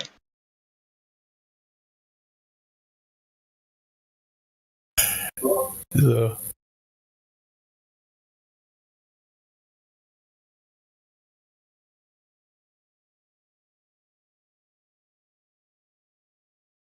But yeah, so I did have to get away from your point. Yeah, that they, they do listen to us and they take this stuff and they turn it around and they troll the globetards with it. So it's just funny noticing them. Especially, we know 2020. What was the fucking catchphrase? What was the motto?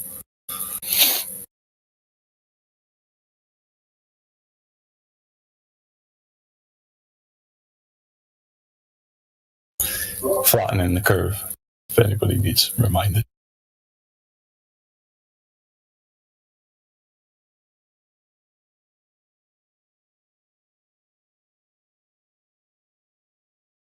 Do our best to flatten it every day. Oh yeah, it's pretty fucking flat. You dirty 99.99%. You love it. Did the lead guy? Did he run away, or did you guys get rid of him? He run. Just curious. Twonger said he'd be back or something. Yeah, Twonger just ducked out for. He just all of a sudden, I'll be back, and he took off too.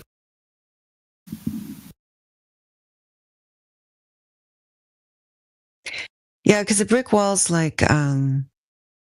I mean, he would have been useful just to get information out if he could have shut up for 10 seconds at a time. I mean, he obviously is never. There's no. I don't know. I shouldn't say never, because there's been some times when I've lost hope in the person, and then one of you guys have taken it up and you've actually gotten through to them. Sometimes it's just a certain kind of personality type will get through to people, but that guy didn't really view him as ever being receptive to it. I mean, he would only be useful as a brick wall to bounce your tennis ball off of, but he couldn't even shut up long enough to let us do that. He was having a sook about you talking to him like a little kid. And I'm sitting there thinking, well, stop acting like a little kid. That's easy. Never see themselves like that, though. But he's been in a couple of times, and every single time the same thing. He'll make a claim, you ask him to back it, then he'll jump to something else, and then someone will mute him because he's just scattering off to wherever he's going. And then he'll get unmuted, and then he'll jump to something else, and then he'll ask a question, and he'll get the shits about it because he didn't answer the new question, and he's forgotten about the original claim that he was supposed to back in the first place. It's just round and round in circles. Until then, all of a sudden, he'll just have a little whinge, use are all shit, you don't know what you're talking about, and I'm going to run away. And he'll either dump something in side chat or say something stupid just as he hits the exit button. Every time.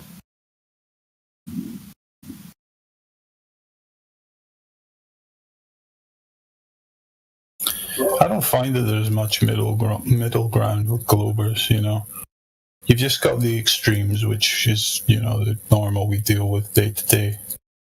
And then the ones that are actually going to understand this stuff, they come in and they usually tell you, well, I've looked into it a bit and, I've got some questions and some stuff doesn't make sense, They're already kind of on their own way, And them you can have a good conversation with.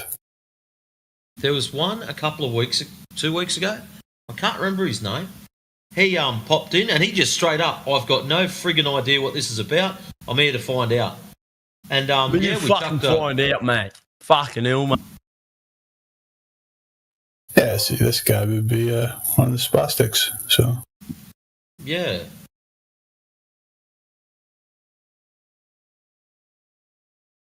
Interesting. But anyway. Sorry, continue.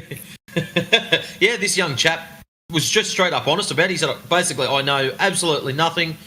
I'm here just to find out what this deal is all about. And yeah, showed him the Black Swan, showed him a few laser tests, and afterwards he's like, you know what? I've got to have a bit of a look into this. Thanks a lot. Catches around. He was super chill, heaps polite, asked sensible questions, or the usual sensible questions for someone that has no idea, and then went on his way. And it was like, holy crap. And even a few people, the other people just said, wow, that's pretty rare. Like it is to get one like that. But crazy. Yeah. But I do understand what you mean. They're either complete newbies, no idea, or the sophist slimes that we usually get?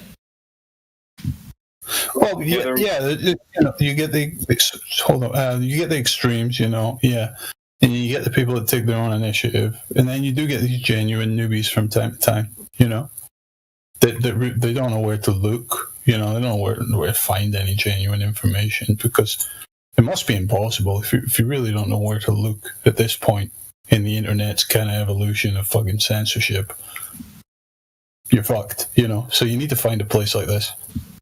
Well, from a new person, let's just say... sorry. Go, man. I was just going to say quickly, there was another guy like that earlier. I think he was in the... where were we? I was with Kembo. Is Kembo here? Where were we? The English Hub? Yeah. Another guy. Yeah. So if you guys see him, his name was Zakaria, I think. He was like super cordial, man. He's like, yeah, I'm going to come back. You guys are great. You answer all the questions. Very fluent, back and forth, very polite. It didn't go into too much depth, but it was, same old, but it just conversed very fluently because, he asked the right questions and he was polite about it. Like, you don't see that very often, man. I was very grateful to be able to work with that, Very rare.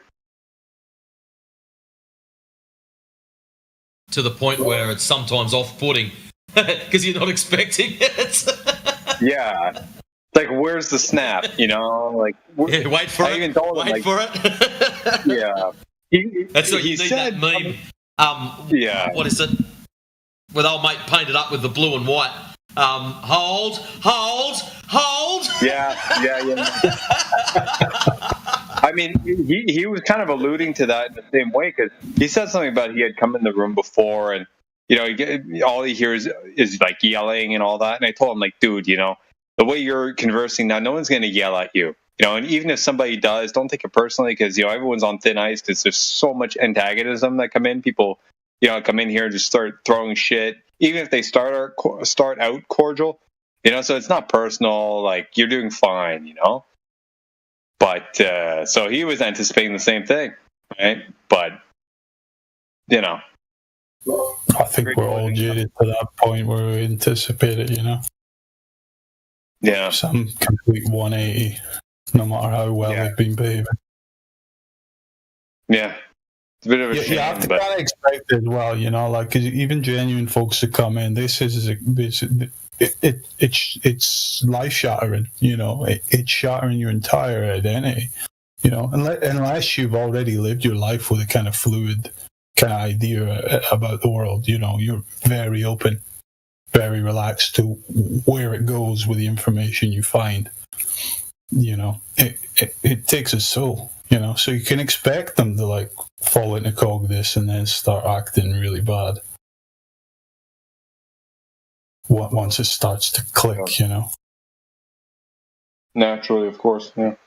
But because even for people that even a lot of folks, flat earthers here, right, that were questioning stuff all their lives and saw through many major deceptions already, this was still a big one for them,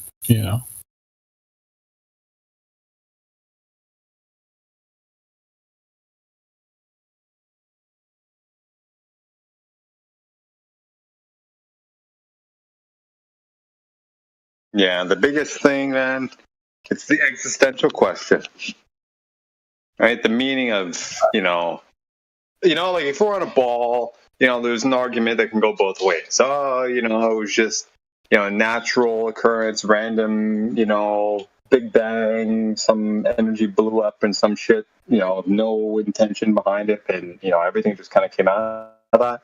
Or God made it, so it blows up and that's how he created the world. So there's those two options. Whereas in this kind of neck of the woods, it's like, yeah, you don't really got that same liberty, So people start freaking out. It's like, oh, then there must be a God. Oh my God. And then all their atheism kind of gets thrown out the world. And that's the hardest part to handle, I think. It's like an identity crisis. Well, what heliocentrism. Sorry. Yeah. Sorry, there's a bit of a lag. It's just like, honestly, at the core of it, I'm willing to speculate that that's probably the, if not one of the biggest things that people struggle with internally, and gives rise to all their cynicism and shit, because they don't want to acknowledge that that there's a higher power. I know I found myself in that position earlier in my life, not necessarily because of this, but that type of question I really struggled with. So I don't know. I have a very high doubt that's not a contributing factor. Oh, for sure. All heliocentrism offers is the ability to defer these questions to other people and the answers for them.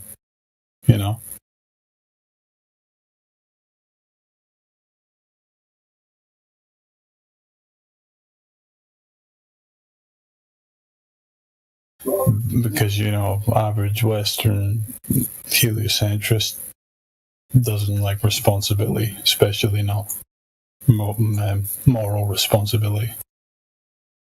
Oh yeah, I mean, that's responsibility. Yeah, moral responsibility, and just responsibility for making decisions for your own life. I mean, I think that goes back to what we discussed earlier. They like the setup the way it is, because they don't have responsibility. Because if you farm your brain out to this great pseudoscientist in the sky, then if you followed all their little directions, then if something goes wrong, it's not your fault, right? You're like, yep, I did all the things they told me. I believed it all. I fought with the flat earthers, followed all your rules, so nobody can blame me if something goes wrong.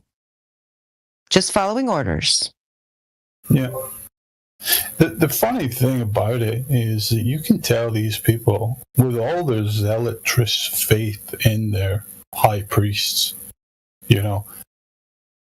they still don't quite completely believe them themselves, because they're all fucking angry and kind of demoralized about life. We know like the apatheticness, the nihilism, all this.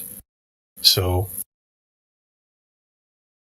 I don't even think they really believe what they're being told, It's just their best option as far as they see it. Right, their parents. That Stockholm syndrome causes them to lash out against people like us that are offering something else, right? A different view on things. But they're all just fundamentally kind of heart people. Their parents. How's the team doing tonight? We're doing all right, Raiden. Yeah, we're just. I'm glad that Matrix. Well. Yeah, I mean, we had some kind of stubborn globe believers earlier, but they're gone now. How are you doing? I'm well. How are you, Dandelion? Good. Yeah. Is Jemsy there? I wanted to ask him a quick question, if it's okay. Oh yeah, go for it, Jemsy. You're being paged.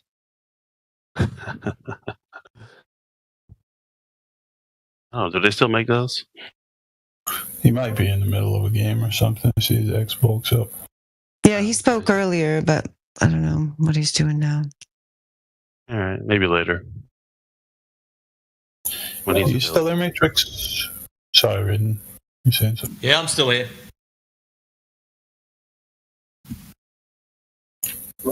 Yeah, you were saying just before, like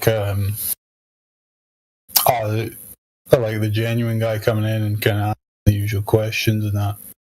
And I was gonna say to that, like, see, any of the questions Globers actually ask, like, none of them are stupid, none of them are silly, and none of them don't deserve a response. It's just how they ask them, there's a big difference. Yeah. So they want to ask that question, like, oh, if Earth's not a sphere, then why are all the other things I see in the sky a sphere, There's nothing wrong with that question. It's just when you try and when you explain, like, the kind of logical disconnect of that rationale, and they don't want to take it, There was this guy in here yesterday. He was so passive aggressive, and he was really condescending, but he was trying to be nice about it. And he was like, "Sir, I want you to go to the side chat, and I want you to click on that video and go to 5:15, and I want you to tell me what that is, sir. It's like, what the fuck? Is he fucking sipping his brandy with his monocle or something? Something like that, right? Like, it didn't have that accent, but he had that pompous look down your nose at, it was like, Prince Ran, he got on my goat instantly. He just thought he had it in the bag. I'm going to show these flat earthers who obviously have never seen live footage from the ISS. I must have missed that. I didn't hear it.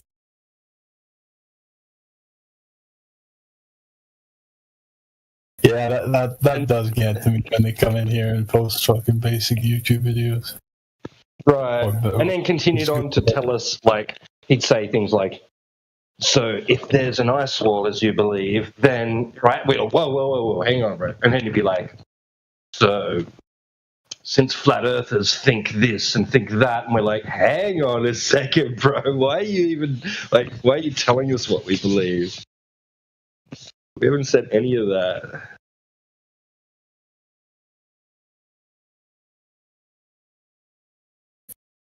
You know, like, we think it's like kind of isolated to this interaction, but you know how we have these stats, you know, of like failing marriage rates and just relationships falling apart within months.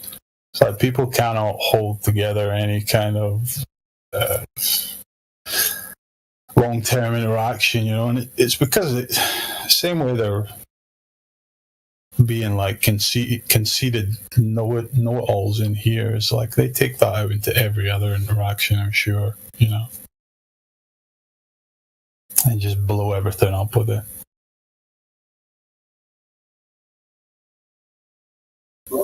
It's like the current generations in the world like just don't know how the fuck to communicate. It's totally lost. Yeah, just the inability, to listen or to, even ask a question and then listen to the answer. Just to have I mean, that's why when you get people in here, like Matrix was saying, who are capable of just like having a normal conversation, it's like surprising, you know, because you would think if you met new people, especially new people who were like putting out an idea that was new to you, that you didn't really know the details of it, you know, you'd think that you'd be really fascinated to like find out what they think, you know. But instead they're sitting here being the chat GPT stenographers trying to lecture to us from their Google searches, you know, when we're sitting here trying to tell them, yeah, here's the stuff we actually discovered when we went out and did these tests and stuff. Like, I mean, gosh, we're a different type of people. I mean, obviously that's why we ended up here. But like, I mean, if I'd found people like us, you know, I mean, I did eventually, but I already had understood the earth was flat by the time I found these people on Discord. But, you know, if I'd found people who were like going out and doing a new kind of test on like an idea that I'd never considered, that the globe radius wasn't right, I'd be like, wow, tell me more. You know, I wouldn't be like, oh, let me Google some stuff really fast and spout it to you to tell you you're wrong without ever having looked at what you're doing. It's just like, it's a mindset I just cannot even understand it. But it's people who want to stay in the prison, who are not interested in finding truth. I mean, it's the people who are like, we're going down into Plato's cave. We're like, hey, it's a whole world out here. I just saw a rainbow. You've never seen one before. No, thank you. I would prefer to watch the shadows on the wall. Yes, goodbye. But they're not even intelligent enough yet to know that they're within that paradigm, you know. But I guess that's the whole point of Plato's cave. They genuinely have no clue. They're just staring at shadows.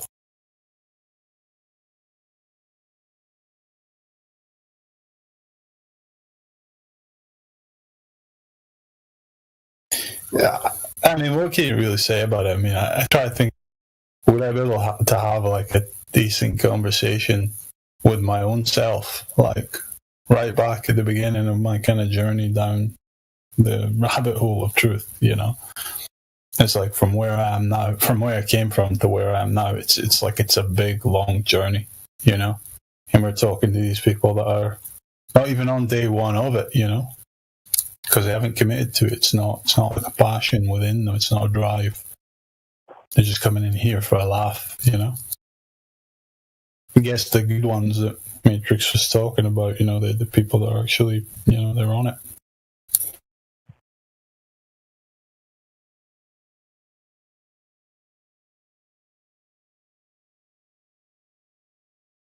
Yeah, and so that, I mean, that's why whatever, like you said, I think that was you that said, yeah, there's not, that their questions are not stupid. I mean, they're like, they all come up with the same ones, so I guess you might say they're the natural questions. I mean, yeah, I guess they're the natural questions if you're an NPC. I don't know, but still, like, at least, you know, like sometimes when they ask about gravity for the 757th time, you know, it kind of gets tedious. But really, I mean, when I'm in the right mood, I'm capable of treating it like it's brand new, because it is like brand new to that person. You know what I mean? Like I'm used to doing that. Like in teaching, sometimes you like repeat the same thing, you know, 6 or 7 times the whole day. And then by the end of the day, it's like, how can I find a new way to say this thing? But then, and not make it sound to them like their question is incredibly boring and repetitive, even though it is. So I'm not always, I can't always do it. I can't always do it. You guys aren't, you guys aren't paying me to do it. So it makes me even less motivated. I'm just kidding. But I mean, you know, so it depends on the person. Your motivation every day down the line. You enjoy what you do. Yeah, you're right. I do enjoy it. You're right. Yeah. Some people are more easily to get motivated about than others. Matrix, I'm not too sure about now. I don't get paid either. I know. Yeah.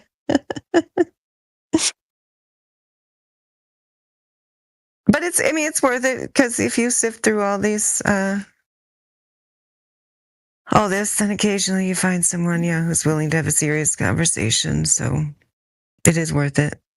Even though people like that Leet guy really just grind my gears. Yeah, he's just a pest. For the young ones, text messages. Send them a text message. They're guaranteed to get the information. Shout to your mom. Yeah, she says hi. What do you want? Yeah, insta-mute, man.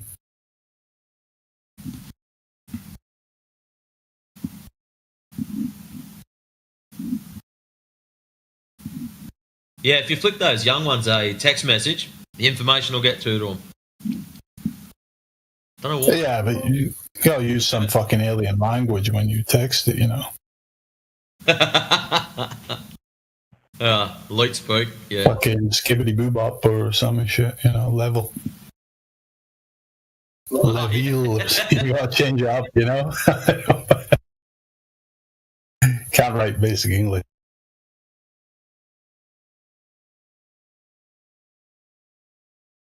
You know when we're taking the piss out of people, and it'll be Globe Earth, ERF. Yeah, Glurf, yeah. Yeah, the Earth is level, LVL. Yeah. Like level max. Have you heard like looks maxing and shit like that? Latest slang from Gen Z or whatever. Level maxing, you know. I have no idea what they're saying, some of the things. Yeah, it's just fucking trash. CB just jumped in. He knows all the fucking latest lingo, man. Translate.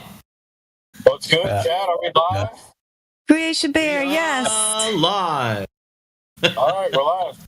Doing live. Yeah, CB was saying how we need to, if you're gonna text these fucking like young globe earthers or something, speak to them. You need to translate it into some fucking foreign language for them to understand. Heard that voice in a long time. Holy. Yeah, I know. Yeah. Wow. How you doing? It's obvious by it. Yeah, good man. Good man. I just took a break a bit, but I've been in the background listening to the stream still, keeping up. Not much to keep up with. They're still fucking globe tards and we're still right. You know what I mean? Like, okay. I'm glad glad you're back. I've been meaning to tell him that. Thank you for mentioning that, Creation Bear, because I noticed that the other day. I used to talk to you years ago. We used to have a lot of good talks, so it is good to see you back, obviously. Yeah, we missed you, bro. Yeah, thanks, Dandelion. Yeah. I wish you were away for a while and then you came back yourself. It was good to hear your voice again. You're like one of the last kind of ladies to stick around, really. That's right. Oopsies. God, I will never stop misreading your name, bro. It's always going to be Obvious Bite to me because of my dyslexia. Obvious Bite. Obvious Bite. That works.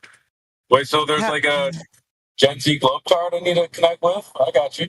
Oh, there was. Yeah, you actually might be able to talk to him. You can't do 10-second sound bites. You have to do 5-second for him. Okay. Yeah, his name's Leet, L-E-E-T. If you ever see him, like, I'm pretty sure he would listen to you for 5 seconds. I'm not sure. 10 was too much. You got TikTok brain? Yeah, that's right. He was here last night. He was getting cooked last night. Oh, okay, good. Happened again. Oh, he was back and obnoxious and confident as ever. Oh, Lord. Is he here now? No, he left. He asked for an image of Earth, right? And flat Earth.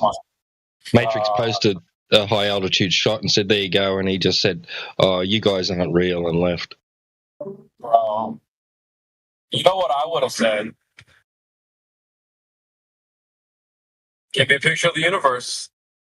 Oh, well, I can't do that. Yeah. Welcome to Flat Earth. Oh, man. Where's your edge, bro? Yeah, exactly. But yet, just quickly speaking of people that haven't been around for a while, our famous Jedi, right? He's on hiatus taking care of some health stuff, and he says he'll be back someday soon. Oh, cool. Yeah. I was only called out the other day, wondering where he was. So it's nice to hear that he's good. Excellent. Thank you. Our Jedi? The one and only. Oh, okay. W Jedi. Yeah, I just wanted to pass on that to everyone. Female troubles, no doubt. Nah, it's not that. It's not that. I talked to him also recently. No, he's a Chad. He's like a cross between Leonardo DiCaprio and Brad Pitt.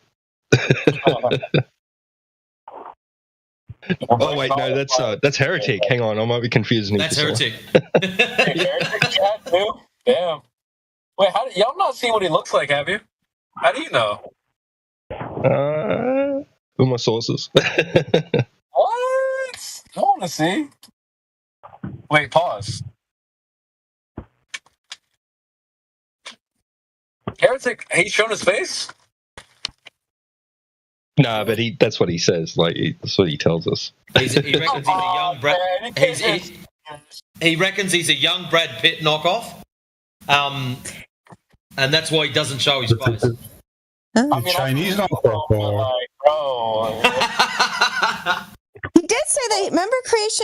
Remember Creation Bear? He said he kind of looked like your PFP there, which you are kind of a blondish. I mean, I don't know, like a cartoon version. I guess you could say there's a Brad Pitt thing in there. I don't know. What the? Yo, I mean, I believe him, but I'm just saying, like, bro, we need to confirm or deny. Yeah, it's true. Yeah, if we don't have any evidence, we need more evidence. I could say I look like Chris Brown. People always say I look like Chris Brown, but No, I'd say MC Hammer meets Jamie Foxx. Yeah, I agree with that. Yeah.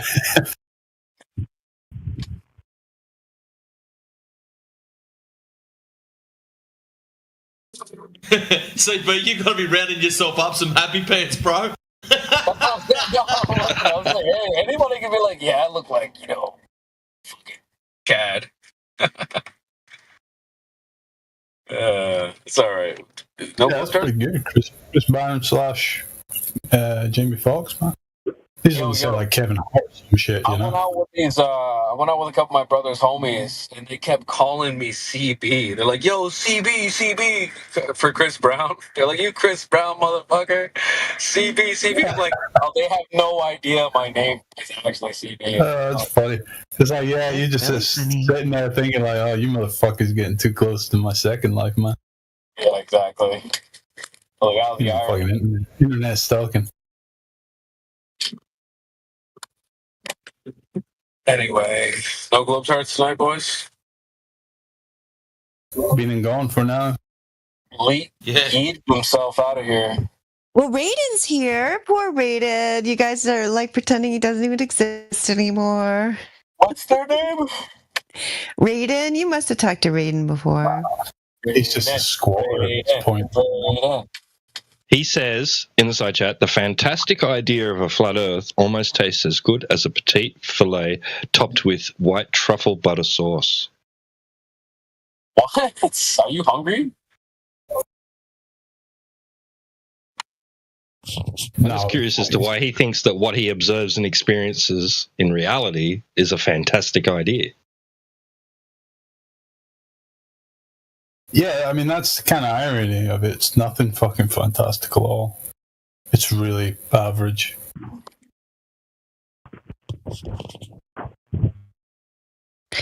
Yeah, the globe's the fantasy, Raiden. We've discussed this multiple times. I can understand you guys' perspective. It does make sense. Well, it makes sense when Initially. something's measured a particular way that you accept it as measured that particular way.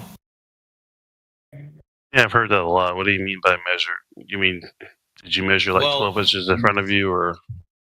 If It's Raiden, you've been here long enough to know that's nonsense. curvature, then why would you assume there's curvature when there's no measured curvature? That's just crazy, man. No, I understand that. Well, I guess Well, you could ask why the do you same assume question. curvature Why when would there's you no assume measured there's not curvature? Why would I assume there's not curvature? Because there's none measured. That's not an assumption. That's an observation. Right, because of how flat it is. I can't remember if it was you that I talked to, or if it was someone else. So, how much do you have to measure before you determine there's no curvature? What's the How much would you like to measure? 10 miles? I'm asking you. 20 miles? Wait. We 30 can answer miles? this.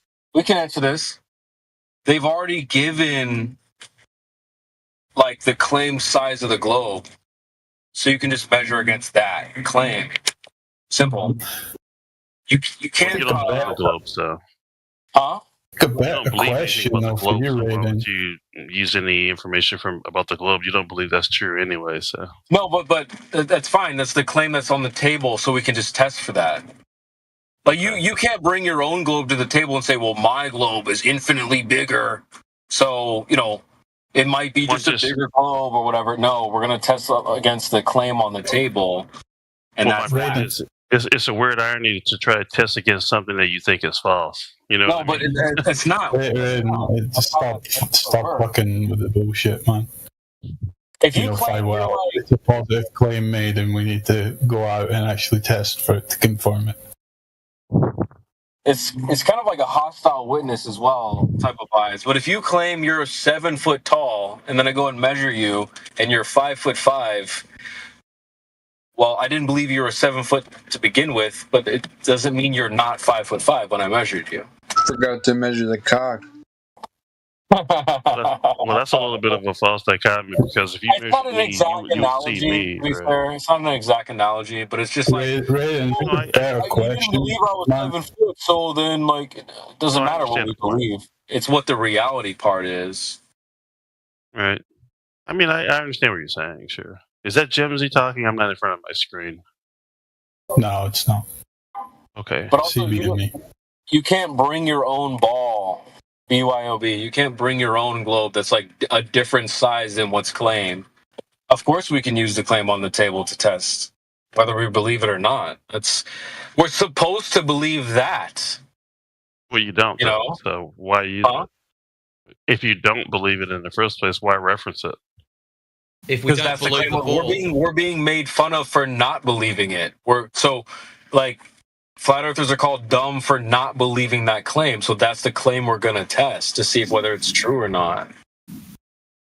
That's what I'm saying. He's just trying to suck up time, right? He's a time waster. Raiden, You're you not do making a know good that point. we reference the ball because that is what the claim is supposed to be. So we reference that and then we compare that to reality to show that the claim of ball does not match reality. That's the whole purpose of referencing the ball. You're kind of weirdly saying like, oh, well, you shouldn't test it because you don't believe it. What do you mean? Like, this is the claim on the table. That's what you believe to be true. So we're going to test that to see if it is true. Whether we believe it or not has nothing to do with anything, really. That's how a lot of people became flat earthers, right, CB? Like, by going out, by hearing about, like, oh, they say that? Really? There's that much drop over distance? Exactly. Oh, let's go see if that's true. Oh, it's not there. Oh, I guess I'm a flat earther. I mean, that makes sense. I get that. So no one did answer it. How much of the Earth do you have to measure before you determine it's flat? Well, they're giving us an. I want to ask you a better question. What would be a sufficient amount to measure for you to be satisfied that it's there or not? I don't know. I'd leave that to you if you say you've already. Right. Okay. So you're asking us a question you don't. The answer you want to hear, even. Well, it doesn't have anything to do with what I want. I was just someone said. So how much do we have to measure? But you can't tell us what a sufficient amount would be. Well, it's not for me to decide. I mean, talk about keeping it fucking open-ended, bro. If someone tells me they measured the Earth is flat, I'm just curious how much of the Earth they measured. That's all. All right, so I tell you, I measure one in front of me. It's flat. Is that good enough for you? Well, no, obviously not. That's not good enough for you. I'm fucking slow on the yes. 10 feet. Is that good enough? What's good enough for you? It's not about him, what's good enough for him. It's about what will suffice your need to answer this question. So, he's up to 10 feet. Is that enough for you, Raiden, to be considered flat? No, not even close. Well, I'll put it to you this way, right? So, distance? Okay, so you have a kind of number in mind. What is it? I don't have a number. If you told me you measured the entire Earth and it was flat, then I would pay attention. The entire fucking Earth. Okay, what else So do hang you on want a us to do? Fly around like Superman? Hang on a second, okay? Because there's millions of people all around the world, right, with fish tanks. And each of one of them could measure, when they put an amount of water in it, that the depth between the surface and the bottom of the fish tank at all points is equal, right? That's measuring the surface of that body of water flat, right? So how many of them do you need to measure a body of water flat before you accept that the surface of liquid at rest is flat? You're talking about the volume of a fish tank? Is that what you're talking about? No, the surface of the water, right, is going to be flat. Now, we could get millions of people all over the world to measure the depth at all points within the fish tank, confirming that it's equal at all points from the surface to the bottom of the fish tank, right? And that confirms that the surface of that body of liquid is flat. And how many bodies of flat water, surfaced water, do you need before you accept that it's flat? Okay, so just real quick, I want to get some clarity here. When you say that water or the surface of water is flat, are you using the word flat loosely? What do you mean by that? It's level, horizontal, right? Showing no elevation change. Water doesn't change its elevation?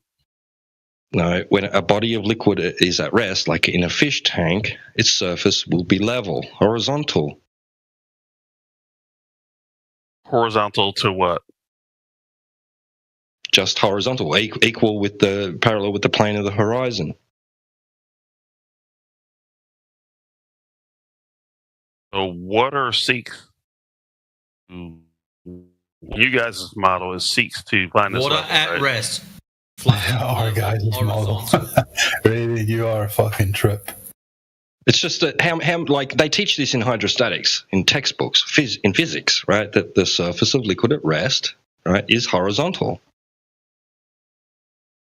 So how many bodies of water with horizontal surfaces do you need?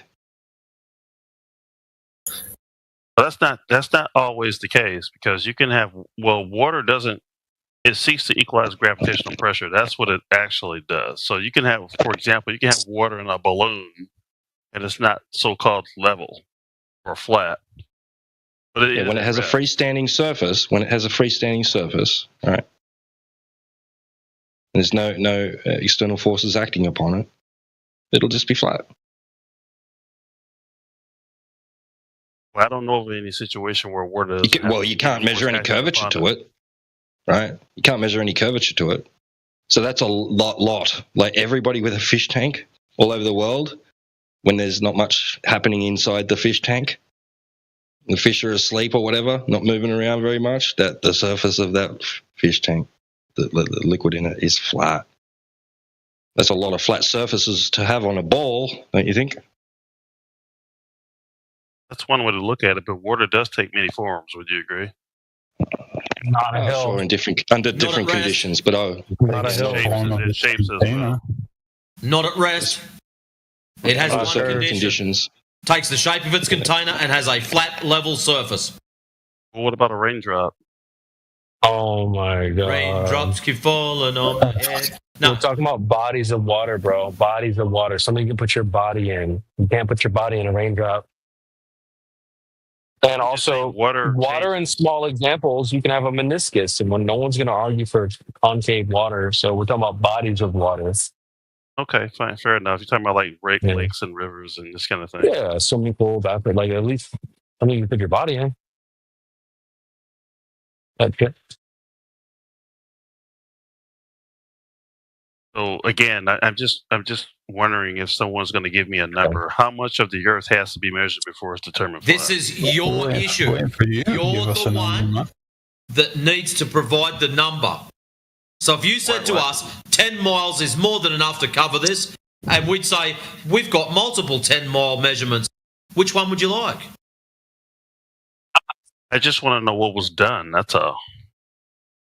Well, there's a laser test in the side chat. Maybe you could have a look at that to start off with. Okay, let me go to my screen here. I'm in another room. Man, he's been here long enough. Why is he acting like I know.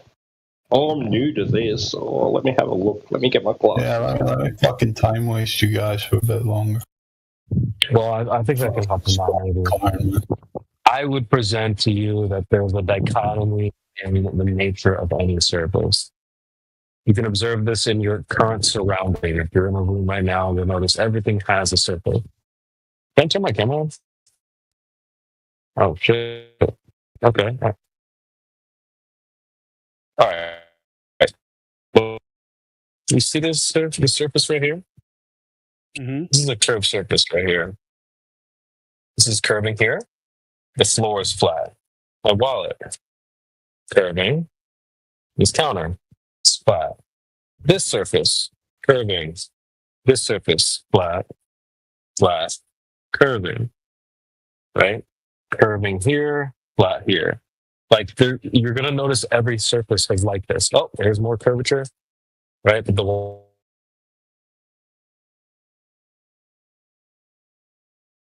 Are you still there? It sounds like you're roboting. Stop using cheap phones, CB. You're dropping out. Yeah, he was roboting. But anyway, my point is, I'm not arguing with you guys, and I understand what you're saying. No, you don't, my point is, because you keep repeating the same shit. That's how we know you don't understand. Because if you did understand it, you'd go, wow, you've given me something to think about. Thanks a lot. Okay, well, I'll say something you haven't heard before. If someone told me they measured the entire Earth and they could show that and it was flat, then I wouldn't have any issues with it. Put it that way. Why do you even think that's a possibility for us? Well, what would be the problem? The only reason you think we can all do know the that is answer to because- it. Yeah, I know. Yeah, let's see if he says it. What was that? I'm sorry. Why do you even think it's possible to measure the entire Earth? double standards much because, like, oh yeah, it's okay if this guy from 2,000 years ago measures a shadow, but no, you flat earthers, you got to measure the whole thing. Sorry. You'd be surprised what human beings can achieve. So I'm not going to say it's not possible. That's funny. Measuring. You have the sorry, on you go, Travis. Anyway, I was going to say you have this idea in your head that the Earth is this entire object that we have full access to because of images from space, essentially. I don't know what you have access to. I was just asking a question. That's all. If your access is limited, that's fine. Besides your notion of images from space and satellites and whatnot, there is no method of measuring the entire Earth from the ground in either paradigm. Well, I guess if you're being consistent, if your access to the entire Earth is limited, then your claim should be limited as well, right? No, but you understand that we have access to at least our known world, right? All the known continents, known oceans. Okay. If we measure all of that, right, in segments, because there are limits, would that be sufficient? That sounds reasonable.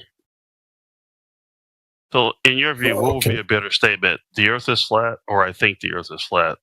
What would be a better statement? It's measured flat.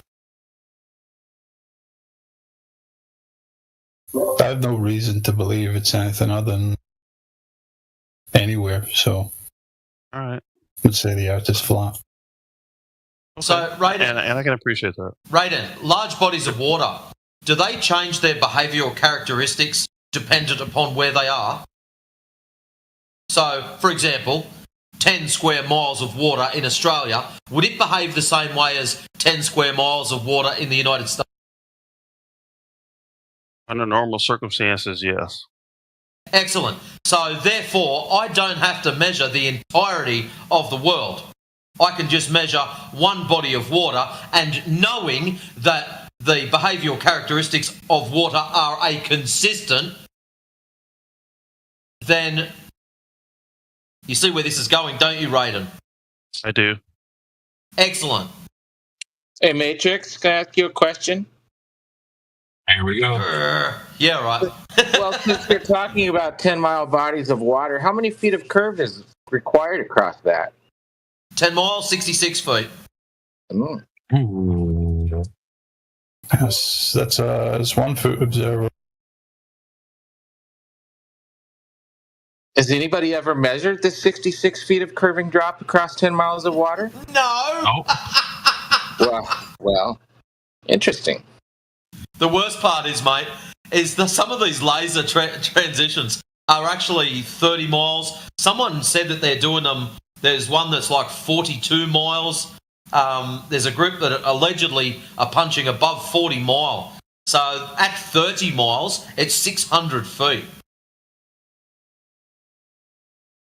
So when that's like half the height. That's like half the height of the Empire State Building. Amish posted something in the chat yesterday, and it was an observation from an airplane, kind of central Mexico to all the way to some north geographic location in like Texas or something. I can't remember the miles, but he said. Is that the Jake Tolan media one? 1,200. I don't know if it was Jay Tolan. Maybe it was probably because he does that stuff. Yeah, but he was like in this observation, there's like 100,000 feet of missing curvature. Yeah, I've seen that one. I'm not sure if I saved it. I know the one you're talking about. Actually, Travis, was it you yesterday that was talking about the observatories being able to see each other? It was, yes. Excellent. So the one that you went to, which one was that? Was that the Hawaii one? The one of? There's a couple there. Yeah, I live in Hawaii, and I was and I was chatting. I was chatting with an engineer who worked for many years at the Mauna Kea, one of the Mauna Kea observatories, and we were just talking about. I always ask these guys. I don't let them know I'm a flat earther, and I always ask, "Hey, so tell me about this parallax," just to kind of go fishing a little bit to see what they'll tell me. And then I asked how far these telescopes can see on the horizon, how far out they can see. And he told me that from the observatory in Hawaii, they could see candlelight from another observatory in the mountains of California, and they could see it in both directions using infrared. That's true, is that cap? And this was just him being honest. I wasn't grilling him. I wasn't, he was just like, oh, yeah, this is what we can do. This is what we've done. Wait, I just realized the implications of that. Holy. Wow. It's over 550 miles. From Hawaii to the East Coast? West Coast, sorry. Right, so we need height of both observatories. Yeah, above sea level. 400 feet. I've done the calculation already. It's about 3.3 million feet of missing curvature. He did the math in his head, Chad. Distance. He did it. So they should be well and truly hidden from each other's view. 100%. What is the distance, though? I did have it all marked out on my map, but I can read it. Roughly. It's about 2,500 miles. It's about 13,000 feet in elevation. About over 500 miles of missing curve. There you go, Braden. Is 2,500 miles sufficient? Good one. Nope, not enough. Nope, it's not enough. Middle of. I want 2,501 miles. I guess if you're comfortable with your extrapolation, sure. Bruh, no, see, I cut out at the worst time. I wanted to finish. Let me finish my point, chat. Oh, so you saw all those surfaces that I pointed out to you, right? In the store? Or should I turn? Or no, were you not watching? Are you speaking? I saw them. Raiden, did you catch my point about the surfaces, right? I did. Okay, so I just wanted to point out that all surfaces are like this. They're either curving or they're not. Is kind of the point I would like to make. And so I would say that all you need to do is look for deviation. So if a surface is curving, it's curving everywhere. So you're saying like, well, how much or what patch, how big of a patch do we need to measure? Does it really need to be like super big? If it's curving a little, it's curving in general. So when we used a laser test,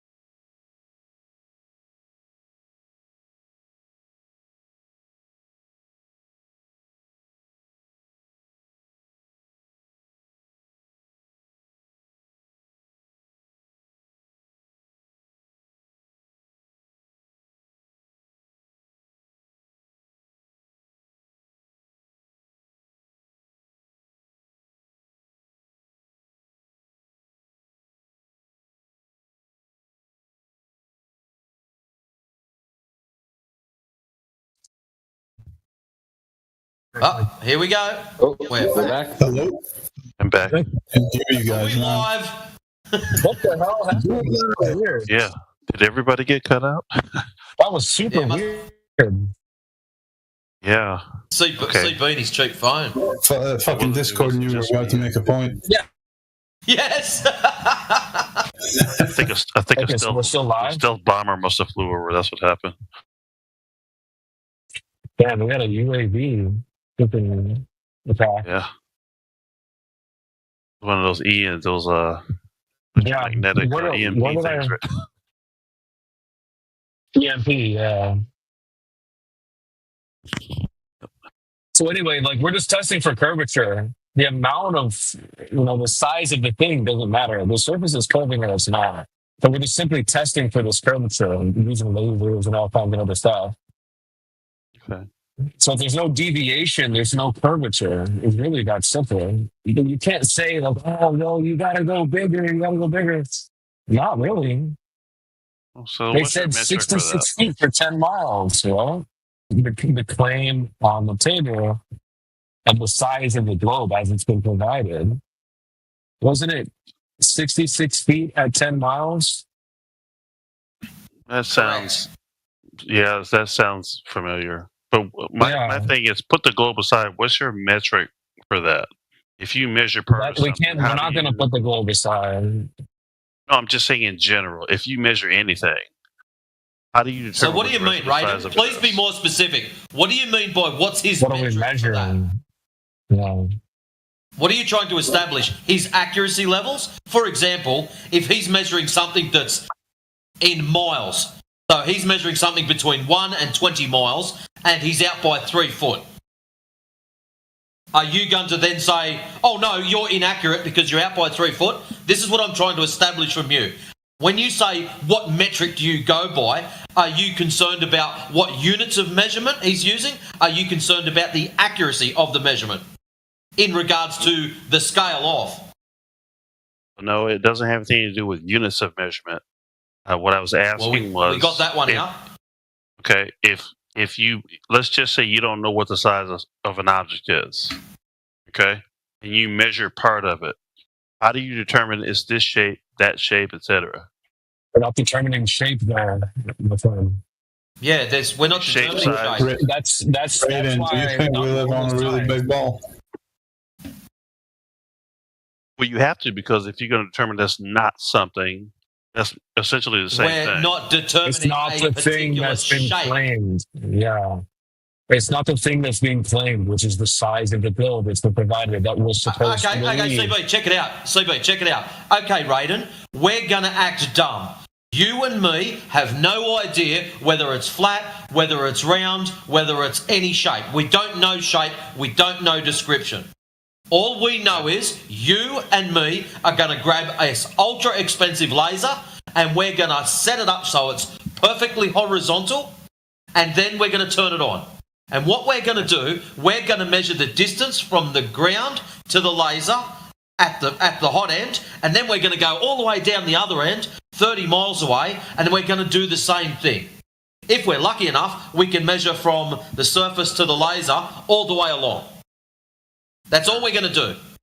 That would establish whether it's flat or has a drop over distance. So just by that test alone, we don't know its extremities, we don't know how big it is, but we do know from the extremities of our laser, which I'm informing you now goes 35 miles, but we're only going to go 30 miles because we're lazy and we don't want to go any further. At 30 miles, it was measured, at the start, measured 8 inches. At the 30 miles away, measured 12 inches. I agree with that. That's fine. What you measured. Out of that, how do you establish you've got a ball? I didn't say that. I'm wondering how you establish this. We're acting dumb, remember, Raiden. We don't know what we're on. So based on the fact, at one end, it's 8 inches. At the other end, it's 12 inches. My conclusion would be it's a gradual slope the whole way.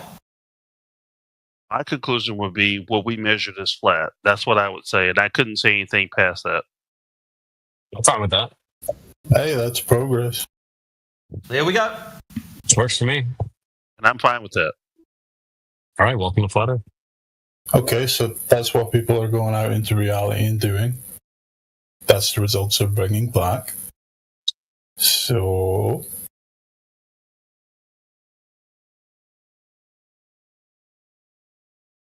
Well, like I said, I'm fine with saying, well, what I measured is flat. I can't speak for the entire Earth. I don't know that. Unless well, I mean, you're not going to be happy until we have measured every single nook and cranny, right? Yeah, exactly. Exactly. Right. Hey guys, he's already openly admitted, and I agree with him, that bodies of water act the same regardless of where they are. So all we have to do is measure one body of water, and then all of a sudden now we can come to the conclusion that 73% of this Earth, whatever shape it is, 73% of it is known to be water. So the logical could be a conclusion from polyhedron. that.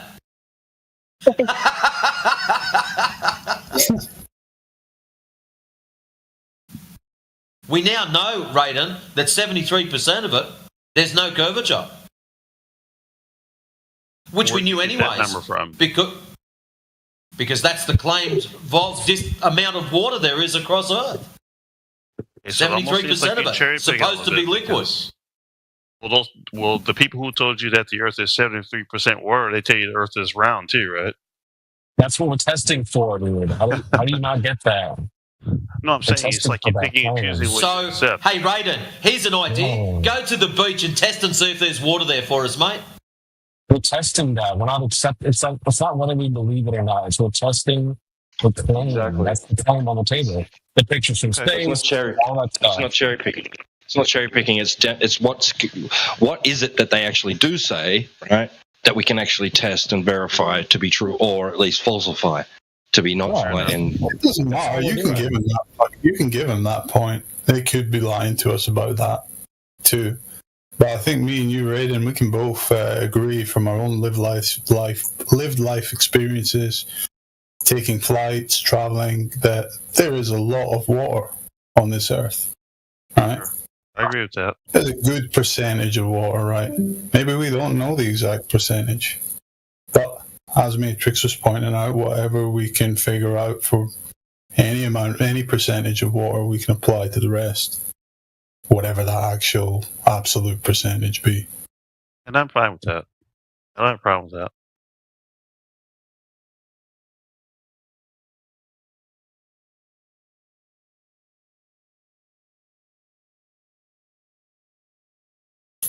It feels to me like your fundamental issue here is just the Earth is flat statement. Like you just don't like that. Well, the only thing that I kind of had an issue with was anytime someone says the Earth is measured flat. And that's fine, but my thing is, how much did you measure? And then at that point, it becomes an extrapolation. So Enough. Measured enough. Well, this is why I ask you what's sufficient, because it's unreasonable to expect we're going to measure every single part of it. At one point, it would become so blatantly obvious from the many repeated results we get that it would just be a waste of resources. Sure. Well, I guess the question is, if you measure part of it, how can you have certainty? This is why I opened my camera and showed you those surfaces. Either the surface is curving or it isn't. So if it's curving, we'll measure curvature. You'll find this deviation in reality, but we don't. It's not deviating. It's not curving. So therefore, it's not. There's no like curving here and flat there. It's either flat here and flat there, or curving here and curving there. That's my point. Well, I'm just saying, just to use an analogy, I mean, I can dig my entire backyard up and not find any gold, but that doesn't mean there's no gold somewhere else. That's not the same. That's not a dichotomy, gold or no gold. That's not a dichotomy. I'm offering you a dichotomy where it's curving or it's not. So that's the only two options. I'll just give like a really normal example, but since I'm presenting you a dichotomy. So another dichotomy would be like male or female. If I only, this is going to sound longer again, but if I only like observe your, okay, this is going to sound weird, but if I only observe your private parts, I don't really need to see your whole body. I see of a JJ, you're a woman, period. Like, I don't need to see your face, your feet, all these other things. That's the important part. I get it.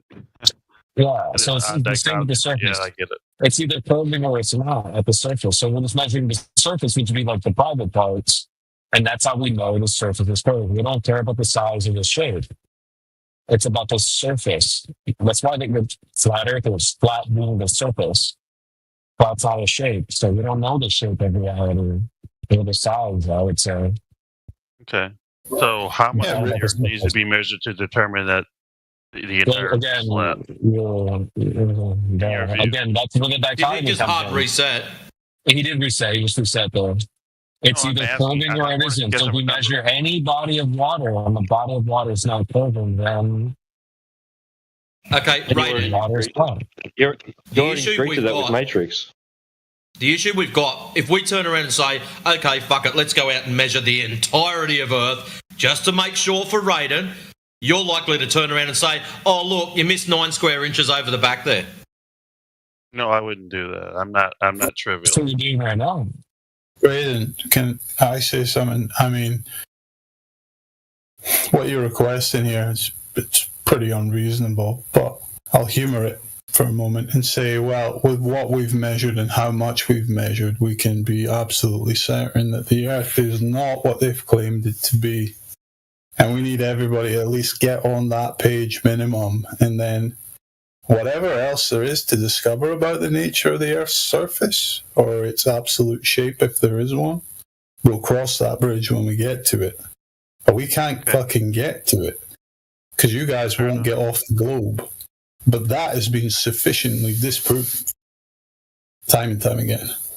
That's all I was asking. I was just wondering how much of the Earth has been measured by people who think it's flat. That's all I was asking. Enough to know it's not a globe. That's the point we're trying to make.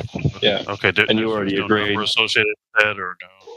You already agreed to the intrinsic nature of water. So if you measure the surface of water to be flat, it's going to be like that everywhere. It's not going to be different.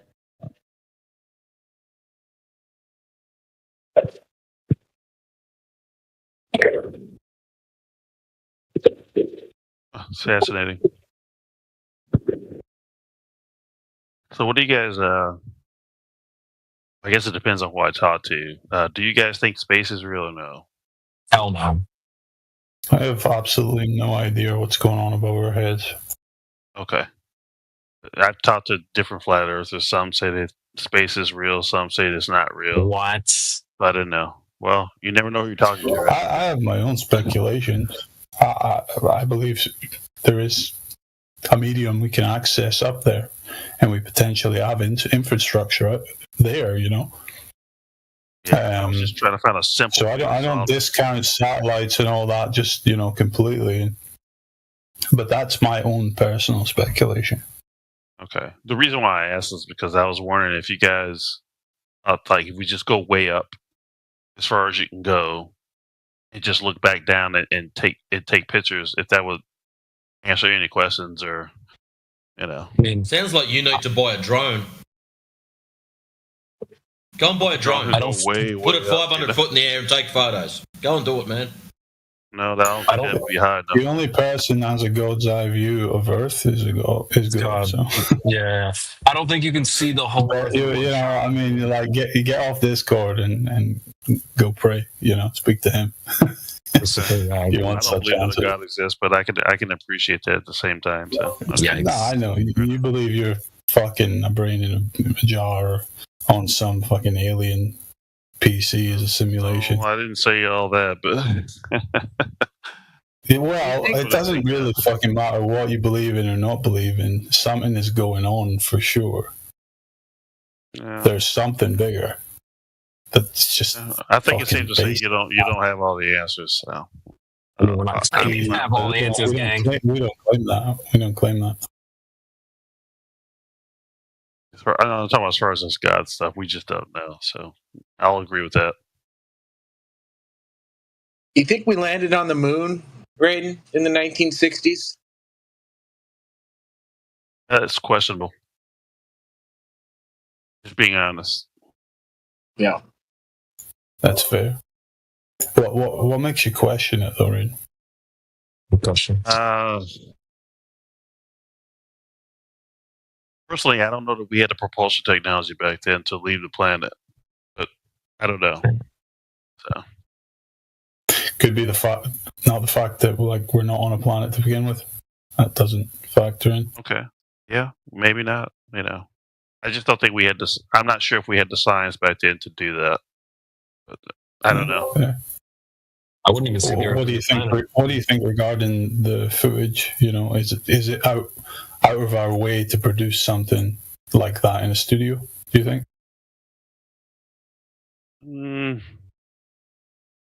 Yeah, I don't know. Green screen can only go so far, you know.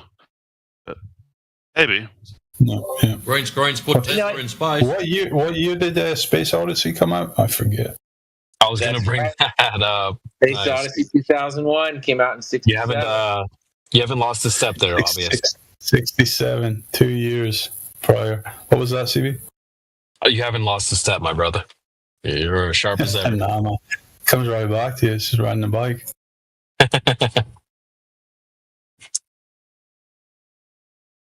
But, you know, I will say this. If we did go to the moon, it wouldn't surprise me. So I'll say that. I don't know either way. So. Fucking surprised the hell out of me.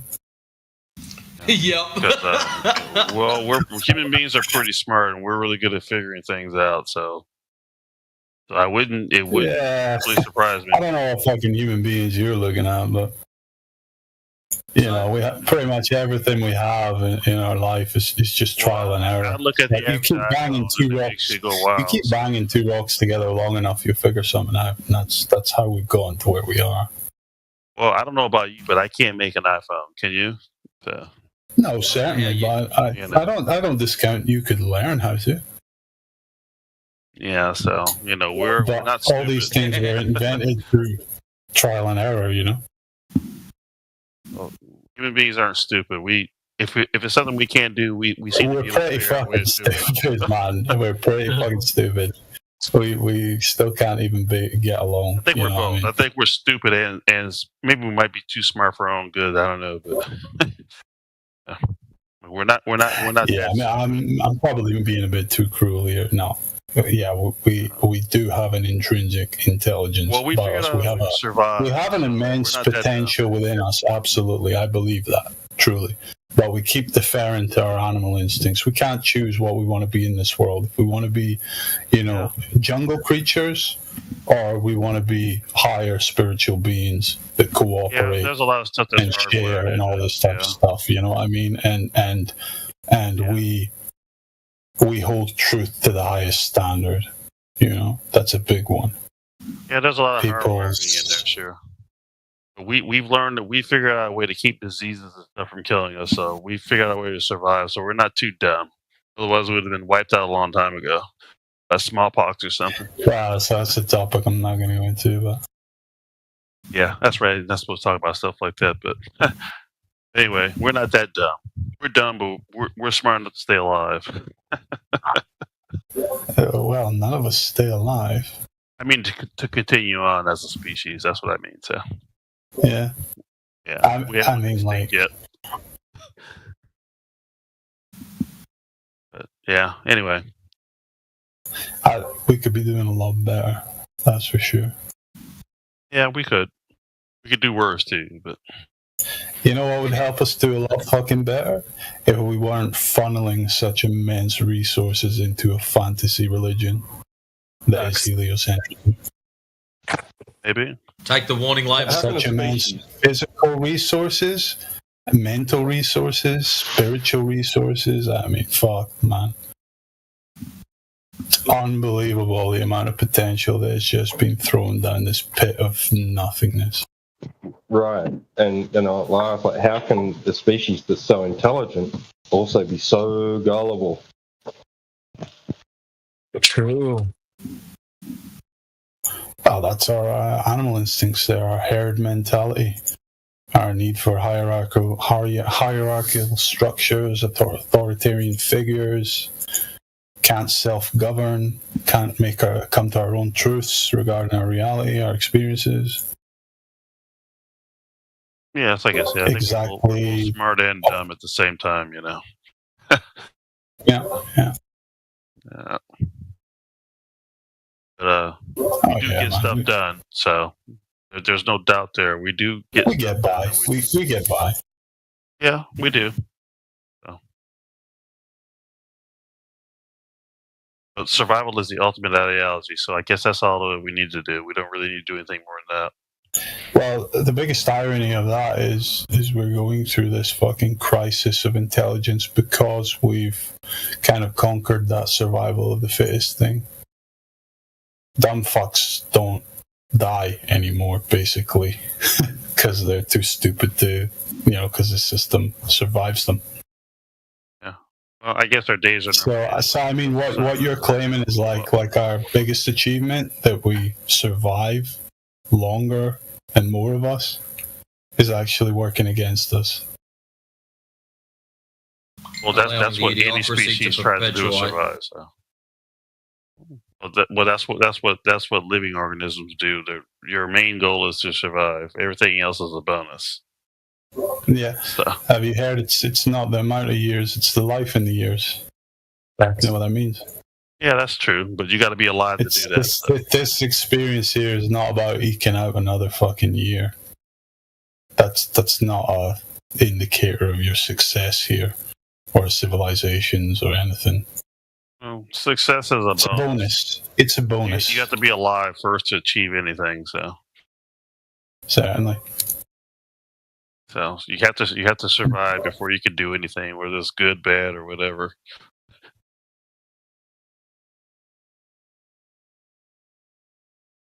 When you look back at history, you usually find people that achieved so much in only 30 years of existence compared to today. Where you have people that lived to 100 that achieved 0, essentially. Yeah, that's true.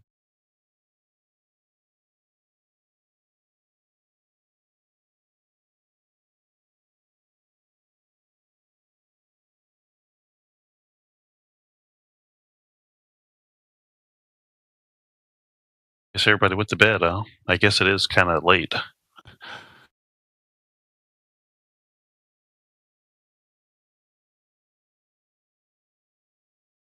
Yeah, day just getting started for me. About Matrix. What time is it for you, Matrix? It's like 5 or something. 7:39. 7:40 p.m. Yeah. SCB, where are you at now in the world? West Coast, I'm in California. Oh, fuck, man. So what? It's late for you, man. Mm-hmm. Yeah. I have to go to bed.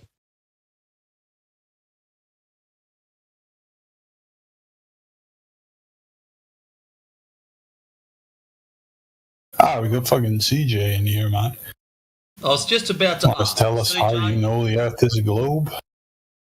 Or at least tell us where the flat Earth has touched you to make you feel so bad. Oh, shit, CJ. Come on, CJ, you can talk. CJ? He's typing. You've never seen someone argue the Earth is flat. Well, we're not really arguing it. We're actually trying to tell people that it's measured flat. So there's not much to argue about when it comes to measurements. You can mic up, but don't need to engage with some Chaz Kank, man. He could be a big boy and use his voice, or he shut the fuck up.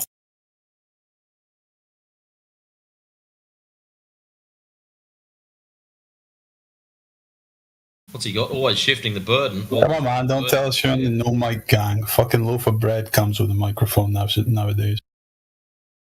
What? Where do I get them from?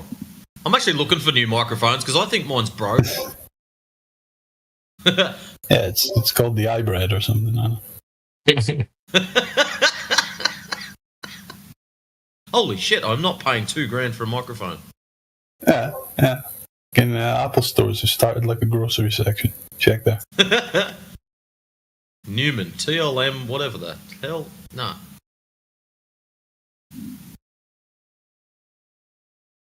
Burden equals establish the Earth is flat. I just told you, it's a measured flat.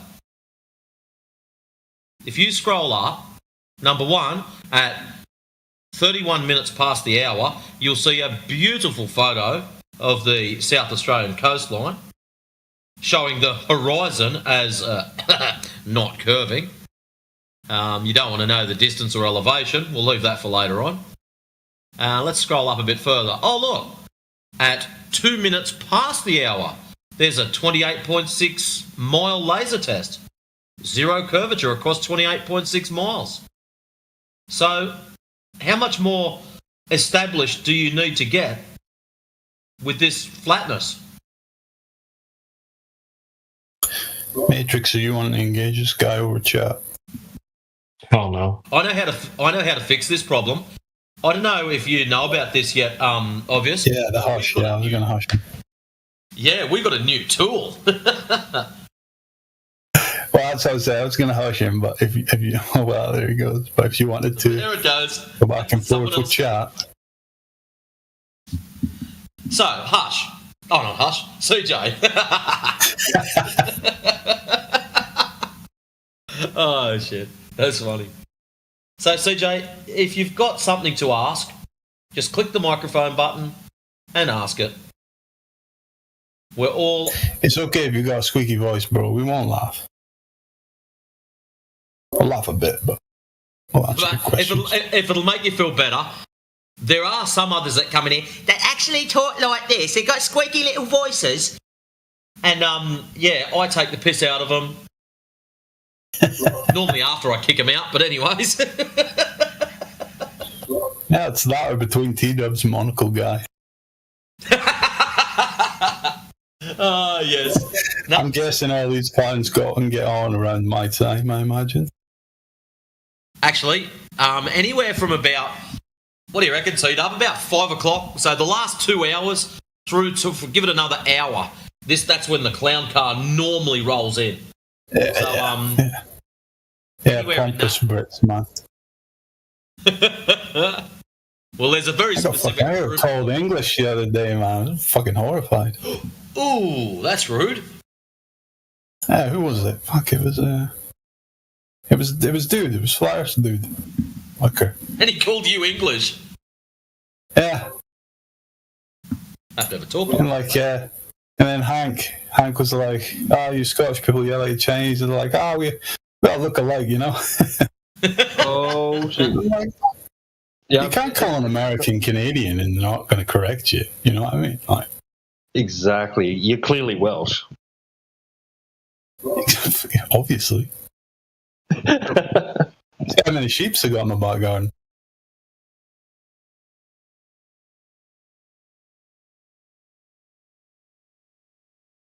It's fucking hilarious being Scottish, honestly, man. You speak to normie people and they think there's no electricity or internet. It's fucking still horse and cart. It's usually American. Sorry, CB. Yeah, it's all good. They watch fucking Braveheart and they're like, oh shit, that's what the Scottish are still up to. Well, that's just how fucking cutting about, mooning the English, you know what I mean? Well, I actually thought he was a dwarf. Every single movie I've seen, dwarves, as in underground miners, are all Scottish. Yeah. Fucking, we've not got any mines left. They're all closed, you know?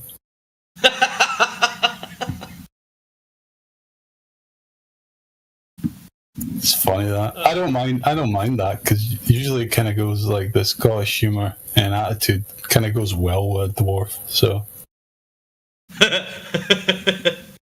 They're always kind of in your face and don't take no shit, you know? Wait, dwarves are Scottish and gnomes are Irish? Yes. Yeah, gnomes are Irish, yeah. Oh, wait, no, leprechauns are Irish. Yes. Yeah. Them too. Yeah. Gnomes are just... I don't know what gnomes are, actually. Just fuckers that steal your plants.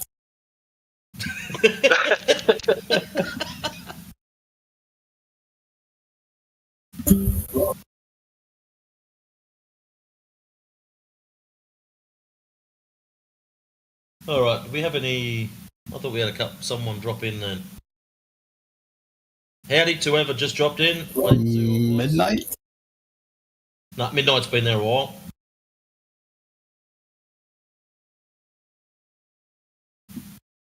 Sam? What's up? Who's got the name Flat Earth? There we go. Somebody say my name. What's up?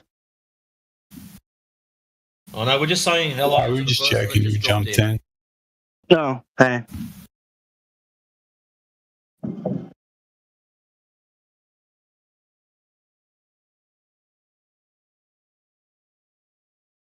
That honestly would be hilarious if it was Jordan Peterson just sitting there all day, every day.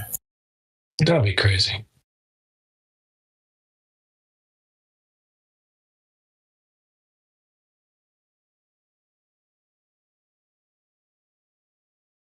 You know who I do want? You know who I'd love to get in here and speak to is Andrew Wilson. Ooh, yeah, he's a problem. Yeah, I'd want to get him in here only to like he's a fucking intelligent dude and he knows how to argue his topics. But I bet you he would fucking crumble in here all the same. It would take him a bit. He'd get there though. He would get there. He would definitely get it. He'd have to go through some pain, but he's a critical thinker. He probably figure it out. Yeah. See that's what I mean. It's dangerous for people like him. Because he comes in here, he's going to get it. And then he's fucked. Then he has like an integrity choice, you know? His wife trashes NASA on X. Oh, really? Oh, does she? Yeah. Yeah. There you go. Yeah, she said, what kind of trashing? Like, fucking NASA's just wasting money. We don't need to be focusing on that type of stuff right now. Well, no. Moon landing hoax. And she said she hasn't believed anything they've done for years. This was just a couple weeks back. I was reading her post about it. Like, she doesn't believe it. So I'm guessing he probably has, Rachel. yeah, he probably has some of the same beliefs. He just doesn't vocalize them, I would think.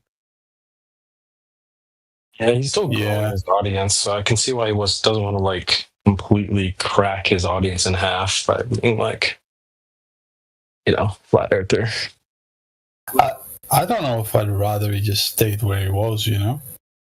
Yeah, he does a good job. I like that you guys know who he is. Not everyone knows who he is, especially his wife, Rachel. Shout out to both of them, though. Yeah, I like him. Good guys. Oh, yeah, he's basically the Hindu of the fucking gender talk, you know? No, I like him, dude. He's a good dude. Yeah, I mean, he's good friends with Jim Bob, who's well-versed in Flat Earth as well, so maybe not well-versed, but he knows what's up. Oh, he's not far away from Flat Earth. He's kicking around in them circles, so, I'm sure he's heard it.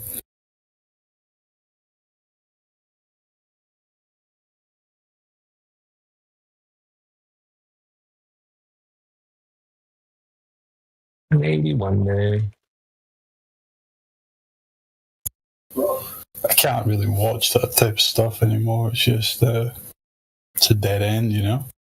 I feel it. I mean, are you trying to date girls these days there, Alfie? Same thing over and over. It's just getting worse, you know? Are you dating, bro? Me? No. Yeah, I'll see.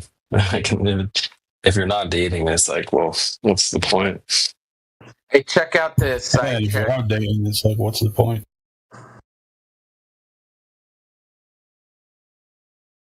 I took a screenshot of one of Rachel's X tweets and put it in the side chat. There's a bunch of them. Nice. That'll be Rachel's. But you said if you are dating, what's the point? That's kind of a good question as well. I'm not going to lie. Dating is cooked in 2025, bro. Yes, I see now, Travis. Yeah, she's cooking them, man. That's the early stages. But you can question and not believe the moon landings and still be a glower. See if she pursues it further. But that's a big one. It's a big one, You have to get rid of that one first before you can come into this properly. Great group here. People, dog. What's up, flat earthers? What's up? What's up, Globetard? Dude, all right, man. I pose as a hilly guy sometimes, but I'm a flat SOB, dog. Yeah. Philly guy? Well, jam. Are the, Oh yeah. Are the oceans Philly? That's where I live and die, dog. Yeah. My jam. How did you figure out it was flat, man? It's my bread and butter, dog. No, like the bumpy people, they just don't got it. You know, it's all about the flat thing. Yeah, that's my take. Yeah, that fucking trash. I know what you mean. The bumpy people, there's something about them a little bit. Like they think they're better, almost. Like, but no, you're not. Like on the average, we're all just flat, dog. Yeah, suck it. That's how I feel about them a little bit. So what's your favorite piece of evidence that the globe doesn't exist? That the globe doesn't exist? The globe does. It's just flat as fuck. And I don't know. Like a flat globe. There isn't like a picture that they have out there, you know. They always take a picture of the Earth when they're in the space, and it's always like they have to staple a bunch of pictures together to make like to make the actual flat Earth. You know what I mean? And yeah, it's the truth. Like they don't, the lens isn't big enough or whatever, and so. Well, yeah, that's the claim that all the images of Earth are stitched together strips from satellite imagery. That's what I'm talking about. But even that's not true. You don't think that's true? You trying to gaslight me or what? There's no satellites orbiting a non-existent globe Earth, so. Right. They're not far enough away. How could it be true, you know? I don't even know. I might be on the same side of this coin as you. I might misinterpreted what you said, and I apologize if I did. No, we're on the same page, so. He said he's a hilly guy. They are claimed they're composites, essentially, stitched together. Yeah. I mean, go and read what Robert Simmons has to say about the blue marble. How would you like to be the astronaut that goes to the moon and everybody else gets to jump around and like have a dance party, and then you have to be the one guy that stays inside? That's kind of fucked up a little bit. You know what I mean? Oh, that was the claim. Who was it that stayed in the module that orbited while they were down there? Yeah, there was two guys having a disco, and then taking 4-wheelers and all this kind of stuff, and then the other guy was like looking at him through the window. You know, oh, you guys are awesome, but never got. So you believe in the moon landings? Experience it. Well, that's right. Like even the moon landing, they had to staple a bunch of pictures together to make the ditty. I think. I actually don't really know, but I think it's something like that. To be honest, someone else probably knows. Chad, I'm gonna roll out of here. You guys enjoy this guy, the hilly guy. Yeah. See you after seeing me, man. Good speaking to you. Yeah, you too, bro. Good seeing you. I'll be back. Yeah. All right, boys. Take care. Peace out. Go.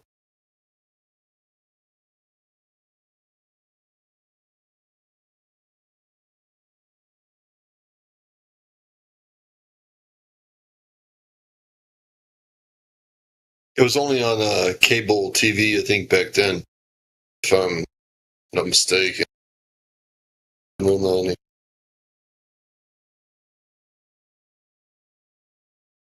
Like a CNN thing back then.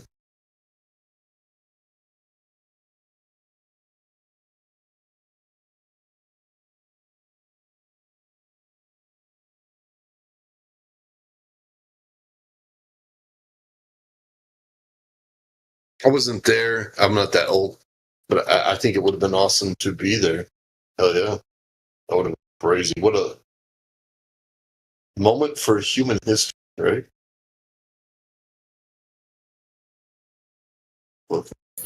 Well, if such a thing happened, it would have been, yeah. Yes, exactly. If such a thing happened. I mean, even if it happened in a studio, 1969 or whatever. Fuck yeah. Because the idea would have been, let's get real. The idea would have been that, like, yeah, we went there and everybody would have got that idea essentially. And there was no such thing as cable TV back then, right? Like, everybody had, there was 2 channels, maybe 3 if you were lucky. But, yeah, it was public TV or whatever.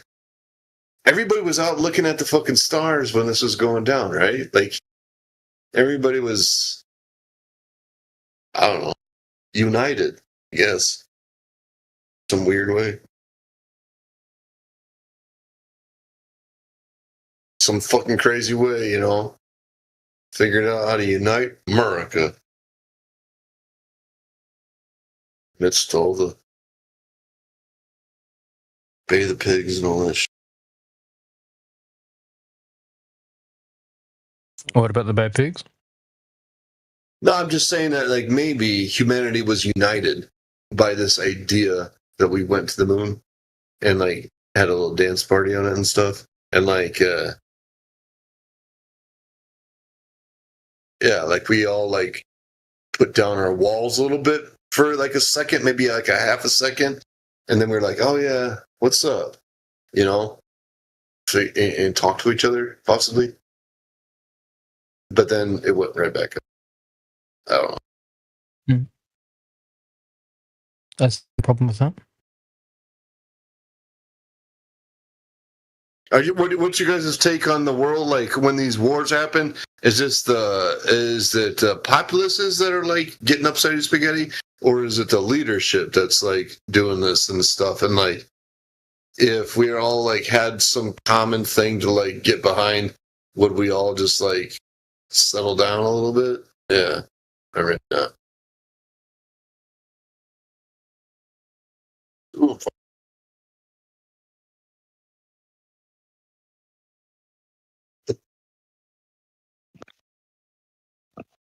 I doubt it. Probably flip out. Oh, People spiral out before they even get in here when we talk about it. Fair enough. What was the question? There's a ozone layer hole in Australia, I think, isn't there? And if we all work together, we could fill it or something. Well, it's pretty much healed up. Is it? Pretty much. Well, it's greatly reduced. How did it get fixed? Sunscreen, or what did they do?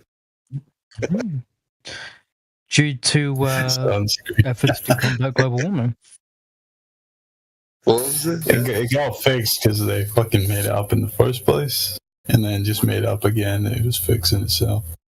I think the increase in taxes that we paid fixed it, didn't it? Damn, dog, this sounds like a guy I know. I like it.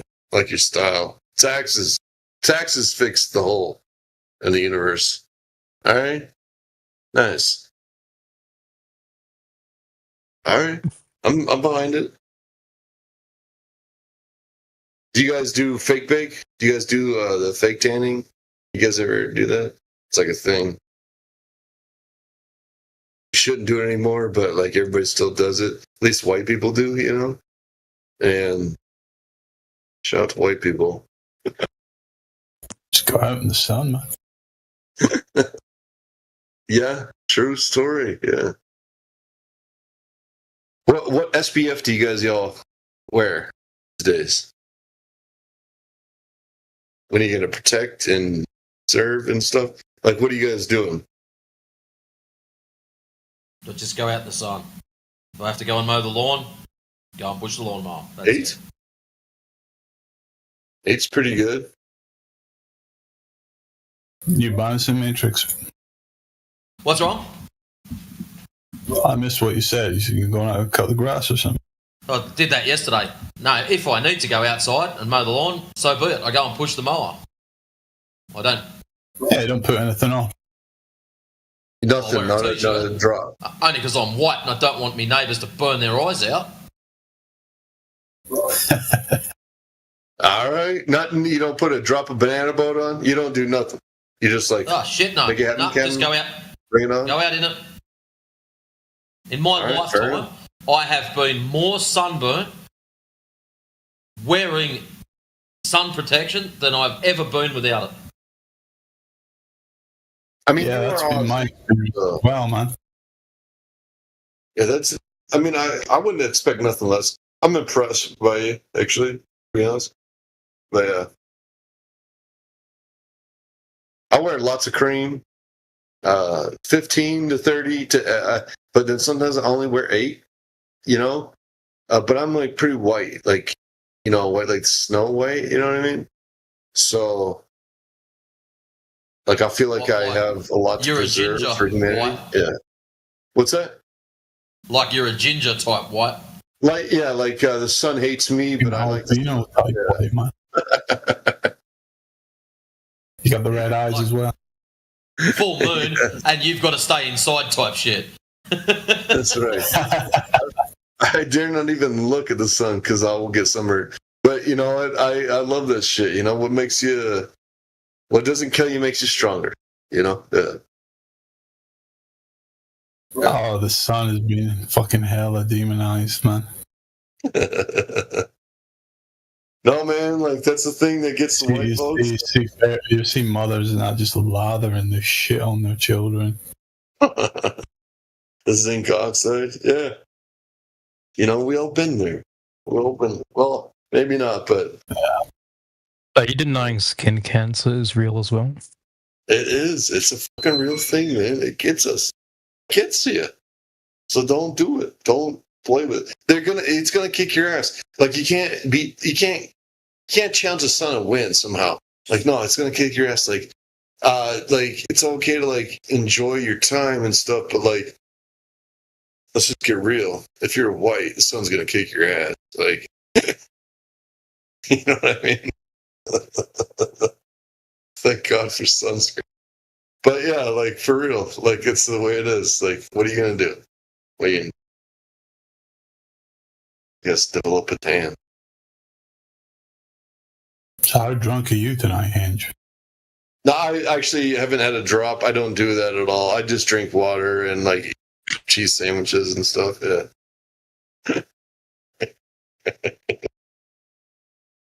Peanut butter and jelly.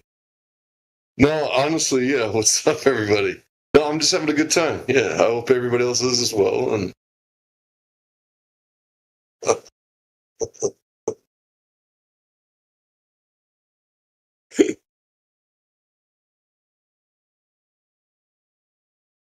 You know what kind of bees make milk, henchman? tell it to me. Tell me. I actually got to know this one. Boobies. Boobies. Okay, Nice. if that's the level you're going to go to, do you know why it's Hey, called you know what? almond? That's class. Hey, do you know why it's called almond milk? What? Because you wouldn't drink if it was called nut juice.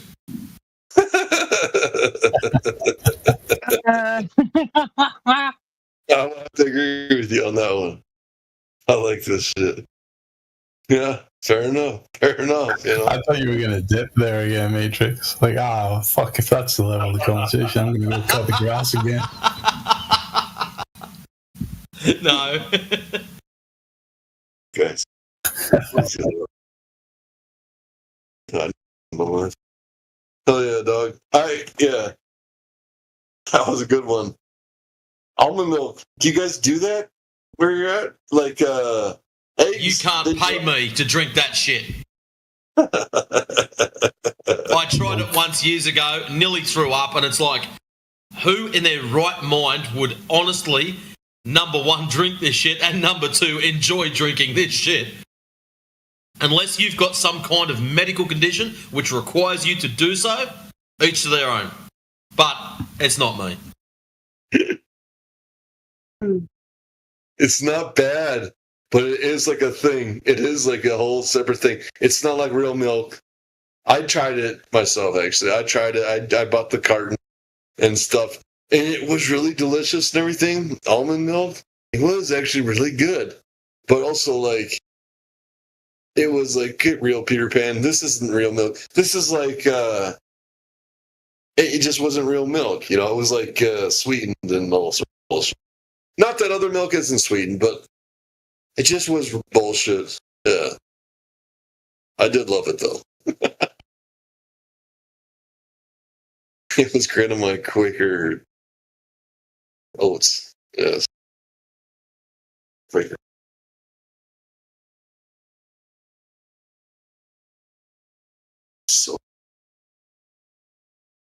So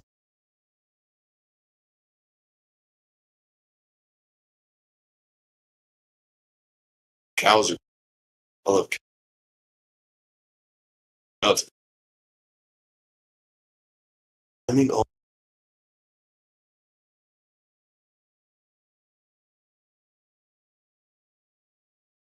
is that see? Almond milk. Is it just me or is he dropping out? It's a tough one. It's a toughie. Like if you had your druthers between almond milk and cow milk for the cereal, for the Quaker oatmeal squares, I don't think it would be difficult, honestly, to click on one or the other because they're both great. This is a horrible. Fucking lost. What is he talking about? Almond milk. He was still in the process of telling us how fluids can prove we're on a flat surface. Oh, that's good. He's using almond milk, which I think is spectacular. It's fucking phenomenal. Yeah, man, it's delicious. It's so delicious. But that's the problem. Is like it's like you could make anything taste great. Like if you constructed it. Oh, you know what I mean? I'm not really worried how it tastes. It tastes like crap, but if you spill some on the floor, dude. If you spill some on the floor, oh good, dude. It seeks its level. Isn't that awesome? Like every other fluid does. It's so delicious. It's like a milkshake, pretty much. Like it's delicious. I would say. Oh my god, almond milk is delicious. Like Almond Joy. Candy bar, that's great. But like, man, Silk, that shit is delicious. Next you'll be telling us you drink soy milk too. Silk, soy, almond, I don't know who's soy or who's We've had almond. enough of that. Off. No. Fuck, you beat me to it, man. I was hovering on it. As soon as he said yes to that, gone. You're probably in the wrong channel, bro. low key fucking troll, man. Oh, wow. Anyways, have we got any new people that have dropped in here? Someone down the bottom. He's not drunk, by the way. He's just fucking drank too much almond milk. Too much nut juice. Sam R4628. Welcome to the channel. I think Maga was here saying a few things. Oh. Don't know what his position is, but I can guess.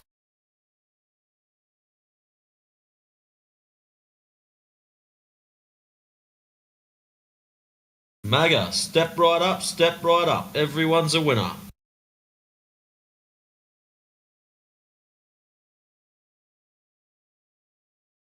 Please, help us with this conundrum we have.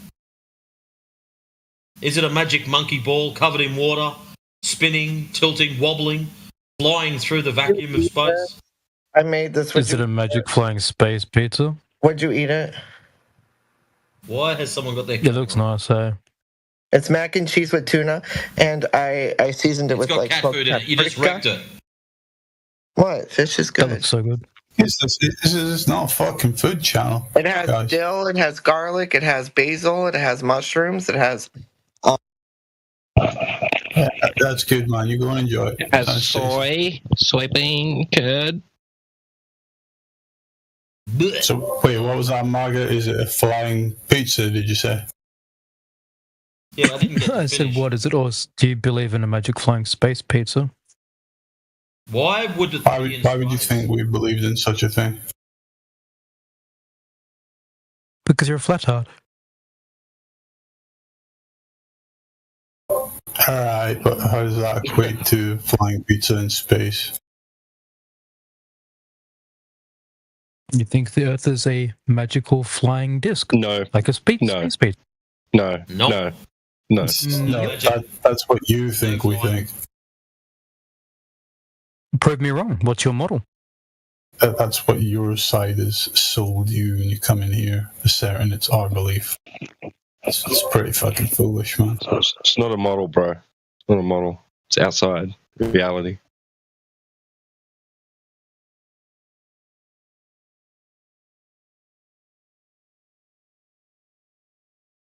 So prove me wrong. Show your model. So, Maga, instead of just repeating the same thing over and over again, I'm going to ask you a very simple question. Ask you the question If you first. don't have any curvature, do you still have a ball? I asked you the question first. Has he got me muted? We don't have a No, model. I can hear. Can you hear T-Dub? Yes, I can. Excellent. Now answer my question. What is your question? Your question was answered. There is no more. Go outside. Do you believe? Why do you believe in a magic flying space pizza? That was We already answered. answered this. You just said See, what you've pizza. done. What you've done is you've gone, what can I do here?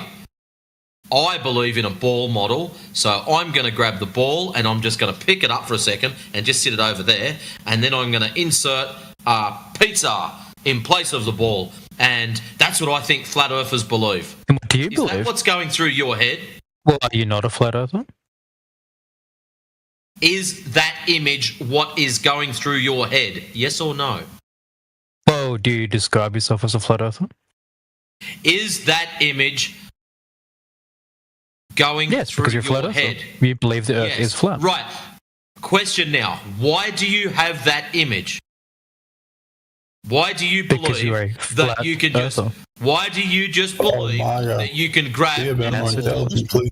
and remove it and insert a Answer your pizza? question. Why do you believe that? I answered your question. Why Because do you you are a believe you flat can just insert earther. a pizza in place of a ball? I told Why are you trying to Because you- cross you- over two separate Faggot, I answered your ideologies? question. You haven't answered shit. Because you are a flat earther. You believe the Earth So is flat. because And you're a because fucking I'm a idiot. flat You're going earther, What are you going because I'm a flat earther, you magically have the necessity to make up your own cosmology. He's gone. What a shame. That's your fault, T-Dub. That was me. Yeah, he broke TOS. Bye.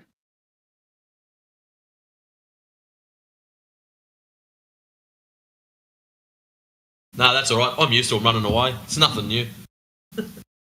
I muted him, man, because he called you a faggot and he's a clown. I don't know, I just maybe don't have enough patience to be sitting in here. No, you said it. You're in great company. Don't stress. I don't even have a fuse. It's just bang, too late. Shit. Should have probably let that go on for a bit longer. He would have clowned. Do you know what's really funny? Apparently, someone said to me, as I'm getting older, my patience is getting better. Can you imagine? Yeah. Yeah, do it. Imagine you got your fucking earbuds in when you're mowing the lawn. It's like, you know, every little thing is gonna be alright. You know, your patience is good then. Patience for the grass. I actually coming here, it's like, I don't know, some fucking metal music going through your head. Ban, mute, kick, hush, get the fuck, you're out, gone. Oh, man, I had a laugh when one of my mates said that. Yeah, as you're getting older, your patience is getting better. And I'm like, dude, how did, what hello? Are we talking about the same person here? Me? No. I take it you don't speak actually- to them about this, then. A couple of them I've tried to. So you're even more impatient than you were now, Matrix. No, I'm actually really good now. Apparently, Yeah. when I was younger, Bruce Cannon. Does it seem to come about when you're like, there isn't a single human being in a 25-mile radius around you?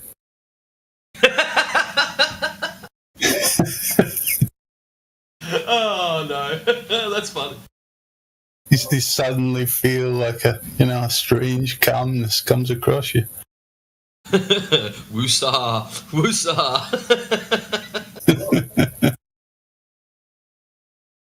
Most of the time, I'm not too bad. It's when you get the just smart ass sophistry. They're the ones that really rub me.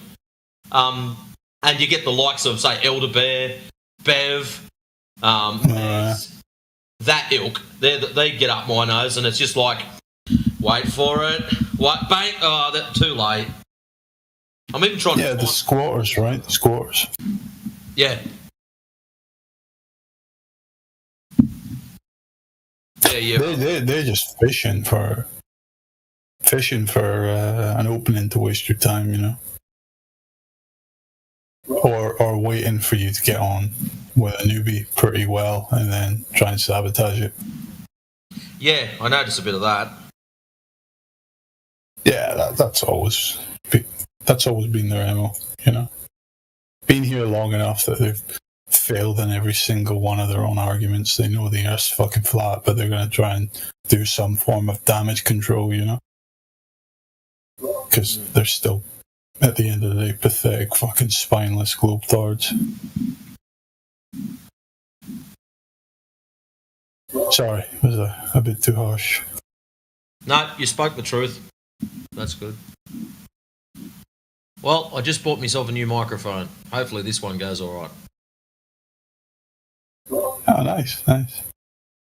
So the thing I'm getting is a Lewitt LCT 440. Yeah, I'm not up on the best microphones nowadays or whatever. Sounds good. You already sound pretty fine, man, so... Oh, look, something is still not right because, like, even though it's been redialed, like, I've got a sound meter, and I'll just turn it on, and I'll keep talking, and I'll press lock on it, and I've already hit 87 decibels, and I'm not even trying. Like, I have a really loud voice, and I think in this microphone that I'm using now, it's actually smashed the diaphragm in it because of my awesomely, there you go, 90.5. I haven't even 94.3. Look at me going. I'm not even trying. And So what you're saying is you think your immense patience has physically broken the microphone? That you summed it up. Thank you. That's a feat. That's a feat, man. Well done. Yeah, I think it's actually done it a mischief. And yeah, because like for a while there, I actually had on my mixer, I had everything cranked out. And I had people going, oh, we can't hear you. You're pretty quiet. And I'm like, bro, if you knew me in real life, you'd be just sitting back going, holy crap, he's not joking. It's loud. It is loud. Yeah, I agree with you. But yeah, it's just very frustrating at my end. I know I have an exceptionally loud voice, and I get people going, well, you're not really loud. I can't really hear you. And it's like, man, how do I turn this shit up louder? But in all technically, I've used other mics and mixers before, and I was only up about, maybe 5 to 10%. That's it. Because my voice has got that much intensity behind it. And on this thing here, I'm running, at the moment, I'm about halfway. It has been dialed back from, it was running flat out. But yeah, I'm about halfway at the moment.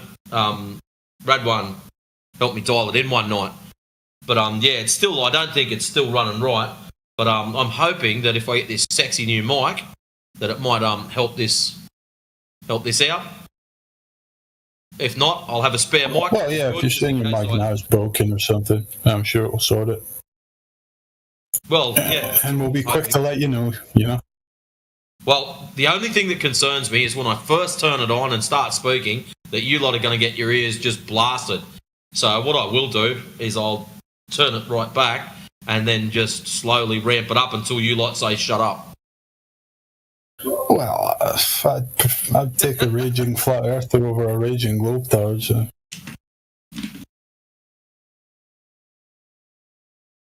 My ears are going to be blown out. At least let them be blown out by truth. Well, yeah. I try not to. I do trigger easy, but someone's got to do the dirty work. Like, what kind of range is that new mic in? Is like, mid budget or? As far as microphones go, it's at the bottom end of or top end of the cheap and nasty. So Australian dollars, about $360 bucks. Yeah.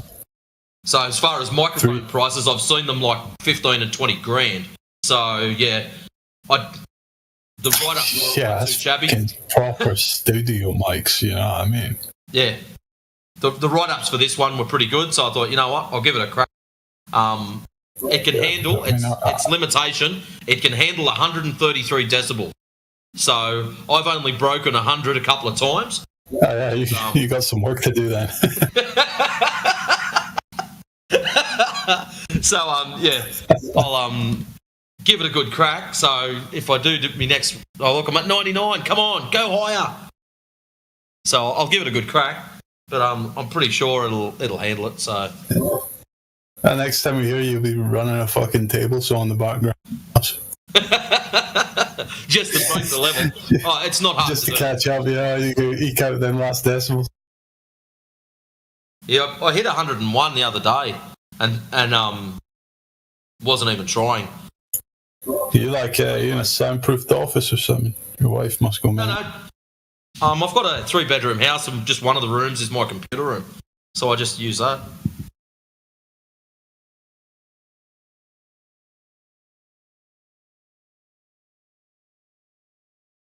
Well, it's not soundproof or anything. Probably my next door neighbour had probably wished it was.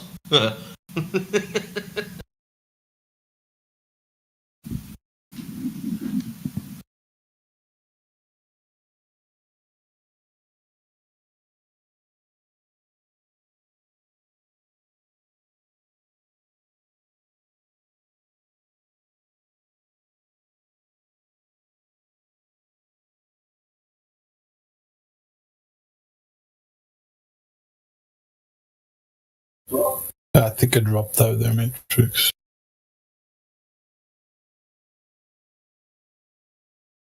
No, I just said my next door neighbour would probably wish it was soundproof. Hey, I'm getting flashbacked.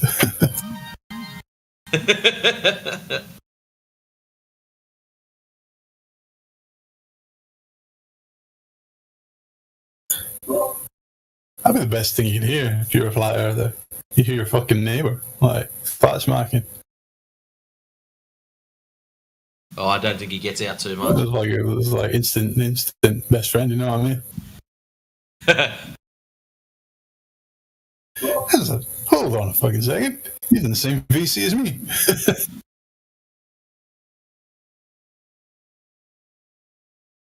Yeah, it'd be awesome if I was living next door to Professor Phil. Fair dinkum. Oh, fuck, man. You could crash satellites into the moon together. Oh, mate, could you just imagine the over-the-fence conversations?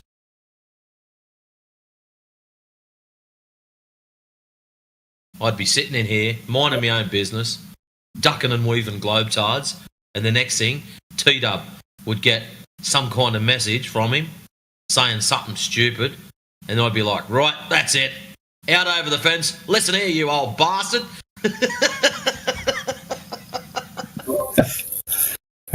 You'd fucking move past pretty quick, I imagine. Oh, shit. That'd be so funny. Fucking 0-star rating on the neighbourhood. Full of globe towers. King, fucking, including one king globe tower.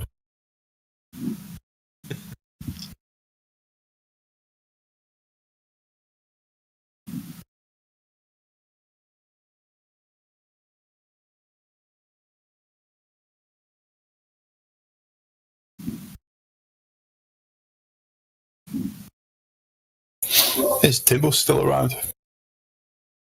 Timbo, I haven't seen for a while.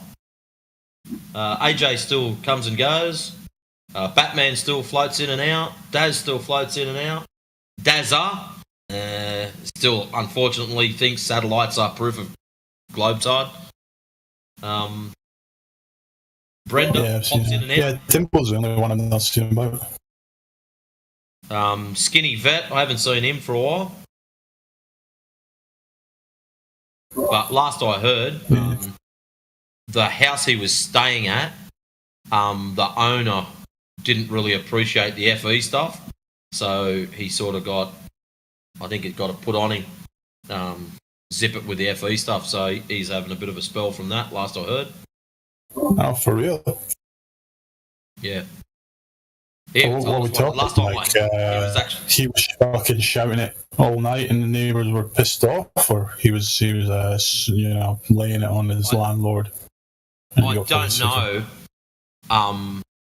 if it was him being online, and I think he's in like a large share house or something where there's like 6 or 7 of them or something in a larger house, and yeah, the owner of it wasn't too happy with the FE stuff. So that's because last time I spoke to him, that's what he said. Oh, I've got to go. The owner's not too happy with it. And I was just like, okay. But yeah, that's about all I could work out from it. So yeah, it fucking sucks. Hopefully he's found a better place.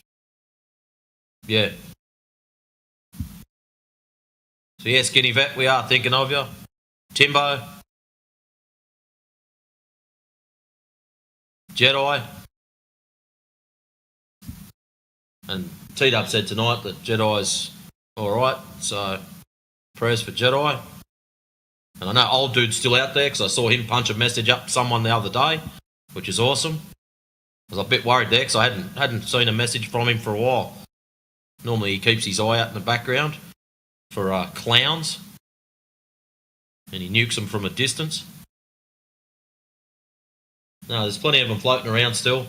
Some of them just hiding in the background, ready to pounce on an unsuspecting Glober.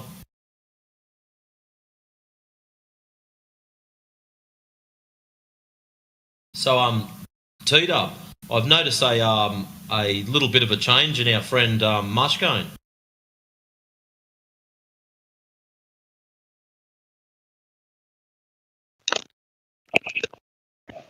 Yeah, saying he's on the fence. Oh, there we go. Yeah, very interesting. Maybe his pendulums don't swing both ways.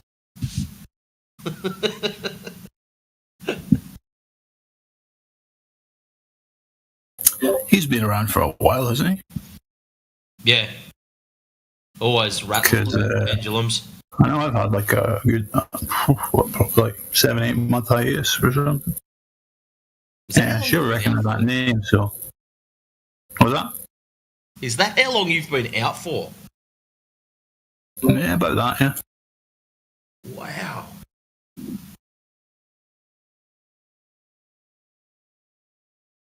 Yeah, never out though, you know. Oh, you can't escape it. But I bet you sleep well at night, knowing that you don't have to worry about asteroids and all this other weird shit. Yeah.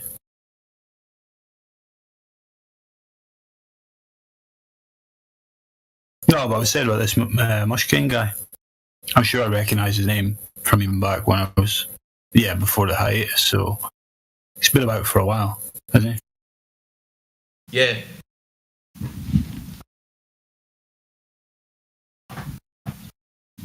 No, it's good to hear if he's come around to it, figuring it out. Well, normally his whole thing is about pendulums proving the Earth's spin and all this stuff. It's always pendulums. And we were talking about, they come up about clocks the other day, and pendulums do this in clocks. And I had to dig at him about it, that the pendulums are useless without power. Someone else stepped in, I don't know if it was Travis or someone else said, yeah, basically without power they're just a plumb bob. And, and I don't know if that offended him or not, but it's funny. and he posted up he went quiet, and about 5 minutes later he posted up how mechanical clocks work and how it's got a pendulum and all this, and it was off of a Wikipedia article. And I thought, you know what, bugger it, I'll have a read. So I start reading down this article, and the last paragraph in the first section, in order for the clocks to operate correctly, they need to be on a stationary, non-accelerating surface, or they won't work because of the pendulum. So his entire claim that pendulums are proof that the Earth spins, all of a sudden now we've got his clocks contradicting that. They don't work if you're on a surface that is accelerating. Oh, that must have been a blow to him, man. Well, yeah, that's what I think too, because he's been pretty settled for the last day and a half. So yeah, maybe he has sort of come around. Good on him, he has. That's funny. I mean, if that principle applies to a pendulum that's restricted to a singular axis, essentially, it's going to wreak havoc on one that's trying to go across multiple. Yeah, so that sort of lends towards a few questions now. So if I've got a grandfather clock and I face the clock in a north-south orientation, so that means the pendulum is swinging east-west, does that mean if I pick it up and turn it 90 degrees, will that affect the time, allegedly? If we're on a ball, that means it's the shithouse. Technically, we should be told all mechanical clocks would need to face either north-south or east-west, as because of the Earth's spin, it would affect it. That's what they should be saying. Well, the time would drift, essentially. You'd have to correct it every so whatever interval, you know? Yeah. How's it going, AV? I seen you sneak in there. Hey, what's up, Matrix? Oh, just having a chat to someone that hasn't been in for a while.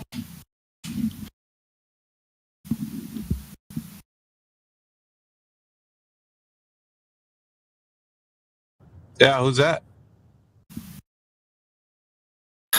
Just a little me.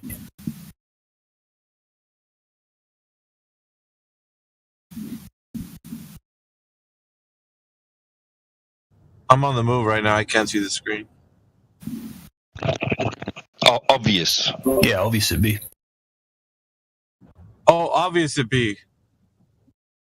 Dude, yeah. Obviously. Yeah, I mean, yeah, you too, baby. Yeah, I've been keeping up with the streams, man. Listening to your stuff.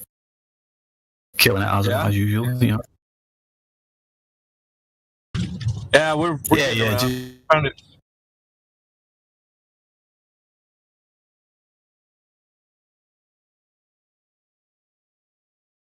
Go ahead, man. I think I lagged.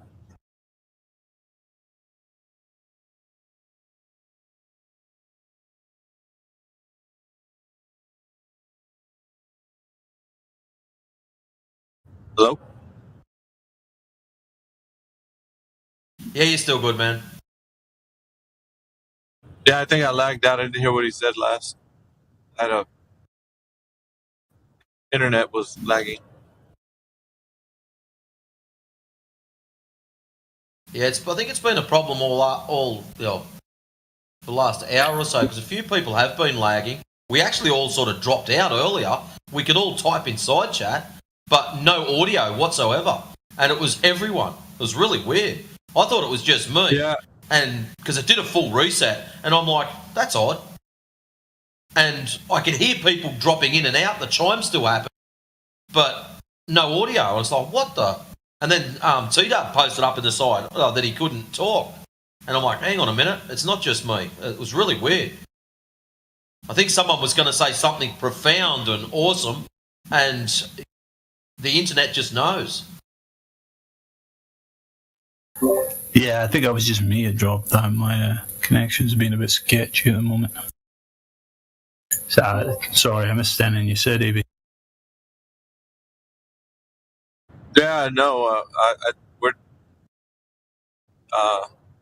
kind of working on a project right now, me, Indio, and a few others. We're getting together and just, having chats about critical thinking and subjects, different subjects.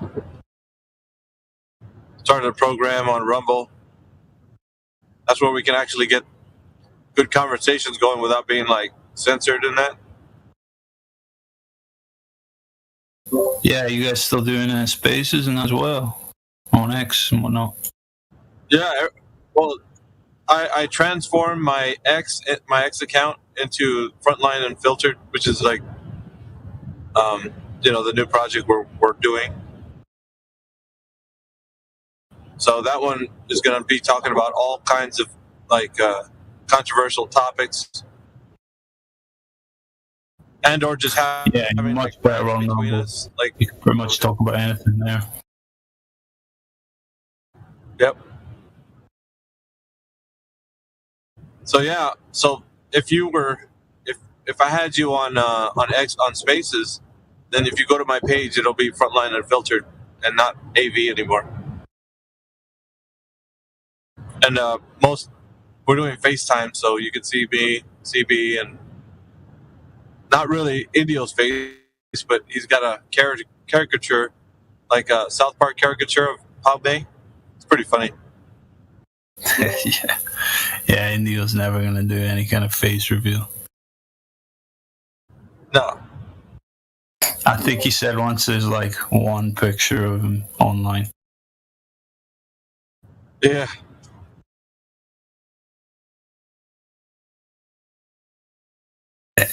That's cool to hear, though. Need more of that. Just teaching people how to actually think. That's the biggest hurdle. Yeah, but with different topics too, so it's taking on a lot more mainstream, ideas. Yeah. Well, that's the thing. A lot of the. No, you go. No, I was just saying up to and including the topic of flat Earth. So that's all I was gonna say. So it's just not that we're not talking about flat Earth, but it's also flat Earth. It's everything. Yeah, that's the thing. There's a lot of the censored topics are the ones people are actually wanting to talk about right now, and they're kind of palatable for them to hear about and discuss. And then you can create some kind of common ground with them. If they're, you're speaking of flat Earth, but you're speaking about some other topic, and they're like, okay, well, they clearly get it and know their shit about this, So what else, do they know? And then you can kind of lead from there. That's why they've got all these topics censored here, because they know that's what people are really wanting to talk about right now, Yeah, 100%. Yep. Yeah, I mean, we've mastered this topic back and forward, so.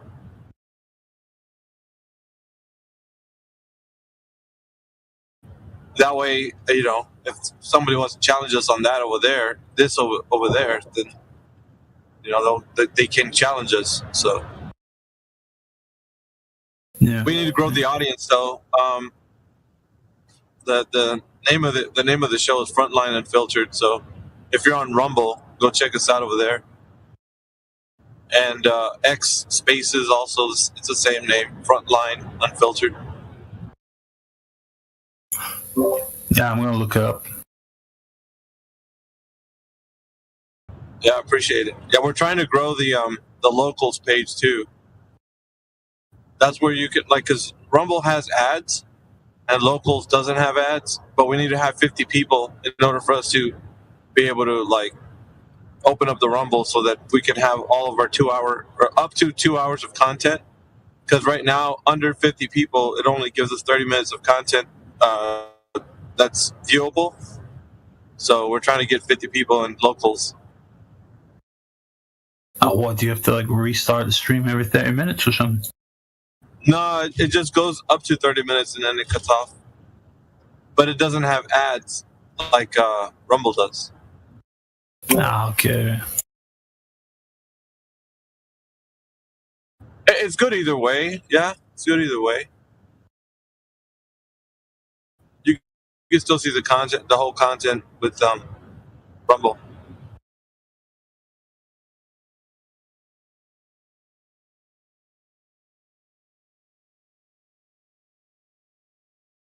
Yeah, I'll look you up, man, and I'll give you a sub.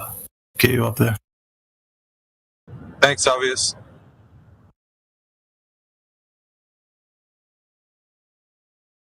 Shout out to everybody who's joining right now. Appreciate you guys for joining. Does anybody have any questions about the topic? We got Jen CBR in the house.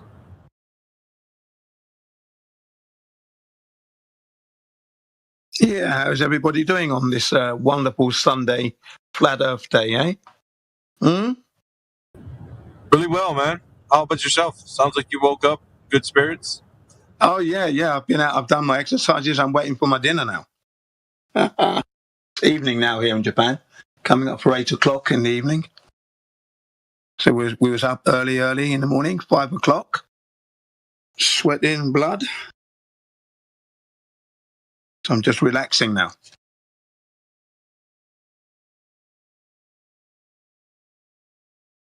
Oh, that was one You know you one- might have missed AV. Sorry. Yeah, go ahead. The chaps, he's not in at the moment. He was saying that he lives in Hawaii and that he's been to the observatory there, and he was just doing the quizzing of the capabilities of the telescopes, and just basically asked them, how far can you see if you point the thing down towards the horizon? How far can it go? And the response from one of the workers that was there, he claimed that in infrared they can see another observatory candlelight at another observatory in California. Really? Yeah, we done some rough numbers. You're talking 2,500 miles, and you're looking at about 3.3 to 3.5 million feet of missing drop. That really? Very interesting, isn't it? I'd love to see this validated. I never heard of that. Neither have I. I would love to see this backed up. It sounds like a bunch of cat, but did you see what it would look like on a map? I had a look across the map. Technically, I can't see a problem with it. They claim it was done in infrared. So when you think about it, if you look at what J. Tolan Media can do with a pissy little camera, imagine what could be done with a 10-foot lens. Yeah, but that's what is the height of that observatory that they're at? The one coming from, about 1,600 foot. Going to, about 1,200 foot. So it's hearsay for now because Travis said that he just he doesn't let on that he's a flat earther or anything, and he just asked him in passing. What's the furthest you've seen horizontally with the telescopes? And they told him the story about pointing horizontally and seeing a candlelight from another observatory in California, which is 2,500 miles away or something. I don't know. It's just hearsay for now. I don't know that he'd be able. That's to the most ridiculous. That's the any most ridiculous documentation. long distance observation I've ever heard of. That distance, If that could be verified, holy Toledo. Yeah, it's the mother lode, man. It's huge. It's definitely the mother lode. What did he see? He saw another observatory in California from an observatory in Hawaii, over 2,500 miles. That would there wouldn't be the globe would be just vapor. Goodbye. It just vaporized instantly. Hopes and dreams out the window. Yep. I would love to see this validated. Yeah, if we could get that validated, that man would be he would be the man right there. whoever that guy was. Young Travis. Yeah. Is he in Hawaii? Is he able to get to that?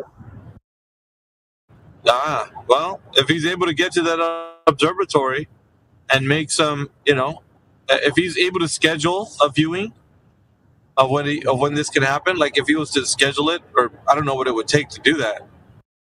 A reservation perhaps, or because I think it's only certain people that can touch that equipment. So, well, even if they could lower the scope down, point it, and here's your image printed out. There you go, mate. $150 or whatever they charge to do it, and some of them do charge to do photographs and stuff. That would be just fantastic. Yeah, that would be that would be a cherry on the cake right there if they could just do that. I mean, the operator of the telescope should be able to bring it down on the horizontal there and just show us what he can see. If it costs money, then okay, let's give him some money for it. But should be able to do it.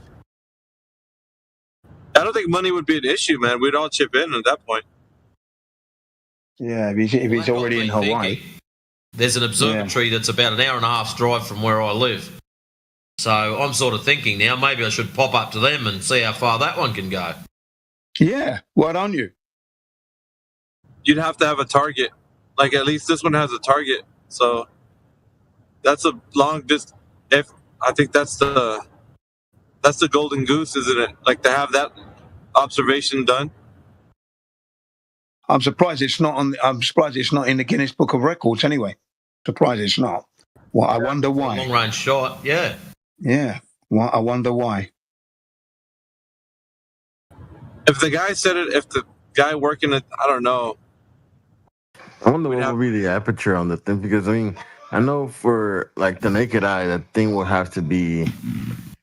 If at 2,000 miles, I think that's what I've researched before. It's like to be able to see something, I will have to be 2,000 miles wide by 2,000 miles high to be able to see something because of your aperture, right? So I wonder what was the aperture on that. Well, I think the observatory specs are somewhere public, right? You can look them up. They just look up the observatory and its, lensing powers. Yeah, that should all come up. The specifications should all come up, yeah.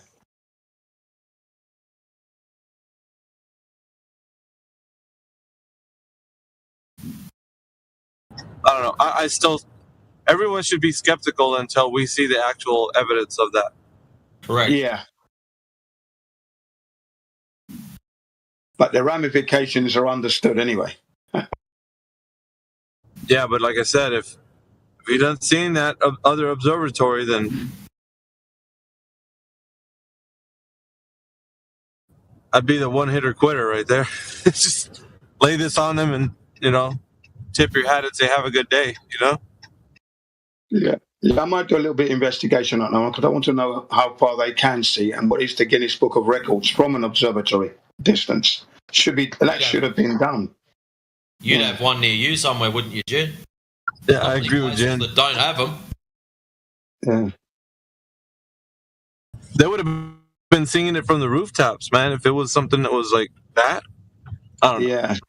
It should be, something strange there because they should be able to do that. Unless the powers that shouldn't be are keeping that secret.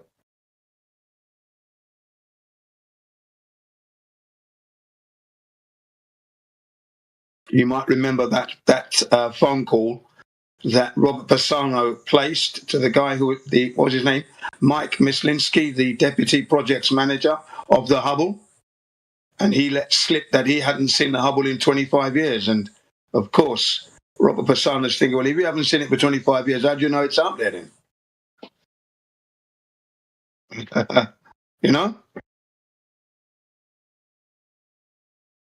Hubble was regarded as Sophia, right? That's correct, yeah. Yeah, that's what he was saying in the end, yeah. Sophia was mounted on an airplane. Yeah, the Boeing 747 Boeing. It was a high altitude airplane. That's right. Boeing 747 It had an infrared lens on it as well, apparently. Special lens they put on it because it had to look through the atmos, as opposed to Hubble being in space, supposedly. But that phone call revealed quite a lot, you know. So yeah, it's worth an investigation, that one. But when they put Hubble up, it turns out its lens was broken and needed repair. So an astronaut had to, from the was it from the ISS or one of the shuttle? Yeah, something. That's right. The shuttle ST. Yeah, that was deliberately done though to help legitimize the damn thing. Obviously, nothing had gone wrong, but you know, NASA, they've got to make the drama. Saw it on TV.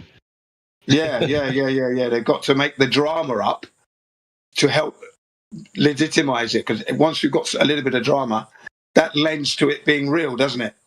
Because they had to go up and repair it, didn't they?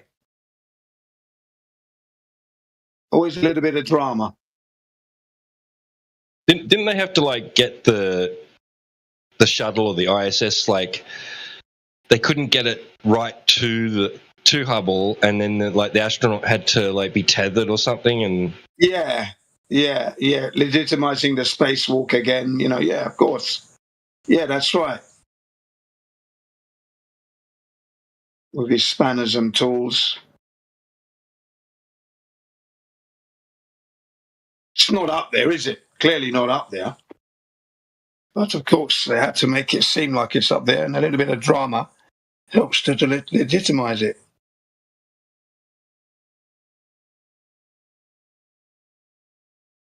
But then the phone call was revealing, because the guy hadn't seen it in 25 years. And yet he's the deputy projects manager who's meant to be keeping an eye on the thing. And that 25 years was all his career, by the way. That was his whole career working there. Hadn't seen it once.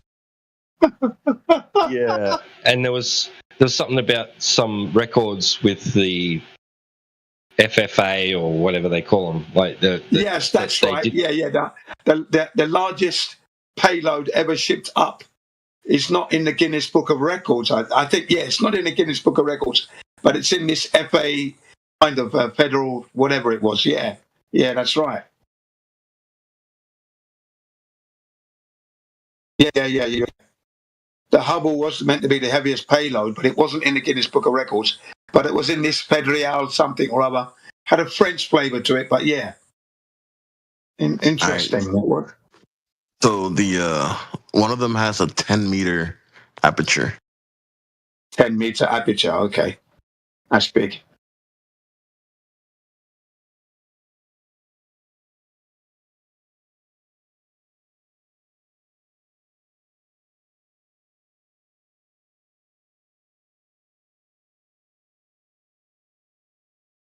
That's like 30 feet. You did say 10 meters, didn't you? Yeah. Yeah, that's about 30 feet then.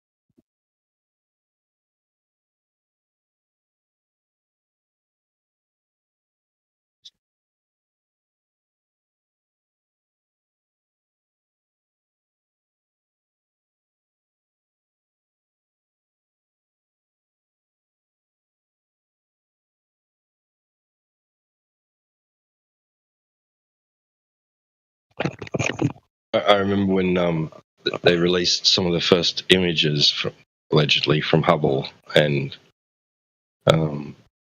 we bought the magazine, National Geographic magazine, because it had this big section in it and fold-out posters and stuff. And we were looking at all the images, going, "Wow, isn't it amazing? Look what they can do now!" was this like image that looked like it was an eye, and they were calling it the eye of God. And they said that they focused it on one area the size of a pinhead, right? Like basically in our field of view, and within that tiny little area, they captured the images of like hundreds of galaxies.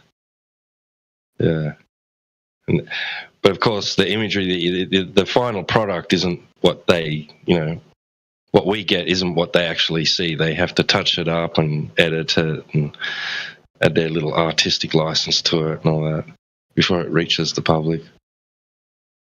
What they get is just like blurs, really black and white blurs.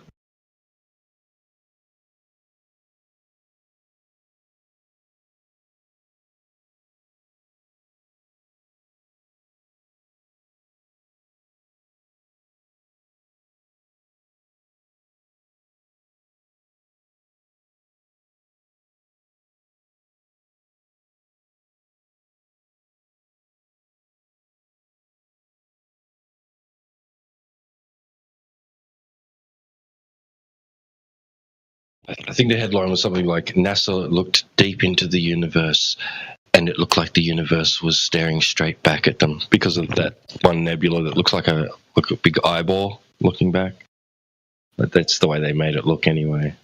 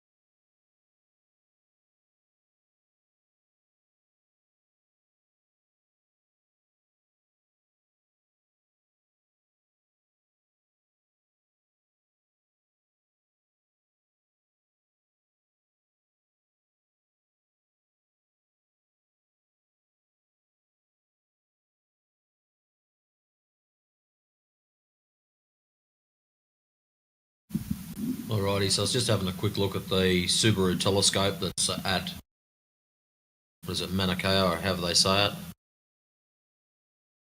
She's an 8.2 metre, so 27 foot effective diameter.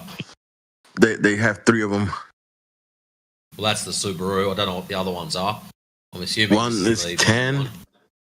One is 10, one is 8.2, and the other one is, I believe, 3.7 or something like that.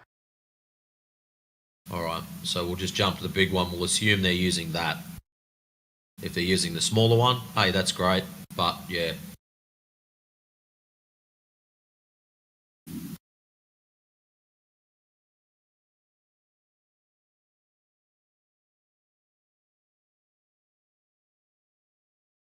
What happened to the channel on PNR? What happened to it?